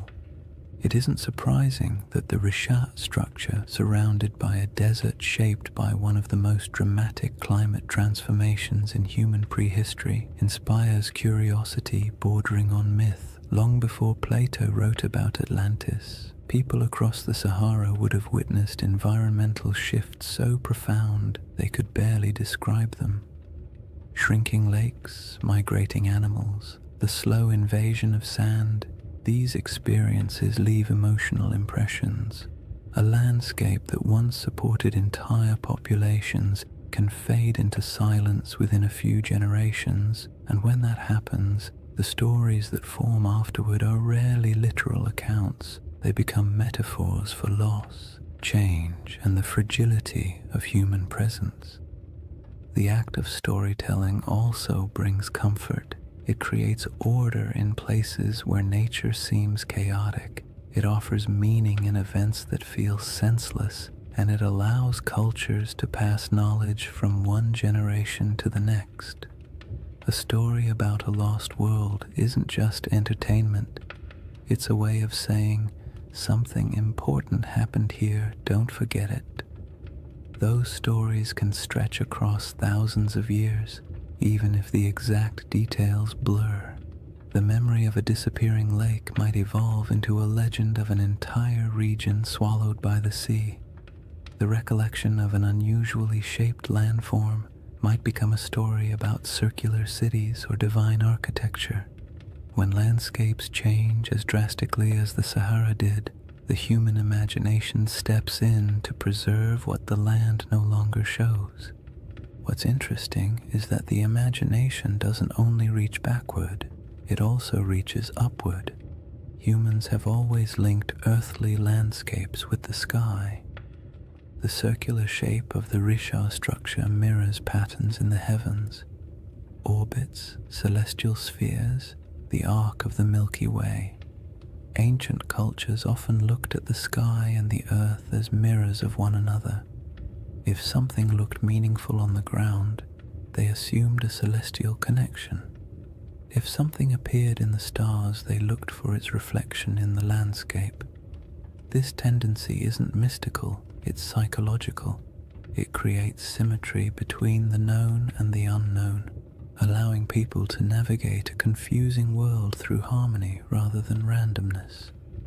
The Risha structure invites that kind of thinking. At night, when the stars swirl overhead and the rings below form a gentle spiral of shadow and light, it becomes easy to understand how the human imagination might link the two, not through elaborate theories, but through quiet intuition, through the simple feeling that a place shaped in circles must hold a story shaped in circles, through the awareness that landscapes sometimes look like symbols even when they are not, through the natural desire to connect the visible world with the invisible past. In the end, the human imagination isn't a flaw in our understanding of places like the Risha structure. It's a companion. It allows us to explore possibilities without insisting on answers. It lets us appreciate mysteries without demanding they be solved. And it reminds us that even when we know the scientific explanation for a geological formation, we can still feel wonder, still be moved by the beauty of its shape, and still tell stories about what it might have meant to the people who walked through a greener Sahara thousands of years ago. That instinct to remember, to reinterpret, to imagine, leads naturally into the next part of this journey, the way deserts protect, preserve, and occasionally conceal pieces of worlds that no longer exist, leaving behind not cities but quiet geological breadcrumbs for the patient observer. When people think of the desert, they often imagine it as a place that erases everything, wind sweeping across dunes, sand swallowing anything left on the surface, time grinding all traces of the past into dust. And while parts of that are true, the desert is far more complicated. It destroys, yes, but it also preserves in ways wetter climates never can. Humidity decays wood, softens clay, and corrodes metal. Rain washes away structures and scatters artifacts. Plants reclaim abandoned land quickly, burying the past in roots and soil. But the desert is patient. Dry air keeps things intact. Sand buries but also protects. Stone carvings last almost forever when nothing grows to break them apart. If anything, the Sahara is one of the most powerful memory keepers on Earth, even if it rarely gives up those memories easily. The Rishat structure sits in the middle of this vast archive, not an archive of books or ruins or treasure, but an archive of landscapes. The rings themselves are a geological timeline. Each layer tells a story about a different era of Earth's crust. The minerals inside them remember volcanic activity, erosion patterns, shifts in ancient climates, and surrounding the structure, scattered across the Sahara, lie faint traces of worlds that came and went before the desert took over. Fossils of fish that once swam in freshwater lakes, shells from ancient inland seas, bones of hippos, giraffes, elephants, and antelope that lived in grasslands where nothing but dunes now remain. These remnants are quiet, fragile, and astonishingly well preserved because the desert has held them still for millennia. Even more delicate objects survive in surprising numbers. Stone tools left behind by early humans who walked across plains now buried under dunes, arrowheads, blades, grinding stones, small carvings. They're scattered, not concentrated, evidence of lives lived lightly on the land, following herds, collecting plants, moving when the seasons demanded it. None of these objects tell a story of a centralized city or a monumental culture, but they do tell the story of human persistence in a world that was constantly shifting around them. These tools have edges still sharp enough to cut. They were shaped by hands that lived in a climate we can barely imagine today, and the desert, indifferent to time, simply kept them. Then there are the rivers, or rather, the ghosts of rivers. Radar imaging reveals dozens of ancient channels beneath the Sahara's surface, some stretching hundreds of miles. These channels are not small trickles, but massive pathways carved by powerful flows of water. They show where life once concentrated, where animals gathered, where early humans traveled and settled, and though they're invisible from the ground, their presence beneath the sand acts like a geological memory, a map of how different the world used to be. Long after lakes vanished and grasslands withered, the shapes of these channels remained, buried but intact. The desert also preserves what might be called emotional landscapes, the subtle, atmospheric memory of places people once inhabited. Rock art in the Sahara captures these moments with eerie clarity, carvings of cattle, religious symbols, hunting scenes, boats gliding across water. Some images show animals that haven't lived in the region for thousands of years. Others depict rituals or daily activities of groups whose descendants migrated far away when the climate changed. These paintings survive because the desert air is too dry to dissolve the pigments. They are echoes etched into stone, fragments of human emotion fossilized in mineral form. And even though they don't correspond to Plato's Atlantis, they show how easily early cultures could leave behind traces that would confuse or inspire later generations. But the desert's preservation comes with a twist. It protects selectively. It keeps what nature builds, but rarely what humans build. Wood, cloth, bone, and plant materials decay quickly, stone lasts, but only if left untouched by wind.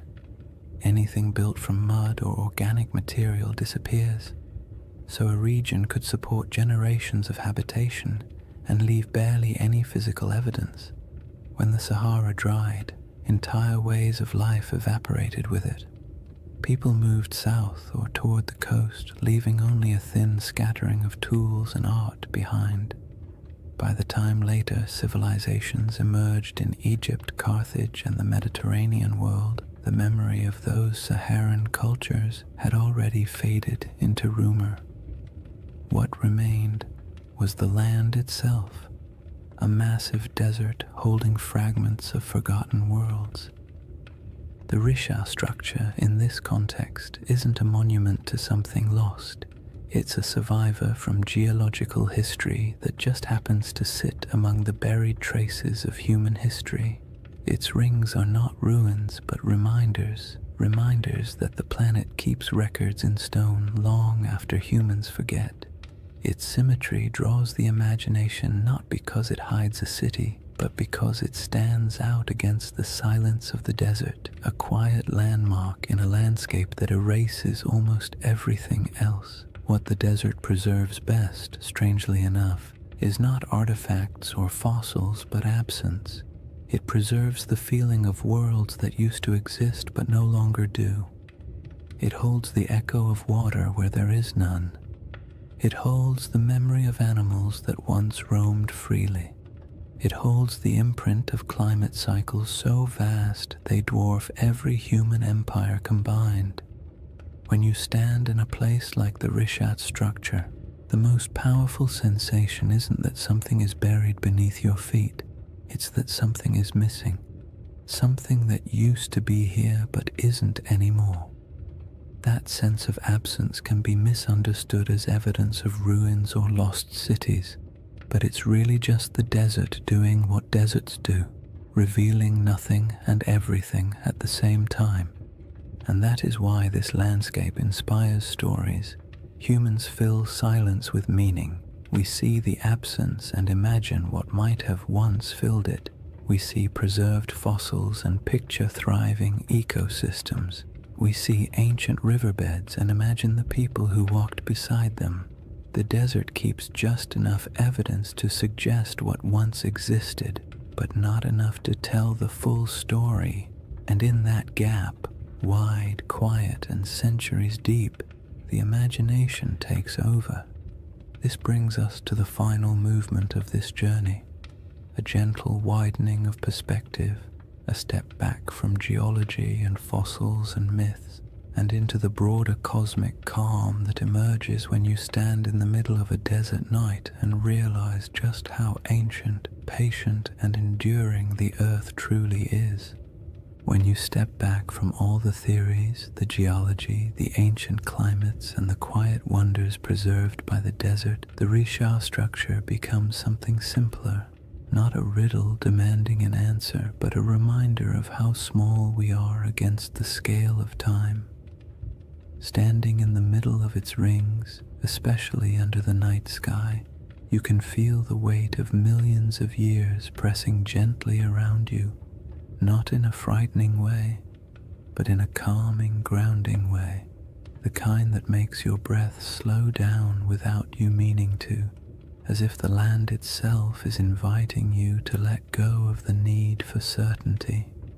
Because the truth is, the Rishat structure doesn't care what we believe about it. It existed long before humans tried to make sense of it, and it will exist long after our stories fade. The desert has watched entire civilizations rise and fall at its edges, while the eye of Africa simply remained what it always was, a geological formation shaped by pressures, erosion, and deep time. And yet, for something so indifferent, it has a remarkable ability to hold our attention, to stir our imagination, to make us lean forward and whisper, "What if?"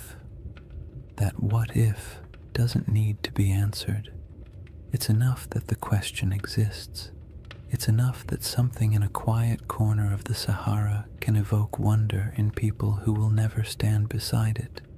We don't need Atlantis for the Risha to matter.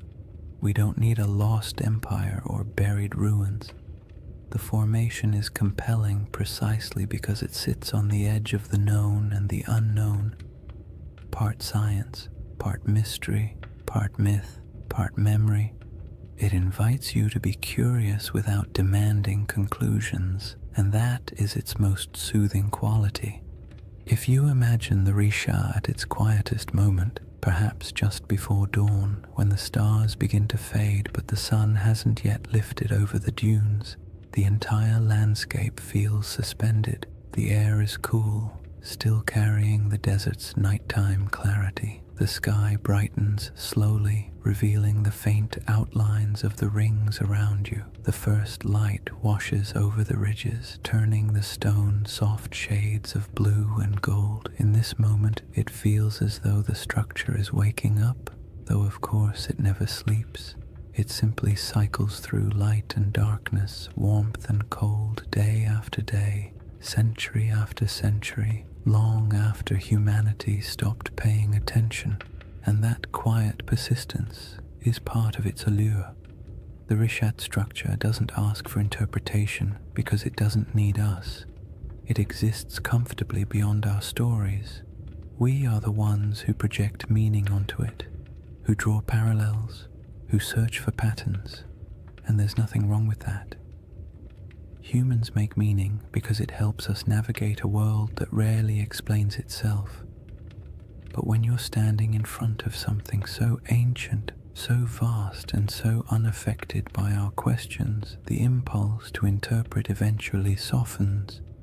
You start to accept the landscape the way you accept the night sky, beautiful, mysterious, complete without needing answers. This is why the final feeling the Risha structure gives isn't excitement or fear or even curiosity. It's perspective, the kind of perspective that makes you realize how temporary human history is compared to geological time. Civilizations rise, cities flourish, myths form, and then everything fades. But the land remains. The Sahara has been green, then brown, then green again, then sand, then grass, then dunes. The world shifts constantly, but overspans so long that it's easy to forget. Human history is only a blink in the Earth's memory. When you imagine the Eye of Africa remembering, it's not literal, of course. Rock doesn't hold memories the way we do, but landscapes preserve patterns, scars, layers, and echoes of what came before. The Risha structure remembers not through intention, but through endurance, through the way its rings hold the imprint of ancient forces, through the way it witnessed the Sahara's transformation without changing its own essential shape, through the way it stands in the middle of emptiness, still holding the quiet dignity of something older than our oldest stories. And as you let that perspective sink in, the idea of Atlantis becomes less about a place and more about a feeling that somewhere, sometime, a world existed that is now gone, a feeling that memory outlasts evidence, a feeling that not everything that disappears is lost forever. Some things simply fade into new forms, new landscapes, new interpretations. The Risha structure doesn't solve the Atlantis mystery, but it offers a gentle space where that mystery can rest, unpressured and unbothered. In the end, the most peaceful thought of all is this: maybe Atlantis was real, maybe it wasn't. Maybe it was a memory of a greener Sahara. Maybe it was an echo of rivers and lakes that vanished before history began. Or maybe it was just a story, a beautifully structured story passed down through generations. But somewhere out there in the quiet heart of the desert, the Eye of Africa is still watching. Not searching, not revealing, just watching. Watching the night sky turn. Watching the dunes shift. Watching time pass with the patience only the earth itself can hold. And there is something profoundly comforting about that. To know that long after questions fade and theories shift and stories evolve, the land remains silent, enduring, timeless. A slow, cosmic heartbeat in the middle of the Sahara, inviting you to breathe a little slower, to let your thoughts drift, and to fall gently into rest. If you've made it this far, awake, half asleep, or somewhere in that gentle in-between space where thoughts drift like sand across a desert floor, then you've journeyed through one of Earth's quietest mysteries. And maybe that's the real beauty of the Risha structure. Not that it holds answers, but that it encourages the kind of patient wondering that modern life rarely gives us time for. In a world full of noise, urgency, and constant stimulation, the Eye of Africa offers the opposite: silence, space, perspective, a slow reminder that the planet moves at a pace far older and far calmer than anything we build on its surface. When you think back to what we've explored, the green Sahara that once flourished with lakes and herds, the ancient river systems buried beneath dunes, the rock art carved by hands that lived in a world we can barely imagine, the geological forces that sculpted the Risha's rings millions of years before humans ever walked near them, it becomes clear that the story of this place isn't about a lost civilization. It's about a lost landscape, a world that once existed, quietly thrived, and then vanished not because of catastrophe, but because Earth itself shifted into a new rhythm.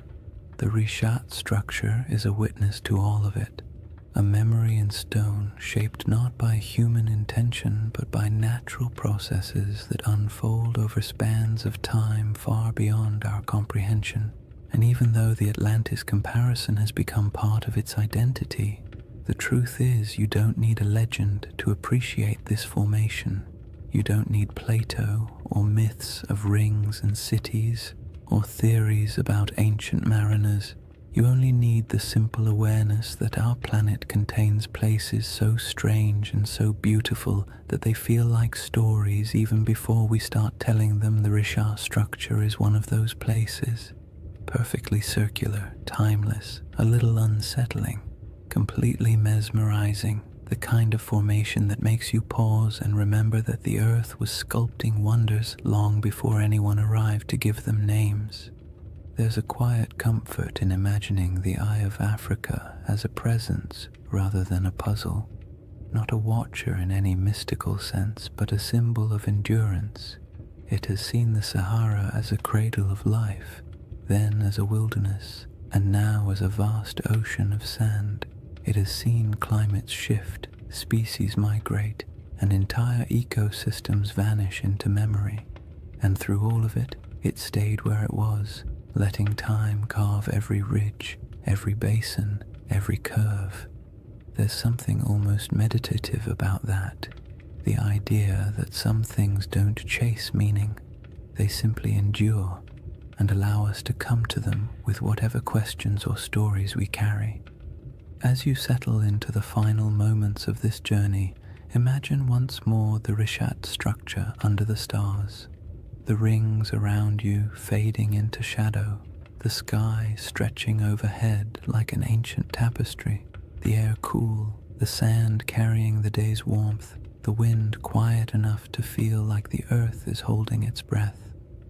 In that moment, all the theories, all the debates, all the speculation falls away. What remains is just the land, unconcerned, immense, older than memory, a reminder that our place in the world is temporary but also meaningful in its own small way. And maybe that's the real gift of places like this. They allow us to step outside ourselves, to drift gently into perspective, to remember that not everything needs to be solved. Some mysteries are meant to rest. Some landscapes are meant to simply be admired, and some stories, like the Sahara itself, are more soothing when left open, when allowed to breathe, when allowed to drift into the same soft silence that defines the desert at night. So as you drift towards sleep or into a deeper state of calm, let the Rishat structure fade into that quiet space behind your thoughts. Let the rings dissolve into darkness, the stars soften overhead, and the desert wind carry away whatever tension you brought with you. The earth has been here a long time, and it will be here long after the worries of today have faded. You are small compared to the scale of geological time, but that smallness is not a burden. It's a comfort, a reminder that it's okay to rest. Thank you for spending this time exploring one of the planet's most beautiful and enigmatic features. If you enjoyed this journey and you'd like to drift through more forgotten landscapes and ancient mysteries crafted to help you unwind, consider liking the video and subscribing to the channel. It truly helps, and it means a lot. And before you fall asleep fully, let me know in the comments where you're watching from and what time it is for you. I love seeing the entire world gathered in one quiet, shared moment. For now, take one last breath. Let it go slowly, and let the desert night close around you. The Eye of Africa will keep its silent watch. You only need to rest.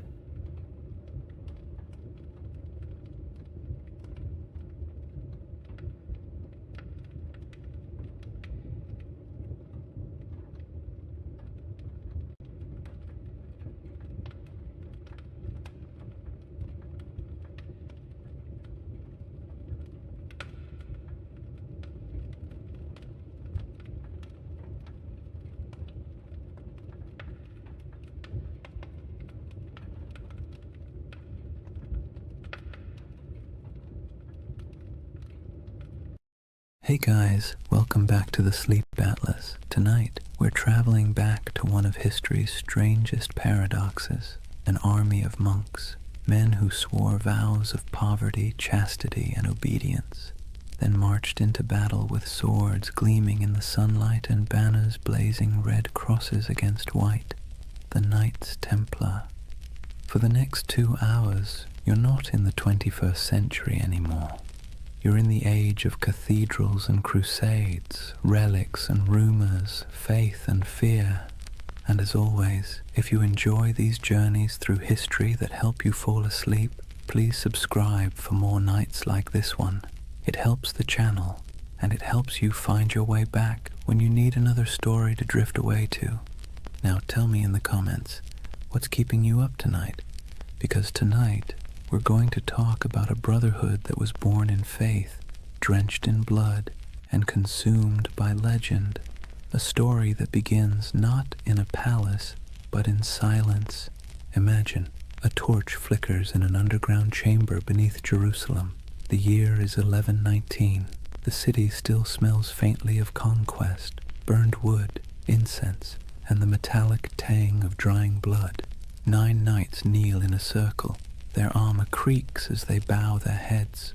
One of them, Hugh de Payens, a French nobleman with eyes like chipped flint, swears an oath before God to live without wealth, without women, without fear, to protect the pilgrims traveling these deadly roads to the Holy Sepulchre. No music, no witnesses, just men and stone and the echo of words they can never unsay. That's how the Knights Templar began, or at least how history thinks they did. But as with most things that begin in the dark, the truth is more complicated. Chapter 1. The Secret Birth of a Holy Army. Jerusalem in 1119 was not a place of peace.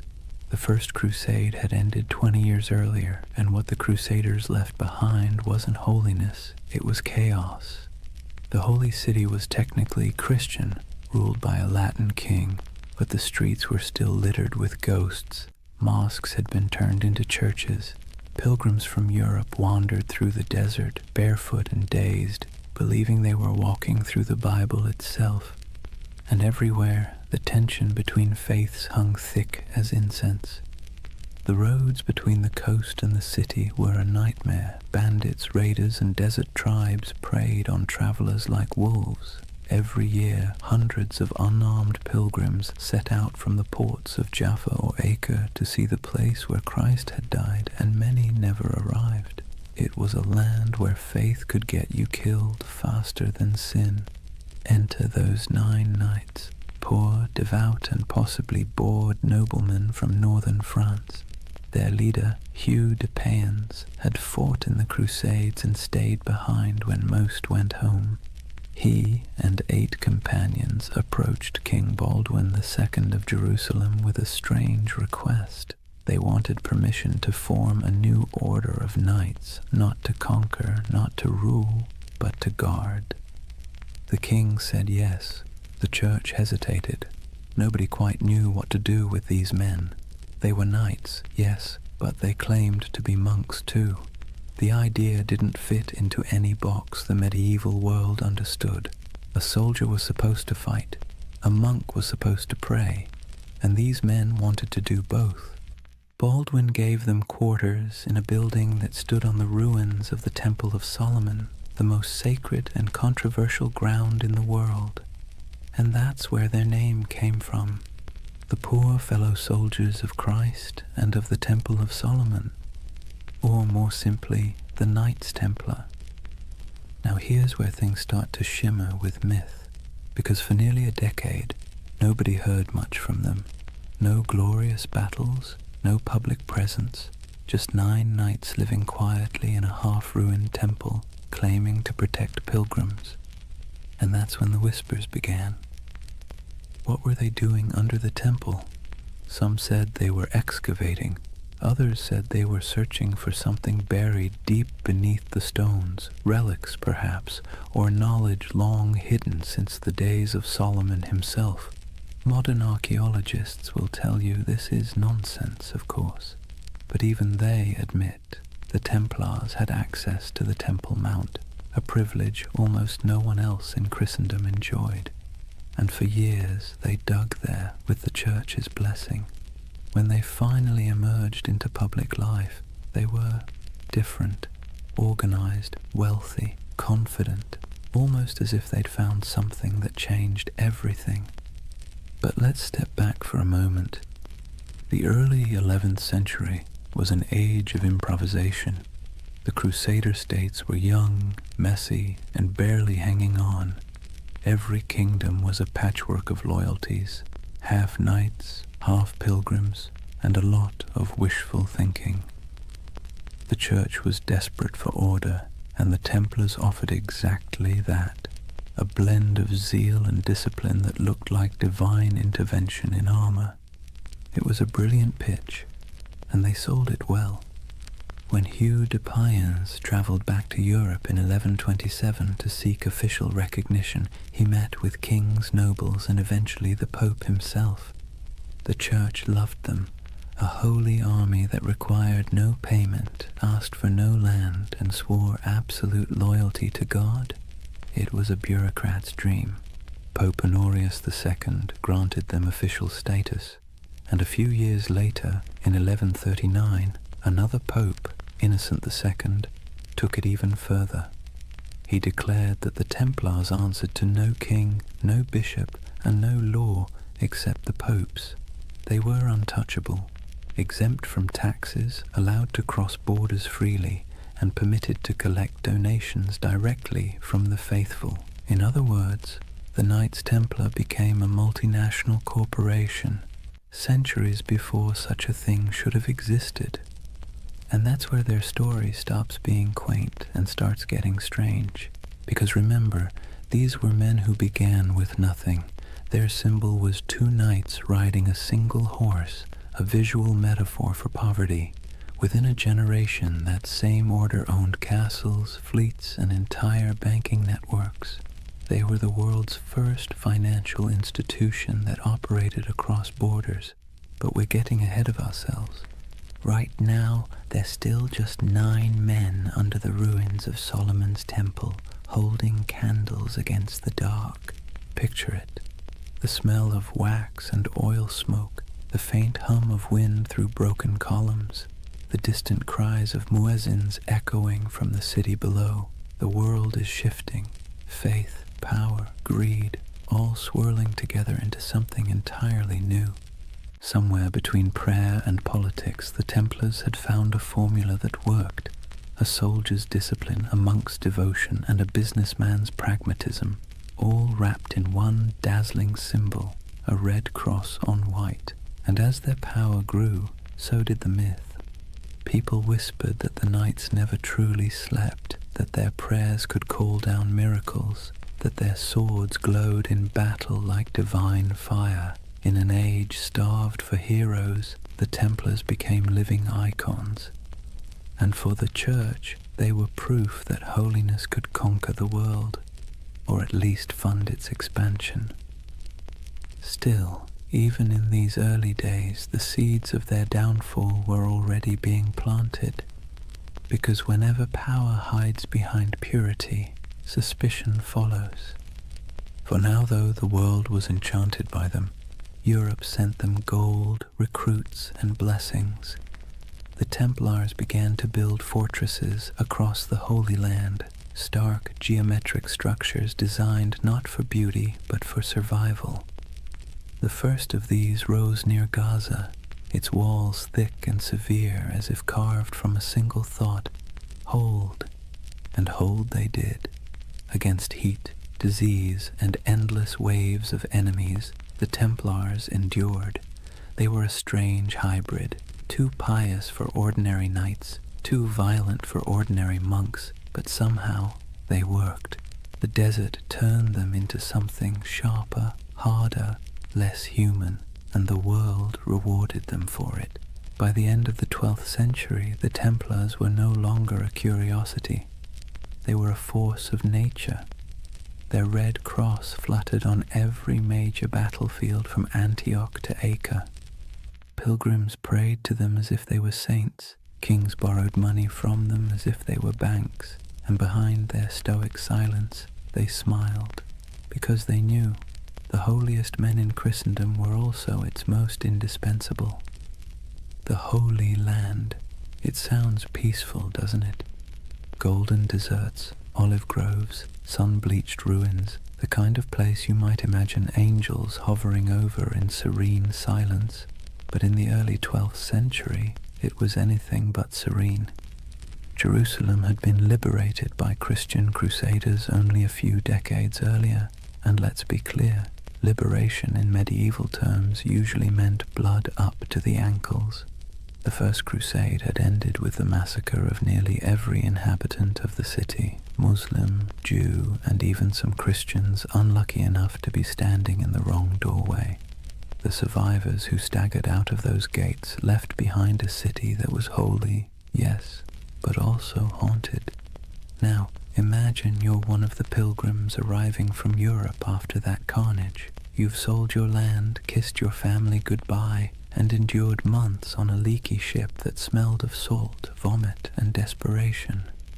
You finally set foot on the sacred soil of Jerusalem, only to realize it's crawling with mercenaries, thieves, and rival priests arguing over who owns which holy relic.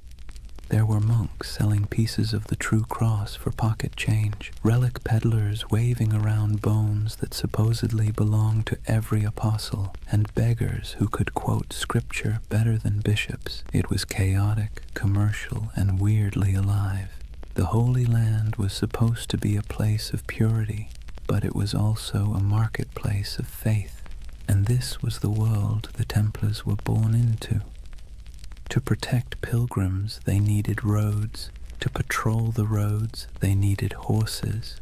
To feed the horses, they needed money. And to get money, they needed support from Europe, which meant they needed branding. And few groups in history have ever branded themselves better. The Knights of the Temple. It sounded like a riddle. A name that whispered of prophecy, secrecy, destiny. In an age addicted to relics and miracles, the idea of an army living on sacred ground was irresistible. Still, their mission was grimly practical. The routes from the ports to Jerusalem, Jaffa, Acre, Tyre, were treacherous. Travelers were robbed, murdered, or sold into slavery. The Templars became the bodyguards of faith itself, escorting caravans of believers through the desert, fighting off raiders who saw pilgrims as walking coin purses. Picture it, a long line of weary travelers trudging beneath a white-hot sun, sandals kicking up dust, and ahead of them a small band of armored men on horseback, faces hidden behind helms, silent except for the creak of leather and the dull thud of hooves. To see that Red Cross approaching must have felt like salvation made visible. But Jerusalem wasn't the only concern. Beyond the city walls, the Crusader states were fracturing. Christian lords squabbled like children over territory they barely controlled. The Kingdom of Jerusalem, the County of Tripoli, the Principality of Antioch, all were fragile, stitched together by ambition and distrust. The Muslim world, meanwhile, was far from united but infinitely more patient. Leaders like Zengi, Nur ad-Din, and later Saladin understood that the Crusaders were temporary. Empires built on zeal tend to burn bright and burn out. The Templars didn't know it yet, but they were living on borrowed time. For now, though, their world was still expanding. They built their first fortresses across the Holy Land, massive, angular structures that looked more like stone mathematics than architecture. No decoration, no vanity, just geometry and faith. These weren't castles meant to impress. They were meant to survive. Thick walls, narrow gates, cisterns for water, hidden staircases for escape. If you were a Templar stationed in one, your days were predictable. Prayer, patrol, repair, repeat. The heat was relentless. Armor became ovens. Horses collapsed from thirst. And yet, they endured. They believed every drop of sweat was a prayer, every scar a kind of devotion. The Templar life was monastic but also militarized. They rose before dawn, prayed, trained, rode, and ate simple meals in silence. Even at the table they sat in pairs, sharing food from a single bowl, just as they once shared horses when they were poor. That duality, poverty and power, humility and dominance, defined them. To outsiders it made the Templars look almost supernatural. They were disciplined in a world that thrived on chaos. They didn't drink, gamble, or chase women. They didn't hoard gold for themselves, but for the order. Compared to the average Crusader knight, who often behaved like a drunk tourist with a sword, the Templars seemed godlike. But discipline has its price. Their strictness made them feared, but it also made them cold. And in a land that worshipped stories, coldness was suspicious. Rumors spread that they worshipped strange idols, that their prayers were not quite Christian, that beneath their white mantles they bore symbols not approved by Rome. None of it was true, yet, but you can see why people started to talk. The Templars were always apart. They answered to no king, no priest, and no local authority. They were an army within an army, a church within the church. And whenever men form a power that stands outside all others, paranoia soon follows. Still, in the 1130s and 1140s, those fears were whispers drowned out by praise. Pilgrims wrote home about the silent, white-cloaked knights who saved them from bandits. Kings sent donations, nobles offered land. The Templar name spread across Europe like wildfire. Soon new recruits poured in, sons of minor lords, second brothers with no inheritance, men too proud to farm and too poor to rule. To join the Templars was to gain purpose, rank, and immortality of a kind. When they swore their vows, they gave up everything, property, family, even their names. They became one organism, and that made them terrifyingly efficient. Meanwhile, in Jerusalem, politics festered. The so-called Latin Kingdom looked glamorous from afar. Gleaming churches, processions of relics, knights shimmering in gold. But behind the spectacle lay disease, infighting, and endless debt. Maintaining an army in the desert cost a fortune, and Europe's appetite for holy war was already fading. That's where the Templars' financial genius quietly began. They developed systems for storing, transferring, and protecting wealth for pilgrims and crusaders alike.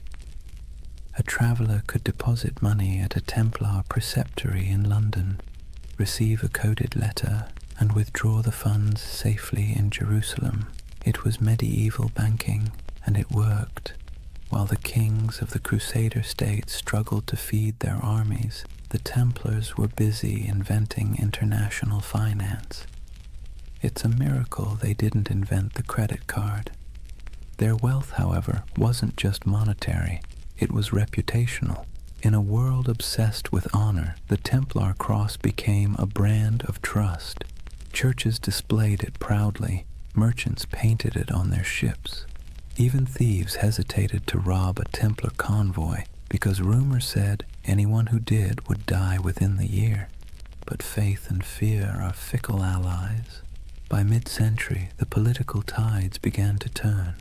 Muslim forces under unified banners were pushing back. The dream of permanent Christian rule in the East was already fraying. The Templars found themselves fighting not for glory but for survival. Still, for every setback, they doubled down. When they lost a castle, they built two more. When armies fell, they recruited faster. When allies faltered, they became their own nation of stone and secrecy. You can almost admire the sheer stubbornness of it. The idea that faith could replace geography, that brotherhood could outlast empire. By the late 12th century, The Templars were no longer 9 poor knights in a ruin. They were the backbone of Christendom's military and financial power. Their headquarters in Jerusalem gleamed with marble. Their fortresses dotted the coasts of Syria and Palestine. Their banner, a red cross on white, was feared from Cairo to Constantinople, and yet the cracks were already showing. The Holy Land had always been an illusion of permanence. Empires rose there only to crumble beneath the same sun. The Templars, for all their discipline, could not change geography. They were foreigners defending a dream, and dreams, like empires, are fragile things. For now, though, as the night deepens and the desert cools, imagine the campfires of the Templar outposts glowing under a canopy of stars. The wind sighs across the sand. The horses snort softly in their sleep. A monk knight kneels beside a stone wall, whispering a prayer in Latin that drifts into the dark like smoke. Somewhere far to the west, Europe sleeps, safe, wealthy, and unaware that its most sacred soldiers are already walking the thin edge between salvation and damnation. Imagine the year is 1120. The air in Jerusalem still hums with dust and incense, the streets winding like veins between crumbling walls and half-rebuilt churches. The Crusaders hold the city now, but barely. Pilgrims shuffle past soldiers, merchants haggle beside priests. Somewhere, a choir is singing in Latin while a camel coughs nearby. It's the kind of world where the sacred and the absurd coexist perfectly comfortably, and beneath all that noise something else is stirring. 9 men, that's all. 9 poor French knights, led by a man named Hugues de Payon. They arrive in Jerusalem without fanfare. No army, no banner, no gold. They make a simple request to King Baldwin II, the use of a few rooms on the Temple Mount. The king agrees, perhaps amused by their humility. He gives them quarters in the old Al-Aqsa Mosque, which the Crusaders believed sat atop the ruins of Solomon's Temple. That's where the story becomes hazy. Officially, these knights called themselves the poor fellow soldiers of Christ and of the Temple of Solomon. Their stated mission: to protect pilgrims traveling to and from the Holy Land. A noble enough cause and one desperately needed. But here's the question. Historians still whisper over their coffee. If their job was guarding roads, why did they spend the next 9 years living almost entirely underground? According to later accounts, the Templars rarely left the Temple Mount during that first decade. They dug tunnels, moved stones, and kept their activities secret. When questioned, they gave vague answers about renovations and holy works, which, let's be honest, is exactly what you say when you don't want people to ask more questions. So what were they doing? The truth is, no one knows for certain. But speculation has filled that silence for centuries. Some believe they were excavating ancient ruins, searching for relics buried since the days of Solomon. Others suggest they were hunting for texts, scrolls containing forgotten wisdom, early Gnostic writings, alchemical treatises, even architectural blueprints said to hold divine secrets. And then, of course, there's the most enduring rumor of all, the Holy Grail. It's easy to roll your eyes now, but picture it from their perspective. You're in the 12th century, sleeping on the ruins of the most mythic temple in history. You're a warrior who believes God speaks through symbols, and beneath your feet are thousands of years of rubble, Babylonian, Persian, Roman, Byzantine. If faith ever had a basement full of mysteries, this was it. The Templars' time under the Temple Mount became the seed of every legend that followed. Later chroniclers claimed they discovered something extraordinary, but were maddeningly vague about what that was. Some said they found the Ark of the Covenant. Others insisted they unearthed gold from Solomon's treasury. More imaginative souls suggested they uncovered proof of bloodlines, records linking Christ's family to European royalty. And then, of course, there were the occult theorists who decided the knights had learned sacred geometry, secret knowledge about the structure of the universe itself. Whatever the truth, one thing is certain. When the Templars finally emerged, they were not the same men who went in. They returned to Europe transformed, quietly powerful, almost unnervingly composed. Hugues de Payen travelled to France and sought an audience with Bernard of Clairvaux, one of the most influential churchmen of the age. Bernard was a Cistercian monk, a man so ascetic he considered sleep an indulgence and food a distraction. Yet he was also a brilliant strategist, the closest thing the medieval church had to a public relations genius. Hugues explained the mission, a brotherhood of knights bound by poverty, chastity, and obedience, dedicated to God but armed for war. Bernard immediately saw the potential. It was a paradox so perfect it had to be divine. Monks who killed, soldiers who prayed, holy poverty funded by the wealth of nations. In 1129, at the Council of Troyes, the Templars received official papal approval. They were no longer just a handful of wanderers. They were an order of the Church.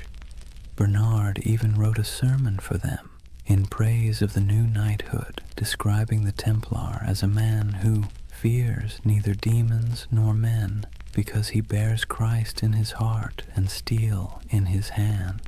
It was marketing genius. Overnight, the Templars went from mysterious diggers under a ruin to God's chosen army. Donations poured in, nobles offered land, peasants offered sons. The Templar banner, white for purity, red for martyrdom, became one of the most recognized symbols in Christendom. But still, the whispers persisted. Even as they rose, people kept asking, what did they find beneath that temple? Why did they never speak of those 9 silent years? The truth, if there is one, is probably less cinematic and more bureaucratic. Archaeology as we know it didn't exist. Digging beneath ancient ruins wasn't about science. It was about faith and superstition. Maybe they really did find something sacred. Maybe they found nothing but stones. But it almost didn't matter. The mystery itself was more powerful than any treasure, and the Templars knew how to use that. You see, medieval Europe adored relics because relics made the invisible visible. A saint's bone could turn a dusty chapel into a pilgrimage site. A scrap of cloth from Christ's robe could transform a forgotten village into a holy destination. The Templars, deliberately or not, became a living relic. They didn't need to show proof of miracles. Their very existence was the miracle. Their silence became their sanctity, their secrecy, their strength. And silence travels farther than any sermon. When you think of the early Templars, don't picture roaring armies. Picture candlelight flickering in a stone corridor, the faint echo of Latin prayers, the sound of picks striking stone somewhere deep beneath the earth. 9 men convinced that God had chosen them for something they didn't fully understand, but could feel like a heartbeat in the dark. The idea of the hidden runs through everything they did afterward. Their architecture, simple, geometric, full of hidden passages. Their symbols, crosses, circles, dual riders on one horse. Even their banking system, which relied on coded letters and secret ledgers, carried that same shadowy precision. It's as if the memory of that underground decade never left them. They had been under the world, and when they emerged, they brought a little of the underworld with them. By the time they were formally recognized, the order already had chapters spreading across Europe. Preceptories in Paris, London, and Aragon became both fortresses and treasuries. Templar seals began to appear on documents everywhere. a sign that whatever business was being done, it was trustworthy, incorruptible, and conveniently untouchable by taxes. They were monks, they were soldiers, they were accountants, and they were untouchable. If it sounds like a setup for disaster, that's because it was. But for now, their ascent felt unstoppable. Jerusalem glowed in their imagination as both a holy city and a buried promise. Whatever they had found, or thought they had found, gave them a sense of destiny that radiated outward. They built fortresses across the Holy Land like a constellation, each one a star of faith, light against the desert. They moved with precision, their ranks swelling from 9 to hundreds. Their banners fluttered beside kings, yet their loyalty remained solely to the order and to God, or at least their version of him. And through it all, that mystery under the temple lingered, quiet and magnetic. Even centuries later, when the Templars were long gone, legends kept sprouting like weeds. Freemasons claimed descent from their architects. Alchemists said their secrets survived in hidden manuscripts. Occultists saw them as guardians of forbidden wisdom. Historians, somewhat exasperated, kept insisting they were just monks with good bookkeeping skills. But deep down, everyone wanted to believe there was something more, that somewhere beneath the dust of Jerusalem, a secret still slept. So perhaps it's fitting that the story of the Knights Templar begins not with battle, but with silence, not with conquest, but with curiosity. Because if history has taught us anything, it's that the most powerful empires are often built on unanswered questions. The Templars' first great victory wasn't on a battlefield, it was in the imagination, and that, more than gold or relics or papal favor, would carry them into legend. Picture Rome in the early 12th century, a city that smells of candle wax and incense, but also of politics. Papal banners hang limp in the sun. Monks shuffle through marble corridors whispering in Latin, and outside the streets reek of tanneries and ambition. The church by now was more than a faith. It was the nervous system of Europe, pulsing through every kingdom, dictating who ruled, who knelt, and who burned. Kings were crowned by its hands, empires justified by its blessings. And into this complicated organism walked Hugh de Payens and his strange little band of knights. They didn't look like much. They were poor, quiet, foreign. Their armor was worn, their mission vague. Yet they brought with them something the church found irresistible: usefulness. You see, the Holy Land was chaos. The Crusader kingdoms had been carved from blood and miracle, and now they were crumbling just as quickly. Pilgrims were still being robbed, caravans ambushed, relics stolen, and cities changed hands faster than anyone could update the maps. The church needed protectors, reliable ones, faithful ones. And the Templars, well, they were perfect. No wives, no children, no debts, no distractions, just pure obedience. The kind of men who'd ride into battle without pay, die without complaint, and most importantly, funnel everything they owned directly into the hands of the church. But they needed legitimacy first.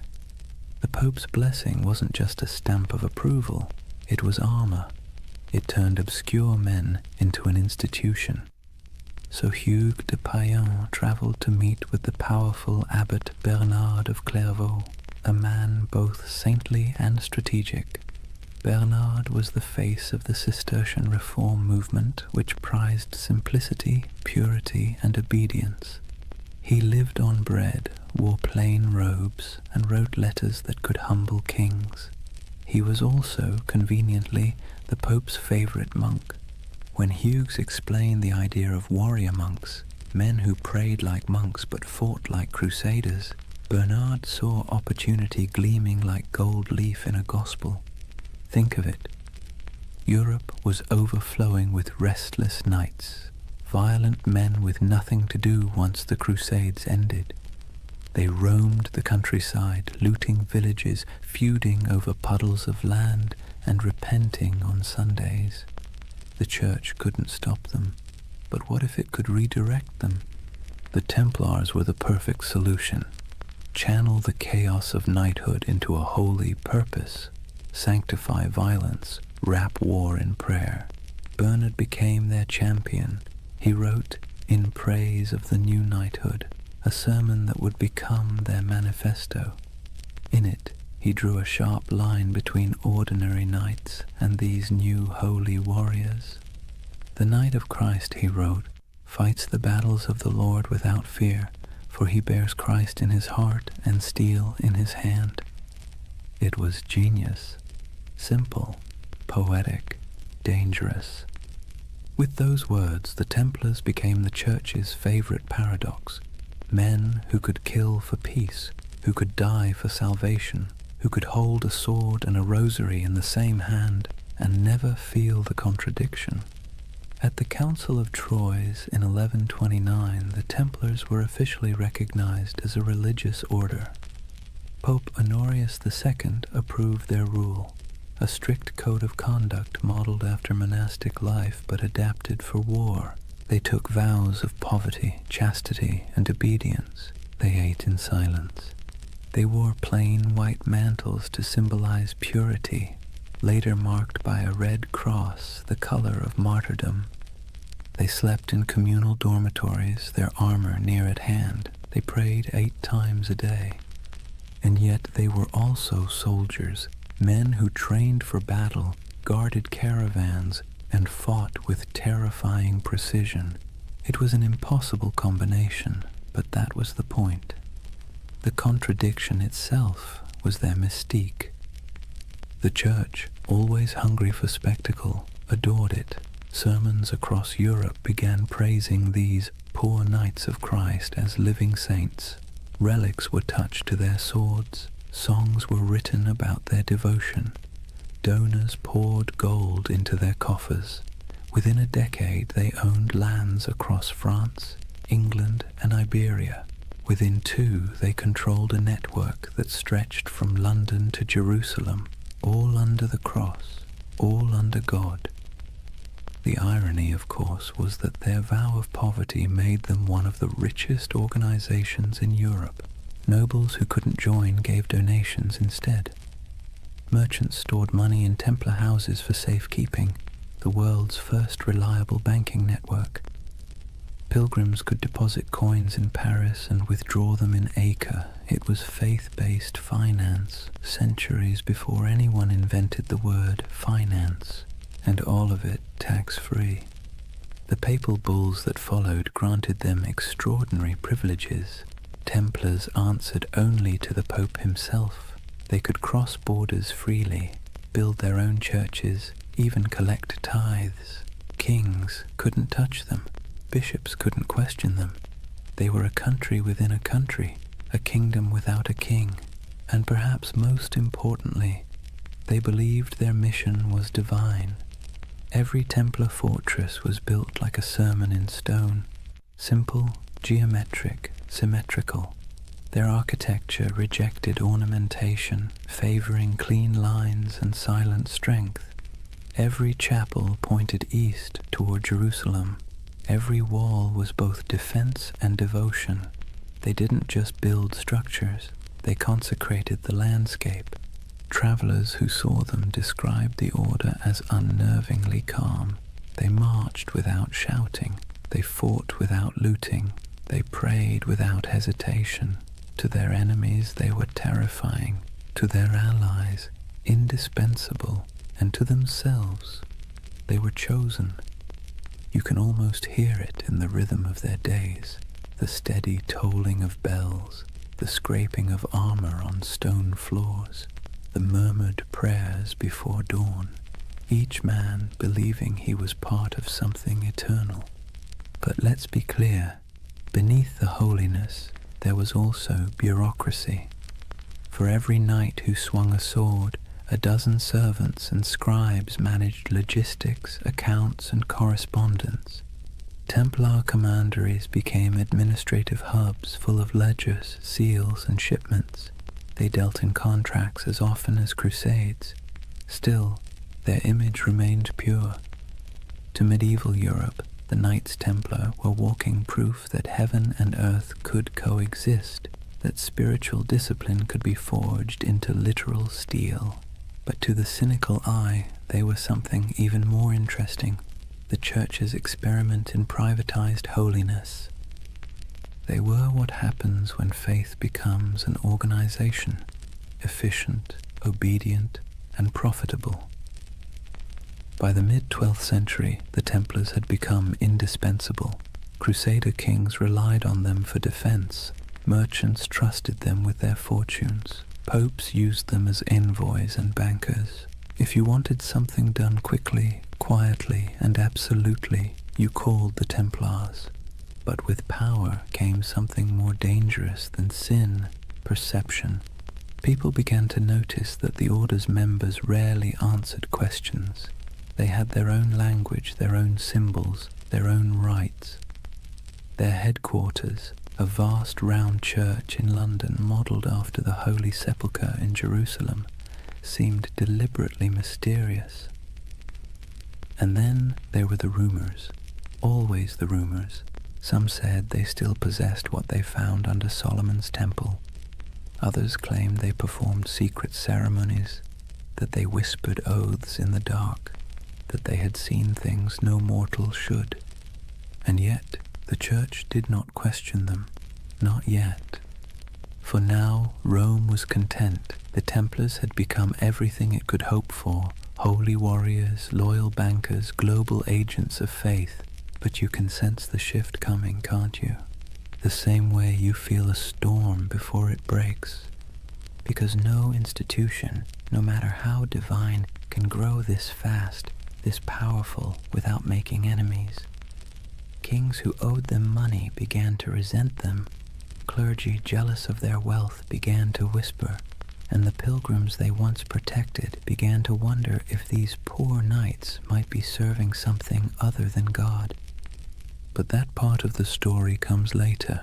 For now the order stands at its shining zenith, a creation of faith and fear, cloaked in purity but humming with power. The Vatican's blessing had turned them from a rumor into a reality, and that reality would reshape the medieval world in ways no one, not even the Pope, could have imagined.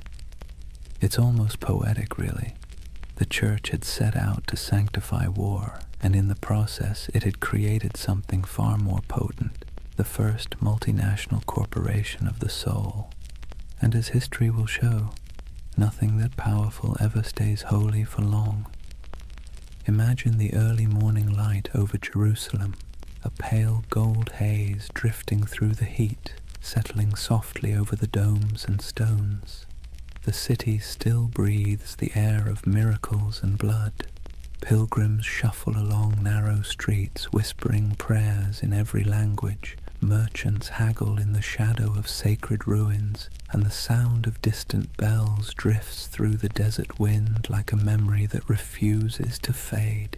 And somewhere among the hills, a line of riders moves slowly, white mantles gleaming, swords at their sides, red crosses stitched over their hearts. The Knights of the Temple.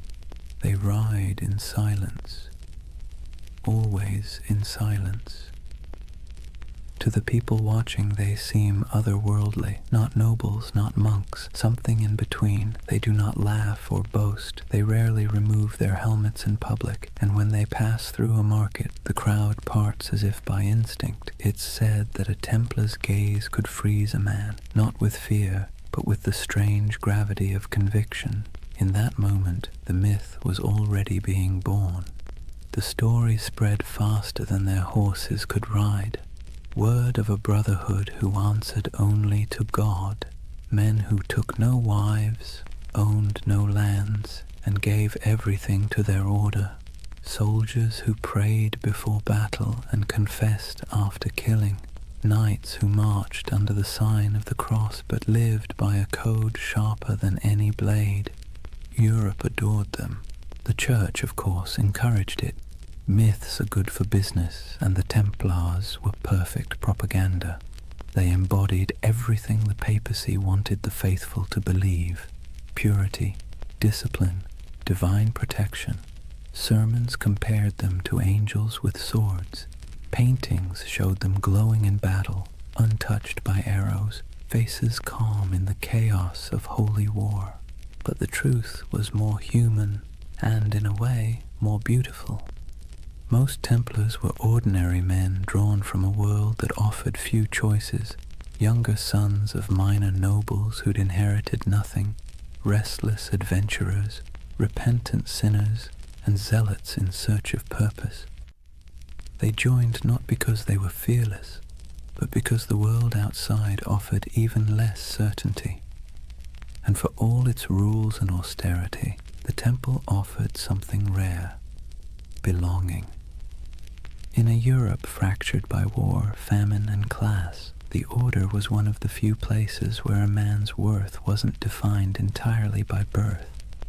Inside the walls of a commandery, everyone wore the same cloak, ate the same bread, followed the same hours of prayer. Rich or poor, noble or peasant, all knelt together before dawn. It was unity by discipline, equality by surrender.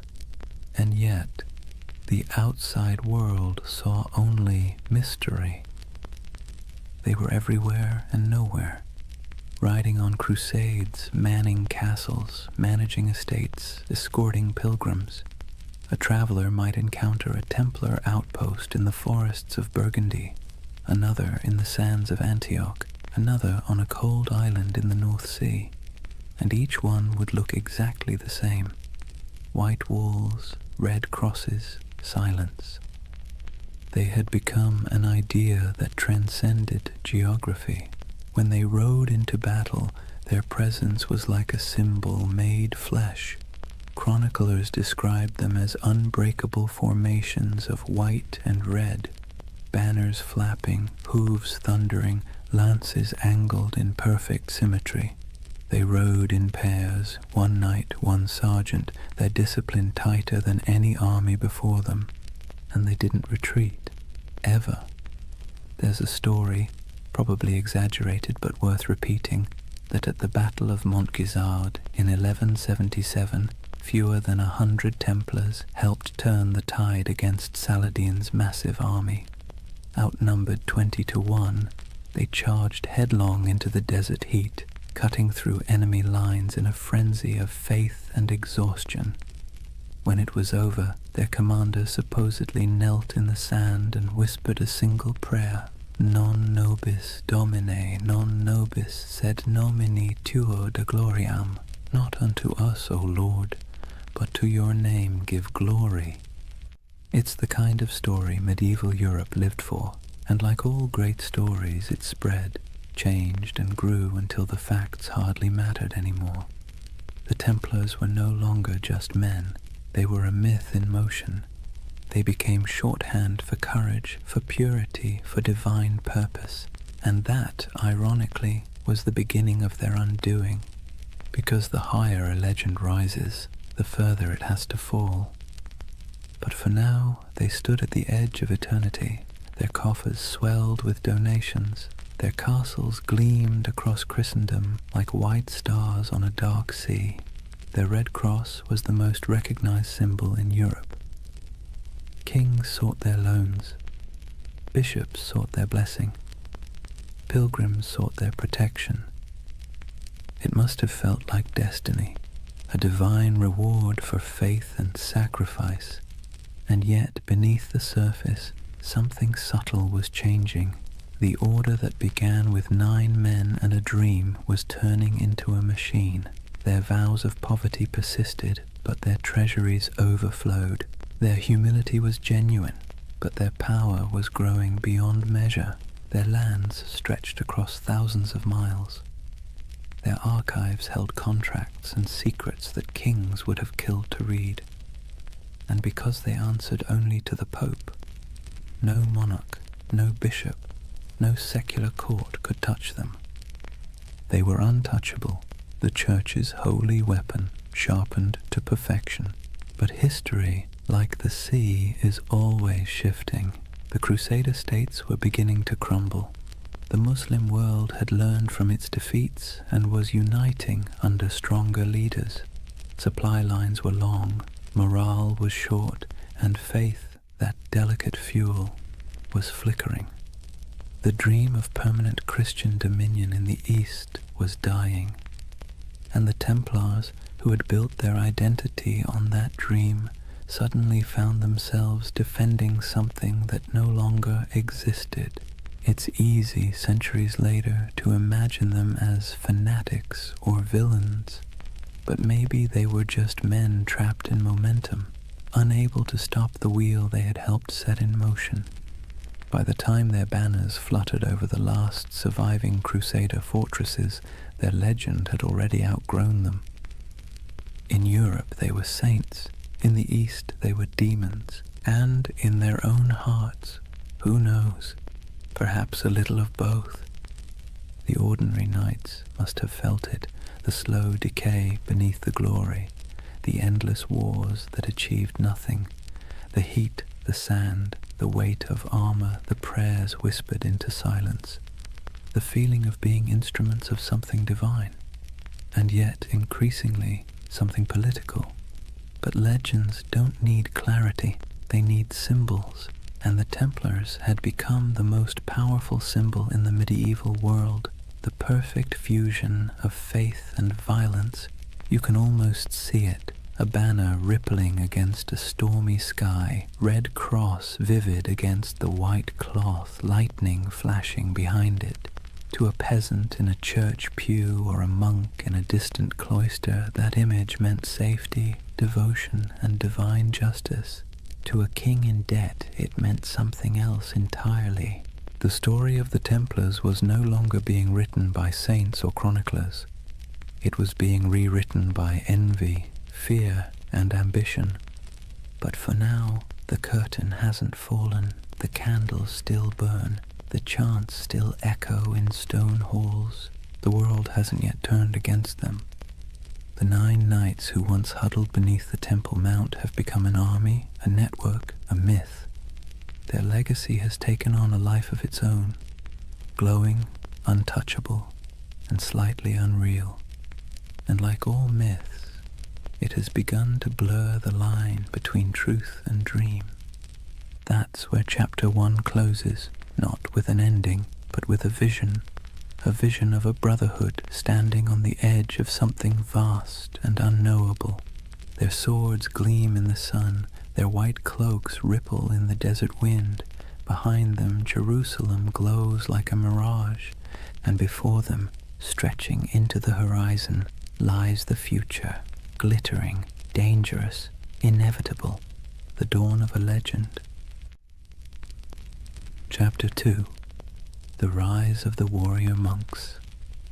Imagine standing on a cold morning plain somewhere in France, perhaps Champagne, perhaps Burgundy.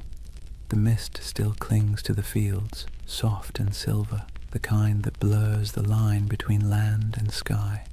Out of that fog rides a column of horsemen, their armor dull from travel, their cloaks heavy with dew.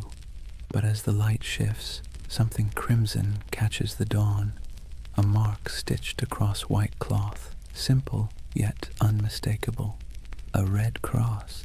It would become one of the most recognizable symbols in all of human history. But at this moment, it is new, modest, a badge of belonging more than power. The men wearing it are quiet, focused, unremarkable to anyone but God. Yet this insignia, this fusion of cloth and conviction, is about to transform them into something the world has never seen, a standing army that answers only to faith. The Templars have begun to evolve. Their days of small vows and secret ceremonies under Jerusalem's ruins are over. The Church has given them legitimacy, a papal seal written in the flowing Latin of divine authority. They are now officially milites Christi, soldiers of Christ, and that single phrase changes everything. With papal backing came money, land, recruits, and something far more valuable, absolution. To die as a Templar was not merely to fall in battle, it was to ascend directly into paradise. No purgatory, no judgment, no delay. The battlefield became a kind of heavenly shortcut. It's hard to overstate how revolutionary that idea was in the 12th century. Medieval Europe was steeped in guilt. Sin was currency. Salvation was a negotiation. And suddenly, here was an order that offered redemption through action, through blood, dust, and obedience. For a restless noble, a wayward knight, or a sinner looking for cosmic forgiveness, the temple was irresistible. The Red Cross symbolized that promise. It wasn't just a banner of war. It was a visible reminder of invisible faith. When a knight knelt before the master of the temple and took his vows, poverty, chastity, obedience, the cross was placed on his cloak as both burden and blessing. From that moment, his life was no longer his own. He would own nothing. He would question nothing. He would fear nothing. And that paradox, total surrender creating total power, became the Templars' greatest strength. Their rules were strict, even monastic. No personal possessions beyond a few garments, no private letters, no hunting, no swearing, no unnecessary conversation. Meals eaten in silence, broken only by the sound of a reader reciting scripture. Even the horses were treated with dignity. No knight was allowed to beat his steed. To the outside world, this was alien. Most knights of the age were brash, boastful, and loud. They wore bright colors, hunted for sport, gambled, bragged about their kills. The Templars, by contrast, moved like shadows, a silent order of disciplined zealots. It's little wonder people began to fear them as much as they admired them. But discipline has a strange beauty to it. Imagine the symmetry of their camp at dawn. White tents in perfect rows, banners hanging still in the air. Each man waking at the same hour, dressing in the same garments, praying the same words. The clang of armor, the rasp of whetstones on steel, the steady rhythm of order in a world of chaos. They were becoming a living embodiment of the medieval dream, unity, faith, and control in a time when everything else seemed to crumble. And when they rode into battle, that unity was terrifying. Templars did not scatter, did not break rank, did not retreat unless ordered. Chroniclers described them as walls of iron, as storms given human form. Their charges were deliberate, almost ritualistic, a prayer in motion. They would advance in complete silence until contact, their lances lowering as one, hooves pounding like a heartbeat. And when the moment came, the cry broke like thunder, Non nobis Domine. Not for us, O Lord, but for you. Then chaos, then history. Every battle became a kind of mass, blood replacing incense, steel replacing song, and the world watched in awe. To the average medieval person, the Templars seemed immortal. When others fled, they stayed. When others hesitated, they rode forward. Stories spread of miraculous victories, of angels fighting beside them, of enemies struck blind by divine light. Whether any of it was true hardly mattered. Faith had become spectacle, but behind the spectacle was a machine. The Templars weren't just warriors. They were administrators, bankers, engineers. Their rule book, the Latin rule, reads like both a spiritual guide and a military manual. Every moment of the day was accounted for, every piece of armor inspected, every coin recorded. Their efficiency was unmatched, and so was their wealth. By the mid-12th century, they controlled estates across Europe, vineyards in France, mills in England, castles in Spain, olive groves in Cyprus. donations poured in from nobles seeking spiritual insurance. And because Templars were sworn to poverty, those donations didn't dissipate, they accumulated. They began lending money to kings, transporting treasure across borders, and safeguarding pilgrims' deposits. If you were traveling to the Holy Land, you could leave your fortune with the Templars in Paris and withdraw it in Jerusalem. In effect, they invented the medieval checking account. Faith and finance. It's a partnership as old as civilization. But to the Templars, it wasn't greed. It was logistics. Money was a tool for God's work. Armies need supplies, ships, food, fortresses. And if the order had to run the most efficient financial network in Christendom to maintain that mission, so be it. They became, paradoxically, both the humblest and richest men in Europe. Their castles were built like sermons, austere, geometric, designed for endurance, not comfort. No stained glass, no gold leaf, just stone, purpose, and symmetry.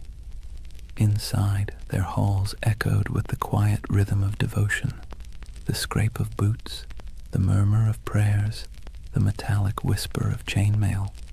To walk into a Templar commandery was to step into another world, a world where faith was function and order was sacred. And yet, for all their restraint, there was grandeur in their simplicity. Their red cross became more than fabric. It became an idea. When people saw it, they saw authority, salvation, and something close to fear. The same emblem that comforted pilgrims terrified heretics. It's strange how power works. The more humble they appeared, the more unstoppable they became. In a way, that red cross marked the beginning of a new era, not just for the Templars, but for the medieval imagination itself. It was the age of symbols, when meaning outweighed truth. A knight's banner could terrify more effectively than his sword. A relic could justify a war. A prayer could bend kings. And no symbol was stronger than that cross. Bold, clean, impossible to ignore. It was faith simplified into geometry. When the sun hit it, it glowed like blood. Some chroniclers wrote that it frightened the enemy before the fighting even began. Others said it calmed the men who bore it. Maybe both were true. Maybe that's the real magic of symbols. They shape both sides of the story. Over the next century, that cross would ride on countless banners across the Holy Land, through dust storms, over dunes, across shattered city gates. It would gleam under the desert sun and soak in the rain of 1,000 sieges. It would be seen by kings, slaves, monks, and merchants alike. And every time it appeared, it carried the same quiet message: obedience, faith, inevitability. From 9 nights came hundreds, then thousands. From humble vows came armies.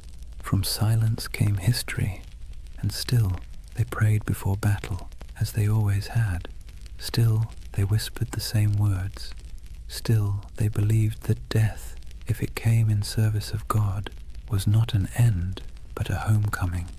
It's easy, centuries later, to romanticize them, to picture gleaming armor, sacred banners, holy purpose. But beneath the poetry was exhaustion. They marched through deserts where the air shimmered like glass. They fought for cities that would fall again within a decade. They believed themselves instruments of divine will. Yet the wars they waged often felt endless, abstract, and hollow. And that contradiction, devotion mixed with futility, is what makes their story so human. By the time the Red Cross became synonymous with power, its wearers had already begun to wonder what it meant. But for now, in this chapter of the story, there is still clarity, still unity, still purpose. The order of the temple stands at its peak, pure, confident, and unstoppable. 1,000 banners ripple in the wind, the sun gleams on polished armor, and the red cross burns like a brand upon the world. The world belongs for a moment to the knights of the temple. Imagine waking before dawn, not to an alarm or the gentle hum of a phone, but to a bell, deep, resonant, and unrelenting. The sound rolls through the dark halls of a stone dormitory, pulling a dozen men from sleep at once. There are no complaints, no yawns, no hesitation. This is a Templar commandery, and the day begins with obedience. Before the first light touches the horizon, the knights are already kneeling, heads bowed, the chill of the flagstones creeping through their woolen tunics. The air smells faintly of oil lamps and damp stone. Someone chants softly from a small book, Latin verses murmured and rhythmic, the sound of faith wrapped in discipline. The Templars did not live like ordinary knights. They lived by the rule of the temple, a sprawling manual written in the 12th century that governed everything from how they prayed to how they chewed. It wasn't just a list of rules, it was a blueprint for turning men into instruments of divine will. The rule began with a simple premise. A knight's soul is weak when his body is indulgent. Every comfort is a temptation, every freedom is a test. So, comfort was eliminated. Templars slept fully clothed, tunic, belt, even their boots close by, ready to ride at a moment's notice. They owned no personal possessions, not even a coin or a comb. Their cloaks and armor belonged to the order, and if something broke, it was repaired or replaced, never personalized. They were forbidden to hunt, to falcon, to gamble, to swear, forbidden from kissing women, even their own mothers or sisters, forbidden from eating meat more than 3 times a week, forbidden from laughter that wasn't humble or restrained. Templar joy was not the joy of feasting or music or wine. It was the quiet satisfaction of obedience, and obedience to them was the purest form of freedom. Every knight took a vow of poverty, chastity, and obedience, the holy trinity of control. But unlike monks who lived behind monastery walls, Templars carried their vows into the world. They were soldiers, but their battlefield was also their monastery. Every act, from sharpening a sword to cleaning a saddle, was a kind of prayer. At dawn, they gathered in the chapel. The service was brief. They were not contemplatives, but men of action. Each prayer was followed by ritual silence. They listened for commands, received their orders, and dispersed without argument. Theirs was a faith built on motion, not meditation. After prayers came breakfast, bread, sometimes cheese, and a cup of watered wine. Meals were eaten in near silence. As they ate, one brother stood at a lectern and read aloud from scripture or from the rule itself, reminding everyone that even the act of eating was a sacred task. The sound of chewing, the scrape of spoons, the droning Latin, it all blended into a rhythm of humility. When they weren't fighting, they worked. Some tended horses, rubbing down the flanks of massive destriers, checking hooves, repairing tack. Others mended chainmail, inspected swords, or organized provisions for long campaigns. A Templar's world was practical, full of physical labor, repetition, and readiness. And yet, beneath all this discipline, there was a strange comfort. The rule removed choice, and with it, uncertainty. A Templar didn't have to wonder what his purpose was.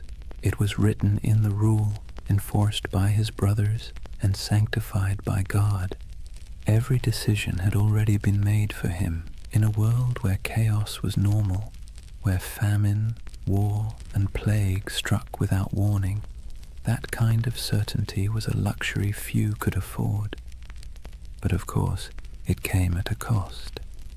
There were moments when the silence must have felt oppressive, when the sameness of days blurred together into a single endless prayer. Imagine years of this life, The same bread, the same rules, the same faces under the same white cloaks. No family, no possessions, no indulgence beyond the thin comfort of faith. And yet, the Templars endured it.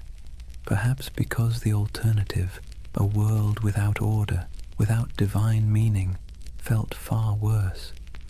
There's something haunting about their discipline. It wasn't born from cruelty, but from conviction. They believed that to serve God they had to strip away everything that made them individual. Ego, desire, even identity itself, all burned away, leaving only function. They became pieces in a sacred machine, and when the machine moved, it moved with terrifying precision. Templars trained relentlessly. Their battle formations were geometric, mathematical, rows of cavalry timed to strike in perfect waves. Each knight knew his place. If one fell, the next filled the gap instantly. Their charges were coordinated like choreography, their retreats executed like clockwork.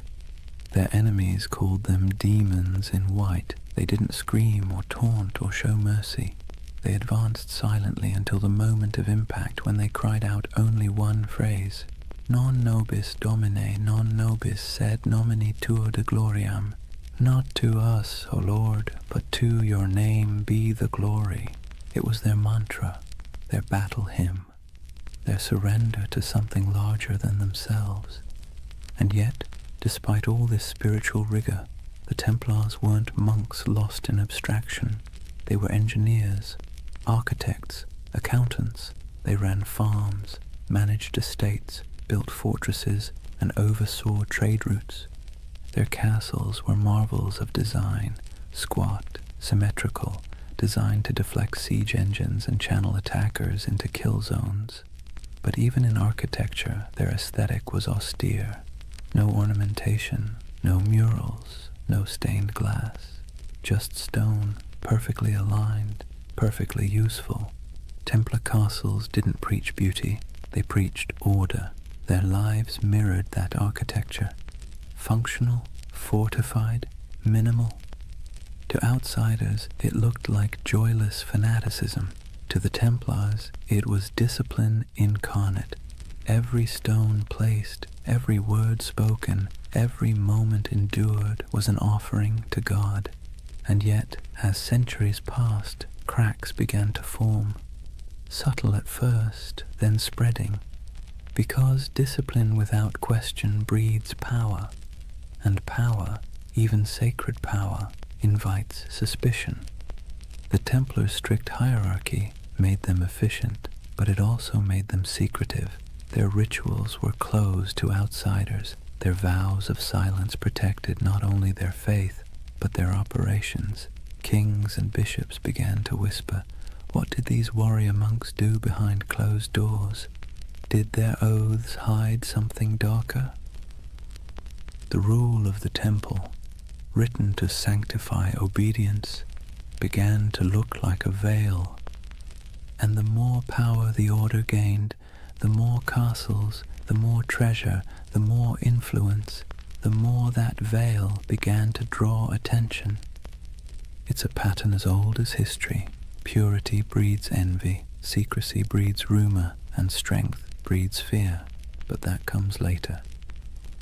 For now, imagine one of those long Templar days near its end, the sun dipping low behind battlements, armor hung to dry, the smell of horse sweat and oil in the air.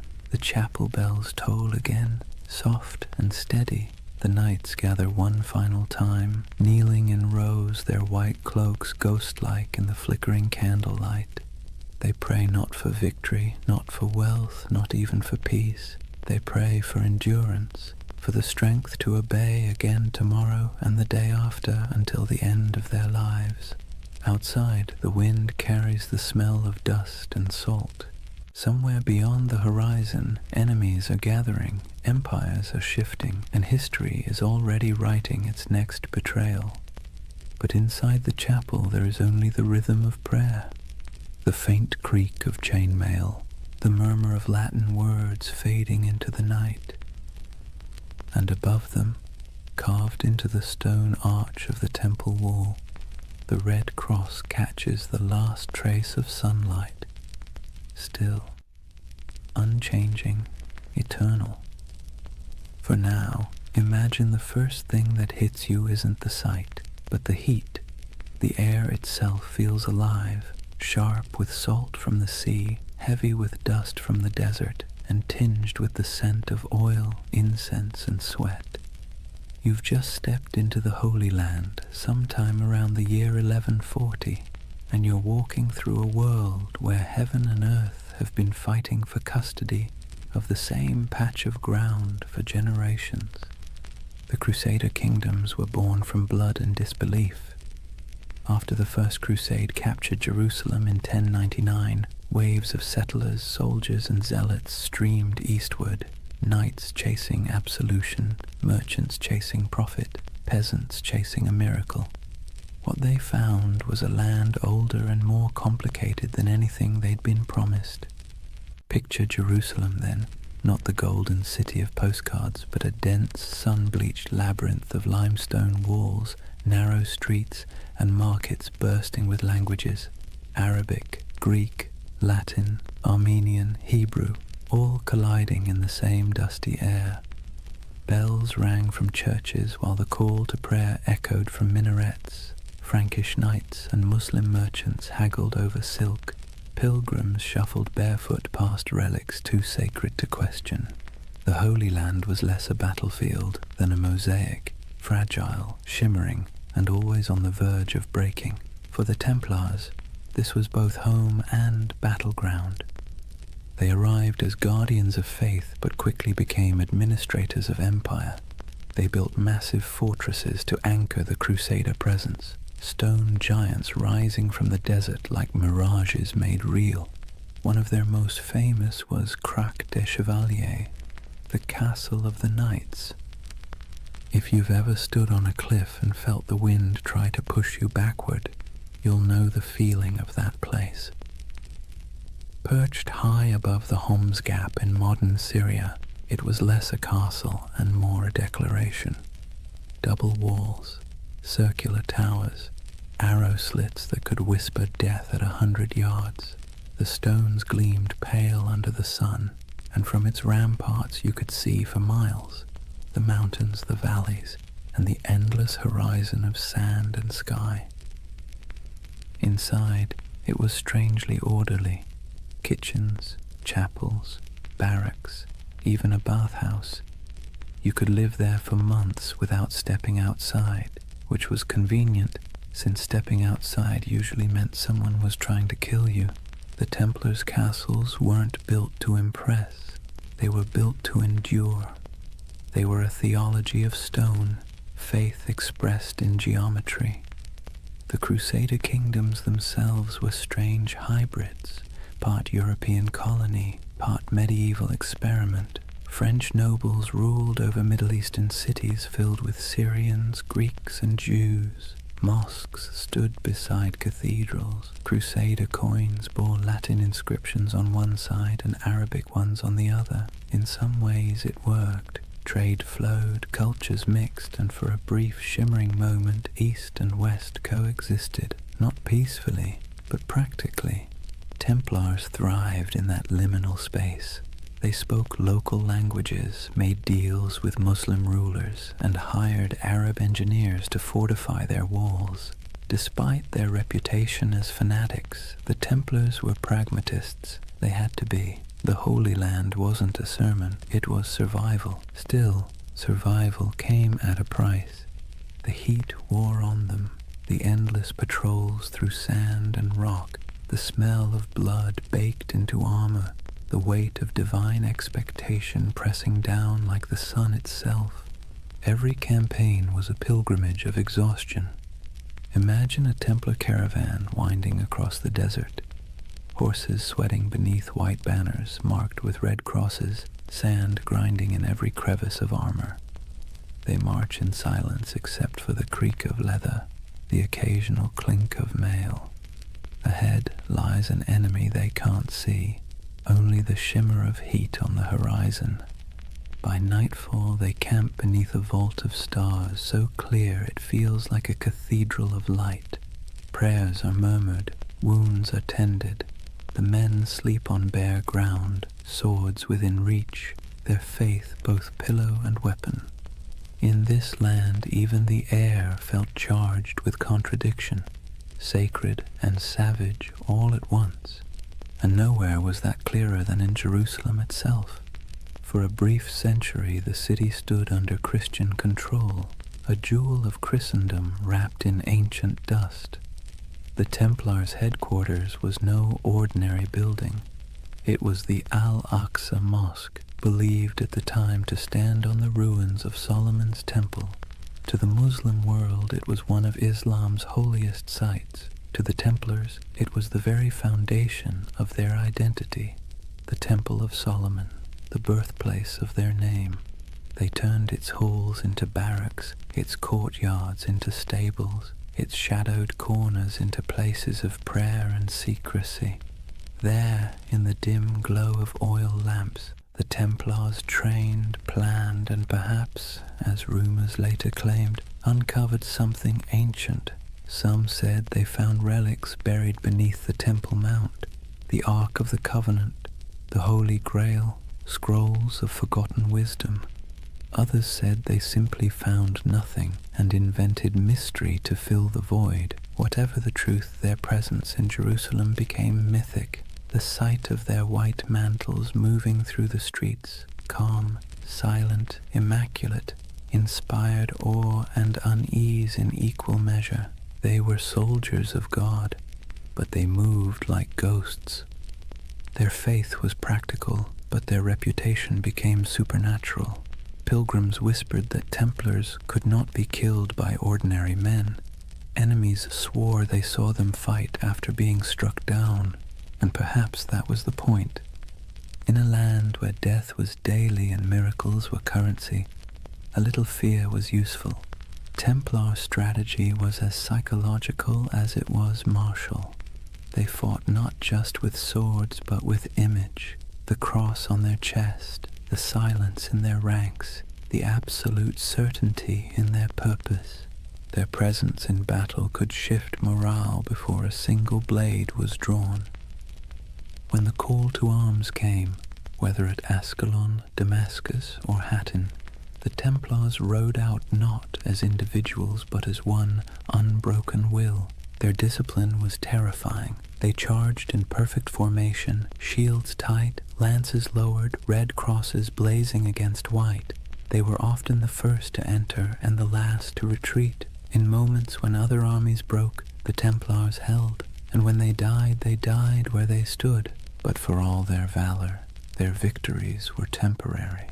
The Crusader kingdoms were built on sand, politically, literally, and theologically.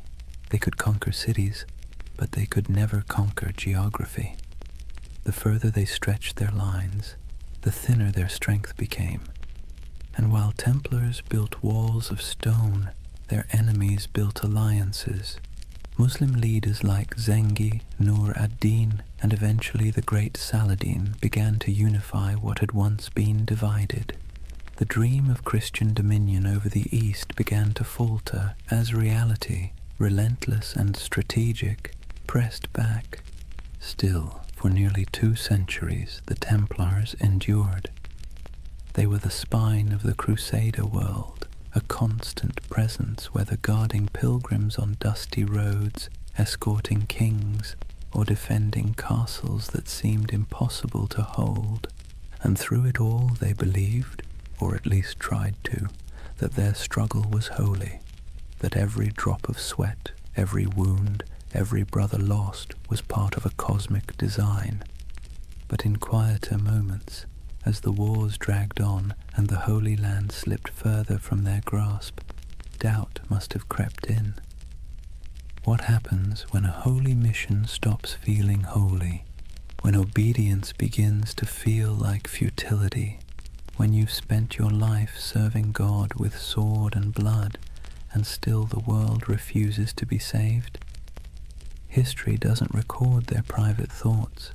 But you can imagine the silence inside those massive stone fortresses, the kind of silence that comes after years of praying into a void. The Templars' castles still stand in ruins across the Middle East, in Syria, in Israel, in Turkey, their stones sun-bleached, their halls open to the wind. Stand in one, and you can almost hear the echoes, hooves on cobblestone, the whisper of chainmail, the low murmur of prayer. Those walls remember. They remember a time when faith and empire shared the same heartbeat, when men rode into battle convinced they were defending heaven itself. And maybe, in their own way, they were. Because for all its contradictions, the Crusader dream wasn't just about conquest, it was about belief, belief so strong it reshaped landscapes, rewrote maps, and built fortresses that still defy time. The Templars were both its architects and its prisoners, bound by duty, by faith, by the unbearable beauty of purpose. And even as the Crusader kingdoms began to crumble, they didn't loosen their grip, they just prayed harder, fought longer, and built higher, until the day came when the walls themselves began to crack. But that's a story for the next night. For now, picture that world one last time. The desert glowing gold under the last light of day, the red cross fluttering above a fortress wall, and somewhere inside, a group of knights kneeling in silence, their faces half-shadowed, their faith still unbroken. The wind moves through the stones like a sigh. The candles flicker, and the Holy Land sleeps, as it always has, torn between heaven and earth. Imagine standing in a candle-lit chamber somewhere in Paris in the early 1200s. The air smells of beeswax and damp stone. At a table sits a man in white robes marked with a red cross, quill poised above parchment.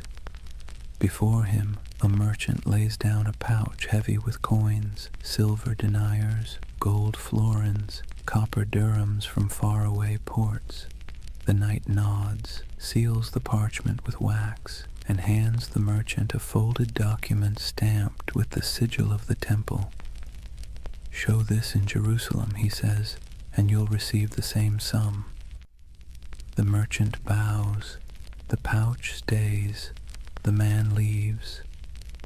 And just like that, without a single coin crossing a sea, the Knights Templar have just performed one of the earliest forms of international banking. You see, the Templars weren't just warriors, they were administrators, financiers and logisticians of staggering sophistication.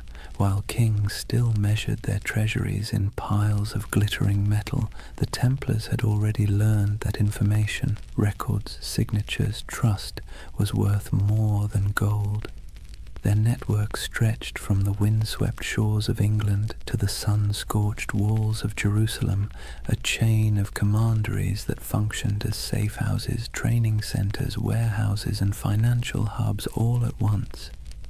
Each of these commanderies was like a small universe, self-sufficient and meticulously organized. They had their own chapels, fields, mills, and workshops. Some raised horses, others produced wool, wine, or grain. Every coin earned was logged, weighed, and sent up the chain, an unbroken current flowing toward the heart of the order. And through this system, the Templars quietly became one of the richest organizations in the medieval world. The irony, of course, is that they began with vows of poverty, but vows are tricky things. The Templars themselves owned nothing. The order owned everything, and that subtle distinction let them accumulate wealth without technically breaking faith. Their financial system worked with an elegance that modern bankers would envy. A pilgrim traveling from London to Jerusalem could deposit money at a temple house in England and receive a coded letter of credit. Along the route, through Paris, Marseille, Acre, and finally to the Holy City, Templar commanderies would honor the note. deduct expenses, and mark it in ledgers kept under strict guard. The traveler never had to risk carrying his fortune across pirate-infested seas or bandit-strewn roads. In a way, the Templars invented something that feels astonishingly modern, a secure international trust network, and unlike kings or nobles, they were trusted by everyone. Christian, Jew, Muslim, it didn't matter. The Red Cross was as good as a vault door. The Templar ledger became a passport through chaos. Picture the roads of Europe in the 13th century, narrow tracks winding through forests and mountains, lined with monasteries, taverns, and thieves. Now picture a convoy of Templar couriers riding fast, cloaked in white, armed but calm. They carried more than messages. They carried secrets, diplomatic letters, royal decrees, coded inventories, even treaties. A letter stamped with the seal of the temple traveled like lightning compared to anything else in the medieval world. And where there were secrets, there were suspicions. People whispered that the Templars had mastered cryptography, that their ledgers contained hidden symbols, that their archives were guarded by curses. In truth, it was discipline, not magic, that kept their system running. But to the medieval mind, efficiency itself felt supernatural. Each regional commandery reported to a central master, who in turn answered to the Grand Master in Jerusalem and later Paris. The chain of communication was ironclad, the discipline absolute. Orders passed down with the precision of a monastic liturgy. Every brother knew his rank, his duty, and the exact limits of his authority. Templar correspondence reveals a world that hummed like a machine. Cargoes of wheat, shipments of crossbow bolts, barrels of wine, all recorded, all accounted for. Even the smallest commandery in rural France or Scotland was part of a vast, synchronized network, a medieval multinational that existed centuries before the word corporation would be invented. And yet, for all this order, there was mystery. The Templar headquarters in Paris, known simply as La Maison du Temple, was a fortress of stone walls and tall towers surrounded by gardens and workshops. Inside lay one of the greatest treasuries in Europe, a glittering hoard of gold, silver, jewels, and documents so valuable that kings themselves stored their wealth there. King Louis VII did. So did Henry III of England. Even the Pope trusted the Templars to manage funds for crusades. When monarchs needed loans, it was often the temple that provided them. When nobles needed to transfer land, the temple served as intermediary. They were accountants of God, and for a time it seemed even heaven owed them interest. But power has a way of creating shadows. As their influence spread, so did envy. Clergy whispered that the Templars had grown too rich, too independent. Kings resented being indebted to monks with swords. Rumors began to drift through Europe like incense, that the Templars worshipped idols, that their rituals were secret and profane, that the cross they bore was not a sign of purity, but of blasphemy. Still, in their heyday, those whispers were little more than background noise. Outwardly, the Templars thrived. Their fortresses dotted Europe and the Levant, solid, silent, identical in style, as if each had been built from the same blueprint, stone geometry repeating across continents. They didn't just build castles, they built infrastructure, bridges, ports, farms. They managed trade routes that linked the Mediterranean to northern Europe. They established supply lines for crusading armies that stretched across thousands of miles. Without them, the very logistics of holy war might have collapsed. It's easy to forget that behind every knight charging into battle was a chain of bakers, blacksmiths, and scribes keeping the machine running. The Order's power didn't come from miracles. It came from ledgers, but not all their wealth was material. the Templars also held something far more dangerous: information. Through their far-flung network, they gathered intelligence about politics, trade, and warfare from every corner of Christendom. They knew which kings were broke, which roads were unsafe, which alliances were shifting. In an age before newspapers, that knowledge was gold. Their reach was so vast that you could travel from Scotland to Syria and never truly leave their shadow. Every few days' journey, you'd find another Templar house, white walls, red cross, the same rhythm of prayer and order. Their presence was both reassuring and unnerving, like a vast skeleton under the skin of medieval Europe. To ordinary people, they must have seemed immortal. Their discipline never wavered, their symbols never changed. Generations rose and fell, and still the Templars endured, unmoved, unstoppable. Even their dress added to the myth. While nobles flaunted velvet and jewels, Templars wore plain wool, dyed white for purity. Their only ornament was the red cross, a reminder of both sacrifice and authority. When they moved through a town, heads bowed, they looked less like men than like an idea, one that walked and breathed and collected rent. And it wasn't only men. Though the order itself was male, its network included women, nuns, widows, and lay sisters who worked in the commanderies, managing estates, caring for pilgrims, brewing ale, and keeping the wheels turning. History rarely mentions them, but without them, the Temple's empire of faith would have faltered. By the mid-13th century, the Templars had reached their zenith. Their ships carried goods across the Mediterranean. Their estates covered vast tracts of Europe. Their influence seeped into every court, every treasury, every crusade, and yet, like all empires, they had already sown the seeds of their own decline. The Holy Land, their reason for existing, was slipping away. Muslim forces were reclaiming city after city. The Crusader states were shrinking, and with them the spiritual justification for the Temple's existence. But the Templars adapted. They shifted their focus westward, becoming less of a crusading order and more of a financial and political one.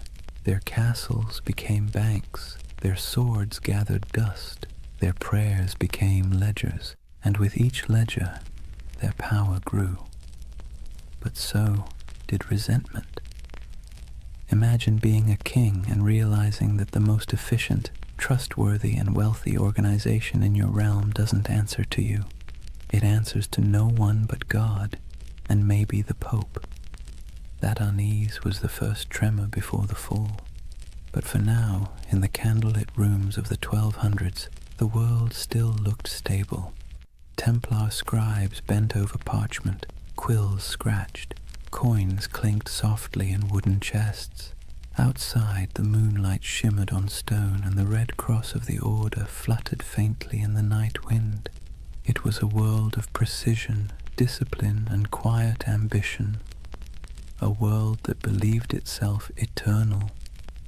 And perhaps, for a while, it was. Picture a long stone hall lit by morning light through narrow slits in the wall. The air smells faintly of straw and cold iron.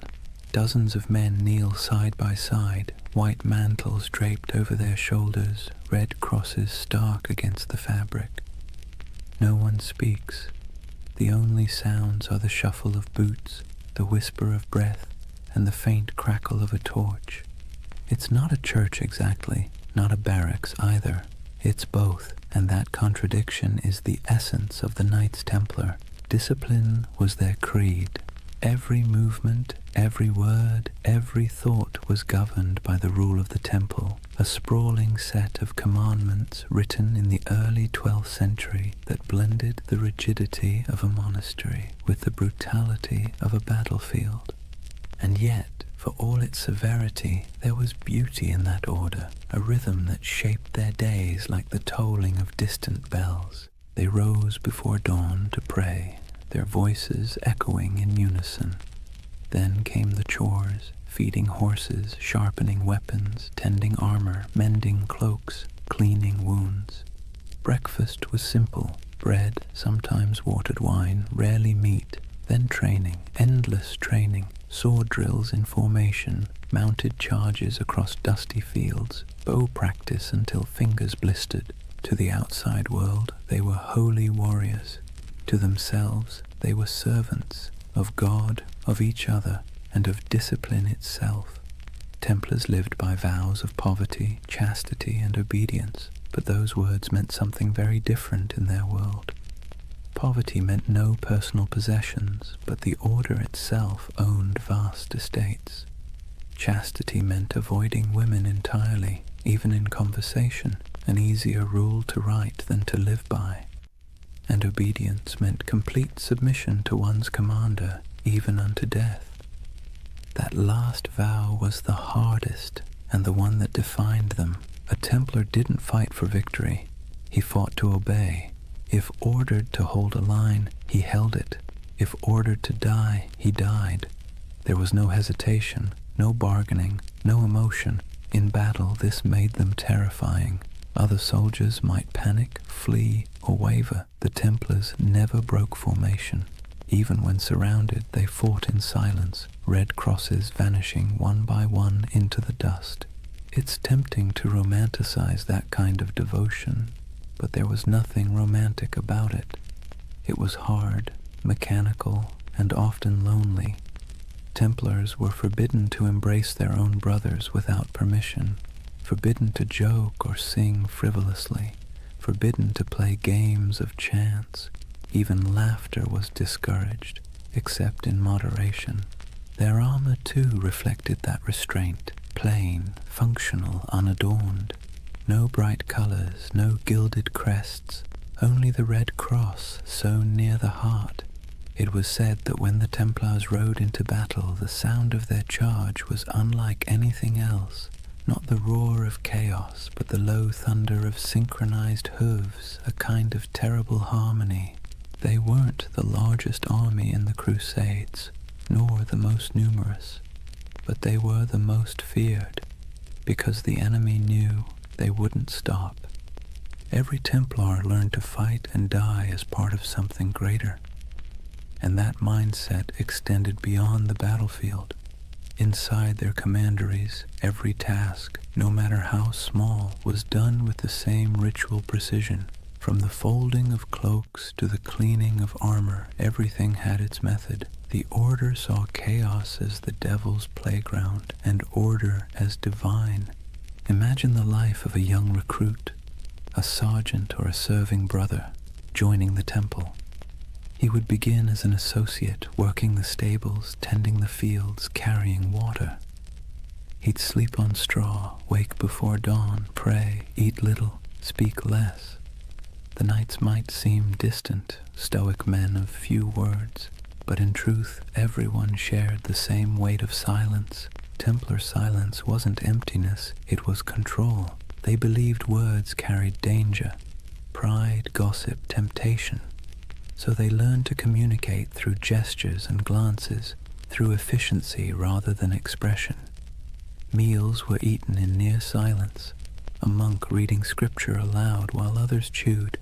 If you wanted salt, you didn't ask, you pointed. If you needed bread, you waited your turn. Over time, that silence became a kind of language, a pulse that connected them more deeply than speech ever could. And perhaps that's why their discipline bordered on the sacred. Their punishments were severe but predictable. A brother who broke his vows, who stole, lied, or behaved pridefully, might be stripped of his cloak, forced to eat on the floor, or made to lie face down during Mass while others stepped over him. For grave offenses, he could be expelled entirely, his red cross torn away like a soul in exile. But for most, it never came to that. The Templar mind was trained like a blade, sharp, steady, and resigned. Even their daily routines reinforced obedience. The day was divided by bells, prayer, labor, rest, each moment accounted for. They prayed before battle, after battle, before eating, before sleeping. Every act was sanctified, every breath a form of worship. And yet, for all their austerity, there was a quiet humanity beneath it. The rule allowed small comforts, wine on holy days, the company of brothers during feasts, laughter when earned.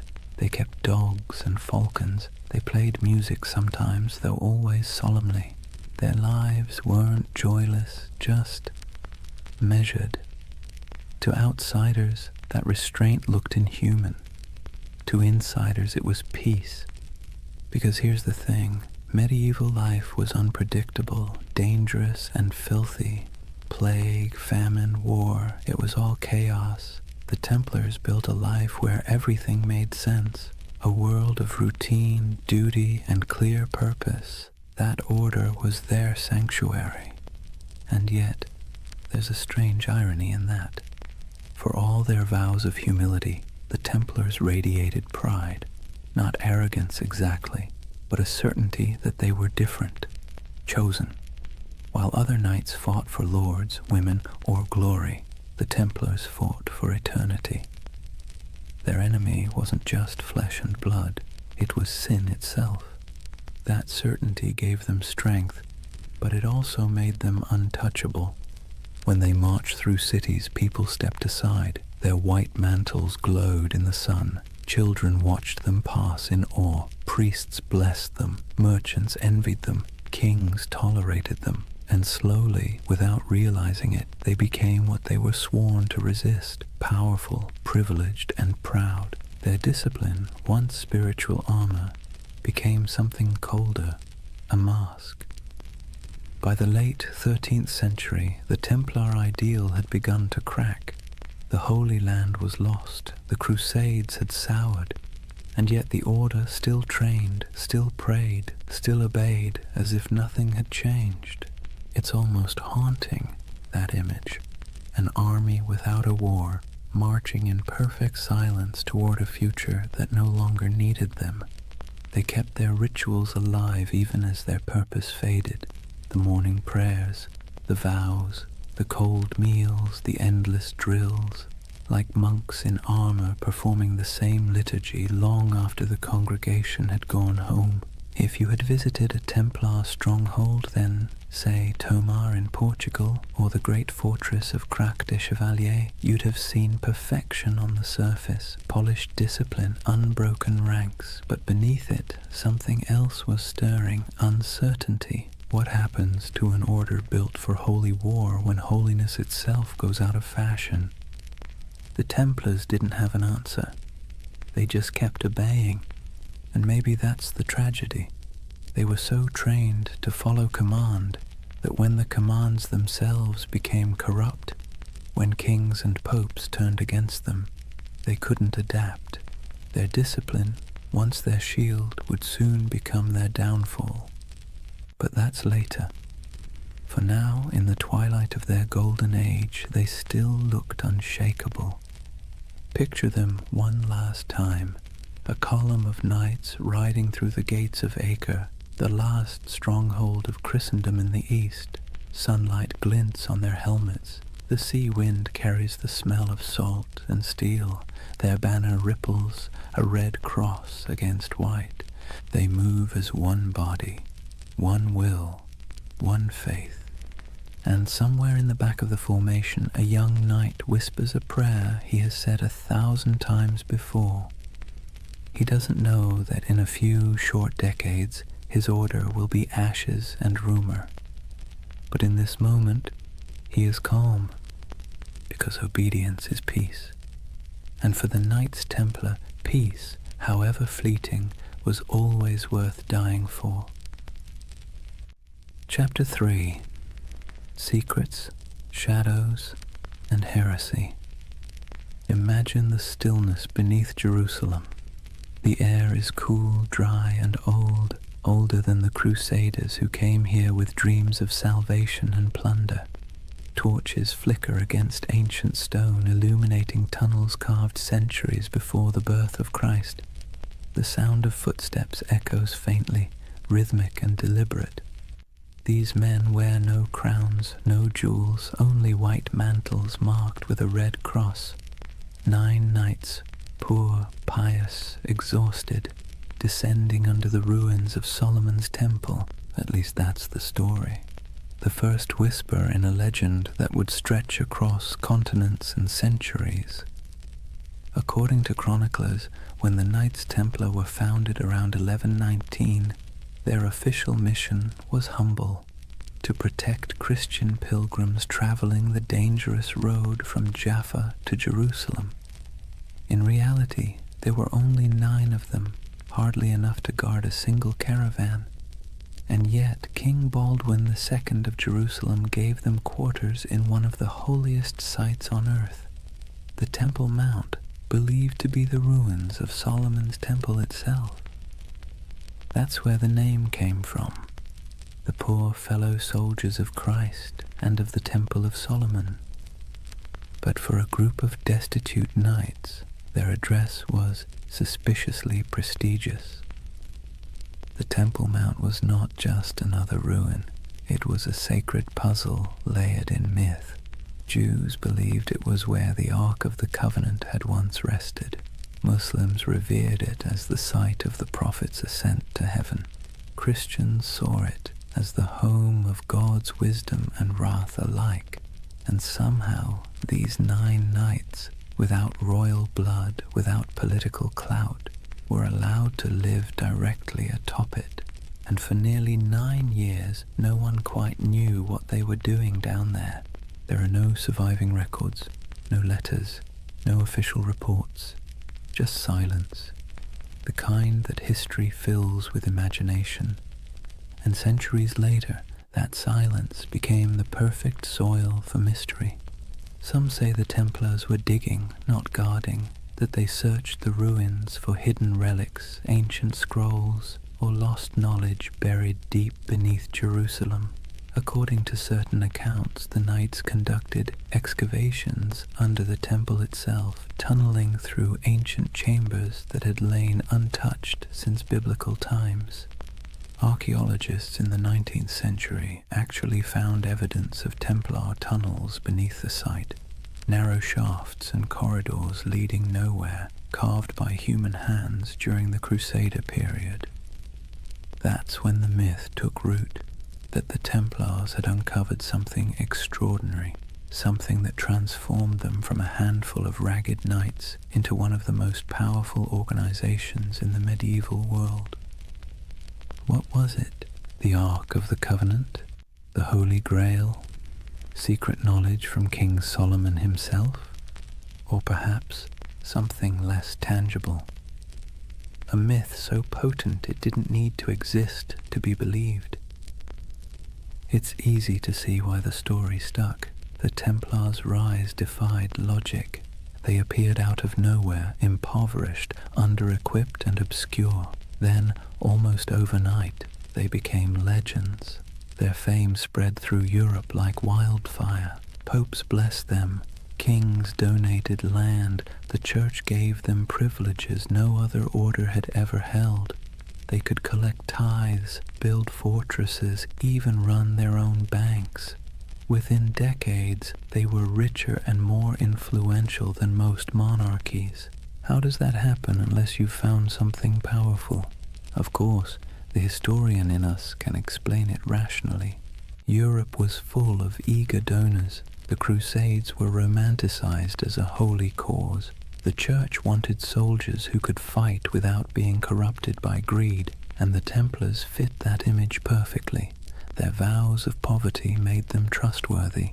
Their discipline made them effective. Their myth was self-reinforcing, but reason rarely wins the imagination. And so the legend persisted that beneath the stones of the Temple Mount, they discovered secrets the church itself feared. Hidden teachings, forbidden wisdom, proof that faith was not as simple as it seemed. You can almost hear the whispers, a flicker of torchlight in the dark, the scrape of metal against stone, the muttered Latin of a prayer or a spell. It's nonsense, of course, probably, but beautiful nonsense. That's the curious power of the Templar myth. It lives in the gap between faith and doubt, between the seen and the unseen. Take the idea of the Grail, for instance. In medieval Europe, the word didn't mean a chalice at first. It meant a vessel of divine mystery, something that contained the essence of truth. The connection between the Templars and the Grail only appeared centuries later, in 12th and 13th century romances, when poets like Chrétien de Troyes began weaving stories of knights, purity, and hidden relics. Those tales weren't history. They were dreams, but dreams with staying power. To the medieval mind, it made perfect sense that the holiest warriors would be the keepers of the holiest object. And to the modern mind, still restless in the dark, it makes perfect sense that an empire's rise must hide a secret. Maybe that's why the Templars continue to haunt us, because we can't resist the idea that someone, somewhere, found the truth and kept it to themselves. But beneath the mystique, there's something more mundane and more fascinating. The real secret of the Templars wasn't gold or relics. It was organization. While other crusader groups floundered in chaos, the Templars built a system. They turned faith into logistics. They mastered record-keeping, finance, communication, and property management at a level Europe had never seen before. Their commanderies stretched from Scotland to Syria, forming a network that could move money, men, and messages faster than any king's court. They were medieval globalists, an early blueprint for the international corporation. That was their real treasure, their true grail, not buried under Jerusalem, but written in ledgers and sealed with wax. Still, it's fun to imagine the other version, the one where those 9 knights, by flickering torchlight, brushed away centuries of dust and found something that made them more than soldiers, something that whispered of destiny, because that's the romantic engine of the Templar myth, that somewhere in their cold discipline and rigid faith, they touched a kind of forbidden light. Maybe it wasn't treasure, maybe it was understanding.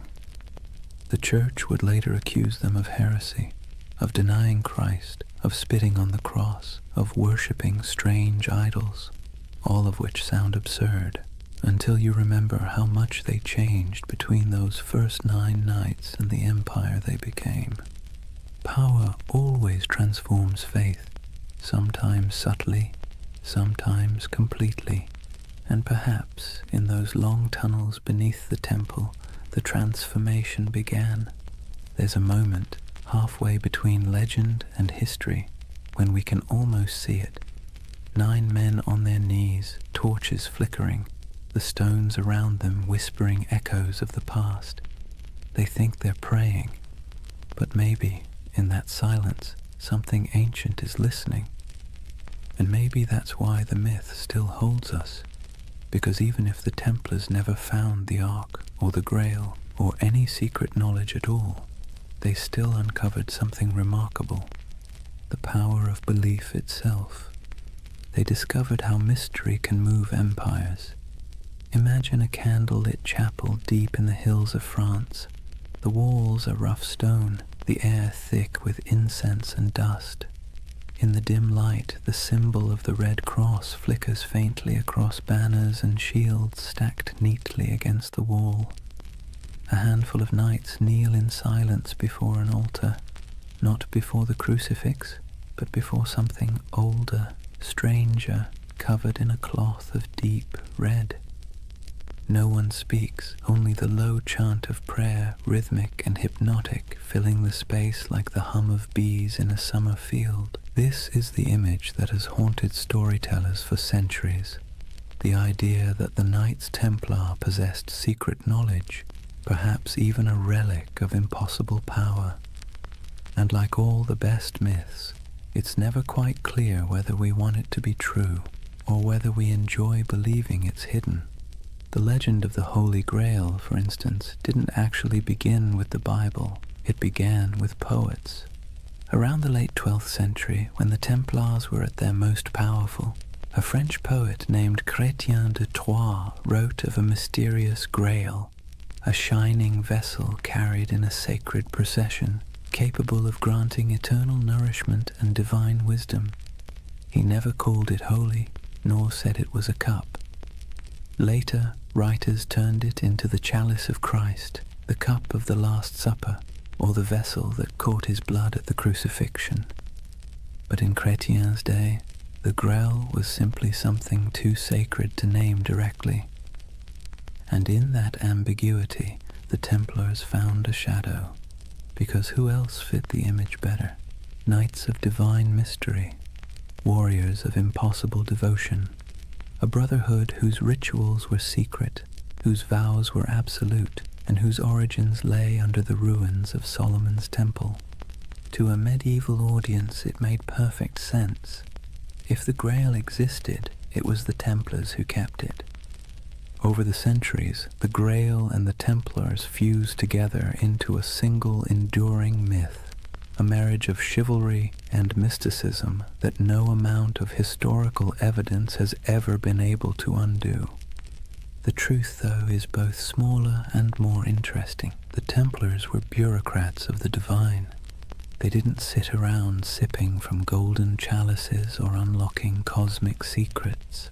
They balanced books, they managed estates, they wrote letters in crisp Latin. They were the spiritual accountants of a holy empire. But because they lived in an age obsessed with relics, bones of saints, drops of Christ's blood, splinters of the true cross, they were inevitably drawn into the world of the sacred object. They guarded reliquaries. They escorted pilgrims who sought miraculous artifacts. They helped fund and protect monasteries where fragments of supposed holy items were displayed. So when rumors spread that they had discovered ancient scrolls beneath the Temple of Solomon, texts written by early Jews, Gnostics, or even pre-Christian mystics, the stories stuck. The scroll myth would grow and mutate over time. Some later accounts, centuries after the Templars were gone, claimed they had found the Book of Thoth, an Egyptian text of divine wisdom. Others said they uncovered teachings from the lost tribes of Israel, and some whispered of alchemical diagrams, maps of the cosmos itself, hidden away from the church to protect humanity from knowledge it wasn't ready to bear. Of course, there's no evidence for any of this, but myths thrive where evidence fails, and perhaps that's what made the Templars so irresistible to later imaginations. They embodied that perfect combination of real power and secret silence. The church itself fueled much of it, unintentionally, because the Templars, though loyal to Rome, answered to no king, no bishop, no worldly authority. They were free to move money, land, and information across borders. They could send coded letters that no one else could read. They had their own internal justice system, their own chapels, their own prayers. In other words, they looked a lot like the very thing the church feared most, a second church. And that's when suspicion began to bloom. Whispers spread that the Templars practiced strange rituals, that their initiations involved renouncing Christ, spitting on the cross, or worshipping a mysterious head called Baphomet, that their power came not from God but from something older. Most historians agree that these accusations were lies, propaganda created to destroy them later. But it's worth noting why those lies were so effective. Because they sounded plausible. Because secrecy always invites projection. If you give people a locked door, they will imagine what's behind it. And for medieval Europe, already steeped in apocalyptic fear and superstition, the Templars became the perfect vessel for that imagination. Their very success became suspicious, their discipline unnatural, their wealth sinful, their silence heretical. And yet, maybe there was something beneath all the rumor. Not magic, not relics, but an attitude. See, the Templars didn't pray like other monks. Their spirituality wasn't cloistered, it was militant. Their daily life was about control, obedience, and the annihilation of the self. Every moment of pleasure, every trace of comfort was stripped away to make room for purpose. In a sense, that was a kind of secret knowledge, the knowledge that faith and suffering could be fused into a single weapon. And that's what made them so dangerous. Not to the Muslims they fought in the Holy Land, but to the church that eventually feared them, because the Templars didn't seem to need intermediaries. Their faith was too direct, too efficient, too pure. When you can talk to God through action, you make priests nervous. By the time the Crusader kingdoms began to crumble, the Templars' mystique had already surpassed their usefulness. Europe no longer needed warrior monks, it needed bankers, diplomats, and obedient clergy, and so the Templars' mysticism, once admired, became suspect. It's strange, isn't it? How quickly a symbol of holiness can become a symbol of heresy. One century they were Christ's chosen, the next they were whispered to be sorcerers. But perhaps that's the price of mystery. The more tightly you guard your secrets, the easier it is for others to fill them with darkness. And in the quiet moments when we think of the Templars by torchlight, kneeling before something hidden under silk, we feel that same tension, that blend of awe and suspicion, that uneasy beauty of something half-believed. Because part of us wants to believe. We crave hidden truths. We need our mysteries, especially the ones that refuse to resolve. And maybe that's why, centuries later, the Templar myth is still alive. In Dan Brown novels, in video games, in conspiracy theories whispered on YouTube at 3 a.m. Because it scratches that ancient itch, that somewhere, someone knows something we don't. It's funny how little we've changed. The medieval mind looked at the stars and imagined divine design. We look at old ruins and imagine lost technology. Both are acts of yearning, proof that we are wired to believe that history hides something from us. And perhaps the Templars were the first to realize that the greatest power isn't in what you know, but in what others think you might know. Theirs was a religion of silence, and silence in any age is seductive. Imagine the city of Jerusalem in the morning light. The walls are pale gold, dust drifting through narrow streets where merchants lift their shutters and donkeys stamp impatiently in the shade. From the hills beyond, the desert glows like a sea of faded fire. Bells ring from the Church of the Holy Sepulchre, and somewhere a muezzin's call answers softly from across the valley. This was the city the Templars swore to defend, the heart of their purpose, the reason for their existence. But by the late 12th century, Jerusalem was no longer the eternal prize they once imagined. It had become a coin tossed endlessly between empires, each claiming divine right, none able to hold it for long. The cracks began, as they so often do, with pride. The Crusader kingdoms, those fragile Latin states carved out after the First Crusade, had grown decadent and divided. The descendants of knights who once marched barefoot to holy war now lived like minor kings, drinking imported wine, bickering over titles, and marrying into local dynasties to secure land and dowries. The Templars, meanwhile, had become something very different from their humble beginnings. They were no longer 9 men kneeling in the dust. They were a multinational corporation of the Middle Ages, thousands strong, with property stretching from Scotland to Syria. They operated fleets, fortresses, and treasuries. They could lend money to kings and fund crusades outright. And that kind of power, while impressive, makes enemies quickly. By the mid-11th century, the balance of the Holy Land had shifted. Muslim forces, long divided, were now uniting under a single banner, led by a man who seemed born for the role, Salah ad-Din Yusuf ibn Ayyub. known in the West as Saladin. If the Crusaders were a tangle of arrogance and infighting, Saladin was the opposite, disciplined, patient, and devout.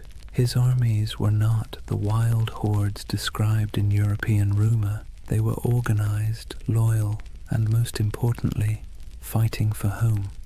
The Templars met them on countless fields, Hattin, Ascalon, Arsuf, and though they fought with ferocious resolve, they were outmatched by unity and strategy. The Battle of Hattin in 1187 was the breaking point. It began with a cruel trick of the sun. Saladin's army lured the Crusaders away from their water supplies, dragging them across the dry Galilean plains under a blazing July sky. By the time the Templars reached the horns of Hattin, they were half mad with thirst, their chainmail burning against their skin, their banners wilting in the heat. The Muslim forces surrounded them. Archers darkened the sky with arrows, smoke from burning grass choked the air, and when the fighting finally stopped, almost the entire Crusader army was dead or captured. The True Cross, a relic carried into battle like a talisman, was seized by Saladin's men. It was never seen again. The Templar Grand Master Gerard de Riedfort was taken alive. Saladin spared him, though many of his brothers were executed. He would live long enough to watch the walls of Jerusalem fall later that same year. When word reached Europe that the Holy City was gone, it was as if the world itself had cracked open. Sermons thundered across cathedrals, blaming sin, pride, and divine wrath. Monarchs trembled, pilgrims wept. The Pope called for another crusade, and through it all, the Templars stood in the ruins of their purpose. You can almost imagine the silence that followed. The once sacred city, its streets littered with the detritus of war, now echoed with the sounds of new rulers. The Templar headquarters on the Temple Mount was emptied, their altars dismantled, their treasures seized. What began as a holy mission now looked suspiciously like a failure of faith. For the first time, the Templars were without their holy ground, and without Jerusalem. They were forced to confront an uncomfortable truth. If the temple was gone, what exactly were they the knights of anymore? But endings have a way of becoming beginnings. Driven from the holy city, the Templars retreated to the coast, to Acre, Tyre, and Cyprus, where they rebuilt themselves as the guardians of ports and pilgrims rather than of the temple itself. Their castles became symbols of endurance. Crac des Chevaliers in Syria rose like a stone crown over the hills, its walls layered and massive, designed to resist even the most determined siege. Safed Tortosa, Athlit, each fortress a defiant miracle of engineering, built with geometry, patience, and faith in stone. In those high towers, the Templars kept the flame of their order alive. But it was different now. Less about holy destiny, more about survival. Their discipline hardened into something colder. Their prayers became shorter, their eyes sharper. They trained recruits not to imagine glory, but to endure isolation, hunger, and the dull ache of endless duty. And yet, despite all this loss, their legend somehow grew. Europe romanticized them even as the Holy Land slipped away. Chroniclers back home painted the Templars as holy martyrs, holding back the tide of heathens. Donations poured in. New recruits arrived from noble families eager for redemption. It's one of history's great ironies. The worse they failed in the East, the more powerful they became in the West. But under the surface, something had changed. Their order was no longer about the sacred geography of Jerusalem. It was about the machinery of power. And in that subtle shift from spiritual to financial, the seeds of their downfall were already being sown. When the Crusades began, the Templars fought for the soul of Christendom. By the 13th century, They were its bankers. They lent to kings and nobles, secured transport for crusading armies, and managed estates that rivaled monasteries in wealth. Their temples in Paris, London, and Aragon became repositories for gold and secrets. Some said their vaults held the lost relics of the East. Others whispered that beneath their churches, tunnels led to rooms where initiates swore oaths in candlelight, swearing not to crown or cross, but to something older. In truth, those basements probably held nothing more exotic than ledgers and coin chests, but perception, as always, was more dangerous than reality. To kings in debt, the Templars' wealth was an insult. To the Church, their independence was heresy.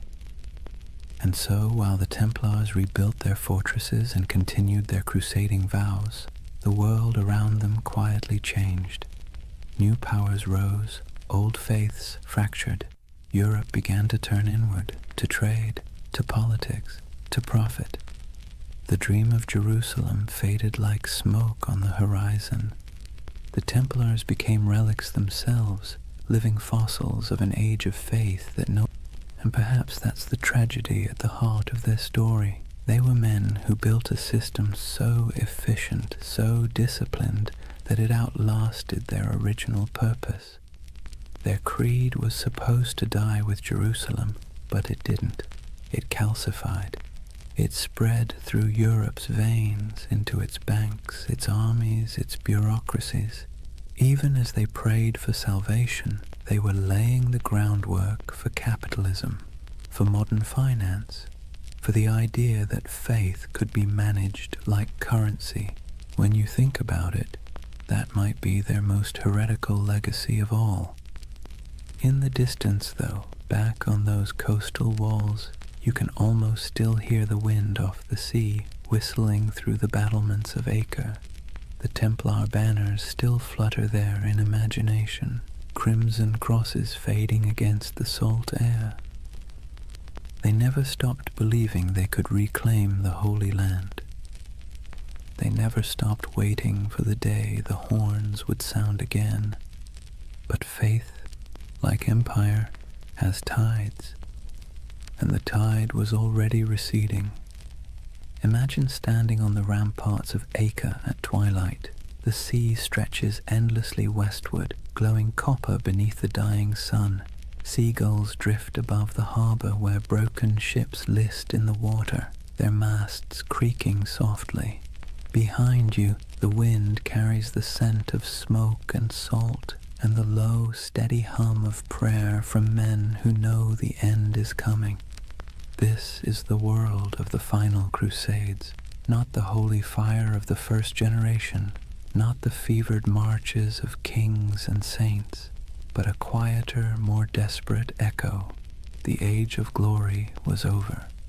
What remained was a grim, bureaucratic persistence. Wars fought on borrowed faith, borrowed time, and borrowed money. By the late 13th century, the Kingdom of Jerusalem existed mostly on parchment and in memory. Its capital, if one could call it that, was Acre, a coastal city pressed between a restless sea and endless desert. It was crowded, rich, and tense, a city of pilgrims, traders, and soldiers living shoulder to shoulder in uneasy tolerance. Here the Knights Templar had built their final fortress, a marvel of engineering, all white stone and iron gates, its walls thicker than any catapult could breach. Within those walls, gold and relics were stored in vaults beneath torchlit halls. Above them, in chapels that echoed with Latin chants, the Templars still prayed for Jerusalem, though most knew they would never see it again. They had become the custodians of a dream already dying. The last crusades were not holy wars anymore. They were logistics operations, charters, supply lines, contracts. The romantic image of knights charging across the desert had long since been replaced by the grinding reality of politics. Kings back in Europe promised armies and delivered excuses. Popes issued bulls calling for redemption and sent none. The Templars and their rivals, the Knights Hospitaller, did what they could.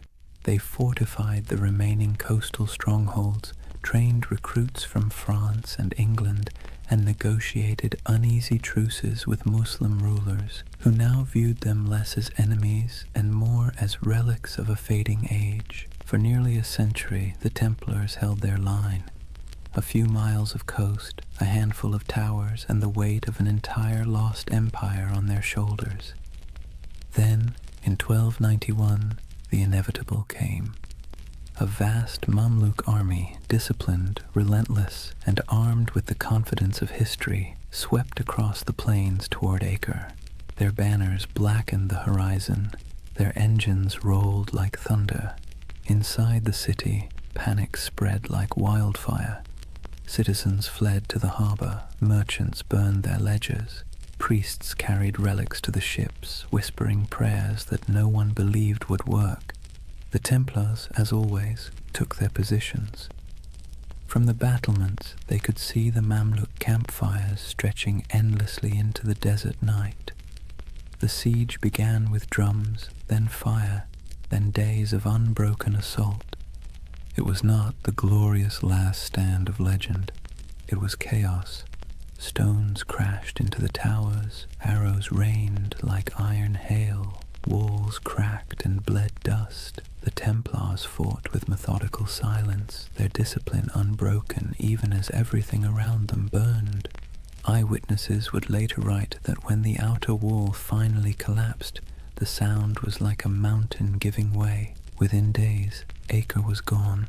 The Templar fortress fell piece by piece, and those who survived fled to their ships, carrying little more than their order's banner and the bitter taste of failure.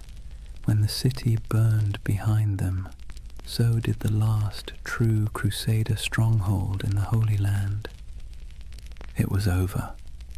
The Crusades had lasted nearly 2 centuries, and now, after all the pilgrimages, sieges, and sermons, the Holy Land was once again entirely in Muslim hands. For the Templars, the loss was more than strategic, it was existential. They returned to Europe as an army without a battlefield, an order without a purpose. Their castles in the east were gone, their mission obsolete, but they were still wealthy, still disciplined, and still bound by vows that made them useful or dangerous, depending on who was watching. They settled mostly on the island of Cyprus, rebuilding their headquarters there. From its harbors, they continued to dream of returning to the Holy Land, though it was clear to everyone that the age of crusades had passed. But faith is a stubborn thing. The Templars still believed that their duty was not complete.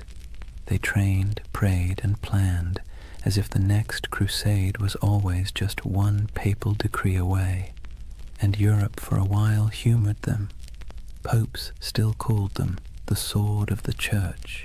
Kings still borrowed their money. Peasants still whispered prayers for them. But under the surface, the world was changing. Trade was replacing war. Cities were replacing castles. Banks were replacing swords. And the Templars, with their vast holdings and network of treasuries, found themselves at the uncomfortable center of this transition.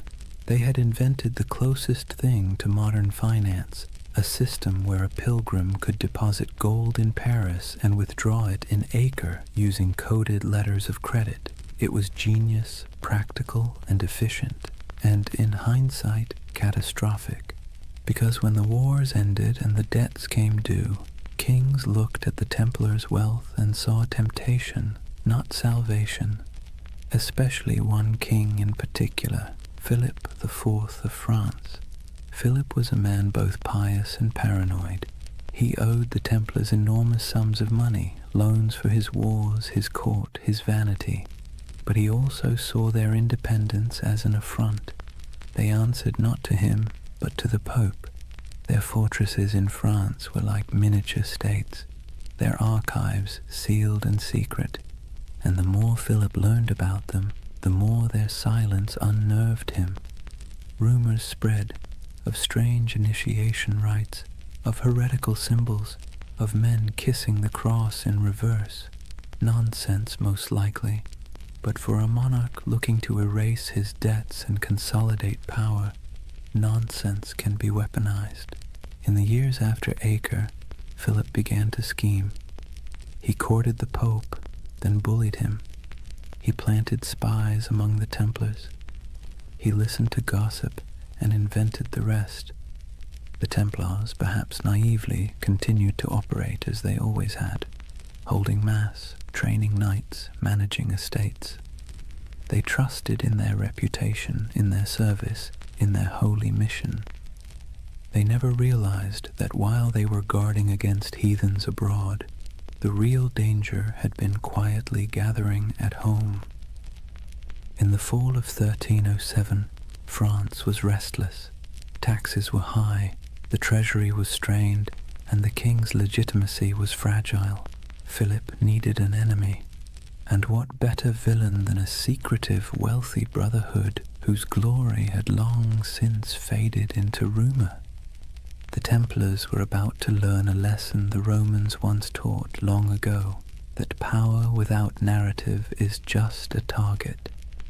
Their story had begun with oaths whispered beneath the Temple of Solomon.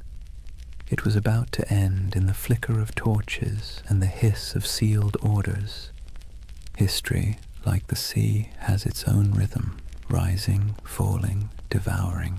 The Templars, once masters of both faith and war, had finally drifted too far from shore. Their banners would not fall on the battlefield, but in the courts of kings. Their last enemy would not wield a sword, but a quill. The Crusades had ended, but the Inquisition was just beginning. Imagine Paris in the early morning of October 13th, 1307. The air is cold, the mist heavy. Bells toll softly from the towers of Notre Dame, their echo rolling over the Seine.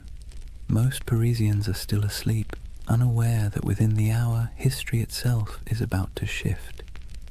Across the city, a quiet army stirs. Royal messengers slip through fog-damp alleys, carrying sealed orders bearing the king's personal wax seal. Soldiers, sworn to secrecy, assemble at street corners and bridges. They don't yet know who they're hunting, only that the order comes directly from Philip IV, and that disobedience would mean ruin. When the sun finally breaks the horizon, the trap is sprung.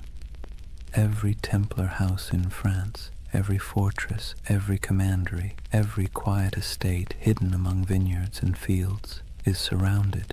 Gates splinter, iron boots echo down stone halls. The knights of the temple, warriors who once faced Saracen armies in the blazing deserts of Palestine, are dragged from their beds half-dressed, bewildered, accused of crimes so grotesque they can barely comprehend them. Blasphemy, idolatry, heresy. The list reads like something pulled from a fever dream, but this was no dream.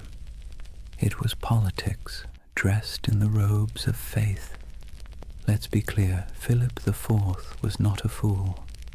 He was something more dangerous, clever, desperate, and convinced of his divine right to do whatever was necessary to hold his kingdom together. He had bled France dry with wars against England, then with his campaigns to tax the clergy. When the church resisted, he struck back, exiling the Pope from Rome, installing his own candidate, and essentially turning the papacy into a branch office of the French crown. That Pope was Clement V, a man whose spine was as soft as the velvet cushions he sat on.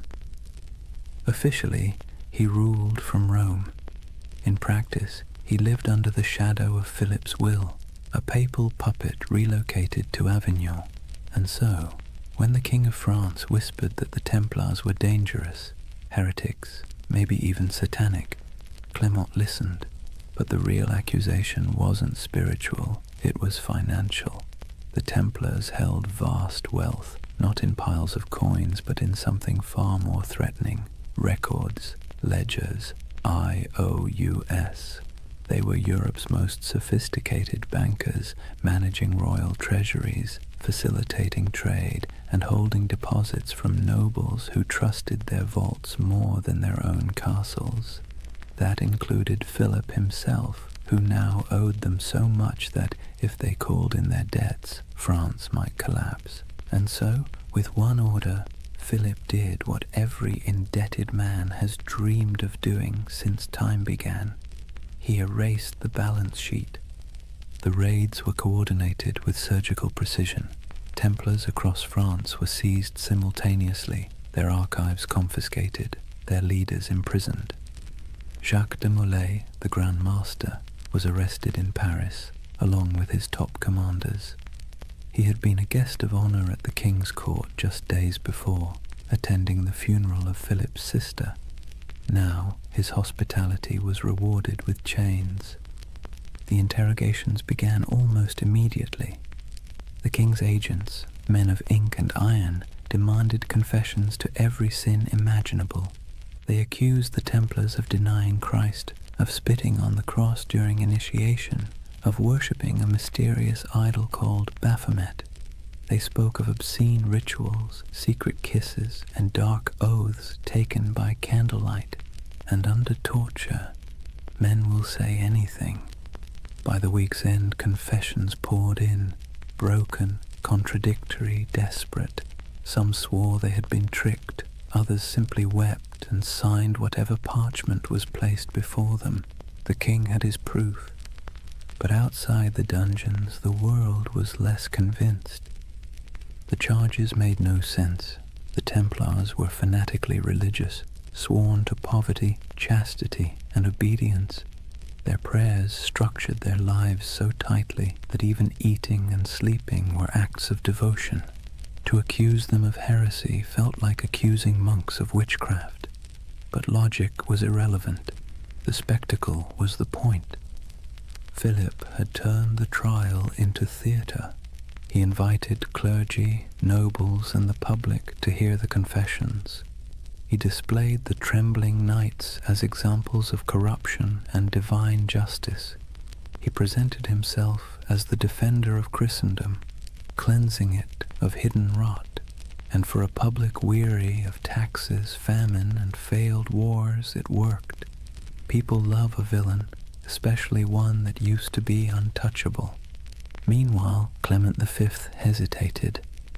As head of the church, the Templars were technically under his jurisdiction, not Philip's, and he knew, deep down, that the charges were absurd. He issued cautious letters demanding the Templars be handed over to papal investigators, but Philip ignored him. France was already playing judge, jury, and executioner. When the Pope finally summoned his courage to intervene, the damage was done. Across Europe, the accusations had spread like wildfire. Other kings, seeing opportunity, followed Philip's lead. Why not confiscate a few Templar estates? Why not seize their gold, their horses, their lands? After all, if France was purging the heretics, who wanted to look soft on sin? One by one, Europe's monarchs turned on their former protectors. In England, Edward II hesitated at first. He actually liked the Templars, but papal pressure forced his hand. In Spain and Portugal, the order was dissolved and reborn under new names, with new insignia, to preserve their assets while appeasing the church. In Germany and Italy, their properties were quietly absorbed by the Hospitallers, rivals who had survived by being slightly less rich and slightly less suspicious. But in France, there was no mercy. The king's prisons overflowed with knights. Some recanted their forced confessions, and for that they were burned alive. Others were kept in darkness for years, their order formally disbanded by papal decree in 1312.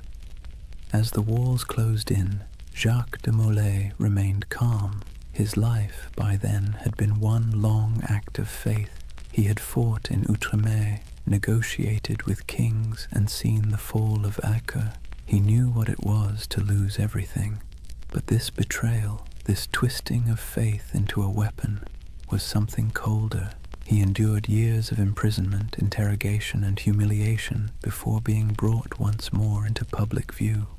On March 18th, 1314, the king staged one final spectacle. Molay and 3 senior Templars were led onto a platform erected on the Ile de la Cité, a small island in the Seine, directly across from the royal palace. The crowd gathered in silence, expecting confessions and repentance. But instead the old man, gaunt, weary, his hair turned white in prison, stood tall and spoke words that would echo for centuries. He retracted every confession, declared the order innocent, condemned the lies, the cruelty, the injustice. The crowd gasped. The executioners hesitated. Even Philip's officials seemed unsure what to do. But the king, unmoved, ordered the fires lit immediately, and as the flames climbed, witnesses said Jacques de Molay did not scream. He stood, unmoving, until the smoke swallowed him. According to legend, with his final breath, he called down a curse, summoning the Pope and the King to meet him before God within a year. It sounds like myth, but here's the strange part. Both men did die within 12 months. Philip collapsed suddenly during a hunting trip. Clement succumbed to illness not long after. Their bodies, it was said, refused to rest peacefully. One burned, one desecrated by lightning. History, for once, indulged in poetic justice, and so ended the Knights Templar, at least on paper. Their castles were seized, their treasure vanished, their order dissolved, but their legend, that refused to die. Whispers began immediately, of ships slipping away from La Rochelle under cover of night, carrying gold, relics, and sacred texts, of surviving knights who fled north to Scotland or vanished into the Alps, of secret brotherhoods, the Freemasons, the Rosicrucians, who claimed descent from the last guardians of the temple. It's hard to tell where history ends and myth begins. Maybe they're the same thing now, a story too powerful to stay buried. The fires of Paris went out, the ashes scattered. But in the imagination of every generation since, the Templars never stopped riding. Their red crosses still gleam faintly in the dark corners of our collective memory, where faith and conspiracy meet like two mirrors reflecting forever. Chapter 4. The Fall, the Curse, and the Immortal Legend. Take a deep breath and picture it again. Paris, 1314. The sun setting behind the grey spires, the river glinting like a blade, the crowd dispersing after the execution, their murmurs fading into the wind. For a moment, the city feels hollow. The flames have gone out, the smoke has thinned, and all that remains of the Knights Templar is the faint scent of burning oak and the whisper of rumour. It should have ended there, but history, like fire, has a way of smouldering long after the last spark dies. They say Jacques de Molay's final words were a curse. He called out from the pyre, summoning Pope Clement and King Philip to appear before the judgment of God within a year. The legend says his voice did not tremble. It carried through the crowd, past the walls of Paris, past the gilded windows of the royal palace, carried by the smoke as if heaven itself were listening. And then, as the flames consumed him, something strange happened. The air shifted. The crowd fell silent. Even the guards who had lit the pyre looked uneasy, like men who had just seen something they shouldn't have. You can almost hear the echo, soft, defiant, and final. Within 1 year you will answer before God. It's the kind of line that sounds too neat to be true. And yet, history, either by coincidence or poetic design, obliged. Within a month, the Pope fell ill. Clement V's body gave out after years of stress, guilt, and compromise. His corpse was placed in a monastery awaiting burial, but as if on cue, the monastery caught fire. The flames consumed the chamber, and the papal body, already lifeless, was said to have sat upright in the coffin, engulfed in flames, as though the curse had come to collect. Not long after, King Philip went hunting in the forest of Fontainebleau. A strong, healthy man, still in his 40s, he rode out in the crisp autumn air and never returned alive. Accounts differ. Some say he fell from his horse, struck his head, and lingered for days in agony. Others say he was seized by a sudden paralysis. Either way, the most powerful man in Europe died slowly, staring into nothing, as if haunted by something he couldn't see, and with their deaths, the curse of the Templars was born. It was a simple story. 2 men destroyed by the vengeance of a martyred knight, but it grew quickly. People whispered that France itself was doomed, that Philip's descendants, the Capetian line, would die out within generations, and, strangely enough, that too came true. Within less than 2 decades, all 3 of Philip's sons, each having worn the crown, were dead without heirs. The dynasty that had ruled France for centuries was snuffed out like a candle in a storm. The people of the time called it La Malédiction des Templiers, the Templar curse. To later generations, it became a parable, a warning about greed, corruption, and the strange persistence of divine justice. Of course, historians will tell you it was all coincidence, and maybe they're right. But that's the beautiful thing about history. It leaves just enough cracks for the imagination to pour through. When you close your eyes and think of those final days, it's not hard to believe that something larger was at work, a kind of cosmic balancing act, subtle and cruel. The Templars, who had built their order on discipline, loyalty, and faith, had been betrayed by those who claimed to uphold the same virtues. And perhaps, just perhaps, the universe took notice. Yet even as their bodies turned to ash, their legend began to breathe again. Within a generation, stories of the hidden treasure of the temple began to surface. Gold, relics, and ancient knowledge spirited away from France before the arrests. Ships loaded in secret at the port of La Rochelle, sailing west into the mist. Some claimed they vanished into Scotland, others into Portugal, and some said they crossed the ocean itself, centuries before Columbus, to lands unknown. The myth of the lost Templar fleet became the fuel for countless tales. Sailors swore that on stormy nights they'd seen ghost ships bearing red crosses on their sails, gliding silently across the waves. Monks whispered of secret vaults beneath cathedrals where the last Templars hid sacred relics, and among peasants and pilgrims alike a quiet belief took root. The Templars were not dead. They had merely gone underground, waiting for the world to be ready again. It was an idea too romantic, too mysterious to fade. The church had tried to erase the order's name, to burn their banners, melt their seals, and scrub their records. But the Templars had built something deeper than stone. They had built a story, one that couldn't be killed with fire or buried in royal decrees. And the story began to change shape. In the Middle Ages, people whispered that the Templars had discovered the Holy Grail beneath the ruins of Solomon's temple, that the treasure they carried was not gold, but knowledge, secret doctrines, ancient scrolls, perhaps even relics of Christ himself. These weren't just bedtime stories, they were expressions of longing for a lost wisdom, a purer faith, a world where the sacred and the powerful were one and the same. It's strange, isn't it? The church destroyed them for being too secretive, too independent, and yet that very secrecy made them immortal. The less we knew, the more we wondered. And wonder, as every myth maker knows, is the soil in which legends grow. By the 14th century, the Templars were ghosts. By the 15th, they were saints of imagination.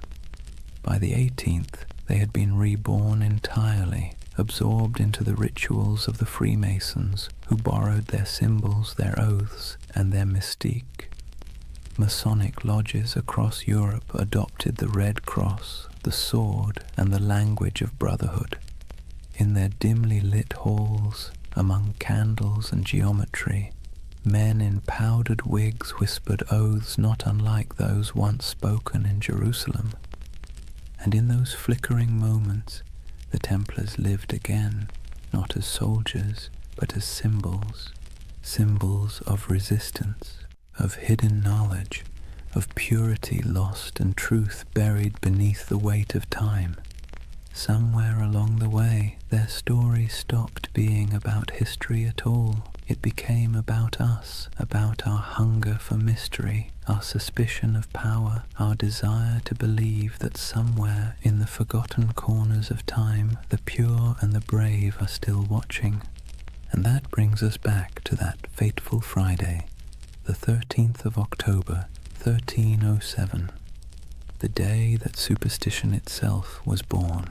Before that morning, Friday the 13th meant nothing. It was just a date. But after the Templars were seized, tried, and condemned, it became a symbol of betrayal and bad luck. The day the innocent were destroyed by the powerful. The day faith was tested and justice mocked. The day one of the most disciplined brotherhoods in human history was wiped out in a single breath. Centuries later, we still flinch at that date without remembering why.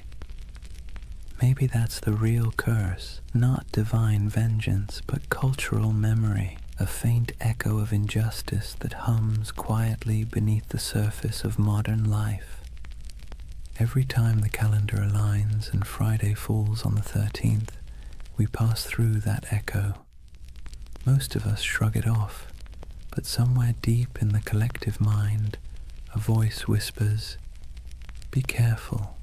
It's the whisper of a fire crackling on an island in the Seine. The whisper of 9 knights kneeling in the dark, taking oaths no one else would ever hear. History loves to bury its ghosts, but ghosts, if nothing else, are patient, and so the legend of the Templars endures, not as a warning, not as dogma, but as a lullaby for the restless, a story that reminds us that even in corruption, there can be faith. Even in endings, there can be echoes. That the night, however dark, always remembers the shape of its stars. Close your eyes for a moment and imagine the sea, a cold wind blowing from the west, the smell of salt, iron, and rain. It's October of 1307, just days after the arrests began. France is tightening like a fist. Across the countryside, Templar commanderies, once bustling with horses, treasure, and prayer, now sit silent under royal seals. Soldiers ransack vaults, priests pore over ledgers, and the knights, those who survive the sudden sweep, vanish like smoke. Or at least, that's what history says. But if you listen carefully, beneath the crackle of parchment and the scratching of quills, you'll hear the ocean whispering another version. At the western edge of France, in the port of La Rochelle, witnesses claim they saw something strange. A convoy of ships flying the Red Cross of the Temple quietly slipped out to sea just before the arrests. The official records say nothing, but rumors say otherwise. Some say the ships were loaded with gold, silver, relics, and documents, everything the order held sacred. Others say they carried only men, brothers who refused to die in chains. Either way, when the king's men arrived to confiscate the Templar fleet, the docks were empty. Every ship was gone, vanished into the grey Atlantic mist. Where did they go? That question has haunted historians for centuries. Some claim they sailed north to Scotland, where King Robert the Bruce, excommunicated by the church, might have welcomed the outlawed knights. Scotland, after all, was in rebellion. Its land was cold, rugged, and far from papal reach. It's said that on the eve of Bannockburn in 1314, the same year Jacques de Molay was burned, a small band of armoured riders appeared on the battlefield, carrying the Red Cross. They turned the tide against the English, then disappeared as swiftly as they came. Is it true? Probably not. But as every good myth knows, plausibility is optional when the imagination takes hold. Others believe the Templars went west, farther than any Christian ship had gone, that they reached the shores of Portugal, and from there, the New World itself, centuries before Columbus. In Portugal, after all, the Templar legacy is easy to trace. King Denis, who admired the order's discipline and skill, quietly rebranded them as a new brotherhood, the Order of Christ. Same men, same property, same goals, different name. Under that new banner, they built fortresses, trained explorers, and financed voyages. Centuries later, one of their spiritual heirs, a man named Prince Henry the Navigator, would launch the Age of Exploration, and the Red Cross of the Templars would appear again, painted on the sails of caravels bound for Africa, India, and beyond. You've seen it before, even if you didn't notice it. The ships of Columbus, the sails of Vasco da Gama, the Red Cross fluttering against the wind. A silent inheritance, passed from the knights who once guarded pilgrims to the sailors who remapped the world. And so, some say, the Templars never truly vanished. They evolved. They traded swords for sextants and Jerusalem for the horizon. But there's another theory, quieter, stranger, almost tender in its melancholy, that many of the surviving Templars simply went home. Imagine them. Men in their 40s or 50s, scarred from years of crusade, watching everything they believed in collapse. Some fled across borders, shaving their beards, burning their mantles, blending back into ordinary life. A few became monks in other orders. A few became mercenaries fighting in wars for causes that meant less to them than the discipline itself. And some perhaps wandered until they disappeared entirely. It's easy to picture one, an old knight on a country road in Burgundy, walking beside a thin horse, whispering the prayers he'd once spoken in Latin under vaulted stone. The world had moved on, but his habits hadn't. He still woke before dawn. He still ate in silence. He still believed that somewhere, somehow, the temple would rise again. History doesn't record their names, but you can almost feel their absence, like a missing note in a song. Meanwhile, in the cities, the myth began to grow. People whispered that the knights had gone underground, forming secret brotherhoods that passed their wisdom down through generations. Some pointed to the Freemasons, whose ceremonies echoed Templar oaths of loyalty and secrecy. Others to the Rosicrucians, the mystics of the Renaissance who claimed to guard ancient knowledge. And later still, to shadowy organizations whispered about in smoky taverns, societies of men who spoke in symbols, who wore rings marked with crosses, and who always seemed to know more than they should. Whether any of it was true didn't matter. What mattered was that the idea felt true, because deep down, humanity hates endings. We don't like to believe that things simply stop, that great movements vanish overnight. We'd rather imagine that somewhere, beneath the surface, the story continues. And maybe it does. In Scotland, legends grew of hidden lodges beneath cathedrals, where descendants of the Templars met by candlelight. In Spain and Portugal, old families claimed to possess relics from the temple, swords, seals, and parchments that no historian could trace. And in France, the ghost stories began. Peasants said that on stormy nights they saw riders in white cloaks galloping through the woods near old commanderies, their torches flickering like stars. No hoofbeats, no voices, just the wind, the rain, and the sound of metal brushing against metal. The church called it superstition, but the peasants knew better. They said it was the Templars, still keeping watch. Centuries later, during the French Revolution, when mobs looted churches and burned archives, strange things were found. Stone carvings of Templar crosses hidden behind altars, letters sealed with wax bearing the order's symbol, and cryptic diagrams suggesting that not everything had been destroyed. Even Napoleon, the great skeptic, was rumored to have been fascinated by them. When he invaded Egypt in 1798, he brought with him not just soldiers, but scholars, engineers, and, oddly enough, men obsessed with the Templar myth. They saw the pyramids, the ruins of ancient Alexandria, and believed they were walking in the same footsteps as those mysterious knights who had once dug beneath Solomon's temple. It was as if every century rediscovered the Templars anew, each generation projecting its own dreams onto their ghost. For the Renaissance, they were seekers of hidden wisdom. For the Enlightenment, martyrs of superstition. For the modern age, symbols of rebellion against authority. And through it all, their image never changed. White cloaks, red crosses, silent resolve. The perfect blend of purity and menace. That's the strange paradox of the Knights Templar. They began as humble monks sworn to poverty and ended as eternal figures of power. They were meant to defend faith but became symbols of doubt. They were destroyed for secrecy, and yet secrecy is what keeps them alive.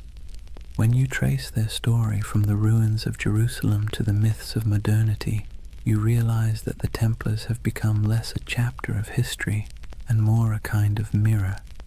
Every age sees itself in them. Every conspiracy, every spiritual revival, every lost cause finds its reflection in their legend. Even today, their name is everywhere. Video games, novels, films, coffee brands, even insurance companies. The irony would probably amuse them. Men who once vowed to own nothing now sell everything. But perhaps that's fitting. The Templars were never just about religion or war. They were about the human need to believe in something that endures. And maybe that's why we can't stop imagining where they went. Not because we need the facts, but because we need the comfort of knowing that ideals, courage, loyalty, sacrifice, don't just die with men. They drift, they adapt, they survive. So when you think of those ships sailing out of La Rochelle into the fog, try not to see them as fugitives. See them as dreamers, as the embodiment of a simple, quiet truth. That faith and mystery always find a way to escape the fire. Maybe they reached Scotland, maybe they reached the New World, or maybe they're still out there somewhere, beyond the horizon, sailing a sea that never ends. Imagine a cold dawn in Paris, 1307. The streets smell of smoke and fear. Bells toll somewhere in the distance, slow, heavy, deliberate. The king's guards march through the mist, their armor clattering like a death knell. Inside the stone halls of the royal fortress, a handful of exhausted men kneel before a tribunal. Their white mantles, once symbols of divine purpose, are now stained with dirt and tears. The red cross across their chests looks almost like a wound. These are the Knights Templar, the once unbreakable brotherhood now accused of heresy, blasphemy, and witchcraft. Their Grand Master, Jacques de Molay, stands among them. His face is gaunt, his hands tremble, but not from fear, from disbelief. Only a few years earlier, kings had begged for the Templars' loans, popes had blessed their missions, and merchants had trusted their vaults with fortunes. And now, the same powers that exalted them call them servants of the devil. Let's be clear, the charges were absurd. The Templars were accused of spitting on the cross during secret initiations, of worshipping a mysterious idol named Baphomet, a bearded head that supposedly whispered prophecies, of kissing each other's backsides as oaths of loyalty. It sounds like something invented by a drunk gossip trying to impress a tavern full of bored clerks. But in medieval Europe, rumor and heresy were as lethal as swords. Under torture, men confessed to anything. And King Philip IV of France, buried in debt to the Templars, knew that pain was cheaper than repayment. He wanted their treasure and their silence. So he ordered confession after confession until even the strongest broke. It's strange to imagine these were men trained to endure battle, to ride through sieges, to fight without sleep. And yet here they were, chained in dungeons, whispering prayers that turned into pleas. Some recanted immediately, others held firm until their bodies gave out. But through it all, one question pulsed beneath the surface like a heartbeat. Where is the treasure? Because according to legend, the Templars had amassed unimaginable wealth. Gold from Jerusalem, silver from Europe, relics from the Holy Land. They were bankers to kings, landlords to half of France, and custodians of secrets no one dared write down. When their order collapsed, that treasure simply disappeared. The official records show nothing. The king found empty vaults, the church seized estates, but no gold. And so the myth began. The missing Templar treasure has been called the most enduring unsolved mystery in medieval history. Over the centuries it's been found 1,000 times, in hidden tunnels under Paris, buried beneath Rosslyn Chapel in Scotland, locked inside the catacombs of Malta, even frozen beneath Nova Scotia's Oak Island, where fortune hunters have been digging for 200 years and still haven't hit bottom. Each theory begins the same way, with the night of October 13th, 1307, when those ships at La Rochelle sailed off into the mist. And each theory ends the same way, with an empty map and more questions.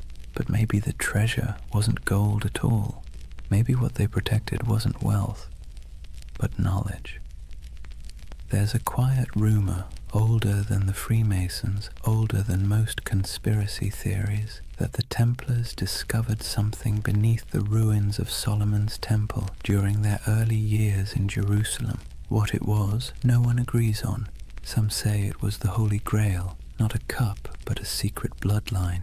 Others claim it was the Ark of the Covenant, still humming with divine energy. And a few whisper that it was something far less biblical, ancient texts from before recorded history, knowledge so profound it could rewrite theology itself. Whatever it was, the rumor insists that the Templars hid it, not in one place, but in many. Fragments scattered like seeds across Europe, buried under chapels, sealed in crypts, or disguised as relics. You can almost imagine it. Stone corridors lit by flickering torches, brothers moving in silence, passing relics wrapped in linen. No words spoken, no records written, only vows that what was found in the Holy Land must never be lost again. It's beautiful, isn't it? The idea that knowledge can be smuggled through time, that truth, like treasure, can survive corruption, fire, and forgetfulness. But let's pause, because the historian's mind has a way of ruining poetry. The truth is, most of what the Templars had was painfully ordinary. Farms, mills, vineyards, warehouses. Their treasure was bookkeeping. Still, the legend persists, because it speaks to something deeper, a yearning for meaning behind mystery. We want to believe that somewhere beneath the dust, something sacred still waits to be uncovered, and maybe, in a way, it does. Because even stripped of myth, The story of the Templar trials is a perfect reflection of how power consumes its own creation. King Philip's campaign wasn't just about greed, it was about fear, the kind that festers when kings realize faith answers to no one. The Templars had grown too independent. Their wealth was international. Their loyalty was to God, not to any throne. They were an early version of globalization, efficient, disciplined, untaxed. They'd become everything monarchs hate: powerful, moral, and incorruptible. And so Philip did what tyrants always do when faced with something they can't control. He called it evil. By 1310, the trials had become theater. Dozens of knights were paraded through Paris to confess and repent before crowds. Some, desperate for mercy, repeated the false confessions they'd made under torture. Others refused, and for that they were burned. The flames were said to burn clean. No black smoke, only white. People whispered it was the Holy Spirit taking their souls. Others said it was the wind carrying away the last truth the church dared not hear. But one man's death would outlive them all: Jacques de Molay, the Grand Master. In 1314, after 7 years of imprisonment, he was led to a small island on the Seine. The executioner tied him to the stake as the king's men watched. When asked for a final confession, de Molay refused. He looked at the crowd and spoke instead to the heavens. He declared that both the king and the pope, Philip and Clement, would soon answer before God for what they had done. It was less a curse than a statement of cosmic bookkeeping, but it landed like a thunderclap. Within a year, both men were dead, and so legend turned to prophecy. The curse of Jacques de Molay was born. In taverns, people whispered that the Templars had struck back from beyond the grave, that the king's line was doomed, and when Philip's dynasty collapsed within a few generations, the myth grew stronger. History remembers it as coincidence, but myth doesn't care for coincidence. It prefers poetry, and in that poetry, the Templars became immortal. Their treasure, whatever it was, became eternal. Their curse became their revenge. You can see echoes of it everywhere, in novels about secret codes and grail quests, in stories of lost bloodlines and hidden orders, in the fascination that still surrounds their name. Because deep down, the story of the Templars isn't just about power or faith. It's about loss. The loss of certainty, of purity, of something once believed to be incorruptible.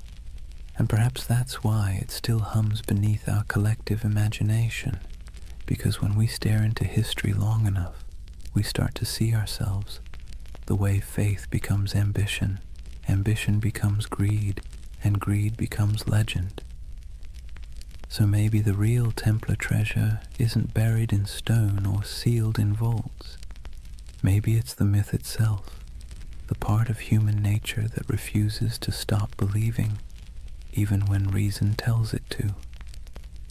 The belief that something holy might still be hidden under all this noise and dust, that even in ruin there's a secret worth protecting, and somewhere, under moonlight or memory, a ship still drifts through fog, carrying not gold, but the weight of a promise, the promise that no truth ever really disappears. It just waits to be rediscovered. Picture this, the flames dying down on that island in the Seine, the crowd dispersing into the night, their faces glowing with the reflected orange of what they'd just witnessed. And above it all, the black smoke curling toward the spires of Paris, drifting into legend. Jacques de Molay was dead, but his curse, if you believe in such things, had already taken root. The chroniclers of the time, even the cautious ones, couldn't ignore what happened next. Within months, Pope Clement V was dead of illness.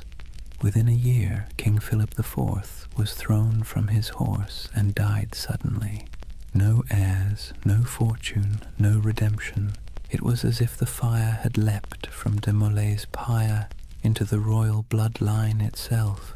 Whispered superstition turned to conviction. The Templars had called down divine justice. And that's where history ends and myth truly begins, because after that day the Knights Templar ceased to exist in the record. Their castles were seized, their lands divided, their members absorbed into other orders or driven into hiding. But their name, their symbol, only grew stronger. You can destroy a building, you can hang a man, but you can't kill an idea that has already become a myth. Let's be honest. The world loves a good mystery wrapped in moral ambiguity. The Templars were the perfect storm, part saint, part sinner, disciplined yet secretive, blessed yet cursed.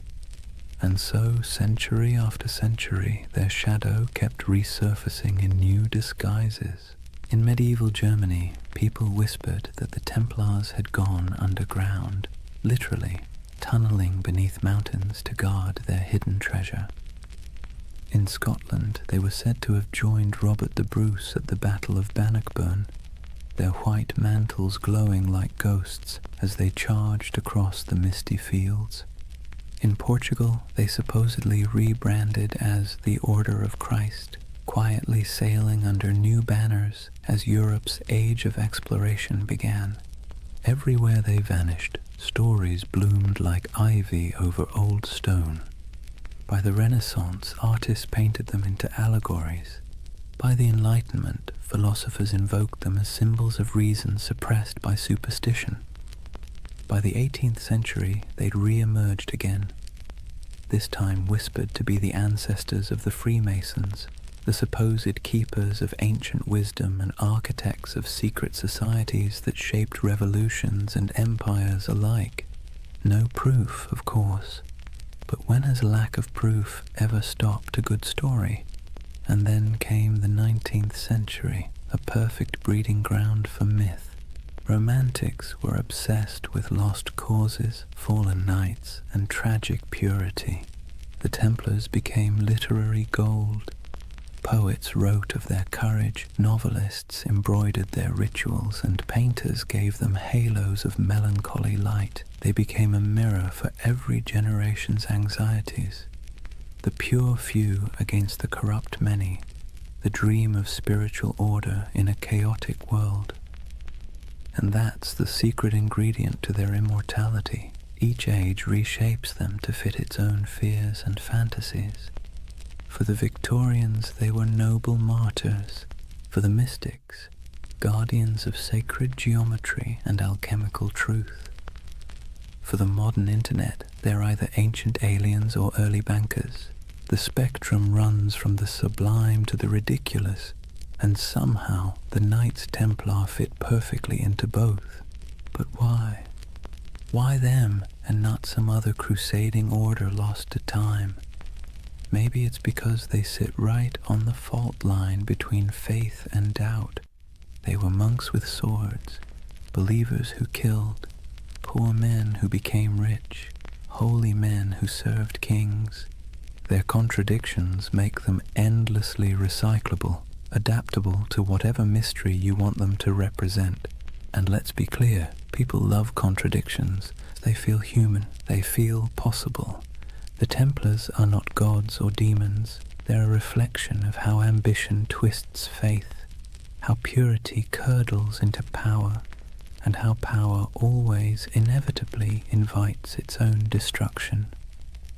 It's almost poetic that they were accused of worshipping a severed head, because in a way, that's what their legend became, a body without a leader, kept alive by imagination, headless but somehow still breathing.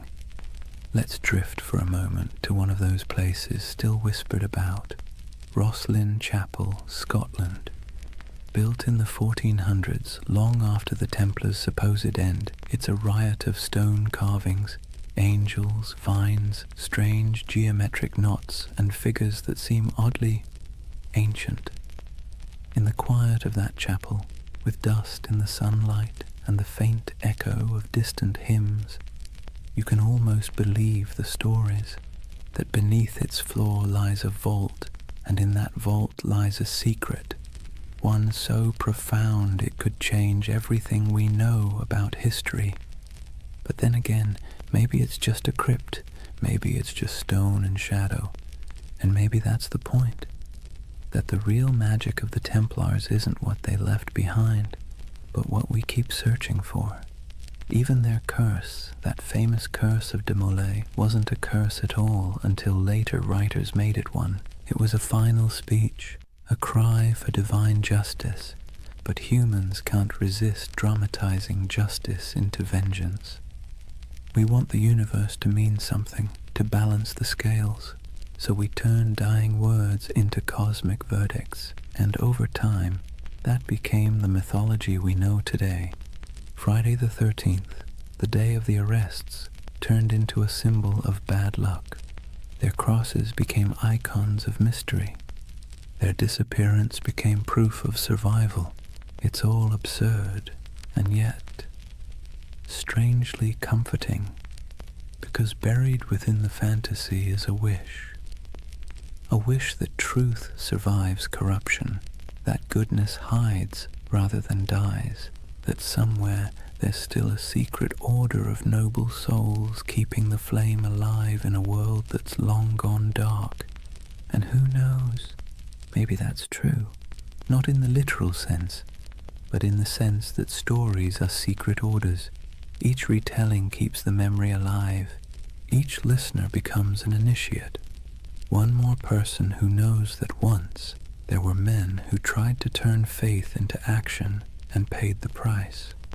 So when you hear their name, the Knights Templar, maybe don't imagine treasure or curses or cryptic symbols. Imagine something quieter, a group of men kneeling under torchlight, making promises they could never keep but tried to anyway. Imagine their breath clouding in the cold air, their armor cold against their skin, their hearts probably as uncertain as yours or mine. And perhaps in that uncertainty lies their true immortality, because we don't remember them as saints or villains.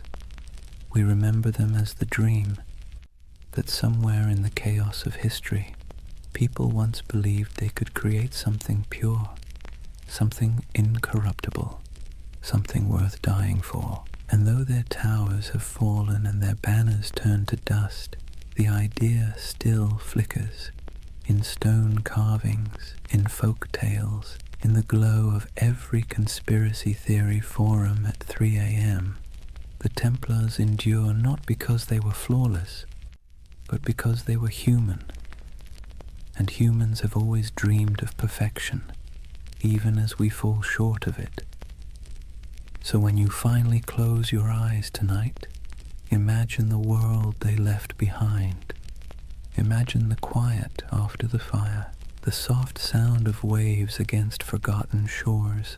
Somewhere a candle burns low, somewhere an oath is whispered again, and somewhere in the deep rhythm of history the order still rides, not in armor but in memory, because the truth is, nothing truly holy ever dies. It simply changes shape and waits to be remembered. So now we reach the end, or rather, the echo. The story of the Knights Templar doesn't really end. It simply fades like candlelight in a long corridor, stretching further and further into shadow. If you've stayed with me through this entire journey, through crusades and curses, through deserts and dungeons, take a moment to notice the quiet. The world they built and the world they lost are both long gone, but the silence they left behind still hums with meaning. Imagine it, Europe asleep under frost, old cathedrals creaking with age, the moonlight brushing against statues of long-forgotten knights. In that stillness, you can almost hear them, The faint clink of armor, the whisper of prayer, the soft murmur of devotion and doubt braided together. Because that's what the Templars really were. Not gods, not monsters, just men standing at the fragile intersection between the sacred and the human. They tried to build heaven with earthly tools, swords, stone, oaths, and hope. And like everyone who's ever reached too high, they fell. But falling doesn't mean failure. It just means the dream became too heavy for the age that held it. History loves to paint the Templars as symbols of greed, of purity, of secrets, of sin. But perhaps they were simply mirrors, reflecting what every civilization fears most. That no matter how powerful we become, or how righteous we think we are, time will eventually unmake us, fold us back into silence. And yet, the beauty is that silence isn't nothing. It's the space where memory lives, it's where myths breathe, and it's where you, right now, can find peace. As you drift, think of how strange it is that the same stones that witnessed their vows now lie beneath traffic, beneath cities, beneath centuries of dust. But if you look closely, the pattern is still there, in church floor tiles, in the geometry of modern skylines, in the lingering idea that faith, when coupled with discipline, can move empires. Every age finds its Templars, not in armor, but in conviction, not guarding pilgrims, but guarding truth, or art, or compassion, or whatever fragile thing seems worth defending in their time.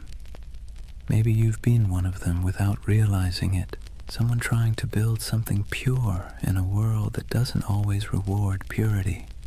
So tonight, as the story fades, let the noise of history recede behind you. The clash of swords, the whispers of betrayal, the long sermons and louder silences. Let them dissolve into the steady rhythm of your breath, because this is what remains when the myths fall quiet. A reminder that even the grandest empires, the greatest orders, and the most secret brotherhoods eventually return to stillness. And in that stillness, something eternal stirs, not banners, not blood, but the simple, persistent urge to remember that once humans dreamed of divine perfection, that they believed in sacred duty, that they tried, however imperfectly, to bridge the distance between heaven and earth. And maybe that's enough.